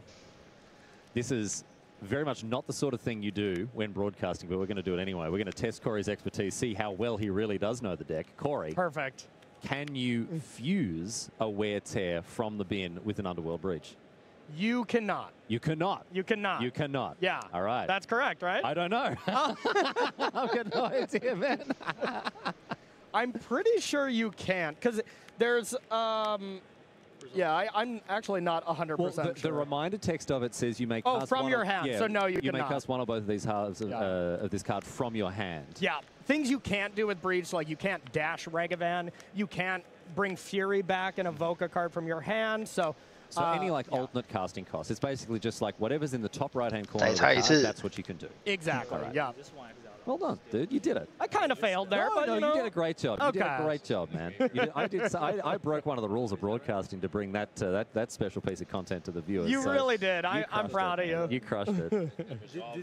I'll be hitting you with some of those questions later on. We got a rules tear. We got a judge call about wear tear here. 哦，他在问这张 wear tear 是进粉还是进放出去 ？Comes up very often when you deal with a card like Rest in Peace, Leyline of the Void, Dothi Void. 消灭的话会先进粉。 Go to the graveyard. 那如果是伤害的话，因为会因状态而生效应，所以最后才会。But it looks like it does. Okay, well, there you go. Because some of them are different. Like with Dothi Voidwalker, with Rest in Peace, they're all kind of templated a little bit differently. Right, so because I'm pretty sure I've like cast Abrupt Decay on a Rest in Peace and had the Abrupt Decay in my bin. Yeah, that's one of those scenarios we were talking about. Don't be afraid to call judges. We call judges all the time when I run into these, just to be certain. Yep. You played that tapped after playing that, right? I fetched this untapped and played this targeting this. So you can see a judge intervening here to make sure that both players are on the same page about things, and that's their job. That's their job, and they do it very well. Exactly. So now so Mark has insulated himself from the creativity line where Archon would assuredly kind of finish him off with just making Mark discard basically his whole hand by dealing with Teferi. So, you know, the only way you would be able to creativity Mark at this point is with Teferi plus creativity. And we do have the prerequisite amount of lands to do that, but you do need both of those cards now. Ren and 6 now up to 7 loyalty. We saw the Ren and 6 emblem winning the game for Jiang in game number 1. Yep. And he's poised to do it again here. Get the emblem, that is. I don't know if he's going to win with it. But another treasure token now from the Goblin. And you know what I'd love to see? How about a hard cast Archon? There we go. How about a hard cast Archon? I mean, it's not a bad play at all. Now, 可是没有意义啊！这个领主他现在这会反那个。 As it's a 6/6, you have 4 1-mana ways to deal with it with Unholy Heat, as well as Teferis and as well as Breaches, because you can get back the cards that are already in the graveyard. So it's not the worst when the ability itself doesn't do anything thanks to the one. 裁判有准备第二支奇奇 token 吗？ You get your little sort of cruel ultimatum type of thing, don't you? Yeah. It's not quite a cruel ultimatum. It's like an unkind ultimatum. Unkind, yes. Moderately, a downgrade. A moderately nasty ultimatum. Exactly. Yeah. Moderate inconvenience ultimatum. Yeah, that's it. It's like, oh, this is a bit of a bother for me. Exactly. So right now, Mark does not know it, but all systems are a go if you're able to find the combo here. There's still no 0-drop, and there's still no grinding station at the moment, so we do need a little bit of help. But this is a nice play from Mark here, playing Teferi to start this off, to just protect against drawing 2 cards here, having Leyline Binding in response. So Teferi comes down. We're going to draw a couple of cards with the ring here. And it's a Mishra's Bauble, and is that a Spell Pierce? Yeah. That's a Spell Pierce, yep. So now there is at least the 0-drop. Still need the grinding station itself. Let's look at his own library here. And here might be one of those turns, especially with having 2 Underworld Breaches, where you fire off what I like to call just a value breach. You know, you cast Breach, bobble, bobble, bobble. Next turn, draw 4 cards, kind of go off from there, and then hope your hand is supercharged for the following turn. Even if you don't have the grinding station or whatever, maybe you'll draw into it. Exactly. So something we'll see, because Mark's hand is pretty bad so far.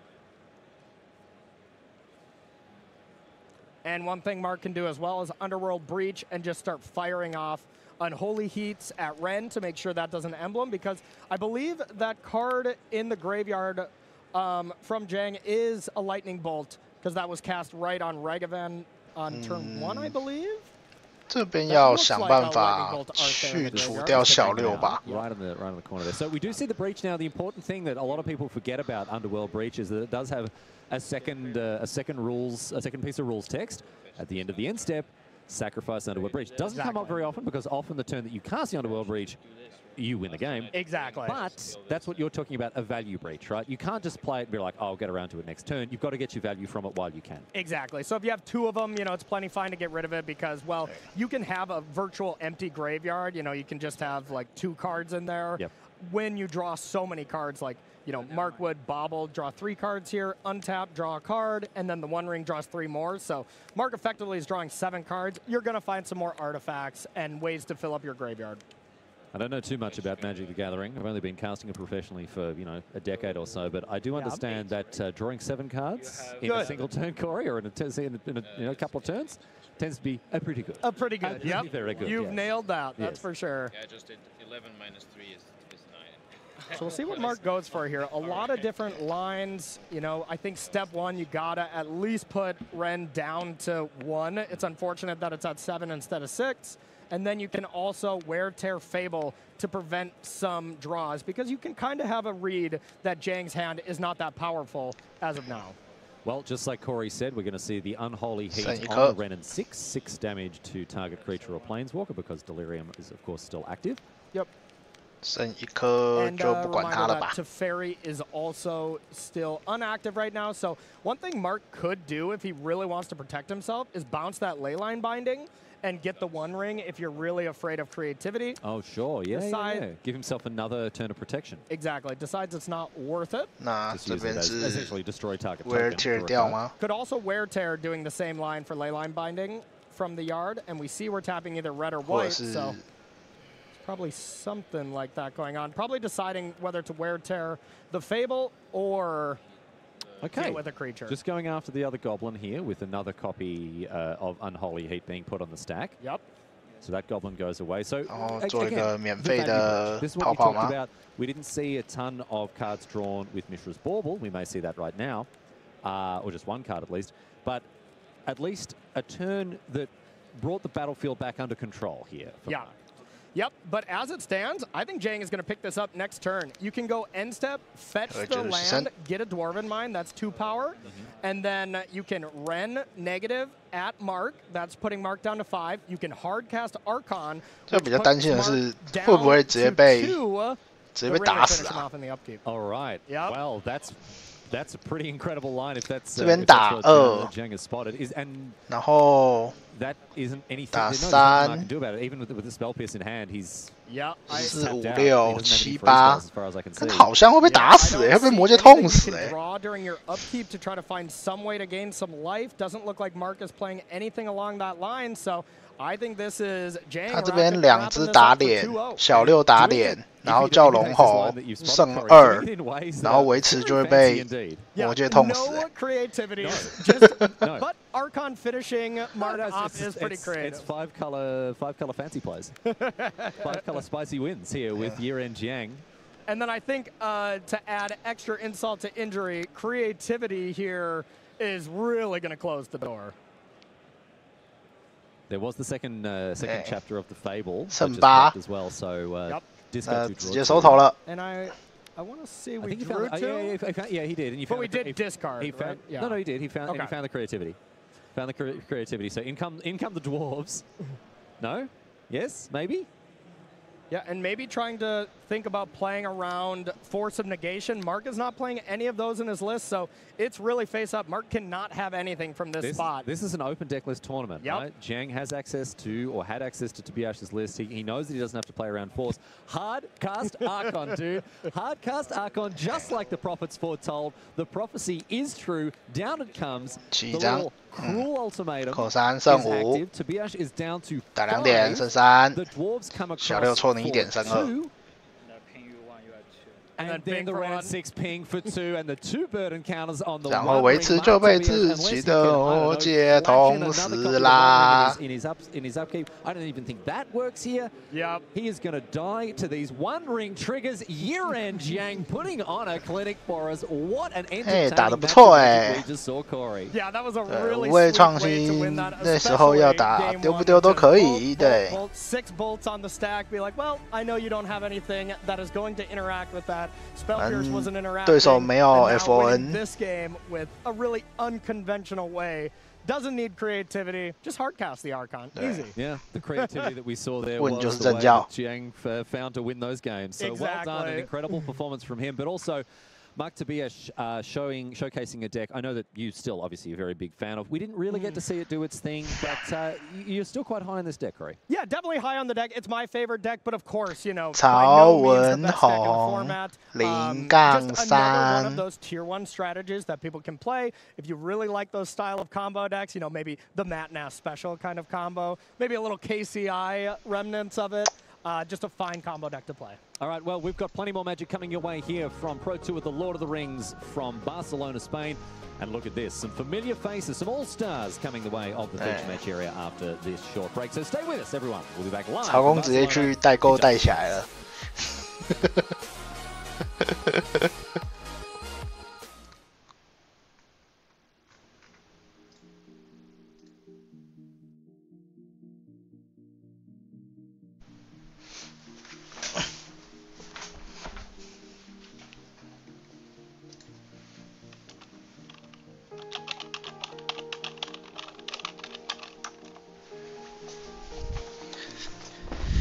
曹公 Q 了欸，他说怕 FON 不是啊，那个套牌对手没有 FON 啊，对手卡表没有 FON 啊。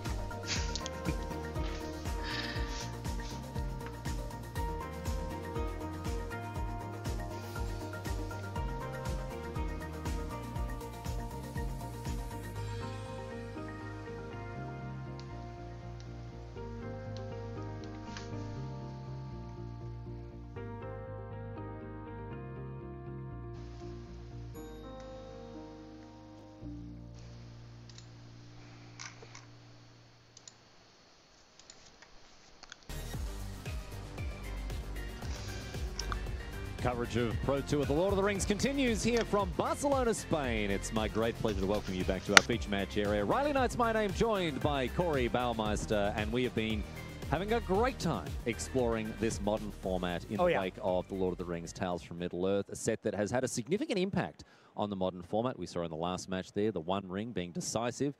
Not in the way that Mark Tobias was hoping, as he was, as the burden proved a little too much for him.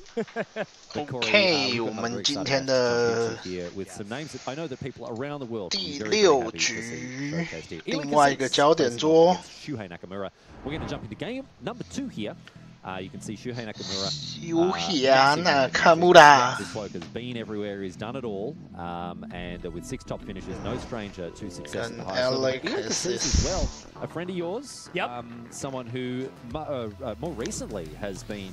他打什么？他打食物猫 token 哦，食物猫 combo。 He's definitely the best Magic player I know personally, and you know Shuhei, no exception as well. These players are phenomenal, and we got Shuhei playing the go-to deck here. We got Rakdos Evoke up against the Samwise Gamgee combo, which is really awesome. There's a lot of players on this super team of Team CFB that are playing this style of deck. Definitely a Sam party creation. Exactly the kind of deck that he likes to play. I think this deck is really cool and not something we've seen in the modern metagame so far. A relatively new deck, at least with some of the new inclusions that the team has created. Well, I want to let's talk through it here as we iron out our next feature match between these two players here. It's playing a brand new card. It was playing a couple of brand new cards. It's playing Delighted Halfling. It's playing Orcish Bowmasters, but no thanks. We are all now looking at Samwise Gamgee. Let's have a chat about this card. 2 mana 2/2. Whenever another non-token creature enters the battlefield under your control, create a food token. It's got some other rules text. Sacrifice 3 foods, return target historic card from your graveyard to your hand. That's not relevant because, Corey, it combos with another one of the usual suspects from constructed formats of old. Yeah, everybody's favorite little cat, Cauldron, familiar with Samwise Gamgee. You're creating that food, so every time you play Cauldron Familiar, you create that food, and then you have a card like Vizier Seer or Woe Strider to sacrifice the cat, use that food that you created, bring back Cauldron Familiar, drain one, and then create a food. That is just a loop in itself. It actually combos through the One Ring's protection as well, because it's loss of life. It's life loss and not targeted damage. So this is a neat little combo. All you need is the Samwise Gamgee, you need a copy of Cauldron Familiar, and you need a sacrifice outlet. As Corey said, Viscera Seer is a very common choice for that, given that it costs 1 mana, and it's a 0 mana sacrifice outlet. You don't have to, and we've seen Viscera Seer, right? We've seen Kitchen Things decks, we've seen all sorts of Malira, Vizier, whatever. But it's back again. Yep, absolutely. Back 附带一提，我看到上面还有一只弓箭手，所以这是一个3只弓箭手的交换。Powerful cards like Oakish Bowmaster and Collected Companies, a card that we have definitely seen a lot of and talked a lot about in our careers, you know, as casters. 太好玩啦，弓箭手。 But now you can get some really awesome, spicy hits where you can get Grist. You know, it is a creature when you collect a company, Ranger Captain of Eos, and that card is just phenomenal in this deck. Not only going to get yourself combo pieces, but can protect your combo as well, not allowing spells to be cast. So this is a pretty sick turn here for Ely. We saw him play an Orcish Bowmasters. Shuhei responded with a Bowmasters of his own to kill Ely's Bowmasters, but then Ely is like, well, I'll do you one better. And he's got another Orcish Bowmasters, which pumped the Orc army as Nakamura blocked with his Orc army, which is a 1/1. And so when the dust settles, it's certainly Cassis now well out ahead. Haywire Might, Orcish Bowmasters, a 2/2 Orc army. Things looking very good for him. Very good. Yep, that is a great start. And I believe I do see land number 4 for Ely. And then Yawgmoth, but a little problem in that mana base as it's a Temple Garden in hand. So it looks like, unless a Black Source was top decked, unable to actually cast this. Oh, never mind. Now, the Overgrown Tomb, easy peasy Albanese, and so we're going to see Yawgmoth's brand position come down. And does this open up other combo 这个时间点的医生看起来没有很强的。 There's no Young Wolves, there's no Stranglegeist, those kind of elements to like really go off with Yawgmoth. It's a value card, but it is also just another free sack outlet. Yes. If you need that, you don't, you know, gain infinite life there, but you still deal or loss of life infinite with Cauldron Familiar, Samwise Gamgee. So still does the same thing. That's right, because the Cauldron Familiar will gain life to offset the life you're paying to the Yawgmoth, so you can still go. Exactly. Yep. Right, while drawing a bunch of cards. Terminate now, targeting Yawgmoth. Looks like the AY Might is going to be cashed in here. Actually gains a life here instead of the lose a life, since Haywire Might goes to the yard and does that. Looks like Ely is plenty fine just cashing in some of these 1/1s, recognizing it's more important to draw something like Collected Company than try to get this chip shot damage in against Rakdos of Oak. Yeah, especially as you know that you're not going to be able to set up anything sort of too fancy that coming turn. So you may as well just get your value while you can, cash in these small creatures, which maybe very irrelevant. Single Fury 手上的烈焰术士突然就能动了。 Exactly. And so now the Terminate having resolved, Ely is sort of back to the drawing board. Yeah, as it stands, that was probably the best Terminate in the history of Modern Magic here, as it cleared off 4 creatures. But I thought it was just destroy target creature, not Supreme Verdict. Back in the day, of course. But back in the day. Yep. How much Modern has changed, my friends. It is not the format that we once knew, but we're still having a ton of fun with it. And it is great to have your company exploring this new Modern format. Seasoned Pyromancer in the hand of the Japanese Hall of Famer here. This card, obviously an absolute house. Love casting this on an empty hand when it is essentially just a Mole Drifter. Draws you 2 cards. But here now we're going to see Feign Death and Grief. Pretty interesting here. We saw Shuhei have 3 cards, and one of them was Pithing Needle. Pithing Needle did not go to the graveyard, so that's kept in hand. The one thing about the way that Ely Cassis' team has built this deck, one Pithing Needle does not stop Vizier Seer, Woe Strider, and Yawgmoth. So, you know, not the most effective tool for it. So that was kind of strange to me to leave that one. We sort of bigged up the fact that the Viscera Seer is the card that is, you know, usually picked as the as the sacrifice outlet. Sack outlet of choice for sure. It's the easiest card to get. 选猫就卡住啦，这个赛评在说什么？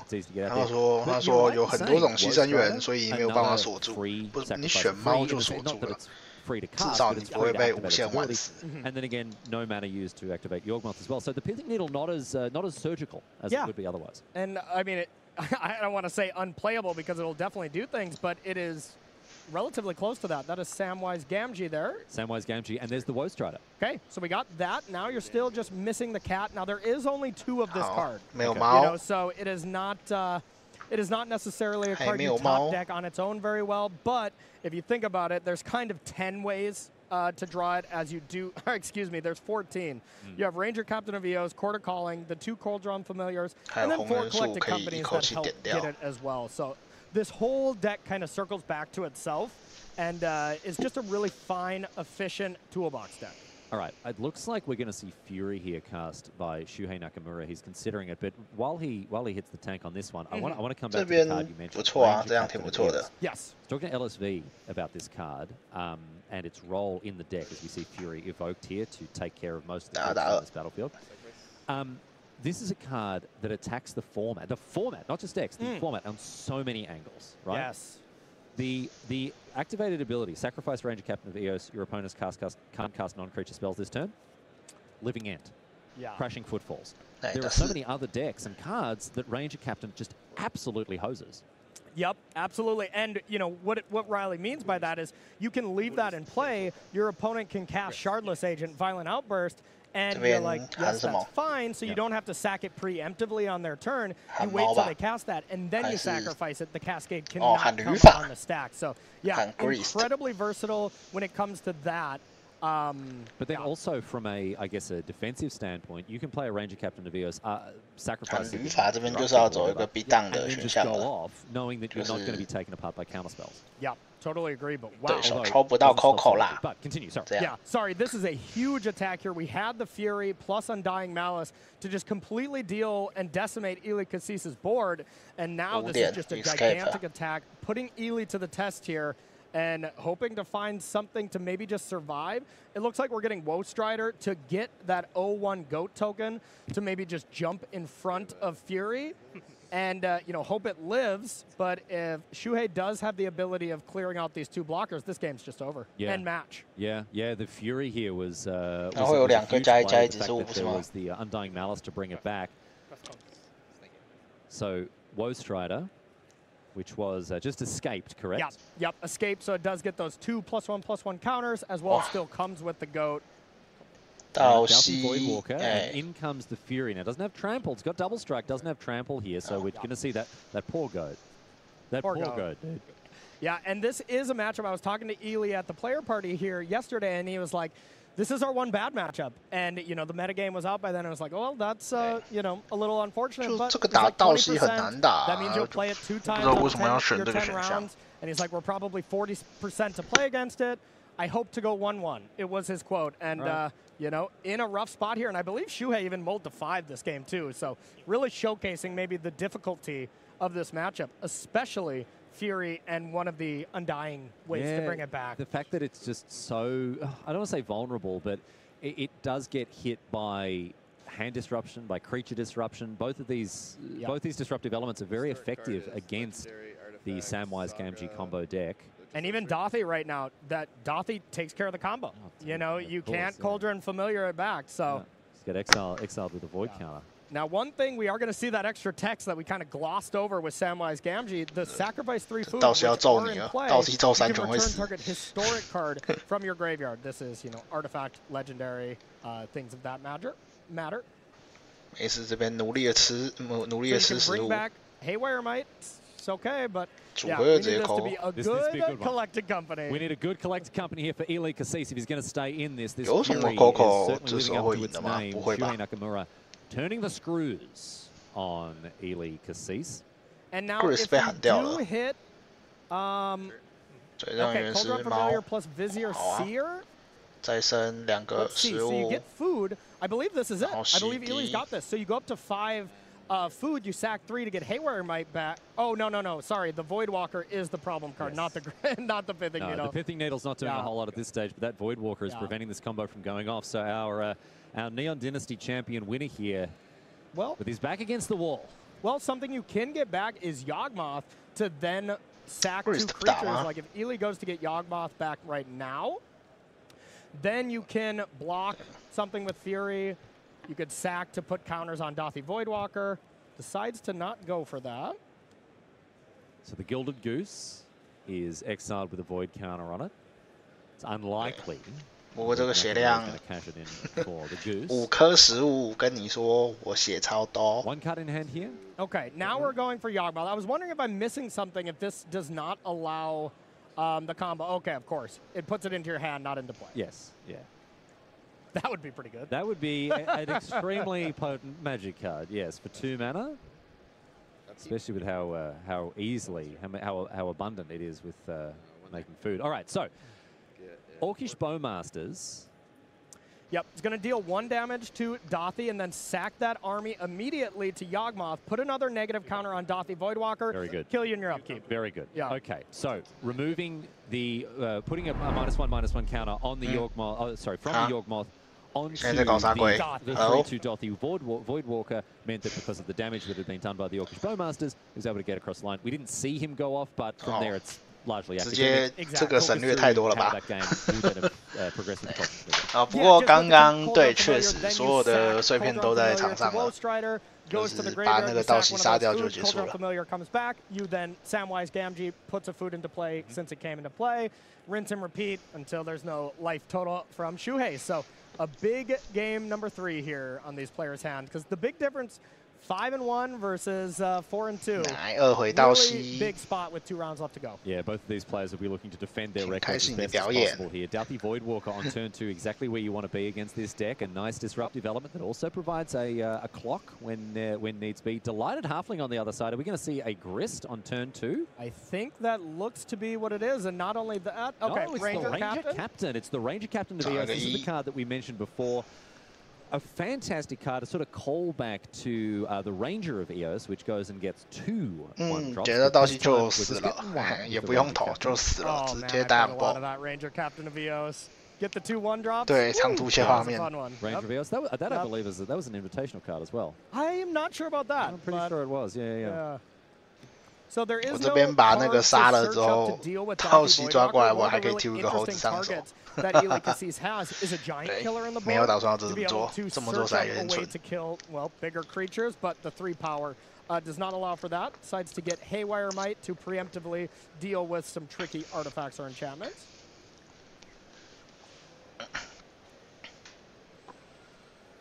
Invitational card from 2006. You were right. With Antoine Ruel on it, of course. Gotcha. Yes. These days, of course, we see high-profile Magic champions on cards after they've won a World Championship. Exactly. But way back in the olden days, there was the Invitational that gave players the chance to get their faces on a card. Yeah, Ely was so close this year, taking second to Nathan Stoyer. So what a fun thing to be a part of there, Interesting for to sure. see what Stoyer's card ends up looking like. We've had some crackers 对吧？ recently. 那块是转色地吧？ Some really good ones. 它上面是白白绿绿，对啊，那块是转色地，那块转色地。Paolo's card, the Elite Spellbinder. Elite Spellbinder. Yeah. Fairy Mastermind. Fairy Mastermind. Yep. They've all been good, man. And you would hate to get a stinker. Yeah. It's like, oh, what's your card? Oh, it's a 5-mana 2/2. Yeah. What does it do? I got Colossal Dreadmaw, you know? I'd love that, actually. No. I'd 100% take that, yeah. 6-mana, 6/6 trample, just with me going like this. Big thumbs up. Love that. Oh, honestly, I'd be all about it. All right. We've got a Seasoned Pyromancer now, discarding Grief and Swamp as well. Yep. So only 1 Elemental now for Seasoned Pyro. And in comes the Dothy Voidwalker, effectively unblockable.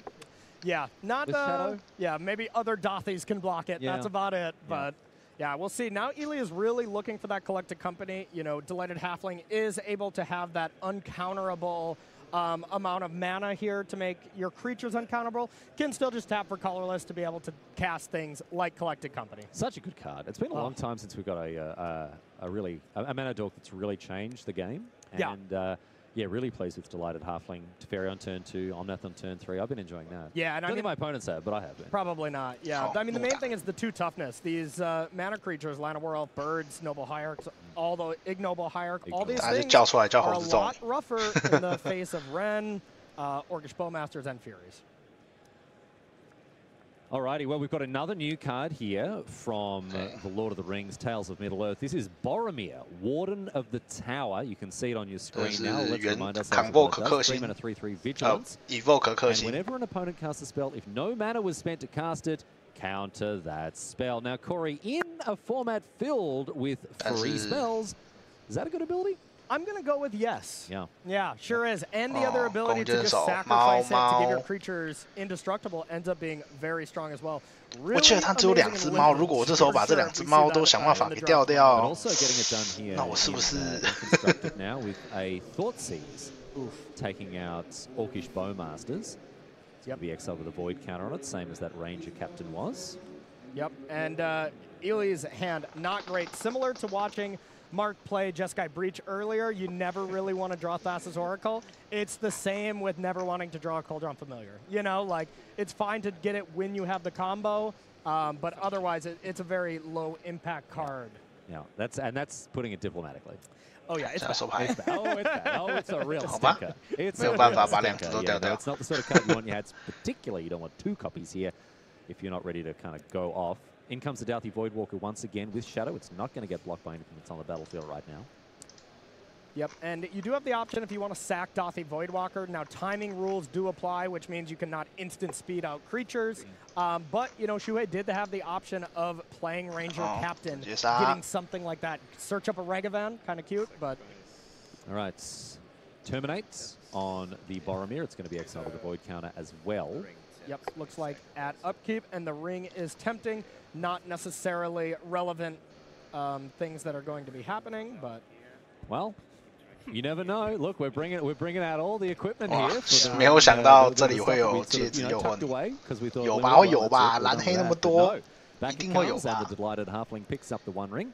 By the way, shout out to everyone on the team for these awesome giant the 1 ring things, as well as the actual ring. I mean, that's pretty cool. That's it's a very cool way to. Did you see like LSV tweeted? He was going to bring his Hall of Fame ring in order to indicate. What a power move! Oh, this card here is my ring bearer, the one with the Hall of. Oh, whose Hall of Fame ring is that? Which ring? Mine. Yeah, exactly. That's my one. Oh, you don't have one. Sorry. Unless he plays against Seth, because Seth also brought the Hall of Fame ring. Yeah. The 2 of them just flexing against each other. Oh dear. Alrighty. What's next on the docket for these 2 players here? This Doughty Voidwalker has exiled 3 creatures there. Anything that you're wanting to cast at the moment from that? The Orcish Bowmasters? No, everything you want with the Voidwalker is the best card out of all of these 4, just because it shuts down the combo. And oh, well, is that a certain 4-drop? Oh, it was one of those situations. I'll just, you know, I don't have anything to play. It's your turn, I guess. Yeah. But oh, I guess you have something to play. Yeah. Collected Company off the top for Ely is going to be an excellent end-step play to maybe leverage his position here. Yep. Unless we get the big whiffaroonie here for Ely, we're going to see Collected Company exile with a void counter. And 6 cards off the top. 6 of the best. Let's see what our World Championship runner-up can find. All right, that's 2 cards. That's huge. That's what you want. And it's Grist, and it's Ranger Captain of Eos, the full 6 mana. Full value here. Talk us through this. What are we seeing as a result of this card? So what we're going to see is Grist coming into play, and everyone's going to say, well, that's a Planeswalker. Well, 这个 Coco 翻得太好了吧 Collected Company for it. Ranger can go get a plethora of things, but Vizier Seer kind of stands out to me. And now all you need is Samwise Gamgee, and then the combo is ready, even through this Doughty Voidwalker. So we're throwing massive shade at those cats in hand, but they're ready. They're just like, put me in, coach. That's true. That is true. There is the Vizier Seer. So as long as, you know, this is still Shuhei's end step, so Shuhei could go, you know, Lightning Bolt, something along that lines to deal with Grist here, and with Doughty still in hand, you're unable to combo. But we'll see if Shuhei has any response about that. Doesn't look like it. No, because you kill that Grist before you get to your opponent's main phase if you can. Yeah. All right, 3 cards in hand for Shuhei Nakamura, confirmed by Ely Cassis, and for him, oh, geez, he's got how many? 5? 5. Yep, and it was a land. It was a land picked up, so no Samwise Gamgee, the ideal draw. But at this point, if Ely is just able to deal with Dothy Voidwalker, which is the only form of pressure here for Shuhei, then he's just going to start beating down. He's already got 4 damage in play, and he can start playing those caps to some actual success. I think the Dothy Voidwalker has sort of distracted us from the fact that Shuhei Nakamura just hasn't had a lot going on. He cast that Terminate, he had the Pyromancer, but he actually hasn't done a whole lot in this game. And he has 3 cards in hand, so I really am curious to see what we are working with here that you would hold off. I mean, could definitely be just Fury waiting to hard cast it next turn. Yeah, I could see that for sure. Yep. There weren't great targets for Fury last time. Don't forget, when Nakamura could have cast it, he had a Delighted Halfling and a Goose. Yep. Okay, so Halfling sacrificed to the Grist, and now the Dothy Voidwalker goes down to -2 on the Hunger Tide. Another one of those classic interactions. Be like, 这边要是有复活起来的话就好很多。 I mean, this one with Grist, you sacrifice first, and then the Planeswalker does. It's a little clearer. That's a little easier. Yep. And then Haywire Might, the follow-up now for Ely. And in comes the Ranger Captain of Eos for 3. So a tidy turn cycle from him with the Collected Company really getting him back into this game. And now Shuhei Nakamura is all of a sudden like way behind. Yep, and now it's a little awkward. Ely Cassis, from what I can see, is just 3 green-white lands and, you know, some black cards in hand. That was the big thing that this team was talking about. They thought, well, our deck is really awesome, but the mana base, it can be a little lacking. And black mana found through the use of the Golden Goose. Yeah. So back over to Shuhei Nakamura now. But he just stone nothing. Stone nothing. 4 mana available. He did actual nothing. Is this Fury? Got it. Right? Like, it has to be Fury. That's the only thing that makes sense here. And, I mean, that would be excellent. If you're able to Fury, clear out Grist plus the 3/3, or honestly, Grist, Goose plus Haywire Might maybe is even better. Yeah, there's no point really killing the cat because that's so easy to come back. I think I saw a go. You're joking. Oh. Well, did he? He put up the hand like a go. No, that's a Fury. Okay. I'm guessing we did not. Okay. Yeah. There's the Fury. And okay, this makes a lot of sense here. Nakamura has not had a good chance to play this card. One damage. There's an extra point of damage flying around there somewhere. We don't know where. It's not super relevant because as it is, that's just a stone cold 3 for 1, and that's what you love to see. Yep, Fury extremely strong against this deck, and this is the main reason why this matchup is unfavorable. According to Ely. Yeah, because we saw Ely in that situation just a few moments ago. Very commanding position. He's a Samwise Gamgee. Now 1 card, 1 5-drop, and Shuhei Nakamura right back in this with a very formidable threat. 6 damage a turn from the Fury. That's no joke. Exactly, and I think I did see a Terminate in hand for Shuhei as well. Yes, definitely. And right now, Ely's hand is bad. 1 Coldron Familiar, 1 Vizier, and a Mystery card, with no mana to even cast either of those threats. Oh, man, that is not where you want to be. Yeah. That is not where you want to be. This mana base is very punishing here for poor old Ely. Down to 8 after the attack from the Fury. And now it's a race. So if you're able to find maybe green-black filter lands, if we have that in the deck. No, it doesn't look like any Twilight Mire, I believe. Yeah, no, I don't think so. Yeah, no. It's all green-white filter land, Wooded Bastions as the thing. But there is a Catacombs to at least get a swamp here. At the start, you can at least go Coldron Familiar. I mean, at this point, if you did draw Samwise Gamgee, it would be lethal because if there's no disruption. This is kind of a perfect world, since we do have the Vizier. And it looks like just 1 card in hand there for Ely, which is the Vizier Seer. So not ideal by any means. So back up to 8 after the fetch. 这个是知道的吧？这个坟场的牌，手上的牌是知道的吧？ To 6, we're going to see the Season Pyromancer flashed back, so to speak. I think that's game. There's a Terminate in hand, so you can just hit Coldron Familiar unless Ely has more cards than I thought. So that's 8 damage. Yeah, that's 8 damage with the 6 damage from the Fury and the 2 damage from the Elementals here. Terminate definitely in hand. We saw that. I think it's the textless play. Oh, and a Lightning Bolt as well. He's got everything. Easy. He's got it all. Lightning Bolt. There was a Terminate there as well, just in case I think there's a Collected Company or something. But no, there is not. And Shuhei Nakamura takes it out 2 games to 1 against Ely Cassis.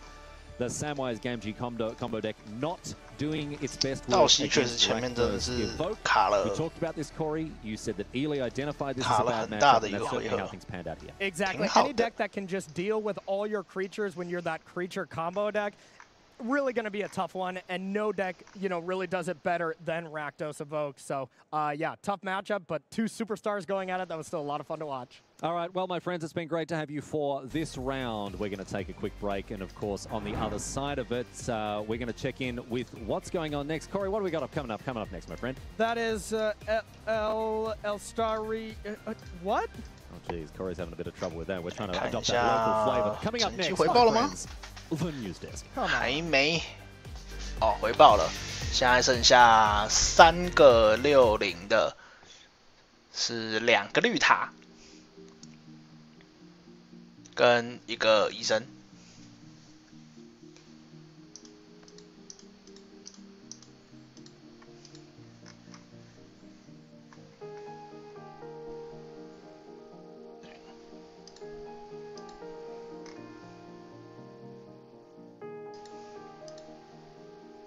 哦，都是有克萨传的绿塔哎。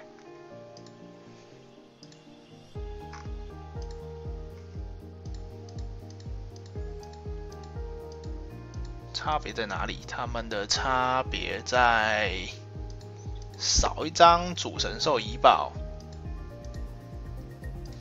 然后多一张基本地。背牌的部分，一个有裂地泰坦的样子。哦，那这2个应该都是那个吧 ？Team Handshake。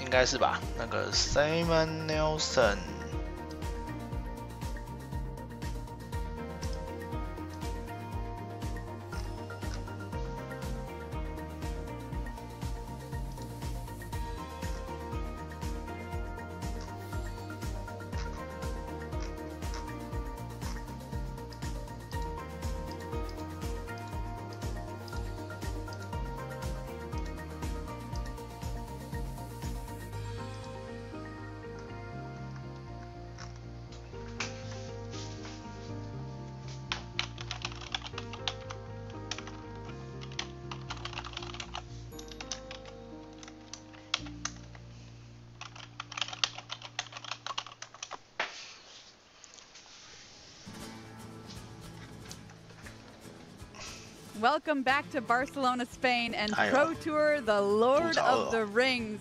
Some beautiful shots there of Barcelona. What a fabulous city to hold our tournament in. We hope you're enjoying the coverage as much as we are enjoying being here in Barcelona. Let's take a look at our headlines here. After 6 rounds, 3 people in the building still with perfect records. Should be more than that. However, we are having draws out there, which is going to come into effect, I think, as we head down the line here in this tournament.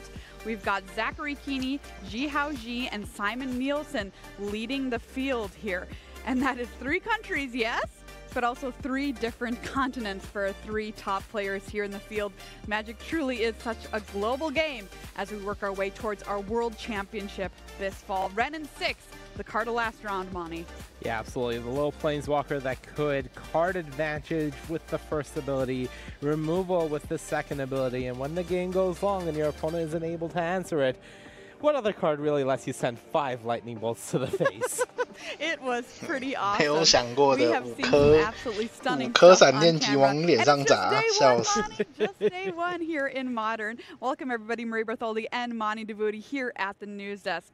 Something else cool we got to see on camera was Urza Thopter Sword in the hand of Bobby Graves, who talked to Will after his round. Bobby Graves, you are off to an absolutely amazing start here at Pro Tour Lord of the Rings, going 2-1 in draft, 3-0 in Modern currently, and you brought a pretty spicy deck to Modern. Can you tell us what it is and why you bought it this weekend? So I'm playing an Urza Thopter Sword combo deck. My deck is base Jeskai splashing for Haywire Might. The reason that I brought the deck is I like to play creature-based combo decks. I have a lot of experience with it. I won an RCQ for San Diego playing Urza pre the One Ring. And with the Lord of the Rings set, the One Ring added an extra card that makes the deck quite good. With Foundry, you can get it out of play, so you can tick it up much higher than a lot of other decks without having to legend rule it. The other thing that I liked about the deck with Ring is that the talismans that I was playing before became much better with extra 4-drops. They give you something like you really want to accelerate by a turn with Urza for the combo. The way the deck works, you have Thopter, Foundry, and Sword of the Meek. You can pay 1 mana to sacrifice Sword, get a 1/1 and a life. With Urza out, you can tap the Foundry or the token to loop it and do it an infinite number of times. A lot of the strain on setting up the combo is the turn that you play Urza, you need to have a white source if you haven't already put the Foundry in play. And so having the talismans also helps with that, where they can get you ahead by that extra turn. My last question is, how many times have you done the combo this? I have only gone infinite twice so far. Most of my games have just been fair, pay a mana for a 1/1, you know, fair. 1 mana, 1 life, 1/1. Great, thank you very much, Bobby. There's Bobby with the Urza Thopter Sword deck. Do you think you'd see that this week? 克萨小飞机 Can't tell you. You know what? It's modern. Anything can happen. 也是因为搭配 leaderboard here. That's why we 搭 love 配 the format. 那个 You 吧 can play anything. 搭配 Take 了 a One look. Ring Three players 就还 currently 行 left undefeated in the building, but like I mentioned, we do have those draws as well, which could factor into play money. Absolutely. Greg Orange picking up a draw. I don't know if that's a surprise to really anybody given the deck style that he likes to play, but Team Handshake at the top. 看 Two 一 of our 下 3 undefeated players, Maria, Zachary Keeney and Simon Nielsen on Team Team Handshake Handshake. 真的很 And 猛啊 fan favorites Christian Calcano, 纯黑也 Shooting 赢下来 still there 了 at 5-1, as well as 剩 hometown 下 hero Miguel Castro sitting at 5-1. All right, there's a look at our leaderboard 前 after 面 6的 rounds 15 of play. 分的好 Well, 像 if 没 you're at 有 home 什 and you're 么特 wondering, 别 hey, what should I play in Modern? 就是一 Don't 副 worry, 小飞 we've 机 got 比较 some 特别 answers for you. We've broken the decks out into their 对 archetypes, and we're going to talk about each one under those 这个等下会 archetypes 上 and 焦 find 点 something 桌吗 for you to play. Starting with my favorite Mani, Aggro. Yeah, and notably one of your favorites here missing, no boggles, but there really is something for 对啊 every 这一次 archetype 完 of 全 player in 没 Modern. 有 Aggro may be lacking 也不是 compared 说完 to 全 some 没 of 有 the 啦 other 几乎 supertypes, 没有 but 那个锤 Vern's 子 still doing quite 到 well 底是 out 为 there 什么 for 呢 those looking for an aggressive deck, and of course, Hammer Time's still there as well. I mean, Hammer Time's got the best deck name in the format, yes or no? Yeah, I guess. All right, well, it's still early. We've got Yeah. lots more decks to talk about. Merfolk there, I know there are some 现在看 rabid 到了 Merfolk 唯 fans 一一 out there. 副 You 锤 can 子 still play that. Here's a look at 比较高 mid-range 分 with 的 Rakdos 是 Invoke, 13 the 分 most 一 popular 个 deck this 12分 weekend 一 with 个 nearly 20% of the 剩 field 下 choosing 9 to 分 bring 一 that. 个 I mean, making a 然后 4-3 menace on 剩下 turn 就是 one 6分 seems 的 pretty 了 good money. It definitely does. There's a lot of different directions to go with 成绩是 mid-range. 有点 Rhinos 可 being 惜 another 啊 very popular one. 3 of the top 4 archetypes really in the field being under this mid-range banner really just shows you the power of what you can 然 do 后泰坦护身符也是一个12分2个9分 Yeah, absolutely. Just very well positioned, especially against Rakdos Evoke, which was the most played deck. I think Jun Sagavan's got to win the name category here under the mid-range deck archetype.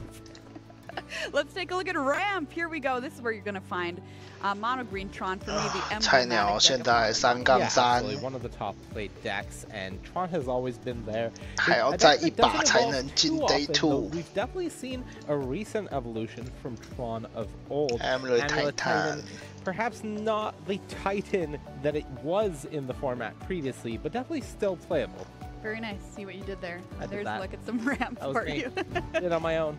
What about Control? Well, we can just delete this slide, I think. I don't think. 蓝黑 Control Demir 也 Control, though, 也 is 蛮 the 少 new 的 hotness in 也 town. 蛮少的 Demir Control, I'm a 蛮意外 big 的 fan of the deck. I think if I was Demir preparing for Control this event and planning on playing, if I had found a good build of it, I would have played that deck. But we've seen Greg Orange at 5-0-1 playing 4 color control options. 12分蛮多的啦，可是 Yes, we'll see if 13 he 分 can 以 get 上 the 就 job 没有。 done this weekend playing his favorite archetype, Control. But what if you are a combo player? What have we for you in Modern? Good news, there are a lot of decks that you can play in combo. Take a look at this one. Everything. You can play whatever you like. You can play black-green creature-based combo with Golgari 有个莫夫 Yawgmoth. 里 You can 面 play 跟 graveyard-based combo with Living End. You can play 不会创新 Jeskai 还有 graveyard-based Breach combo with 都 Breach 还 as 算 Quarry would do, Collected Company 蛮多的 combo, and Maria, you can even play 那 Missile 呀 Spells, which I think 变 that's 境镜， the actual best 眼镜 deck 真的是 name 能 has 打 been 套 for 牌 the 吗？ last 10 or 被康发就 15 years 没了 or 耶。 however long it's been a deck in Magic. I mean, if you get 2 exclamation marks, you already win. Samwise Gamgee, though, new one here, Monty. Definitely new one and some notable players bringing it. Of course, we did see Ely pick up an unfortunate loss, falling to 4-2 in that previous feature match, but still some very notable players on the deck. And, you know, maybe with a different metagame, this could have been a really good one here. All right, there's a look at some decks you can play in Modern. By the way, if you want to play some Magic, we've got another MagicCon coming up this fall in Las Vegas, September 22nd through the 24th. Tickets are on sale right now, mcvegas.mtgfestivals.com. There's so much happening there. There's cosplay, there's panels, there is a 100K limited open, and the World Championship. 什么轮抽？ All right, everybody, it's time for round number 7. 没有啊，今天轮抽已经打完了， Let's 都 take a 剩 look 现 at 开 our 了， feature 都剩现 match 代 for 了 this round coming up 明天才会有轮 of 抽 Modern here on day 1. Zachary Keeney versus Jihao Ji, Mono Green Tron versus Golgari Yawgmoth. These are 2 of our 3 undefeated players. See who can stay undefeated after this round. There's a look at Zachary Keeney. 第一桌的对局 Tron player has been called the Tron player by Nathan Sawyer, so I'm very excited to see what he can do on camera here. A real grinder, Nathan 说 top 他 8 是 Innistrad Championship, and 根本就是 Championship. Here's a look 生 at 下来 Jihao Ji 打 from 塔的， Beijing, China. Top 8 of the MTG China 是 Open 怎 in 样把把拿起来 Shanghai. 都凑套是不 Here to 是？ play today, started playing in 2012. 那我觉得他们不是检查 Advice in 八 Modern 字， is 就是 choose a 检查 deck 卡 you 套 like 了呢。 and do a lot of practice. So there's the players here for round 7. What about the decks, Monty? Well, Zachary is on Mono Green Tron, one of the top decks of the weekend, and one of the decks that Team Handshake chose to bring. Taking a look at their specific build of Mono Green Tron, we can see how this deck has evolved since we last saw it in a Modern Pro Tour all the way back in 2019. The deck is no longer about the number 7. Your goal isn't Karn Liberated. Yes, this deck is playing 1 copy. There are 2 copies of Wormcoil Engine, but 8 is really the magic number because you have 4 mana cards that you're focusing 然后 on. 有2张沙嘎， This card has 多一 absolutely 颗 changed this mana 的 archetype, using 多一 it 颗 to mana， create this wish toolbox package 就是 in your 可以 sideboard 让你3 and 回 having 出 it 魔 be an 戒。 extremely powerful tool against your opponent's The One Rings, as well as you having your own The One Rings. This card can really do it all. We see it 背牌比 be 较 an 特别， absolute 就是 terror 完 in 全没 Pioneer, 有 and it is 防招 here 了， as 就 well, 全部都 really 是 leveling 神 up 器。 this Mono Green Tron deck. Now, on the other side, we see Jihao Ji on Golgari Yawgmoth. And this deck has had maybe mixed results so far this weekend. We do see Ji here at 6-0, but with the amount of Rakdos Evoke in the field, maybe the creature-based combo deck had a bit of a rough road ahead of them. But one thing I can tell you is Ji has already played against Tron twice in the 3 rounds of Modern so far, and remains undefeated, 2-0 both times, just breezing through the matchup. So it seems like, at least for the Tron matchup, Ji is very prepared. All right, I'm very excited to see this match. We've got round number 7 ready for you. Cedric and Paul are in the booth, ready to take it away here at Pro Tour, the Lord of the Rings. Thank you, Maria, and thank you, Monty. Cedric Phillips, Paul Cheon, we are here in the booth from beautiful Barcelona. Let us talk to you about a little modern action. Tron, Yawgmoth, apparently. Yawgmoth can't lose this match? 锤子成绩不好， Yeah, it's a little interesting 好 because 问题。 traditionally you kind 可 of 是我 look 刚 at 刚有看到一个 creature-based 锤子在蛮前段 kind 班 of 的啊 mid-range decks. Typically doesn't do well against Tron, but you add that combo element, kind of turns things around. Jihao Ji, we've had the opportunity to watch a little bit earlier in the day. Put on an impressive display when you and I have the opportunity. Now, Zach Keeney, we haven't had the opportunity, you and I, to watch him just yet this weekend, but I did have the chance to talk to Zach a little bit earlier, and I asked what he was playing and why, and he said, I'm playing Tron because it's easy. 轮抽合一把，然后近代输一把，合一把。 Game number 1 of round number 合一把跟 7输了没什么两样。 is now in front of us. 这已经不是 Swiss 了。 我们的 PT 不要再像 EK 一样耍白痴了，我们这次的 PT 是抢分制，我们 PT 现在只抢39分，你和局就只会把让自己变得白痴而已。来2回旅法， The thing about the Tron deck is it's one of the decks that's best at mulliganing because you really only need 3 cards, right? Yep. You just need The way to get the Tron lands, you just need Tron on turn 3, and just if you can untap and resolve any of your heavy hitters, that's usually good enough. The rest will generally sort itself out. Now, Paul, in this matchup, these two players are kind of just two ships passing in the night, right? You got Golgari Yawgmoth that's going to do its thing with a little bit of acceleration, try to assemble the combo. And of course, for Mono Green Tron, it's trying to assemble its lands and play something extremely powerful. Are there ways here for Tron to interact with Yawgmoth? So, typically, no. Typically, most versions don't play too many answers to deal with Yawgmoth, but Keeney's team playing a little more interaction, playing actually 3 copies of Dismember in the main deck that allows you to kill that Yawgmoth. Of course, there's also cards like Oblivion Stone, which is fantastic in the matchup. If you're at a high enough life total, then you can basically blow up everything other than the persist creatures that you can play. But if you're on Jihao's side, typically not a lot of ways to interact with Tron. But he is playing 2 copies of Boseiju in the main. Okay, and that is a card that, of course, can blow up a Tron land, allow Keeney to search for a basic force. 赚了，多生一只。 The very powerful 7-mana trio. You did see a Warping Whale take care of the Delighted Halfling. So that is also another way to see Keeney interact with the Yawgmoth deck. We're seeing a Grist activation. 很少见 hit a Grist here, so did hit an insect. It did. Got an extra token out of the deal. We don't see that a ton, but we do see it here in round number 7. It'll be a Young Wolf after that. And we'll see if perhaps Jihao is going to leave up something like perhaps a Court of Calling. So we're going to head back Keeney's way, who does have the Tron already. Looks like a mine and a power plant, and there's the Tower of Power. Both decks doing their thing. So there will be a colorless mana floating. Going to use that colorless mana and turn it into a green. New card coming here for Keeney. All right. That'll be a chromatic. That'll be a chromatic star. You see the hand here for Keeney: a star, a sphere, a map, and a relic of Progenitus. So basically, just ways to continue cycling through the deck. We saw Christian Calcano do this with Tron. Just needs to find something here to do now that he has 7 mana available to him. So no mana floating anymore. There will be 2 colorless and a green floating here for Keeney. Remember, Keeney's already played his land for the turn. New card coming here for Zach. There might be a response now, and it looks like Jihao says that's fine. So it's very clear that Jihao either has a Court of Calling or is acting as though he has a Court of Calling. So mine still has a star here, and a relic is a way to 应该还是去直接快速去拼 combo 啊。 If that's a thing, it is. But in my estimation, not terribly effective. Not especially great here. Yeah.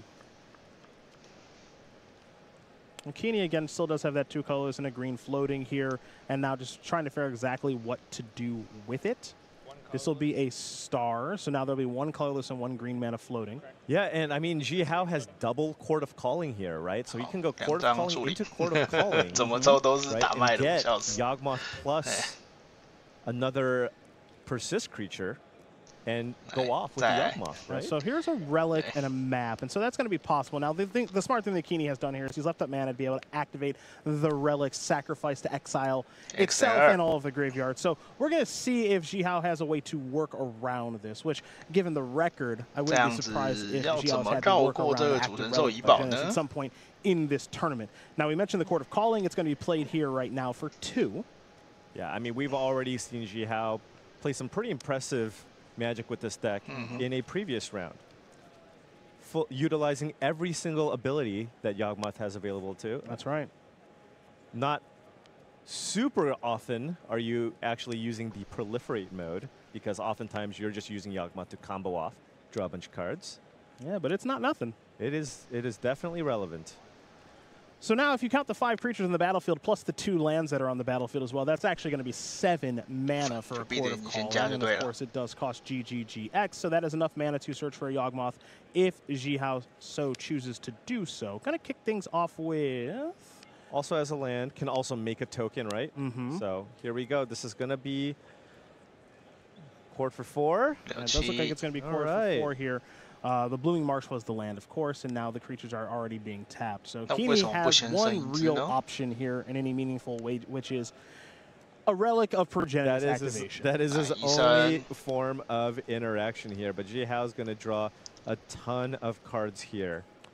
So this will be Yawgmoth, Thran Physician. And this one, if you're not used to seeing it, I think you better start because it is one of Modern's, most powerful cards. 来，一张 We're 张 going 来 to see it in action 看 right 你什 now. 么时 So 候要 how 吃 does 这个主神兽一 Jiahao 包。 want to work through the relic is the question. Right.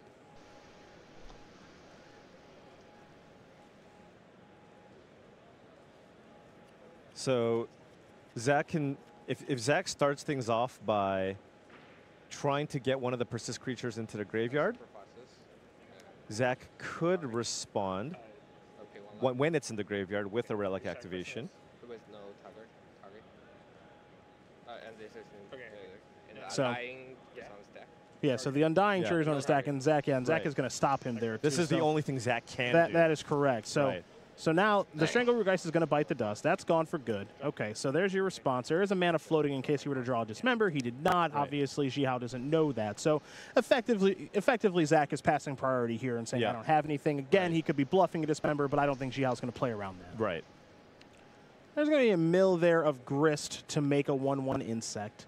And Door to now, Vulcan. effectively, Jiahao can do whatever Jiahao would like to do, which is attack here for 1 point of damage. And just going to pass the turn back. So now can draw a bunch of cards here 没有打 if he 算 so 要 chooses, 继续 but this 吃 gives 这 Zach 个 a 狼。 turn here to find something. Well, I think Zach did, well, 戒指 sort of. 戒指没有用。 Yeah. So the One Ring, previous versions of Golgari Yawgmoth used to 戒指 play 不 Blood 重要。 Artist. 哎 But now, most decks have made the switch to Zulaport Cutthroat, Correct. which actually is a way to kill your opponent through the One Ring. I'm gonna see Let's see Zach what search Jiahao's up. going. You're going to see Zach search up a copy of Urza's Saga with the Expedition map here and play that for the turn. Is it a Blood Artist or is it Cutthroat here? It is a Zulaport Cutthroat, 还是 so 可以再维持 Jiahao 杀 does 你， have the ability 所以 to kill Zach with the combo if he can find it. And given the fact that he's got lots of draws here with this Yawgmoth and all those tokens in play, you got to be thinking he's a pretty good favorite here to find it. Now, that would be my assumption here. This should be a great turn for Jiahao. Might be the last turn of this particular game, as Jiahao's going to draw a card now, too. Don't forget, we do have a Grist activation available. And there's a Strangleroot Geist, so Jiahao can draw up to 14 cards here, given that he's at 15 life, and just needs to find either a Court of Calling to find that Zulaport Cutthroat, 来吃了复根游魂 There is 放 that 狼。 Strangleroot Geist. or just naturally draw it. Yep. All right. So we're going to see a Yawgmoth activation. I'm going to explain this to you here in just a moment. Going to put a -1/-1 counter there. On the Young Wolf. Yep. Removes the +1/+1 counter. The +1/+1 and -1/-1 counter negates each other. Strangleroot Geist will enter play with the +1/+1 counter, but now you can sacrifice the Young Wolf. And 来 target the 了， Strangleroot 可是 Geist, 召 and 集 you 那 created 应该 the 是 scene. 赢 Yes, 了，维 indeed. 持 And 就 the 赢 first draw 了。 step there was a Court of Court Calling. of Calling, and that should get it done here. And here is the chord for the Ah, Cutthroats, Shaika. and now you just kind of loop that. And of course, the Cutthroat, when it's on the battlefield, means that the life that you would lose from Yawgmoth, well, you actually gain that life. Right. And your opponent's losing the life. And you just do that an infinite number of times, and that's Zakini's life total. 快速下 That is 课。 game number 1 in the books, going over to Yawgmoth in the hands of Jiahao Ji. So now we take a look at game number 2. You see Kini here with a classic Tron start of a Tron piece and a chromatic piece. This one's going to be Chromatic Sphere as we head back over to Jiahao. And that'll be a Haywire Mike card that's pretty popular here this weekend, Paul. Yeah, so 一回 it's 出这个 already kind of a 就 nice 是叫 card 你 to 不要 search 下 for 课大 just 专。 because you can deal with opposing hate cards. But in this format, One Ring is a really difficult permanent to deal with. But Haywire Might actually has an exile clause and not a destroy clause, which allows you to bypass the indestructible text on the One Ring. 可是 And Ancient Stirrings via the Chromatic 没有 Star 树 providing, 没有 Chromatic Sphere providing green 手 mana 套 is going to yield in Urza's Tower, and we head back over Jihao's way. We know about the Blooming Marsh and the Haywire Might. What we didn't know is the cards in hand. Verdant Catacombs, Court of Calling, make it 2 of them. A Bow Might. Bow 有母圣树。 Masters. Almost. Again. Almost. Almost. Beseiju Who Endures and an Overgrown Tomb. So Here comes the Haywire Might for 1. Kini does need to find Tron, doesn't have a way to actually search for the 维持 Urza's Mind. 占你的。 Oh, and is getting Beseju'd here. And I presume this is going to be a draw step Beseiju. So after Kini does draw, the tower is going to get blown up. Gonna get a forest here, but that'll certainly slow Zakini 三 down. 张和声，对，三张和声。 Looks like he found an expedition map there too. Yeah, he did. Again,看到 this 我们 Tron 这时候 deck 就 is 接了 very 吧。 diligent in finding the Tron pieces. Right. Of course, that is why the deck is so powerful and why so many people are playing it this weekend. Its consistency is pretty impressive.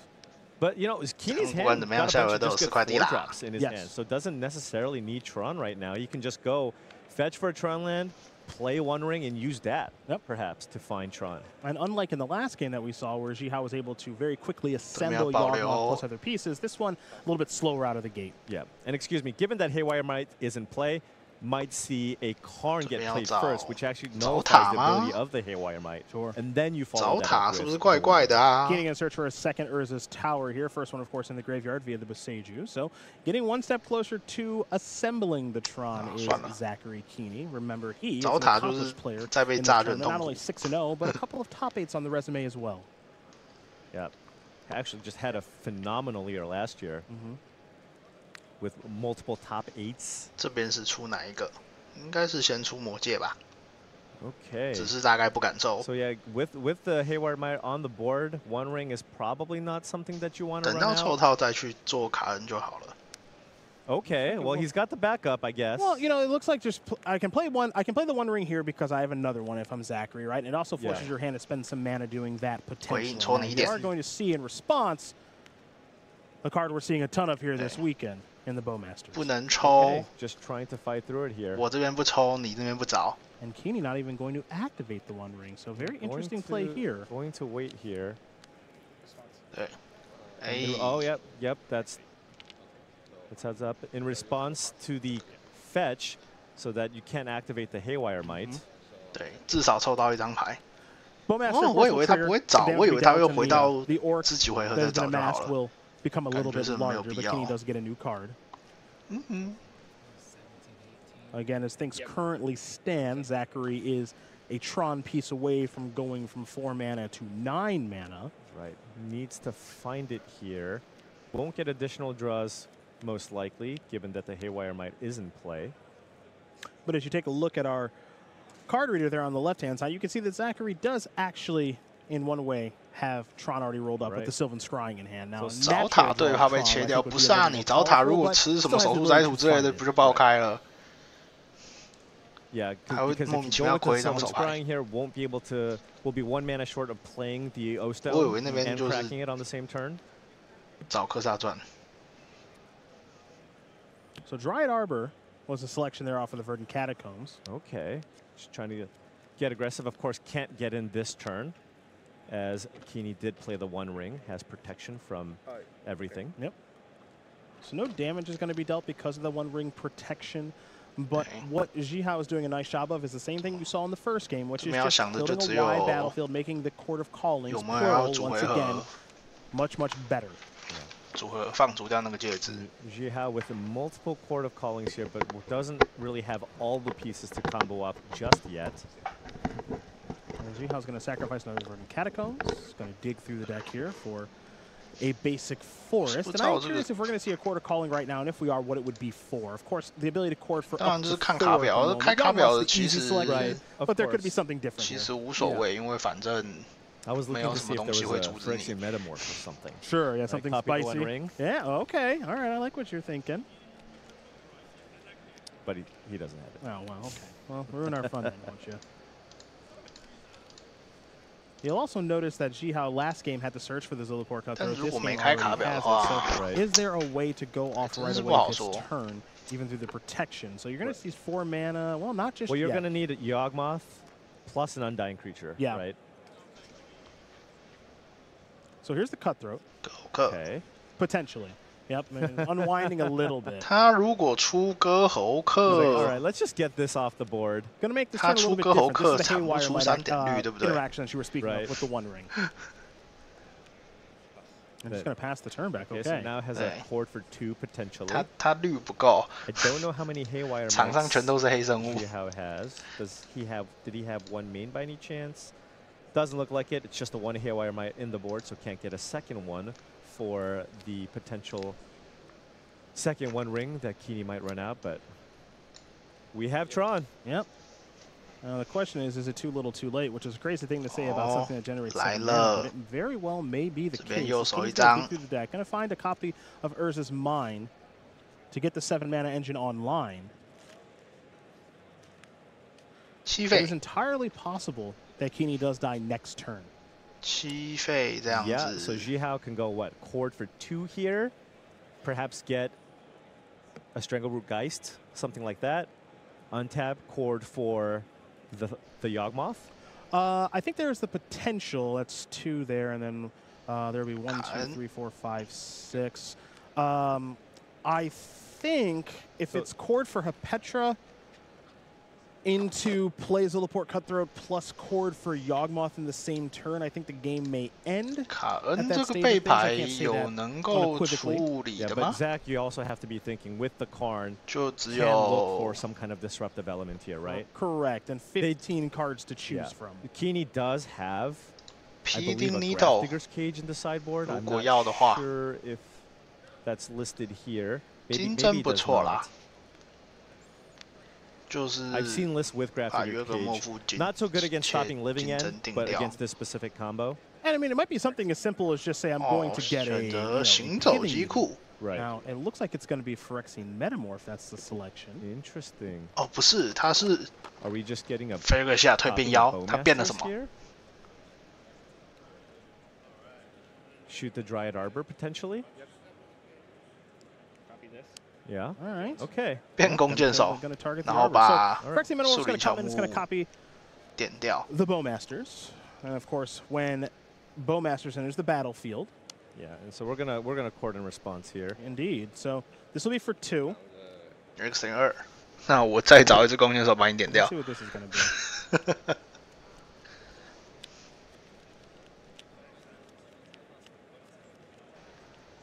So this is the power of this Yawgmoth deck, because it is a toolbox style of deck. We have seen over the course of Modern's history, most famously with Birthing Pod, of course, that players that have a lot of experience with a deck like this, that does have some one-ofs to search for, they do very, very well in spots like this. So it looks like it's going to be a Bowmasters in response. Okay. So getting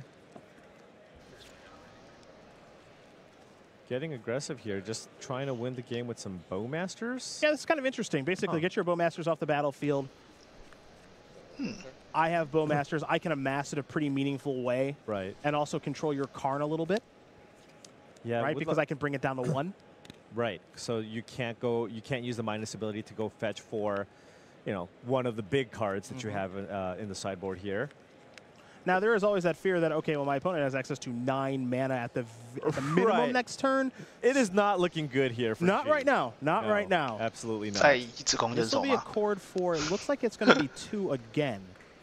So is this another Bowmasters kill the 1/1 3 and 只弓箭手 then 这么 attack 狠 Karn for 4?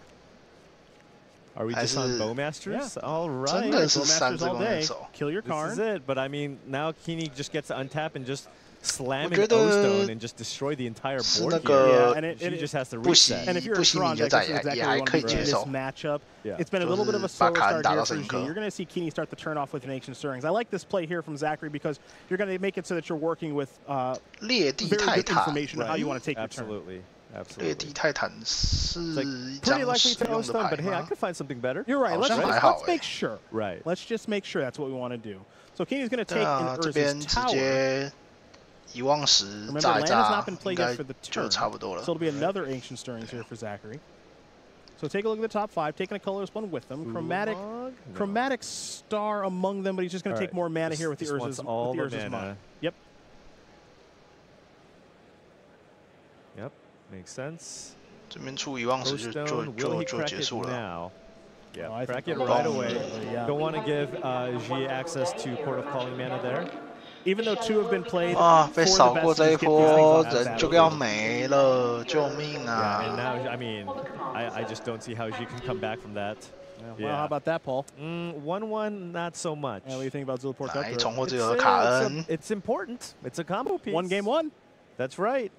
Certainly wasn't a Yawgmoth. It was Not going to Cutthroat. get it done here, though. Yeah, it's going to be a copy of the One Ring. Keeney's going to activate that right away. We'll be working ourselves towards game 3 here in just a moment, folks, because Keeney is a little bit of a runaway at this stage of things.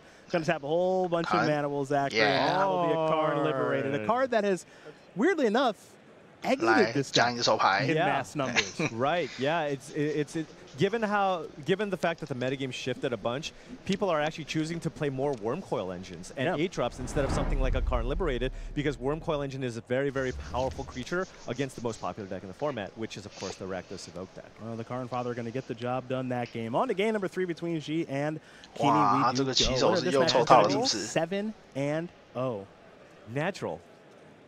Oh, that is 跟鬼一样哎，他又抽到了哎。He did say the deck's easy. He sure did. So I mean, prove him wrong. Well, I can't. Yeah, we got some beatdowns on the other side of things. Strangleroot guys and a Young Wolf coming in. Keeney just going to pass the turn back. So if you've ever played against Tron before, you know your opponent has Tron now. Right. They played a Sphere on 1. They didn't crack it for anything on 2. They didn't play a spell on 2. 受不了了。 It's good to know. Right. It's good to know your opponent has the nuts. Now, how are you going to work through it? Now, to Jiao's credit, does have a Beseiju to break things up. Yeah. And given the play pattern here, when you're keeping the 7, you know that there's likely Tron here. You probably do have to go for Beseiju. Oh, right? Yeah. Right? You don't have a choice. You don't have a choice. Like, just didn't crack, didn't play Sylvan Scrying, didn't play Ancient Stirrings. You're like, okay, he just has Tron. Your opponent played face up. Yeah. Now it's just a matter of what's their payoff, because they've played the turn face up. Yeah. This will be a Warping Whale. That's going to exile target creature with power, which is nice. 1 or less. Exile. Yeah. Getting rid of the Strangleroot 这样 guys 他 there 会 is 改 very, 变 very 计 nice. 想 划 Again, 吗？ your 想 goal 要 against 出 Yawgmoth is just Grist to constrict their resources. All right, Beseiju. Yes. Now, Paul, would you kill the power plant or the mine in that spot? Oh.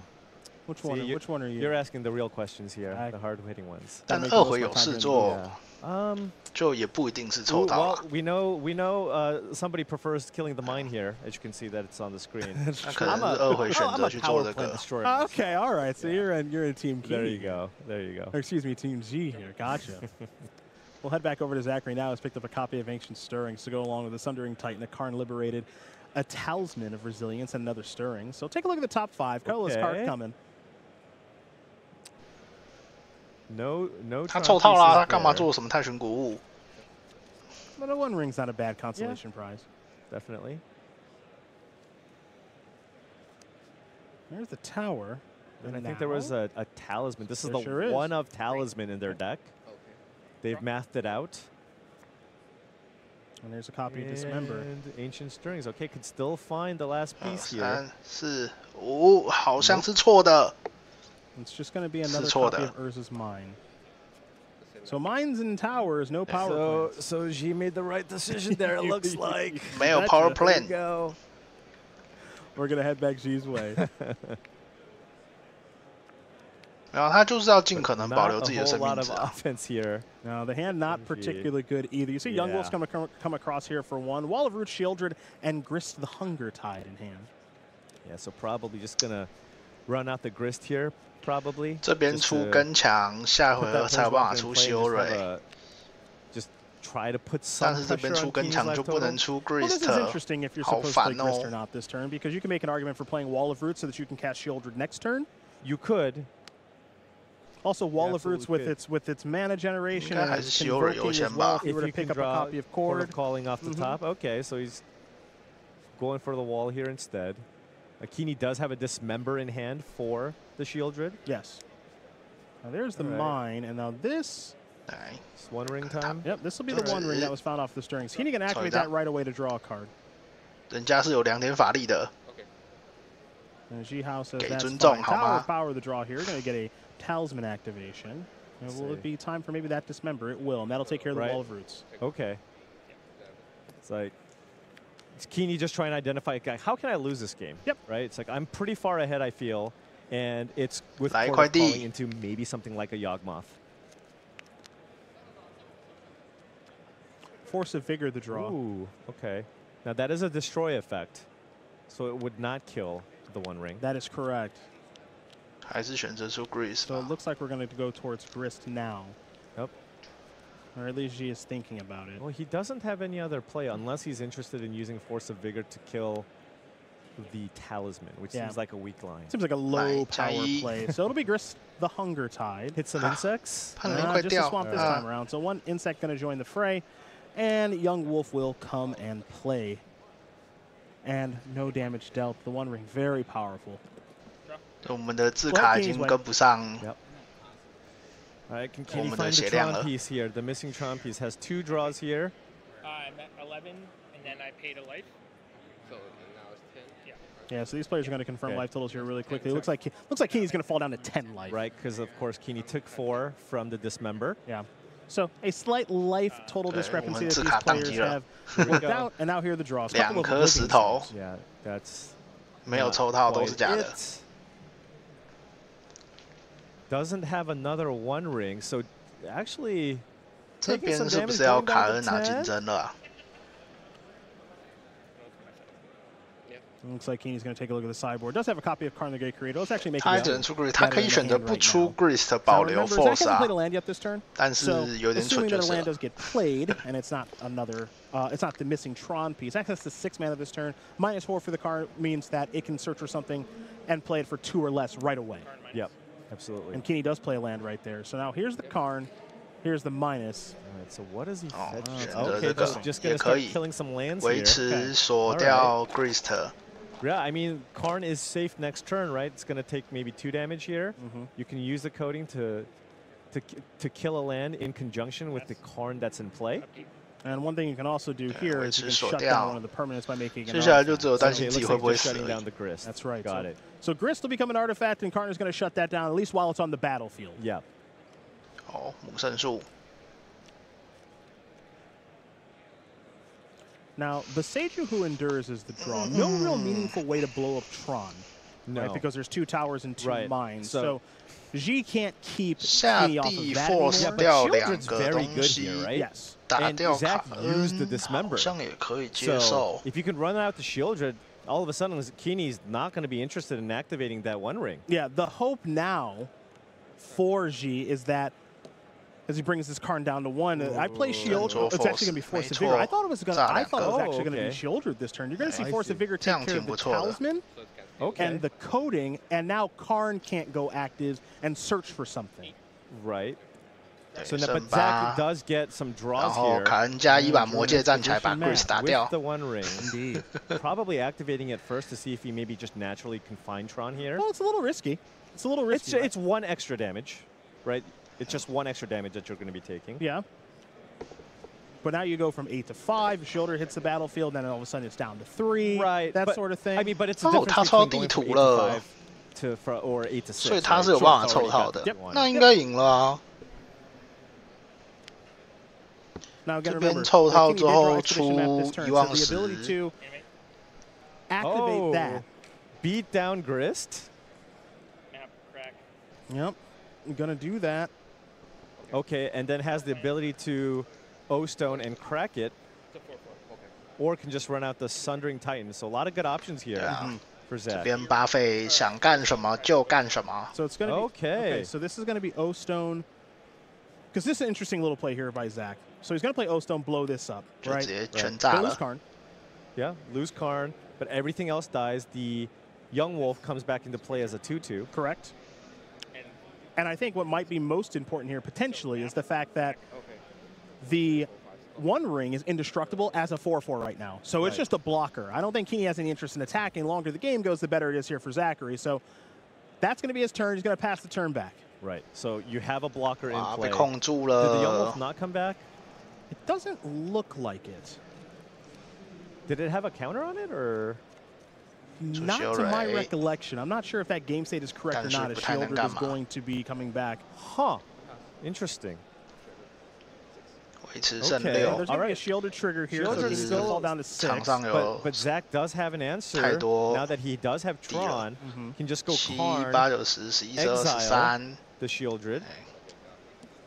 And that solves that problem. Although the 1 ring does, it is kind of a clock in of itself. Yep. Yeah, so it looks like Keeney's going to find a way to kill his own ring. Is he going to go for like a Haywire Might and exile the 1 ring? Yep. Looks like going to draw some cards and then exile. Yeah. Great. Okay, now up to 6. Yep. Has drawn a ton of cards. And yeah, I mean this is going to be it here for Xi. And we'll make sure this game 这 state 边 is 应该 all cleaned 没 up. 什 There we 么 go with the 救 counters on both of 了 the Karns, both now sitting at 3 loyalty. And now Keeney will play a Chromatic Star and an Expedition map might be G's last draw step of this particular round. This is going to be it for here for G and his undefeated run so far.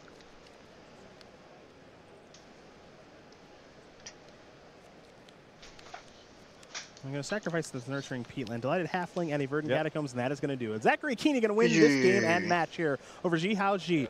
2 games to 1. Mono Green Tron is easy. Well,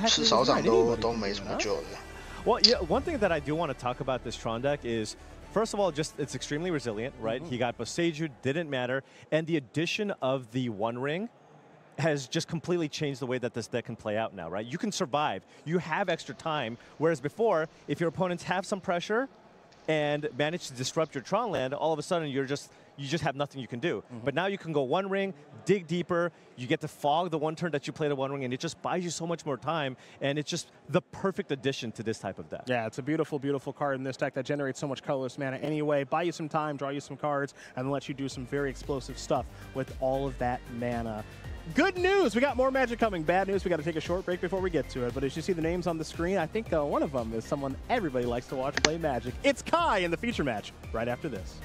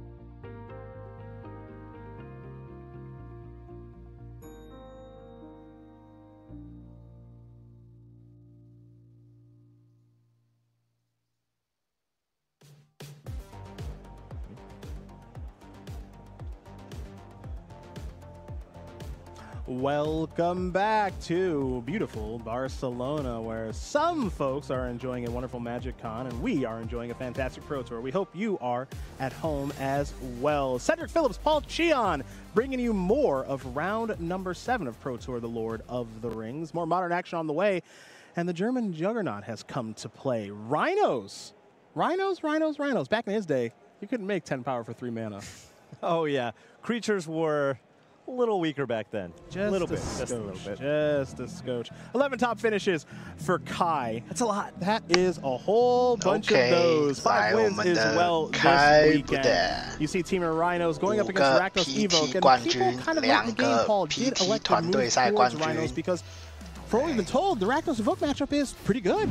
Yeah, I think kind of coming in, that was kind of one of the big reasons that Kai and his team chose to swap to the Rhinos deck. They expected an uptick in the Rakdos Evoke deck, and the Team of Rhinos deck matches up pretty well against that, because you have access to cards like Subtlety, which is a great way to kind of fight potential turn 1 creeps. And also, just if you can just top deck, right, any one of your 8 Cascade cards, all of a sudden, the Rakdos Evoke deck just has a tough time dealing with all that power. We'll be starting this one with game number 1. Maria Akamura on a 5-card hand, where Kai is on 7. 下把希望看绿塔内战，我下把我希望看他们那个又像上次 PT 一样合局。你觉得怎么看？对。Might have a slightly different strategy, but similar to Tron, this is the type of deck that you want to aggressive, very 对，有本事再约合啊， very aggressive. 看还能抽几次，就是你们天黑血客。Now, does Kai have the subtlety here potentially to fight back? Well, that is the question, and the answer is yes, he does. You see a forced negation now. There is the subtlety on the grief. So looking to slow down. 来，大家都不要 Akamura. And now Akamura has a decision to make on where exactly to put this grief. Top or bottom? Looks like he has an undying effect. However, doesn't have an extra black card to pitch to the grief. 这边他是不是要直接发疯了？没错，直接发疯。直接发疯。No cards. All right, 4-4. Hope this gets it done. 来，下地回手。 Okay, well, all right. Fingers crossed, like a boss. We're gonna head back over to Kai. Does Kai just have the brazen power for the win here? We're gonna find out. Now that is a very large threat. Is that Fury? It is going to be attacking for 8 points of damage here. That's as a 4/4 double strike. Quite the mulligan here. Take 8. Indeed.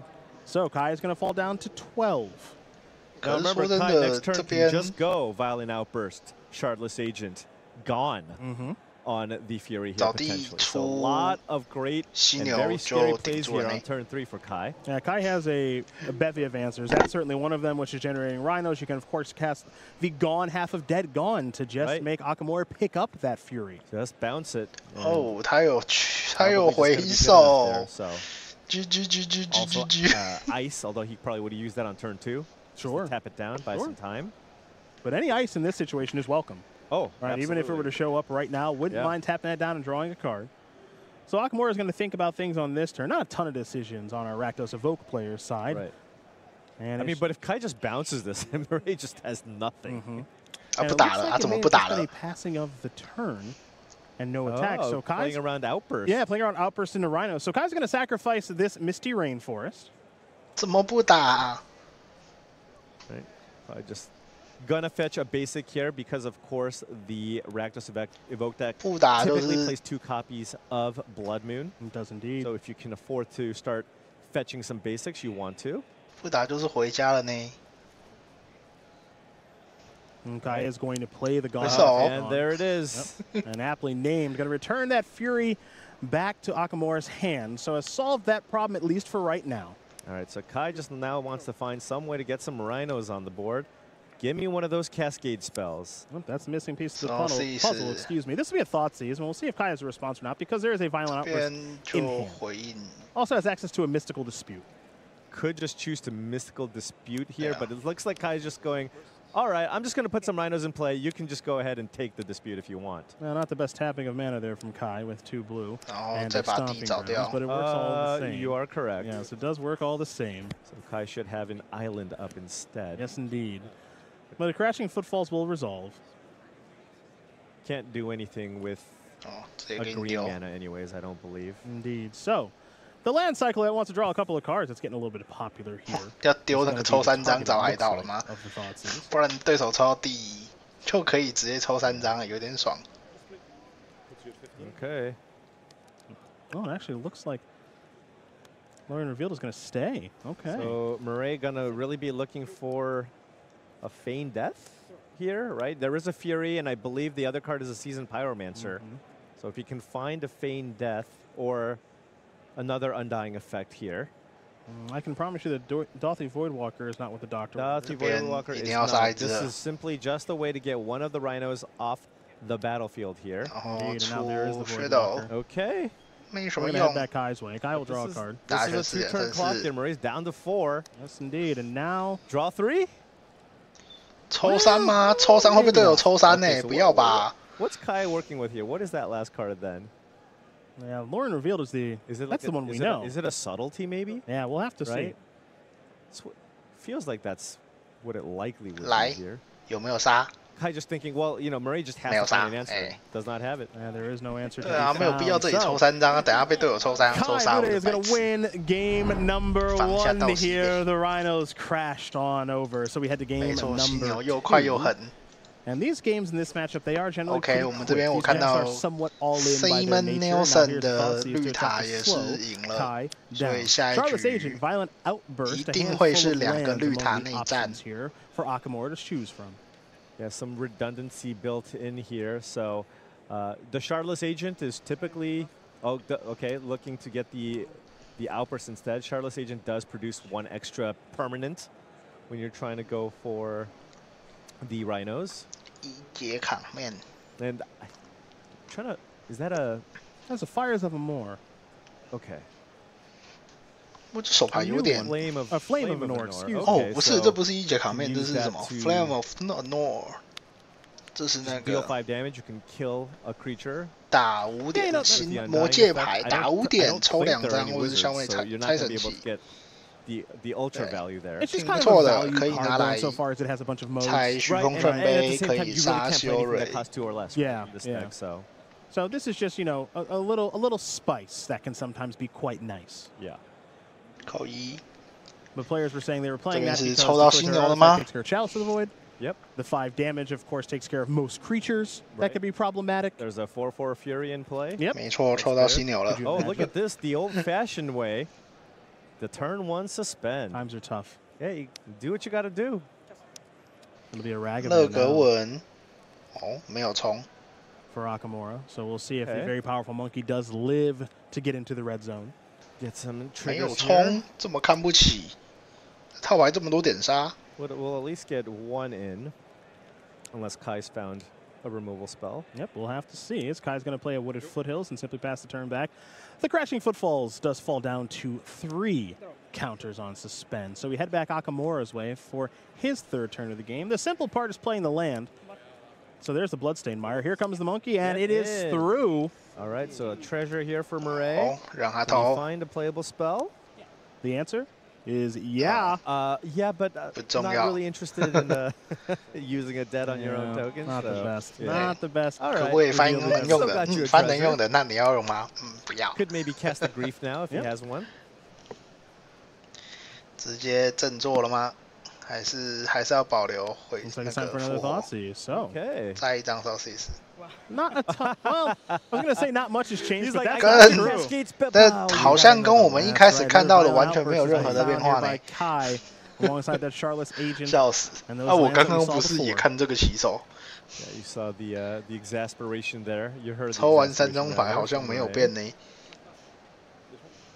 All right. Well, if you're going to take the instant speed 4/4s. And that lines up. You take Outburst the first time. You might have some interest in taking Outburst the second time.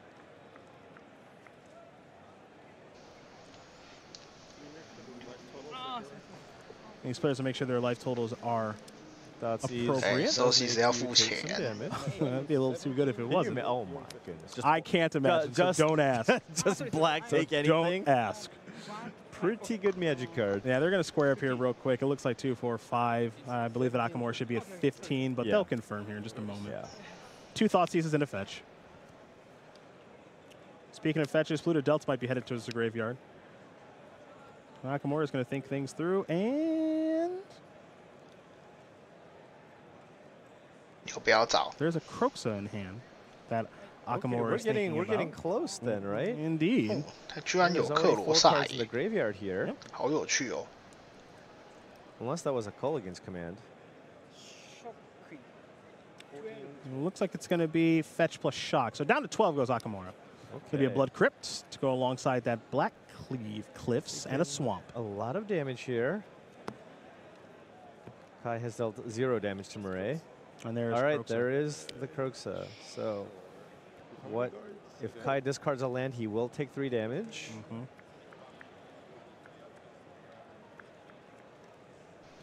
So a bit of an interesting decision here for the German Juggernaut. It looks like the Sage was going to bite the dust. Okay. Yeah. With the Flame of Nor, you do have the answer for a potential Chalice of the Void. 17, 14, 13. Kai wants to confirm exactly how Croxa does work, and as Paul did mention, when a land is discarded, the opponent takes 3. When a non-land card is discarded, You lose nothing. And you lose nothing but a real card. Right, exactly. So if they have no cards in hand, I believe they also take. That is correct. So these players will make sure that they know exactly how these cards work. And now here's a copy of Okay, so we're getting cute. We are getting adorable. 应该是丢红蓝了吧？对啊。Get another card, I guess. All right. So, not gonna really stop. You can't stop the Rhino guy from doing the Rhino thing here, and I'm not sure how Murray's gonna fight through it, to be honest. Well, the good news here is by casting the Feign Death on that particular turn, he needs to find one more card. We just need to draw land. Just right? Because now you have 5 cards in the graveyard, access to 3 mana. You've got double red, and presumably whatever land you draw is going to allow you to cast a Kroxa 6/6 standing tall against the 4/4s. You know, then things go how they go. They do, and I mean, if Kai can just withstand that does have the footfalls on 3. And now Kai absolutely does have the ability to swarm around it, as this Crashing Footfalls is going to lose a suspend counter.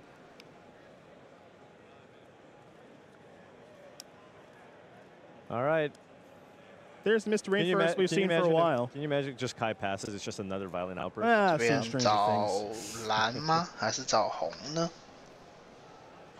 Maybe a basic here. Yeah, keeping Blood Moon in mind, I think is always pretty smart if you can. And also your life total with the Kroxa in the yard. Very true. Very true. So there's your basic island off the Misty. Kyle shuffle and present, and then we will see some cascading here in just a moment, folks. 2 Rhinos are going to join the fray. 挖上来一样还是会死啊，他只要不是用 escape 的方式叫上来就是会死啊。Against a Ragavan and potentially a Kroxa, depending on what Murray has in hand. Rhino. Well, eventually we'll get there. Those footfalls will be crashed into. It's going to happen. There it is. Thumbs up. Doing a little research here. 就是看谁打得比较快了。说实在的。Good to go. These cards will be shuffled here to head towards the bottom on the cascade. Pardon me. Yeah. And that'll be Kai's turn.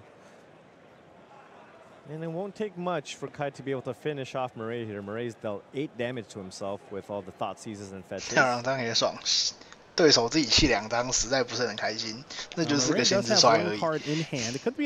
Could be that land already, but let's see what this draw step is. 负3点丢2手牌，然后掉对手自己选2张手来丢，听起来比心之衰还烂。So does have one. That was a violent outburst as well. By the way, if you don't block, that's lethal. 不挡就死喽。 13 damage. That is true.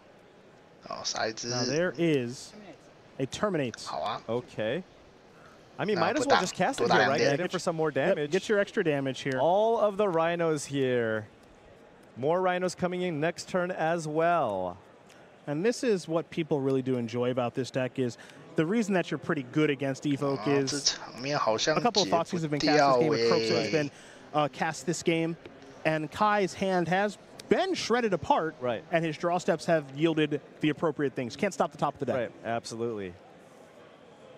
And now we're looking at 14 power on the board, followed by 6 more. Next 有些是有啊，但是配那个复活很烂。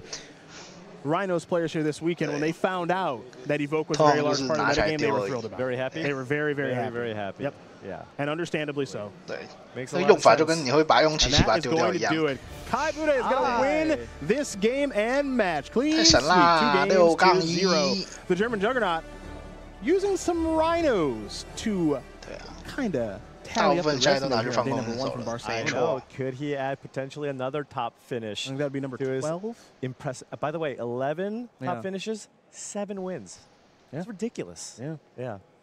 He converts. He does. He does. So as we make our way through these rounds of Modern, you and I are done today, of course. 还是我们开已经就这样一路上去拿下他第8座第1冠军，跟鬼一样。 Well, the fact that the players who kind of came with a good plan, I think, against the Evoke decks were really successful. Yep. And you saw that here with the Rhino strategy. And the Rhino strategy just might be the deck of today. We just saw anytime a Rhinos deck go against somebody else, they found ways to kind of get in and you know, come out ahead, right? Yeah. When you saw the Rhinos deck go against the various 4-color Omnath decks, you would think on paper, well, the Omnath deck seems to do a better job of grinding through everything, but they still found ways to beat all the decks. So it could be one of those things where Rhinos is kind of the deck to beat coming in. And they only got a small addition, but a very important one. That's the 4 copies of Lorien Revealed, because that allows you to have gas in the late game. You can use it to draw cards, but more importantly, you can cut lands and play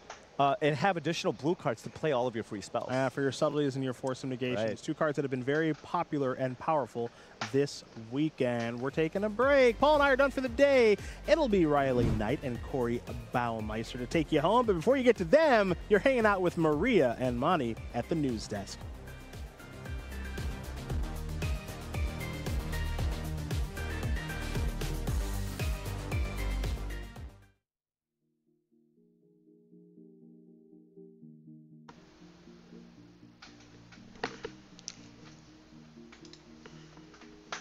突然觉得犀牛也蛮好玩，犀牛很强啊，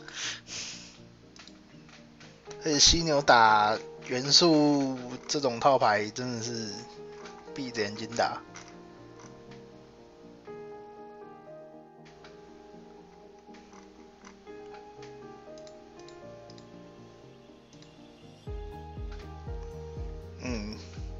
犀牛最大的问题就只有你整天把那个零费的东西一直抽到头上，你就会觉得，哎，小丑，你的鼻子掉了哦。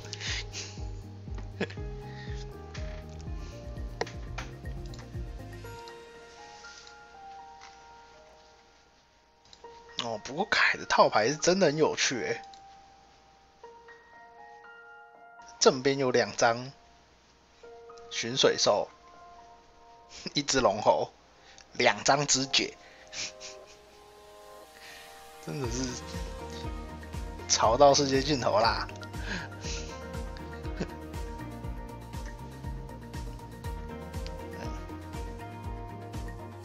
哦，他背牌还有血月，好狠哦！对。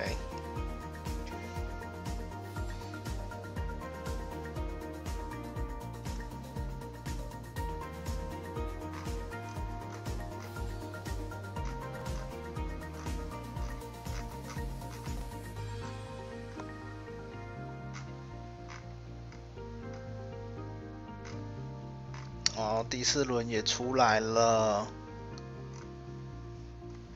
啊不，第7轮成绩出来了，我们看一下 Samuel。Is that better, Harp? 哎呀，我还是用查到了，一个一个找实在太。Hey everybody, welcome back to coverage of Pro Tour, the Lord of the Rings from Barcelona. 我们的菜鸟3-4，哦，最后一把他一定得赢了，打到烧我。As Day1 winds to a close. Let's take a look at our headlines after 7 rounds of play. And then there were 2. That's right, we have 2 undefeated players left in the building. Simon Nielsen and Zachary Keening. Guess what?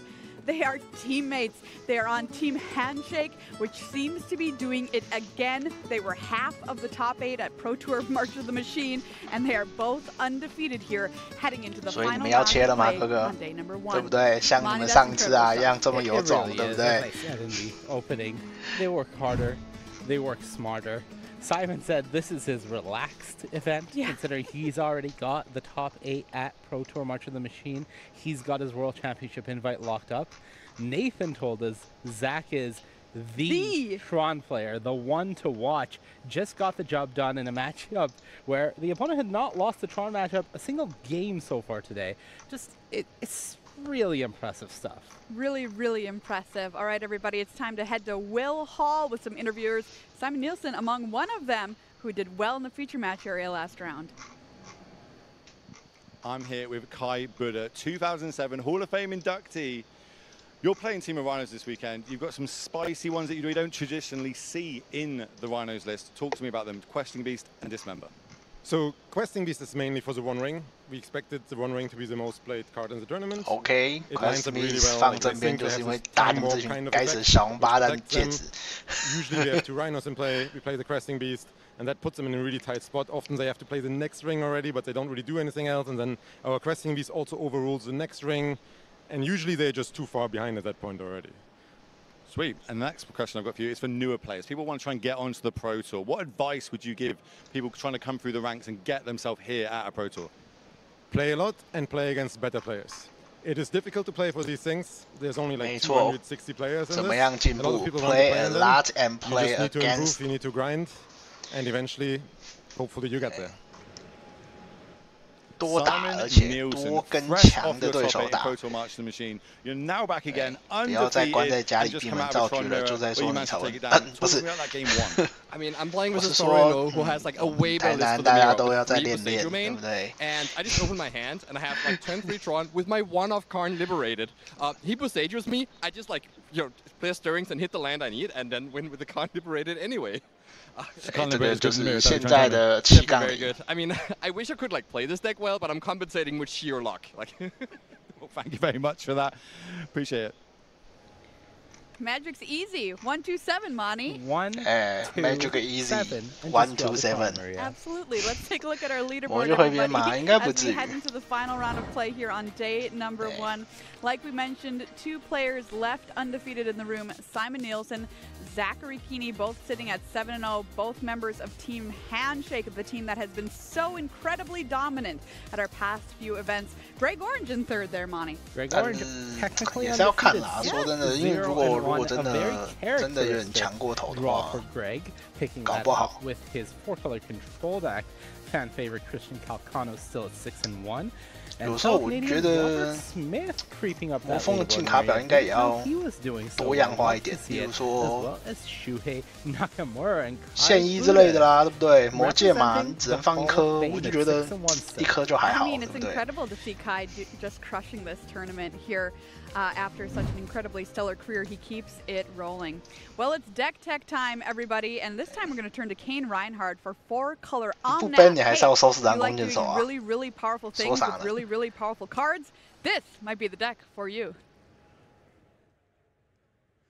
All right, everybody, welcome to a Deck Tech here with Kane Reinhardt, runner-up of Pro Tour March of the Machines. How you doing today, Kane? I'm doing great. Excellent, excellent. So we're going to be talking about 4-color Omnath today, a deck that maybe when I was watching your stream, I wouldn't have really expected you to be playing. So tell me a little bit about why you chose to play this, and what do you like about it?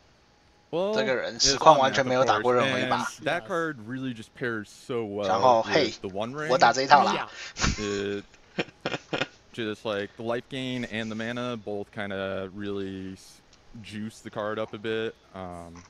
And then you get to combine it with a bunch of the best interaction in the format. 我看一下四色那是6杠0杠1个6杠1个 for me. All the goods. Yeah, we're going to get more into that because I think that is a really awesome part. It's just like all the non-broken Bowmaster cards. So that's what fair. More do you want? Yeah, that's fair. The Omnath, play a fetch land, sacrifice it, and being able to play the One Ring or Leyline Binding or something like that. That's just value central. Or Elish Norn. Yes, yes. It's just Omnath is just such a backbreaking card. So tell me a little bit about the Fury and no Solitude, because most of the time it's pretty stock that you would see, what, like 4 Solitudes and like 2 Furies, maybe 2 in the board. Fury.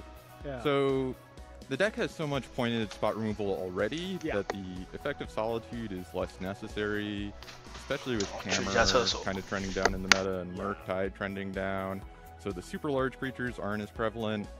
And then when you have so much pointed removal, having an effect that just goes wide is really nice. Yes. And it still is equipped to deal with turn 1 Fury or turn 1 Grief out of Scam, which is super important. Very.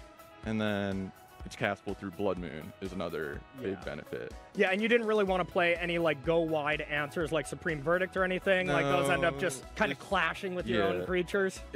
Yeah, especially like post Halfling, it's kind of awkward. And then with the curve, you already have 4 Omnath, 4 rings, so it's hard to fit a Wrath mana-wise. Yeah. And then you're kind of more a Naya deck in a lot of senses. So you did mention Delighted Halfling. So talking about that, that's one of the new cards in the Lord of the Rings Tales of Middle-earth. Yeah. Is this something that made you kind of play the card or play the deck, or does this just kind of like another mana creature? It's the way I think of this card is it's like pre-boarding for the linear decks and for Cascade. Okay. So like I don't really in like the counterspell decks. So I don't really love the card, but it's powerful enough to merit the inclusion. It's really like the Leyline Binding and Omnath with the One Ring. Fair. The uncounterable clause, maybe not the biggest deal at like, except like sneaking through Teferi against Rhinos or something like that. Exactly. Okay. It's against that's why you want it so much against Cascade. Just you can't force the negation this. What are you gonna do? Yeah, exactly. And I mean the starts of being able to go turn 3 Omnath and a fetch land with Delighted Halfling. Woo, woo, I love that. So another big difference we see in your list, Kane, is the Fable of the Mirror Breakers. Maybe not necessarily the stock card. I've seen like Nissa's in that spot, other different 3-drops. Why did you go with Fable? And you know, what did you think about kind of the other options? So one Nissa is very common. Usually people don't play more because you don't want to Nissa into Nissa, but Nissa is like a really low floor card in my opinion. Like if you don't have a fetch land, it practically does nothing. It dies to Lightning Bolt. It's just like very easy to disrupt and get not get the value out of the card. Yes. Where Fable is castable through Blood Moon. If they remove your mana creature, you still get Chapter 2, which is super important in this deck when you're so mana heavy. 对啊，都没有看到龙猴。 And Renan 龙猴死光光。 want to be able to churn through the lands, otherwise you're gonna run into flooding problems sometimes. And then the back half, it's not necessarily as good as it's in like standard, but copying Fury is still pretty nice. Pretty nice. Yeah, you probably don't do the Fable trick as often in this one. Not quite. Yeah. Well, I mean, any reason to play a card that gets more around Blood Moon, I'm all in. Nobody likes losing to Blood Moon. I think we can all agree with that. Well, Kane, thank you so much for joining us, and good luck this weekend. Thank you for having me.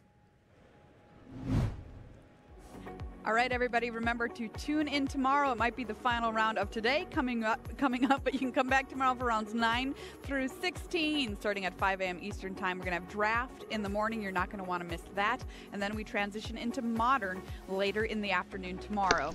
And of course, 主要是公园手太多了吧？现在的龙猴都就猴子那两个一点仔都会被公园手射烂。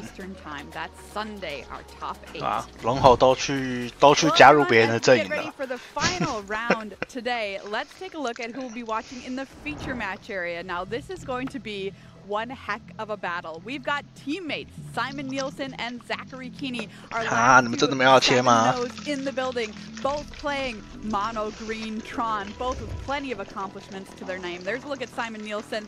I love Simon. He's always in a great mood. He's always dancing in our arena championships. It's awesome to see him. He's your 2014 World Magic Cup champ from Denmark. Great to see him doing so well in this tournament.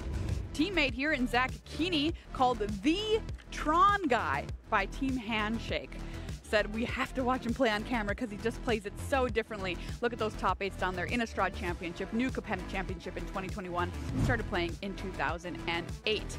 Now, not all of Team Handshake played this deck this weekend, Monty, but our 2 players at 7-0 did. Yeah, absolutely. There wasn't really consensus on the team what the best deck was going to be. There were some Evoke players, there was a Murktide player, but the most popular deck, this mono-green Tron build that both of our 7-0 players are playing. Minor differences, one main deck card different, one sideboard card difference, but for the most part, this is a 73 card mirror, and this deck has been in Modern for as long as I can remember, but certainly gone through some different iterations, and the latest one here is featuring the One Ring from this new set, as well as 4 copies of Karn the Great Creator. A lot of the power lies in the sideboard. We heard previously Simon mentioned in his interview that for the mirror, you really want more Besejus. Well, both these players have one, but Karn is just absolutely excellent in this matchup, turning off all 这个正边只差1张，就是一个多了1张主人兽引爆，一个多了1张树林，然后背牌也只差1张，一个多了1张母圣树这样吧。对，我就说他们是先来 meta 队友的。Phyrexian Metamorph from their sideboard and copy the ring for themselves. That's what I want to see. Wow. That's a look at Zachary Keeney's list and Simon Nielsen's list, more or less, here in this mono green Tron mirror. Monty, do you think this deck can go all the way in this tournament? And did you expect it? Maria, I think it's not wise to ever write off Tron. I think we did it back in 2019 when it was Pro Tour Hogak. We did, yeah. And 12-7 went all the way with Tron. And you know what? This weekend, I actually did expect it because I was a part of Team Handshake's testing team. I got to watch their preparation. And, you know, when the majority of the players on the best team in the world decide to play a deck, well, they're probably not wrong, and I'm not going to bet against them. All right, that's good advice there. Good advice. Everybody, it's time for the last round of Modern today. I'm going to send it on over to the booth. We got Corey and Riley there. Take it away, you two. Thanks so much, Maria. Yes, indeed. Right now, joined by Corey Baumeister. One last time today as we get stuck into round number 8, our final round. And Corey, my bold prediction, I think Tron is going to end up undefeated at the end of Hot take, dude. Wow, you nailed it right there. You nailed it. Yeah, so they got that big brain. I got that big brain. They had trouble getting it through the door, you know. Anyway, my friends, it is great to have you here from Barcelona, Spain. Our players, I believe, are in readiness. Simon Nielsen versus Zachary Keeney. Now, these lists, they're essentially the same. Yeah, relatively the same. Some minor choices, maybe an extra star, extra relic, those kind of things. Yep. But for the most part, teammates, they're playing basically the exact same list. And it's just so incredibly impressive to see Team Handshake dominate the last Pro Tour, go 1, 2, 3, 4, going into the top 8, and now they are 1 and 2 seeds going into day 2. It's really incredible, this level of dominance that they've been showing this year. Yeah, this team is absolutely unstoppable, but only one of them is going to make it through round number 8 undefeated here. Both these players at 7-0. They are the only 7-0 players left in the field. There is Gregory Orange, of course, at 6-0-1. Yep. So they're not the only undefeated players, Corey, but the only players with 7 wins apiece. All right, and the interesting thing from Tron that we kind of cut out here is the mulligans. Simon Mull down to 4 and Zachary down to 5, and that is just kind of Tron things.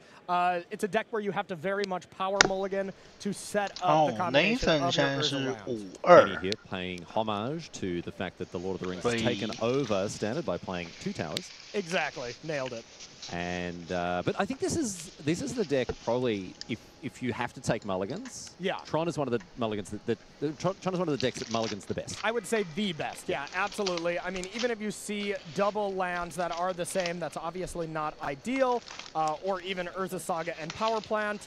You can still have plenty of ways to dig yourself out of it. Now, Simon Nielsen seems to be a little bit confused here because he's played a tower. Did he think this was EDH or? Yeah, I think so. Did he think we were playing Commander? I think so. Yeah, we got to alert him. We got a Talisman of Talisman of Resilience, I should say here, which has powered out that Expedition map. Expedition map, of course, a key part of the Tron list as it's able to go and snag whichever Urza land you're needing. Yep, absolutely. And the Talisman kind of looks strange, especially because both players are playing one of. But, you know, they just figured out the numbers. Highly scientific. Yeah, they didn't play all the 4 chromatic stars, 4 Sylvan Scrying that kind of everybody would think is stock going into it. They said, you know what, I'm not just believing that these are the way the numbers should be built. They questioned everything they said and arrived at this slightly different take on Tron, more than what we saw, you know, take down Barcelona the last time we were here for a month. Yeah, Tron is really different now. The core of the deck is still the same. You want the 3 Tron pieces. You want the mine, the power plant, and the tower. Yeah. But you're not casting Khan Liberated. You're casting Khan the Great Creator these days. Well, I mean, Karn Liberated, it's now a very mathematical one of fun of here in the deck. But yeah, I mean, the One Ring being the new colorless powerhouse where these Tron players were saying that they're the best Tron deck because they can generate so much mana. Or, excuse me, they're the best the One Ring deck, and they're the best at shutting down their opponent's rings. And that's just a good combination for this, so. Wow. All right. Well, Simon Nielsen has won. 哇，没抽到，戒指不能动。下回开始也没会被炸一块地。哎，GG。 Just like that. I mean, Karn the Great Creator shutting down Karn and just not having any way to get anything else. That seemed premature to me, though, Riley. I don't know if there was any. 这边要么要对拍卡恩 here, but look, when you look at it from the Zachary's perspective, he looks at Karn. Karn shuts down every single artifact in his list, the expedition maps, obviously the One Ring, everything else that he's got going on. But you can still just naturally draw it, you know? I mean, naturally naturally draw it and get yourself out of that. Now, that being said, Simon Nielsen was going to assemble Tron and then start getting powerful cards from the yard, which I'm sure they have tested this mirror match enough where they're like, yeah, of course, you know, you go and get X. And I mean, honestly, X is probably liquid metal coating. You go get coating and you start blowing up lands individually, and that was probably just going to be a setback. All right, so this is a song that Keeney's danced to before. He knows how it ends, and he knows that Simon Nielsen is just in an unassailable position from that point. Exactly. Well, and off a mult to 4, Riley. How unlucky. I want to draw the viewers' attention here as these players sideboard and shuffle up for game number 2. Yes. Zachary Keeney, man who doesn't mince his words, and I can tell you that while looking at you know, these players, they filled out a little. They filled out a little survey heading into the tournament. You know, how do you? 所以这个对局就是要去找一个能够3回出卡恩的棋手吗？ Just to give you a sense of what kind of person Simon Nielsen is, right? Yeah. How did you tell us a story of how you qualified? I top 8 PT marched the machine and then woo with 6 O's and 2 exclamation marks. Yes. And if that kind of tells you what kind of person that Simon, if you don't have an idea, if you don't have a bead on Simon Nielsen after that, now Simon is woo encapsulated basically. Yeah, exactly. But Zachary Keeney, on the other hand. Yeah, tell us about this one. Zachary Keeney. Yeah. When asked the same question, Zachary, tell us the story of how you qualified. He replied with one word and one word only, and that word was, Corey, easily. So this is a bloke who backs himself, and I tell you what, I respect the confidence. I respect really the do. confidence, and honestly, I have played against Zachary in a lot of different matches of Magics over the course of the year. You know, I mean, back in GP days, that kind of thing. Now, did he beat you? I beat him back then. Oh, you beat him back then? Yes, No. How did you beat him? I was Did you beat him easily? It was, very easily. Very easily. easily. Oh, very easily. Very, right. Okay. No, but Zachary Keeney is one of the smartest people I've ever met. 主流会炸地，不，主流不会炸地，只有这个套牌在同行对决的时候才会这么快的，就是。 I mean, he's confident because, well, he kind of deserves to be. He is a very, very intelligent person, you know, whom I look up to. 因为这个对局内战是不会干扰的，大家就是想办法去冲一个最上线。The talk. He does a little bit of talk, but a lot of walk. There we go. That's exactly right. We're going to get stuck in now here with game number 2. It looks like Simon Nielsen is considering his 7. Is he going to keep that? 这个手牌要是打其他对局就接了，这个内战不能接，3回不会抽套。 But again, this is a deck. You take a mulligan, you're like, all right. You're playing Burn, you take a mulligan, and you just want to. You're oh my devastated. It's terrible. You usually have to count to 20, and you usually need every single bit to do that. Especially in today's day and age of Burn. Oh, in this economy? In this economy. Counting to 20 in this economy, Corey? Forget it. But Tron, they only need to count 7. That's true. And then they need 3 cards to do that. Well, to be fair, Burn only needs to count to 19. The one-ring burden counter at least getting it for 1. Yeah, I mean, Burn does get a fair bit of a help these days. Burden counter. 没错，内战比谁胡。Ren and 6 has to be Burn's best friend. Like that's a friendly card to see on the other side. 这些人数学都怪怪的。 Oh yeah, that's great. I'll bring him in on tap. That's fine. 他刚刚说了，红烧的数学是从1算到19。 Let's see if the players are happy with their. 这个数学是127。 And there's that copy of Haywire Might. So this is a card. I think that's the only card that's in the sideboard. That is a 2-of. That's a 2-of. That's correct. Yeah, both of these players playing 2 of Haywire Might in the board, and that's so they can bring it in as a target for Urza's Saga, as well as still getting it with Khan. Exactly. They were saying it's their. 哇，直接拿切，他把切上进来了。 I mean, you can deal with opposing Urza's Sagas, just getting strip mining essentially, destroying that. I mean, there's a ton of applications, and we see a turn 1 here. And don't forget, Corey, you can deal with your opposing Haywire Mites as well. Wow. One can eat the other up. 来，2回下地出石头，你有没有解？ We nearly got there. You know, you were going for the joke, and it really backfired. Yeah, I thought it'd just be a light bit of frothy entertainment. 对，我在想，干哭啊！ Okay, so Stone Brain, if we do 什么抽套了？等下石头就要把你剩下那张切掉了，我跟你讲。 Just take the opposing Tron lands away, because Simon is no matter what not going to play 2 Tron lands here.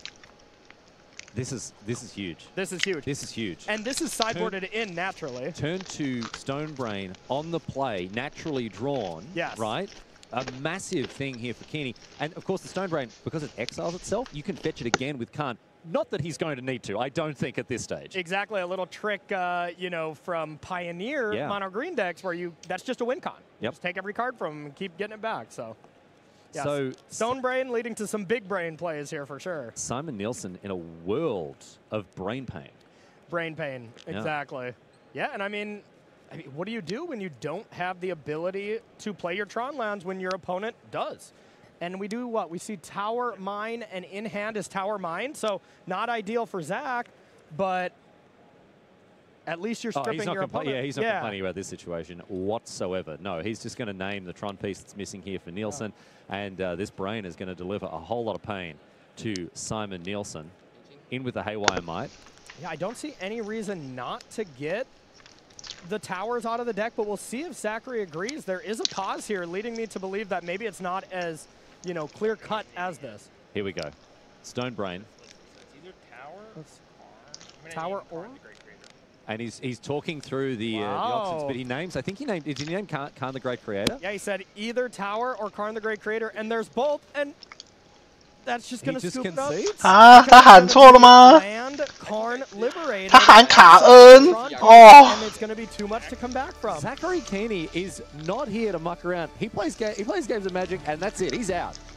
喊什么卡恩啦？有病是不是啊 ？Simon Nielsen is the winner of that match in astonishing circumstances. Zachary just not. 一定是喊塔哦！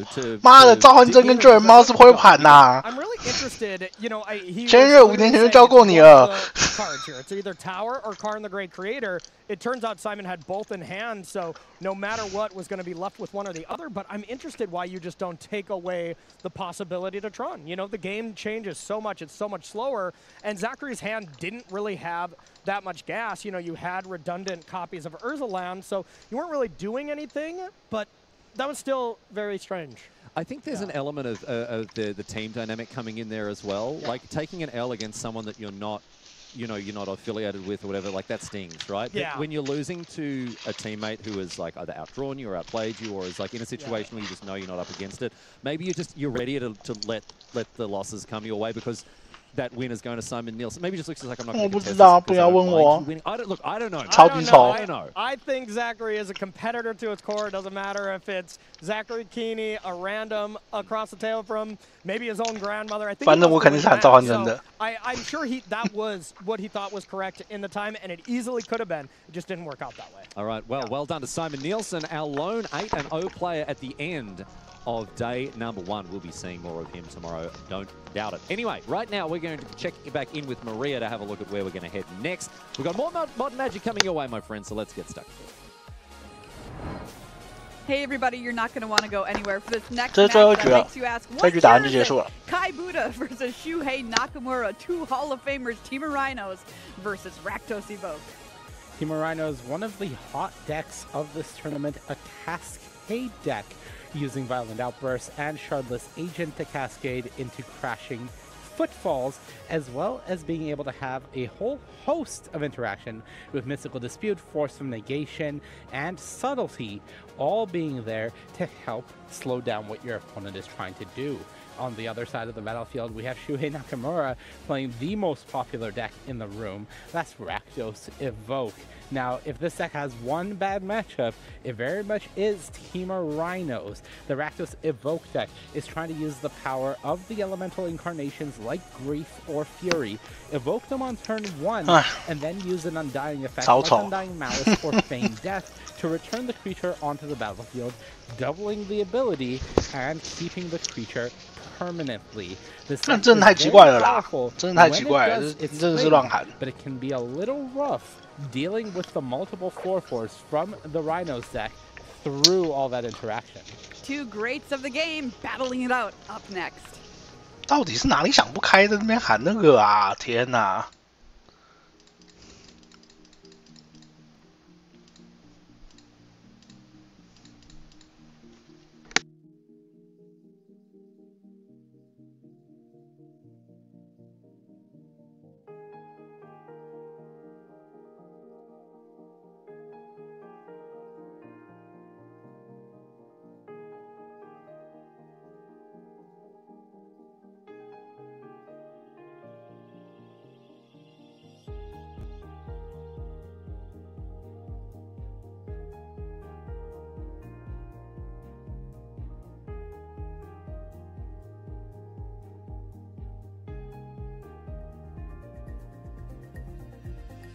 这真的太奇怪了。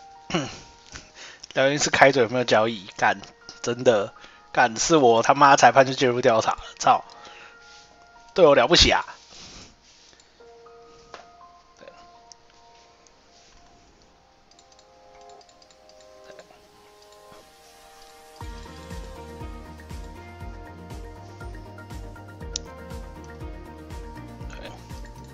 不过他应该是觉得，反正谁赢都没差，他就随便打，打得很轻松。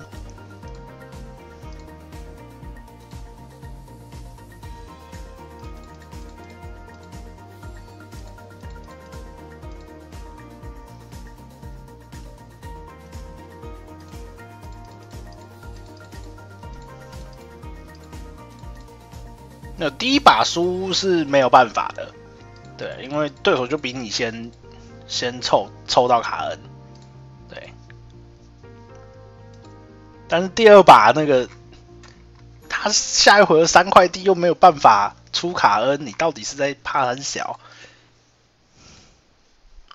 你是不是忘记你是先手啊 ？Welcome back to coverage of Pro Tour, the Lord of the Rings. Friday night, Corey Baumeister with you as we close out the day's action here from Barcelona. The format's modern, and we've got two enormous names. A juggernaut against, well, another juggernaut, I guess. But both these players juggernauts in their own way. Kai Buddha versus Shuhei Nakamura. 不用可能，就是队友。他就是队友，两个都是 Team Handshake 的。And we've got two very different decks. One of them, Rakdos, 他们打得很随便啊。 the most popular deck at this tournament. The other one, Team Rhinos, at this moment. 算了啦，至少没有切啊，切了更好笑。 That's the sort of feel we're getting. Yeah, absolutely. I mean, it's hard to argue with Tron as well because that is putting up those big numbers, but Team Rhinos with those questing beasts, like Kai was saying, is 不用好像，就是他就是队友。 against this Rakdos Evoke deck. Now, for all the young whippersnappers out there listening who wouldn't know a Hall of Famer if they walk past him on the street, Kai Buddha, largely considered to be one of, if not the greatest of all time. Yes. 11 top finishes, 7 wins. Right? I mean, which kind of wins, Riley? Pro Tour wins. Pro Tour wins. I mean, yeah, just straight winning Pro Tours. I mean, that's incredible. I don't think anyone will ever replicate that. Over $500,000 in prize money here for Kai Buddha, and he's still here. He's still here, still playing in Pro Tours. 妈来了，跟你讲的正边梁直接用意。 On Magic's biggest stage as he dismembers a Ragavan. But his opponent, again, another massive name in Magic. Shuhei Nakamura, almost $500,000 in prize money, $444,000 for him. And this is a guy with 6 top finishes, which if we'd started with that, wow, that's insane. This guy's great. 6, but we started with Kai, which was, you know, kind of front-loaded there. So now the 6 kind of seems embarrassing for Shuhei. I guess, yeah. Shuhei, lift your game, mate. Come on. I guess. So he's chasing that 7th one today. But look, we're going to kick things off now. We've got the Ragavan taken care of with the Dismember.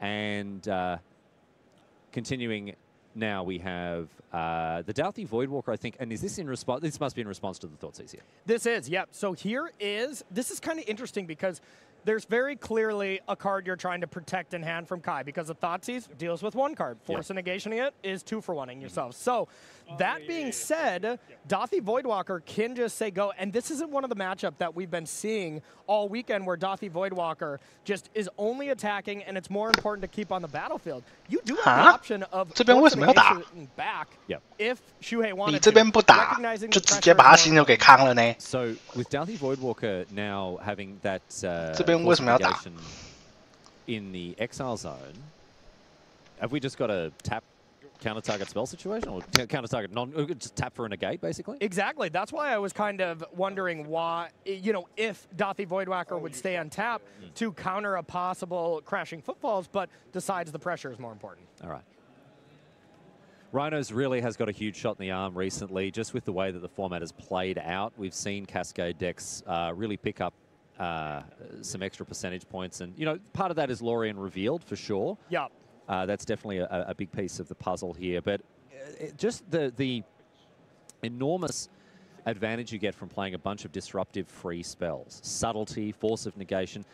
These are and even stuff like Mystical Dispute and Dismember, heavily discounted spells. Yeah. Right? These are the cards that you need in order to force through this 1-card combo of Shardless Agent or a violent outburst. Yep, absolutely. And again, Kai's really working hard to protect his hand as we see subtlety and evoked now with a force of negation. And see if there wants to put that on top or bottom. Below decks, all right. Sides doesn't want it. Away it goes. And that was just the hard cast Grief, correct? That was just the hard cast Grief. Yep, absolutely. Just the 3-2 body and being able to, you know, cast that next turn. That's a pretty good threat to play, but I guess the whole thought behind it is Kai is not going to have any more valuable cards after this turn, more than likely. So it looks like now Shuhei is deciding between the attack. Well, if he attacks, he doesn't have an answer to the violent outburst that may come on his end step. Violent outburst, of course, is an instant, so that's something that he's going to be thinking about whether he wants to play around. Yep, exactly. So that's the big decision. And but yeah, Kai's on 13, right? Like this clock is ticking. Exactly. So I mean, but you know, Kai getting 8 power into play, that's a 2-turn clock that still beats the clock of Dothy Voidwalker. So this is a really interesting situation to see what Shuhei's going to do. Are we playing offensively? Are we playing defensively? Yep. Are we playing proactively or are we playing reactively? Exactly. And it looks like it's reactive. Shuhei did say go, and now we'll see if Kai goes for it. It looks like it's going to. So looks like Kai's going to. Fetches with the yeah. That untapped island indicates to me that he's probably going to cast something here. And you know, if this violent outburst just becomes a destroy target creature, right? Yeah, you've got to get rid of the Voidwalker at some point. So there's the violent outburst and crashing footfalls. Shuhei just been like, yeah, sure. Huh? Oh no, hang on. Whoa. I'll get you to stop right there. Huh? Mr. Buddha, he says. So he does have the option to sacrifice the Voidwalker. 应该是那个吧，加一加零再堆叠上吧。 Now we often see Force of Negation cards for free, Corey, but not often via a Dothy Voidwalker. Yeah, not like this. No. This is an extra special way to cast it for free. And, oh, man, I love the texture of Dothy Voidwalker. I love the complexity it leads to. Most of the time, it's just, I want this in play. It's disrupting my opponent. It's a 2-mana deal 3 type thing. But some games, it gets really, really tricky. When I was playing, like, you know, getting a sense of some of these cards and decks for the event, I was playing a Dothy Voidwalker and someone cycled a Lorien Revealed. Yeah. Just easiest sacrifice I've ever. Like, I didn't even know if it was correct, but I'm like, I'm not missing this opportunity to sacrifice. 对啊，我也记得啊，不是 no mana. 虽然 it was great. Anyway, so here we're going to see the Dothy Voidwalker. 应该不是很重要。 Takes care of the crashing footfalls. Again, quick chat with the judges. Where does the crashing footfalls go? Nobody knows. Not a single person. Not a single person on this earth understands how this works. Now, of course, the judge is going to be on hand to tell us exactly where these cards go, and it can be relevant. It can be relevant. Yeah, absolutely. So the Force of Negation does exile, I believe, for the crashing football, so that one's gone, but it's where does the Force go kind of thing. Yeah. And, yeah, exactly like you're saying, not super relevant, but, yeah, I mean, I've seen games where you go Dothy Voidwalker on 2, turn 3, Thoughtseize away like Primeval Titan, put that into play, you know, big Planeswalkers. Maybe do some Emrakul action. Just living the dream. Exactly. Living the dream. All right, so we've got a judge on hand to tell us exactly what's going on here. And we can see the Dothy Voidwalker. 没有，我觉得你今天学校有一部分都在搞。他就直接 fire 点掉，然后在那个迸发出2只犀牛，打2回合就快赢了。 This was slightly strange to me because Kai, the 1 card left in hand was Fire Nice. So you could have fired Dothy at end step and then untapped and crashing footfall. Okay. You know? Yeah, all right. So we've just seen him hard cast a Force of Negation to protect that Fire and Ice. So we're seeing Ice, the classic tap a land in your upkeep. But there's a response to the Orcish Bowmasters, so not a drop of mana is wasted here by the Japanese superstar. And you're drawing an extra card, so that will be a 2/2 amass. So with the thanks to the Ice, yes, response, of course, yeah. So now the clock is on. I mean, this is 3 damage. 我怎么觉得凯要把赢的打出去了啊？救命啊！好丑，好难看。 As he cracks the Misty Rainforest, and that That takes a whole turn off the clock, Corey, which is definitely significant. But, I mean, one crashing footfall, you know, so there's 8 of those ways to bring it back. We already have 1 cast, so 7 outs to be able to get this. And this is kind of how it works against Rakdos Evoke. Rakdos just absolutely tears apart your opponent's hand. You can't Thoughtseize the top of the deck, though, so if it's land, you probably lose. If it's not, you know, you might be all right. He's found a 5th land. That's not what he wanted. It's a forest, I think. And in hand, it's just 2 pieces of disruption. Yep, I think a Mystical Dispute. Mystical Dispute and another 4. So I think he's drawn all 4. He's drawn 3. Okay, that keeps Kai alive here. You can at least dead or gone the token, kind of your choice. I suppose dead, so you have. 没有啊，他那个要保持那个3块地，3块地才可以扛啊。One of the namesake cards to be 我是觉得问题不在这边啦，问题是他妈前面那些动作实在太高了。Whether it is violent outbursts, Kai also playing the Gentleman's 2 copies of Questing Beast. Yeah, Questing Beast, really awesome. We heard a little interview with Will Hall with Kai earlier, and just so many text here. But the main one is just the preventing the protection from the 1 ring. Combat damage, you create by creatures you control can't be prevent. Exactly. So that gets around the protection clause from the ring, which is key. And you think, okay, well, it's just an extra 4 damage. No, it's not. It's an extra 12. Yeah. It's a 12 damage hit because you're casting the Questing Beast and attacking with it. It does have haste. The turn after you get the Rhinos into play, huge swing. And it's not only just one kind of effect like that, like Bone Crusher Giant is, as the instant speed stomp for damage can't be prevented, but it's a repeatable aspect. Yes. So if they play another ring, get through again. So, whoa, off the top. Shardless Agent for Kai. Very, very fortunate draw for him because 犀牛出来了，但是会死于1张弓箭手。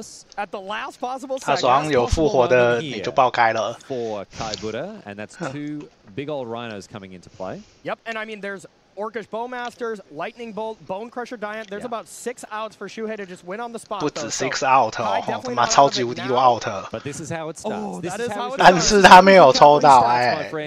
With the crashing footfalls, thanks to the Shardless Agent. 那又狗下来喽。You got to start attacking with at least something, you know. I mean, because here's the thing: most of these spots be like, well, if they have Orcish Bowmaster, if they have some kind of threat, like you got to start. You're just dead. You got to start shoving. Yeah, and you can play around. 你知道我最常看到就是他那个弓箭手朝你冲过来，你挡也不是，不挡也不是，哎，挡了就被复活术挖上来揍你而已。So much mana.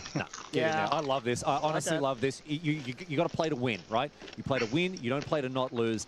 Shuhei Nakamura on the back foot takes it out with a last. 干这年头他妈打错都不会被惩罚，好扯哦。Trigger to put those rhinos onto the battlefield. And he was sailing close to the wind. He was sailing close to the wind, our friend Kai Buddha, but he got there in the end. All right, we're going to open things up now with a Ragavan. Nimble Pilfer, both players opening on 7 cards, which you do love to see. I'm sorry, did you say sailing close to the wind? Yeah. Oh, okay. Is that a common expression? Yes. Okay. Have you never heard that expression before? I don't think I heard. Sailing close to the wind, like doing something that's very risky. It's a nautical expression. Okay. And it comes from the way that you attack or like angle your sails. If you did it too close to the wind, then you know. I guess flying a little close to the sun. Like I've heard that kind of expression. No, because that's like I guess that would kind of also work. Yeah. The fable, the myth of Icarus. Yeah, of course. I can never tell with you if you're kind of doing this this trolley expression or if this is a real expression. No, it's a real one. Okay. Can I tell you the problem? I'm sorry, I take that back. Can I tell you the problem with the myth of Icarus? This is something that Randall Munro pointed out, right? It's not a metaphor about the folly of human ambition. Okay. It is a tale, a cautionary tale about the limitations of wax as an adhesive. That's what that's about. Anyway, Thoughtseize here. We're going to have a look at what's going on in Kai Buddha's hand. And look at this. It's not a bad one with 2 Cascade cards. Lorraine revealed, and then a couple of lands. Beside you, a nice utility land here. What do you take, Corey? It depends on the rest of your hand. I think I saw land and Seasoned Pyromancers, but I like this. Shardless Agent is the best of the Cascade options because it leaves that 2/2 behind as well.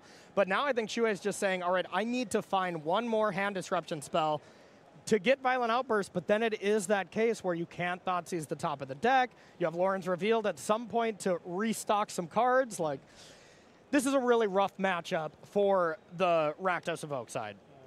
Even though they've got all that hand disruption. Yeah. Yep. Wow. Just because resolving one spell off the top is so brutal. 这边没有在第2张掉，就要用红元素加那个复活解，或者是要想办法抽一张。Yeah, sure, but it is a bit of a one-trick pony, right? It's a bit of a one-trick rhino.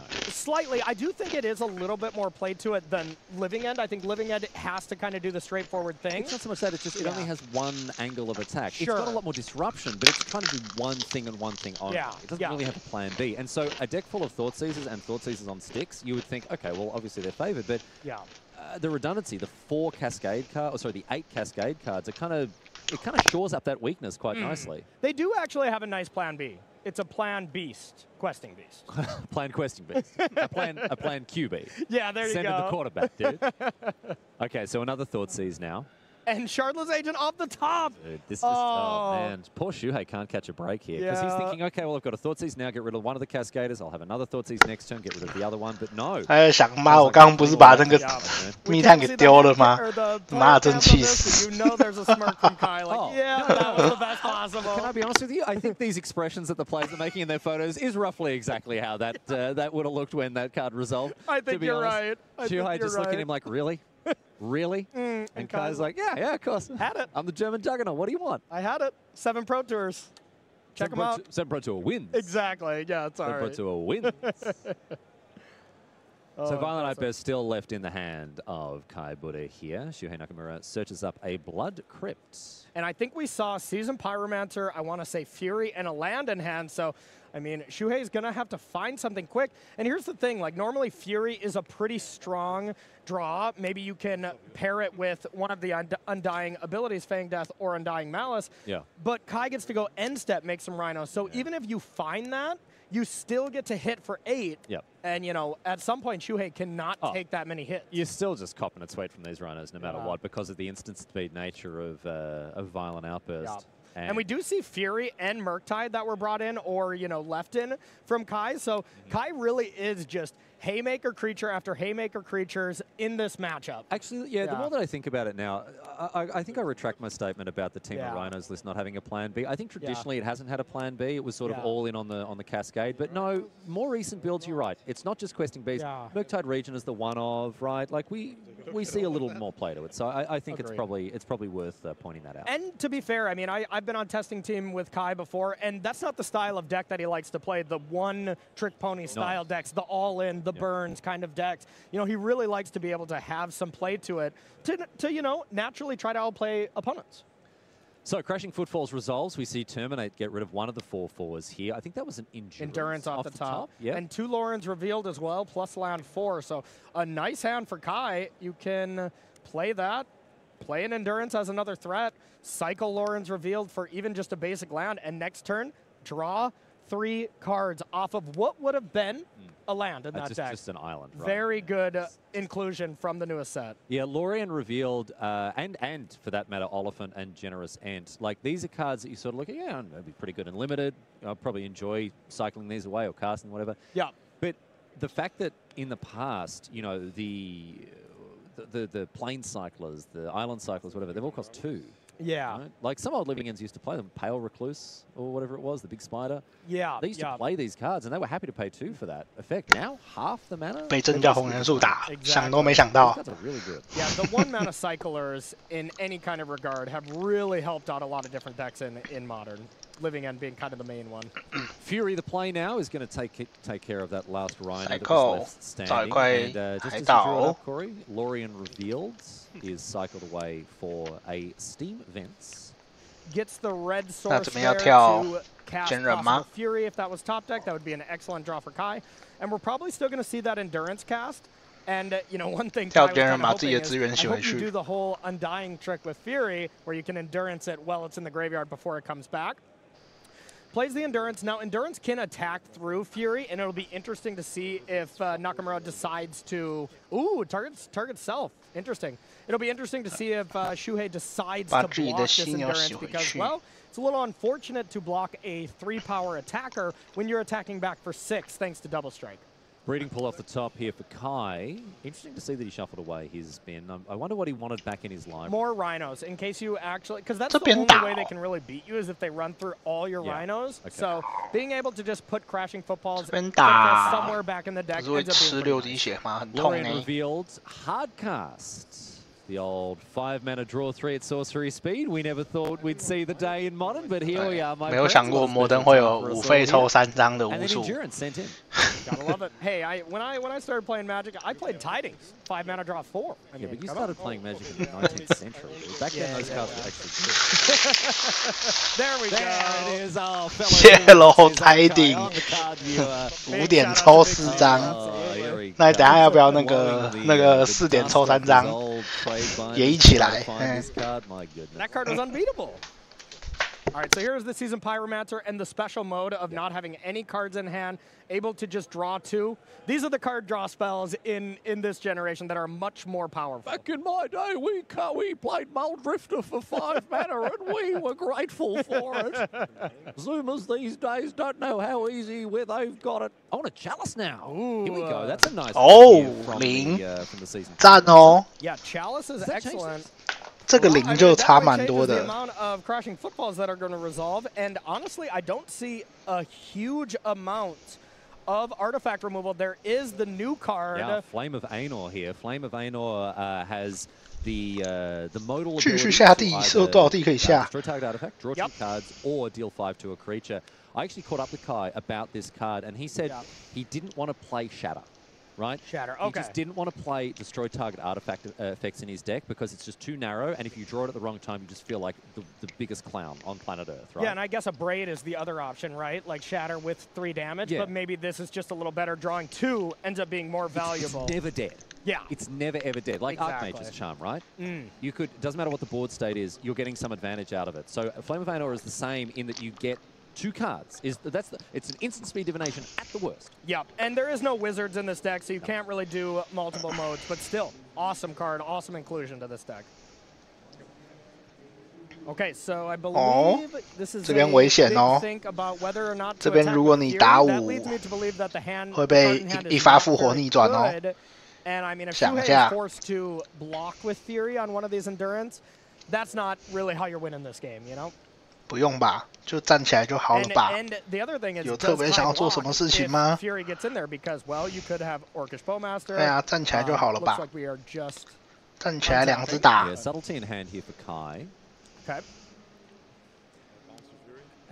哦，回手。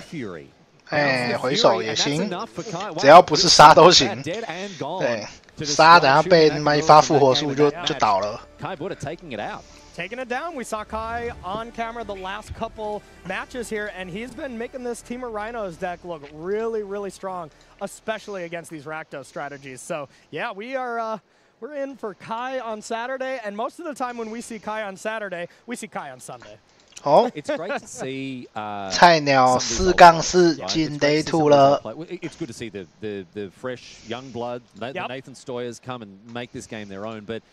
It's not very often in a competition of any kind, right? In professional sports. 妈，李尚峰的 ID 是什么啊 ？Too old to play. Yeah. And you know, in Twitchy esports, in shooters and whatever else, like you know, you peak at. 我都没有看他的，都没有看他的成绩。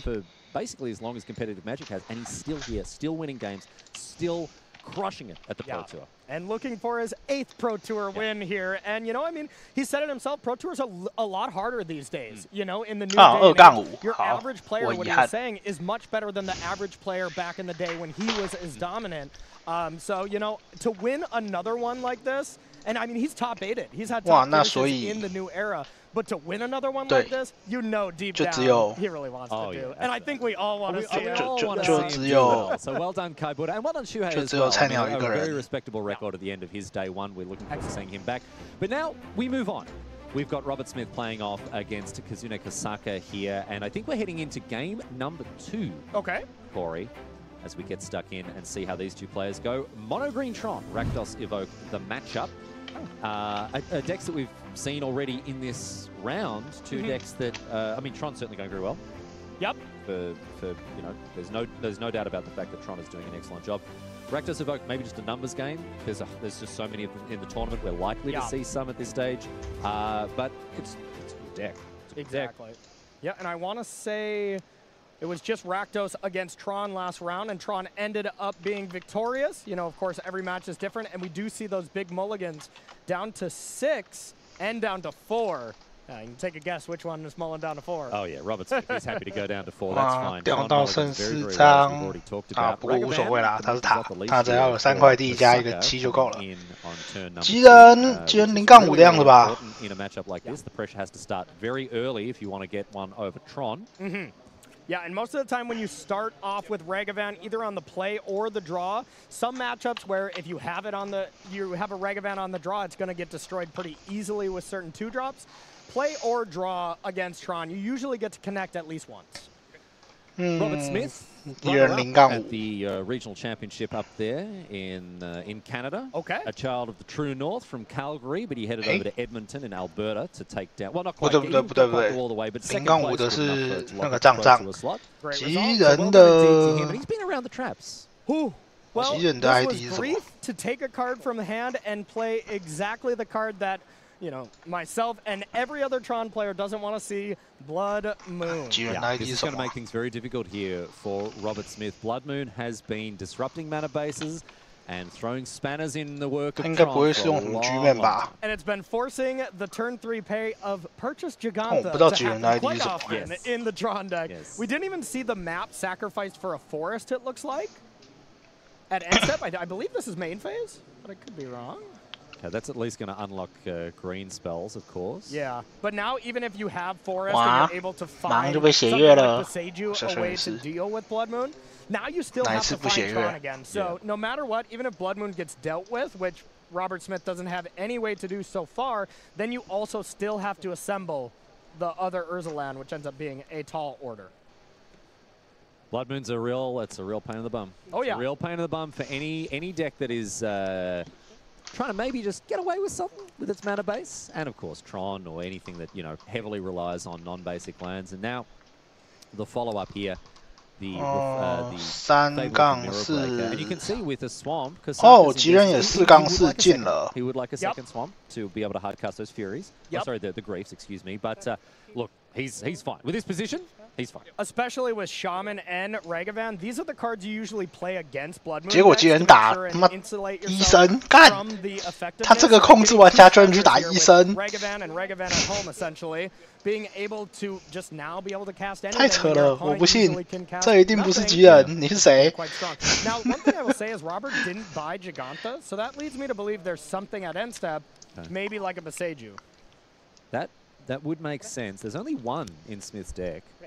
Let's see if we drew it. Nothing else makes a lot of sense. No. Otherwise, you would just want to cast Giganta. Because, you know, it's better than 看5张拿1块地。 Sure, at the end of the day. Here's the classic 可以拿金针，好爽。 Can we hit an artifact? Oh, yeah. He's got a pithing needle. Yeah, he had lands for days. This is, you know, this is high-tech stuff. This is high-tech stuff. This is exactly what the Rakdos deck wants to do. 这可以喊个遗忘石啊 to cast, to, you know, get the pithing needle. It's a classic play, Corey. We've seen it 1,000 times. Yeah, absolutely. I love it. So here comes pithing needle. If there's a Boseiju, you have to respond right now, because pithing needle can name Boseiju. 喊木圣树，直接让他没有办法猜。好了，他应该还有那个一点的那个机器人，那只虫子可以猜啊。没有啦，被排了啦。 Oh, I think he's naming Haywire Might. Okay. Yeah. Yep. He's naming Haywire Might. I think that was what he was... and here's the interesting thing about naming cards with stuff like Pithing Needle. Yeah. You don't need to name the card. Yes. You need to be able to accurately describe what the card does. Yes. Right? If you can describe what the card is, you don't need to know its name. Obviously, if there's a judge on hand, they'll help you and make sure that both players are on. But you can say, oh, I want to add the 1 mana green sorcery that you look at the top 5 and put a colorless card. Like, yes. It's strange, it's fine. And I like how, yeah, there we go. He's the Haywire Might. We get confirmation it's Haywire. And I like how that is done. You know, I think in the past it's been like, if you name it a little bit wrong, maybe it wouldn't be that forgiving of a thing. And this is the way it should be. be. Yeah. We've actually seen that issue come up, and it's just a player communication issue. Yeah. And so now it's very good that the rules are as accommodating as possible to make sure that there is as little miscommunication as possible. Exactly. So Haywire Might named. And Haywire I think that Might. is really, really smart because, well, if there was a Beseiju, you would channel it in response. Yeah, there'd be really no reason not to. You'd expect it to be done more or less on the spot. 也被手机泄露。 And so Haywire Might, the name here, in case it's drawn by Robert Smith. Often we've talked about this, Corey, the fact that Haywire Might often a 2 of in the Tron sideboard. Here, it's a 3 of. Okay, it's a 3 of. Brings them in, and that makes a lot of sense. This is one of the lists. This is not a team handshake list. So these are the mana base for Robert is the one of Blast Zone, one of Sanctum of Ugin. Yeah. Those have been cut from Team Handshakes list for the 2 sagas. So you got to play more Haywire Mites if you don't have ways to search them with lands. This is a more traditional 那要帮我开喽，宝 in the 贝。 way that any Tron list that doesn't play 4 copies of Khan Liberated can be described as traditional. Yeah, it still has the arguably correct number of 1 Karn Liberated here. Liberated. How the mighty have fallen. That was an email that got sent out amongst all Tron players saying, okay, only play 1. We're down to 1. We're down to 1. The secret Tron discords around the world lit up. That's the subject line. We're down to 1 We're Karn. down to 1. 1 Karn, everyone, all right? So Thoughtseize now. Let's have a look at what's in hand. 戒指卡恩 And a couple of Khans. Khan Liberated, and is that Khan the Great Creator hanging out as well? It sure is, yep. Those really cool alternate art ones, but there we go. And, you know, maybe this is just a slight oversight or the fact that, Giganta isn't that big of a deal, but you can purchase that at any time with your 3 mana. But now, I mean, even if you take one of the rings, you get to play the other one, and you get 1 turn off. But I don't even know if that's going to be enough at this point. Haywire Might is the card that can gain you a little bit of life. Maybe you can draw with the 1 ring into Haywire Might plus another land. Some of those corner case scenarios. 我好像就掉戒指啊，然后把遗忘人叫回来啊。啊，你出戒指我就无费包我的血月，你下一个炸就炸不到我。 And then, yeah, sure, you can start drawing cards with the 1 ring. Those burden counters are going to add up very quickly when you're on 8 life. Yes. Excuse me? Exactly. It's going to be a tricky one. Get it. Yeah, Kosaga's just played this extremely well. Yeah. Yeah, kind of turned the game on its head there with that Ragavan. You know, we're just kind of making the observation. Oh, Ragavan's pretty good. Getting a little bit of early pressure, you know, maybe try to snipe a card. 其实遗忘石叫进来，你可以一直放命运指示物，就让对手连抽遗忘石的机会都没有。 And there aren't many Tron decks that can beat that on the draw. No, and not only that, it was turn 2 Blood Moon with a Grief. Like, I mean, that's amazing. Evoke a Grief, pitch that Thoughtseize that's in that exile zone. I mean, what more can you ask for against an Urza Tron land? Looks like we hit Oblivion Stone. Okay. Probably not going to activate that for 5 mana there. No, but I do appreciate the flex. I do too. I do appreciate the flex here from Kazuna Kazaka. He's having a great time. He's having a great time, man. This is what you want to do. There are so many... Oh, no. If only. The 1 ring now. The 4th land and the 1 ring. 但是有救吗？ I mean, that was the best draw in the deck, realistically. Just land. Well, I mean, it is the Urza land, so if you can deal with the Blood Moon, now you do have Tron as well. Yeah. You know, so it was the best top deck, but it's still very, very difficult. So another Goblin. 存钱大法。 Yep. 0 damage coming in, but this is 2 treasures. 2 treasure tokens, very important here. No shortage of mana for Kasaka. 多存1块钱。好，下面一位。 And then the copy, of course, exiled in the end step. Back over to Robert Smith. Okay. Who picks up a point of damage from carrying that ring. This is the turn. You have to put something big into play, and with only having 4 mana, something like a Worm Coil would be ideal. You know, if you were able to already have 5 in play. 哇，打击内脏太晚来了。 Which you do have mountains now. 打击内脏真的要把自己内脏打掉了。 Galaxy Brain for the Blood Moon matchup. The gut shot castable for red mana. It does buy a turn. You can tap your Urza's Tower to gut shot Ragavan, and then there's 4 power coming in. Go to 3, burden counter. 我跟你讲，打击内脏可以不用付血支付哎。 Do you just play the other one? 我转1块克萨塔做打击内脏。 That was the one that popped, right? Yeah. So the answer to that, Corey, is no, you do not. I would have beforehand. Yes, absolutely. Because the 1 ring that would reset the burden counters, it would give you another turn of fog, effectively. Yeah. But okay, well, if this gut shot turns out to be decisive, Corey, I'm going to have a great time watching this match with you. Absolutely. I'm already having a great time. I think basically Robert's best out right now 没有抽到能够解血月的都没有救啊，哥哥。Just see what happens. Yeah, yeah. What does this card do? This looks like fun. I've never played this card before. All right, here's Chromatic Star. And draw a card. See what Smith can find. Still alive to draw something like a Beseiju here, although not by much. Not by much. Yeah, I mean, something that would be great right now, if Robert could go any land, it would be a mountain, Gutshot Ragavan, and then Beseiju Blood Moon and untap, be at 1, you can definitely get out of that at that point. We have seen some incredible comebacks. I mean, all you'd have to do is just play another copy of the One Ring, and you're drawing 3 cards off the ring, and you're drawing a card, so it's not that outlandish. 开始帮对手梦 Well, you just never activate the ring. You know, you just play it for you just play it and don't draw. And then start casting some of your haymakers. The secret hidden mode of 4-mana destroy my own One Ring. Do not draw any cards off it ever. I know it's tempting, but yeah, you just have to resist the urge to activate the ring forever. Sylvan Scrying. Okay. Sylvan Scrying. Can fetch Beseiju. Okay, but... No? No. It's a power play? But as it stands, you still have to Gutshot to stay alive. Okay. So the Beseiju doesn't do anything, so... So is there a Beseiju in hand then? Yeah, and... Oh, I guess that is Tower, Mine. Okay, I did think with the different art on towers. Tron. It wasn't Tron. Okay, excuse me. Yeah, no, I missed that too. It's so difficult with all the... There's like 4 billion pieces of art for every individual Tron piece. Exactly. Oh, Stone of Eric. Here we go. Okay. So this is another new addition to the formats. 这样还有救吗？这样真的是有救的吗？ Tales of Middle-earth.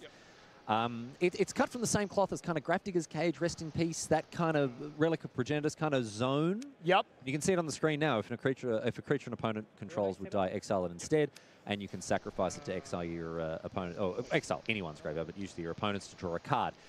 It costs 2 rather than the Relic of Progenitus is 1, but that first line of text gives you a little bit more of an angle against some decks than the Relic, right? Having Yawgmoth specifically is a really nice one, yep.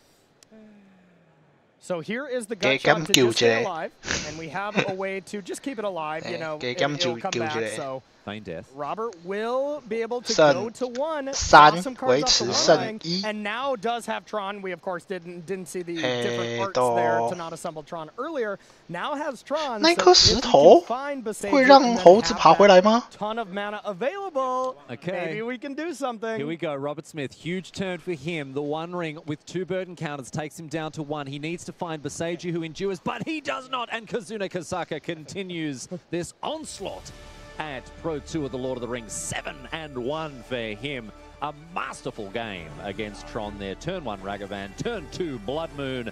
See you later. See you later. Yeah, that was really impressive. Great draw here from Rakdos Evoke. I mean, that is really what you don't want to see from Tron for sure. Mastery played 7-1 record. You cannot. 对啊 ，if a creature opponent control would die, so instead， 那个猴子应该是爬不回来吧？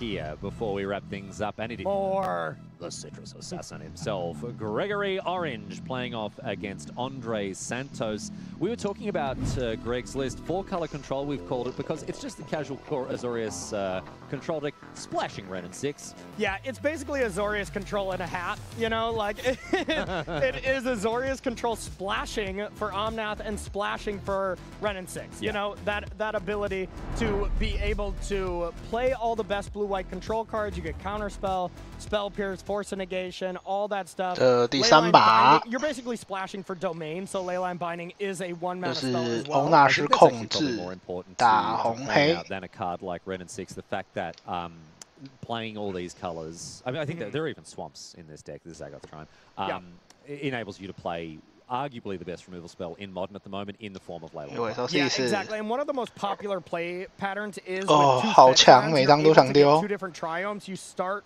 with Ragran Triome, and then you can use the second fetch land to put a tap Zagoth Triome into play, and then you can play Leyline Binding on turn 2 for 1 mana.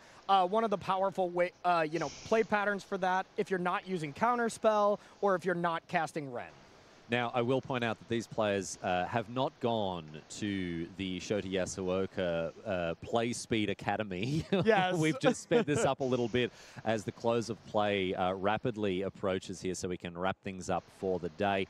But we want to bring you as much Magic as possible, of course. We know that people are hungry for competitive Magic at the highest level, and we are here to sate your appetites. You greedy little piggies around the world, the slop has been served in the trough, and it's time for you to come and gorge yourselves on the finest Magic available. We do hope you're going to come and join us again tomorrow, Cora. Yeah. We've got 2 more days of Modern. We're going to also explore Limited again tomorrow, so be sure. I'd love to join you. Are you coming as well? Yeah, I'm in. Oh, fantastic, dude. Oh, great. All right, well, I'll see you here bright and early tomorrow morning. All right, Minamo, School at Water's Edge. Let's have a chat about this card. Fantastic. Dominated by the One Ring. Untapped target, legendary, permanent, not just creatures. And untapped target, legendary ring. You can untap like Omnath to have pseudo vigilance, but for the most part, it's getting that extra value from the One Ring as just being an island and stuff like that too. But gotta love watching Greg Orange play a control deck. There's nothing like it. So counterspell on the monkey sends Ragavan to the bin, back over to Gregory Orange. But yeah, the Minamo kind of lets you break parity on the cards ratio of the One Ring, and it means that you can pull ahead on how many cards you've drawn while not paying the full amount of life. Yep, absolutely. And both of these players did well at the last Pro Tour in Minneapolis. Greg Orange is also from Minneapolis, so yeah, playing on home soil. Playing on home soil, and the last time he played on home soil, I think we can remember from Pro Tour 25th anniversary, where he took that one down. A team champion, exactly right. Yeah. Ley line binding top here to the Ragavan, 不能用 as well. 3费有点贵啊 And then evoked grief. 下生木莲 But Veil of Summer. Nice, neat little answer to the grief here. Oh yeah, that is absolutely huge.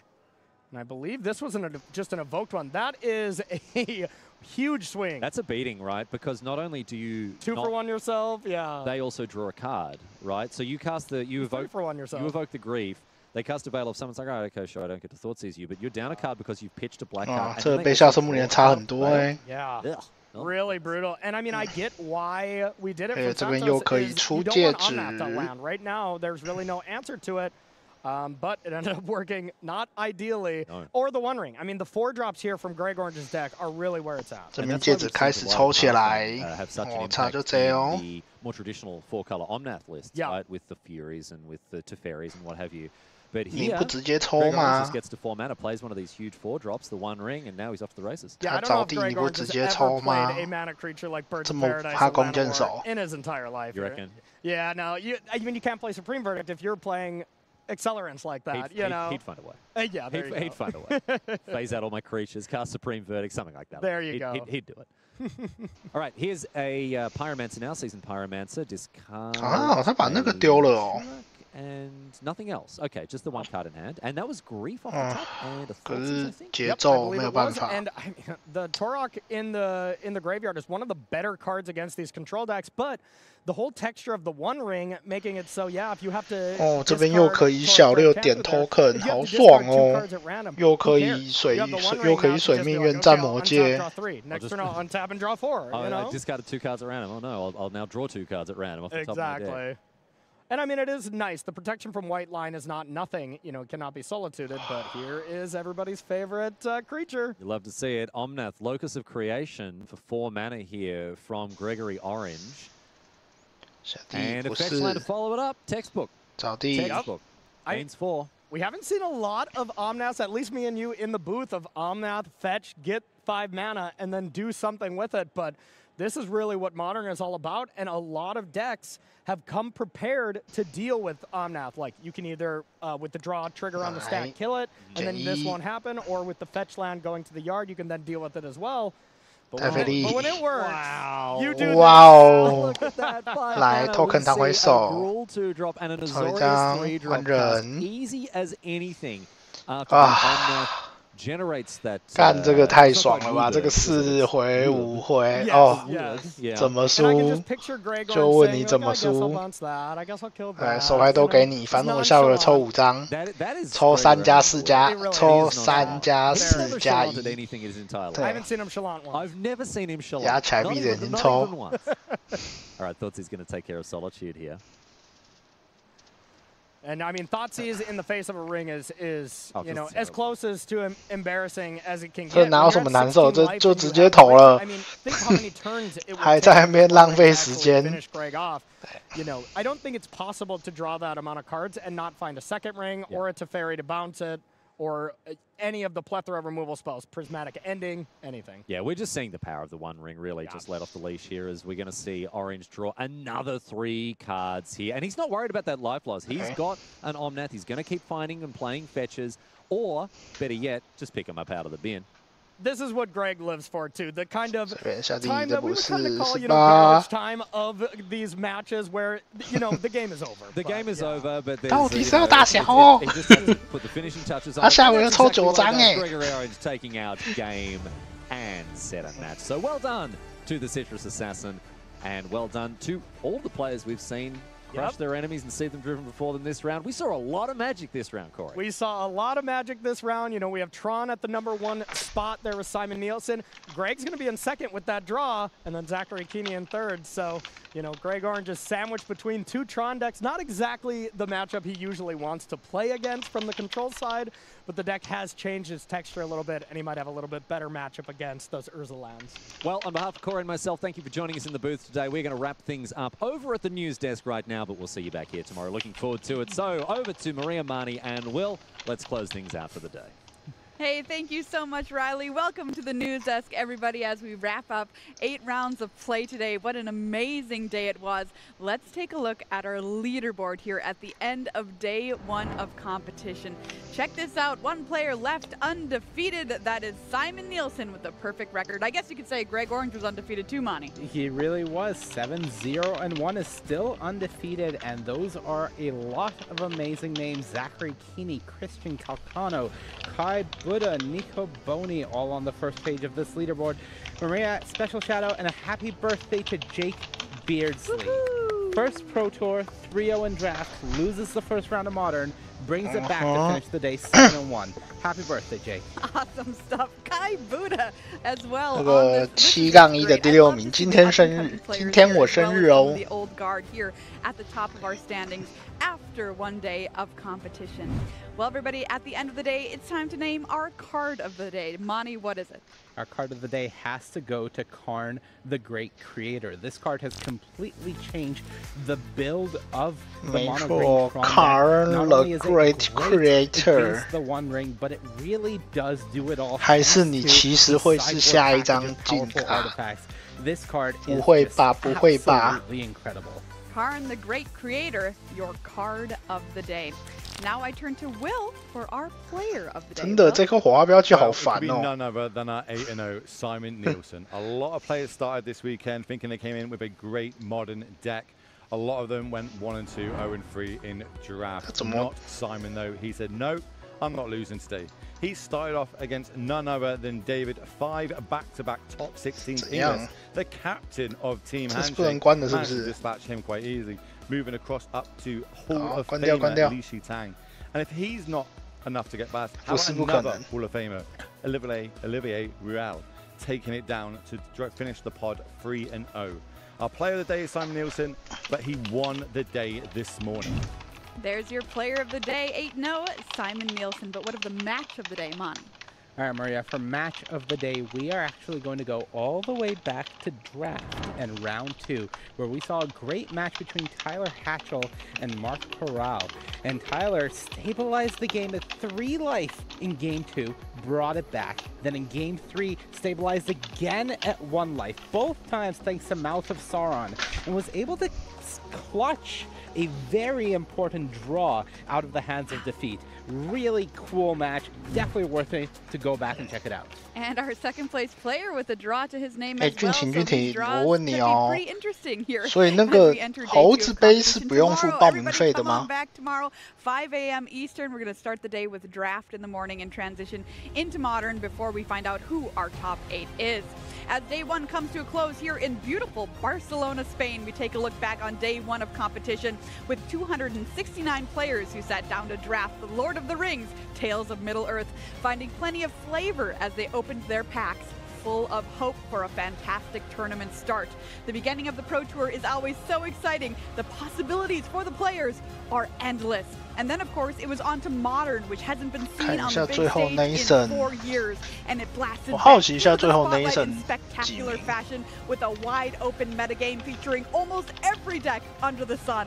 But after 8 rounds of play, there was only one player left with a perfect record, and that was none other than Simon Nielsen with 所以他就是他妈的输了那一把轮抽，然后输一个欧纳斯。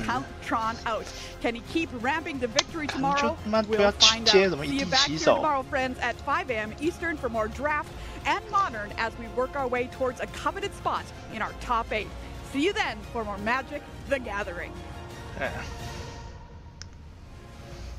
近2年没有啦，近2021近3年，他从2020开始打的吧？对啊。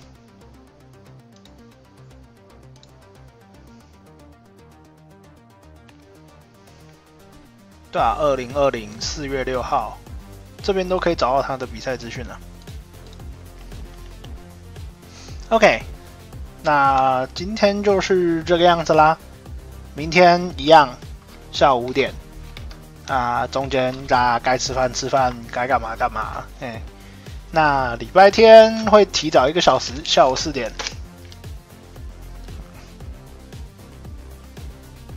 我说。 比赛有成绩的，就是他从2020年才开始有成绩啊。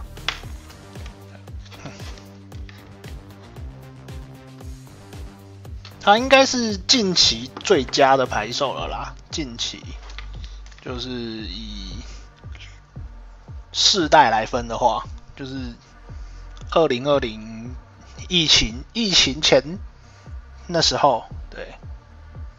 从疫情前，然后到经过整个疫情，然后到现在，这样Nathan的表现一路都是最顶的，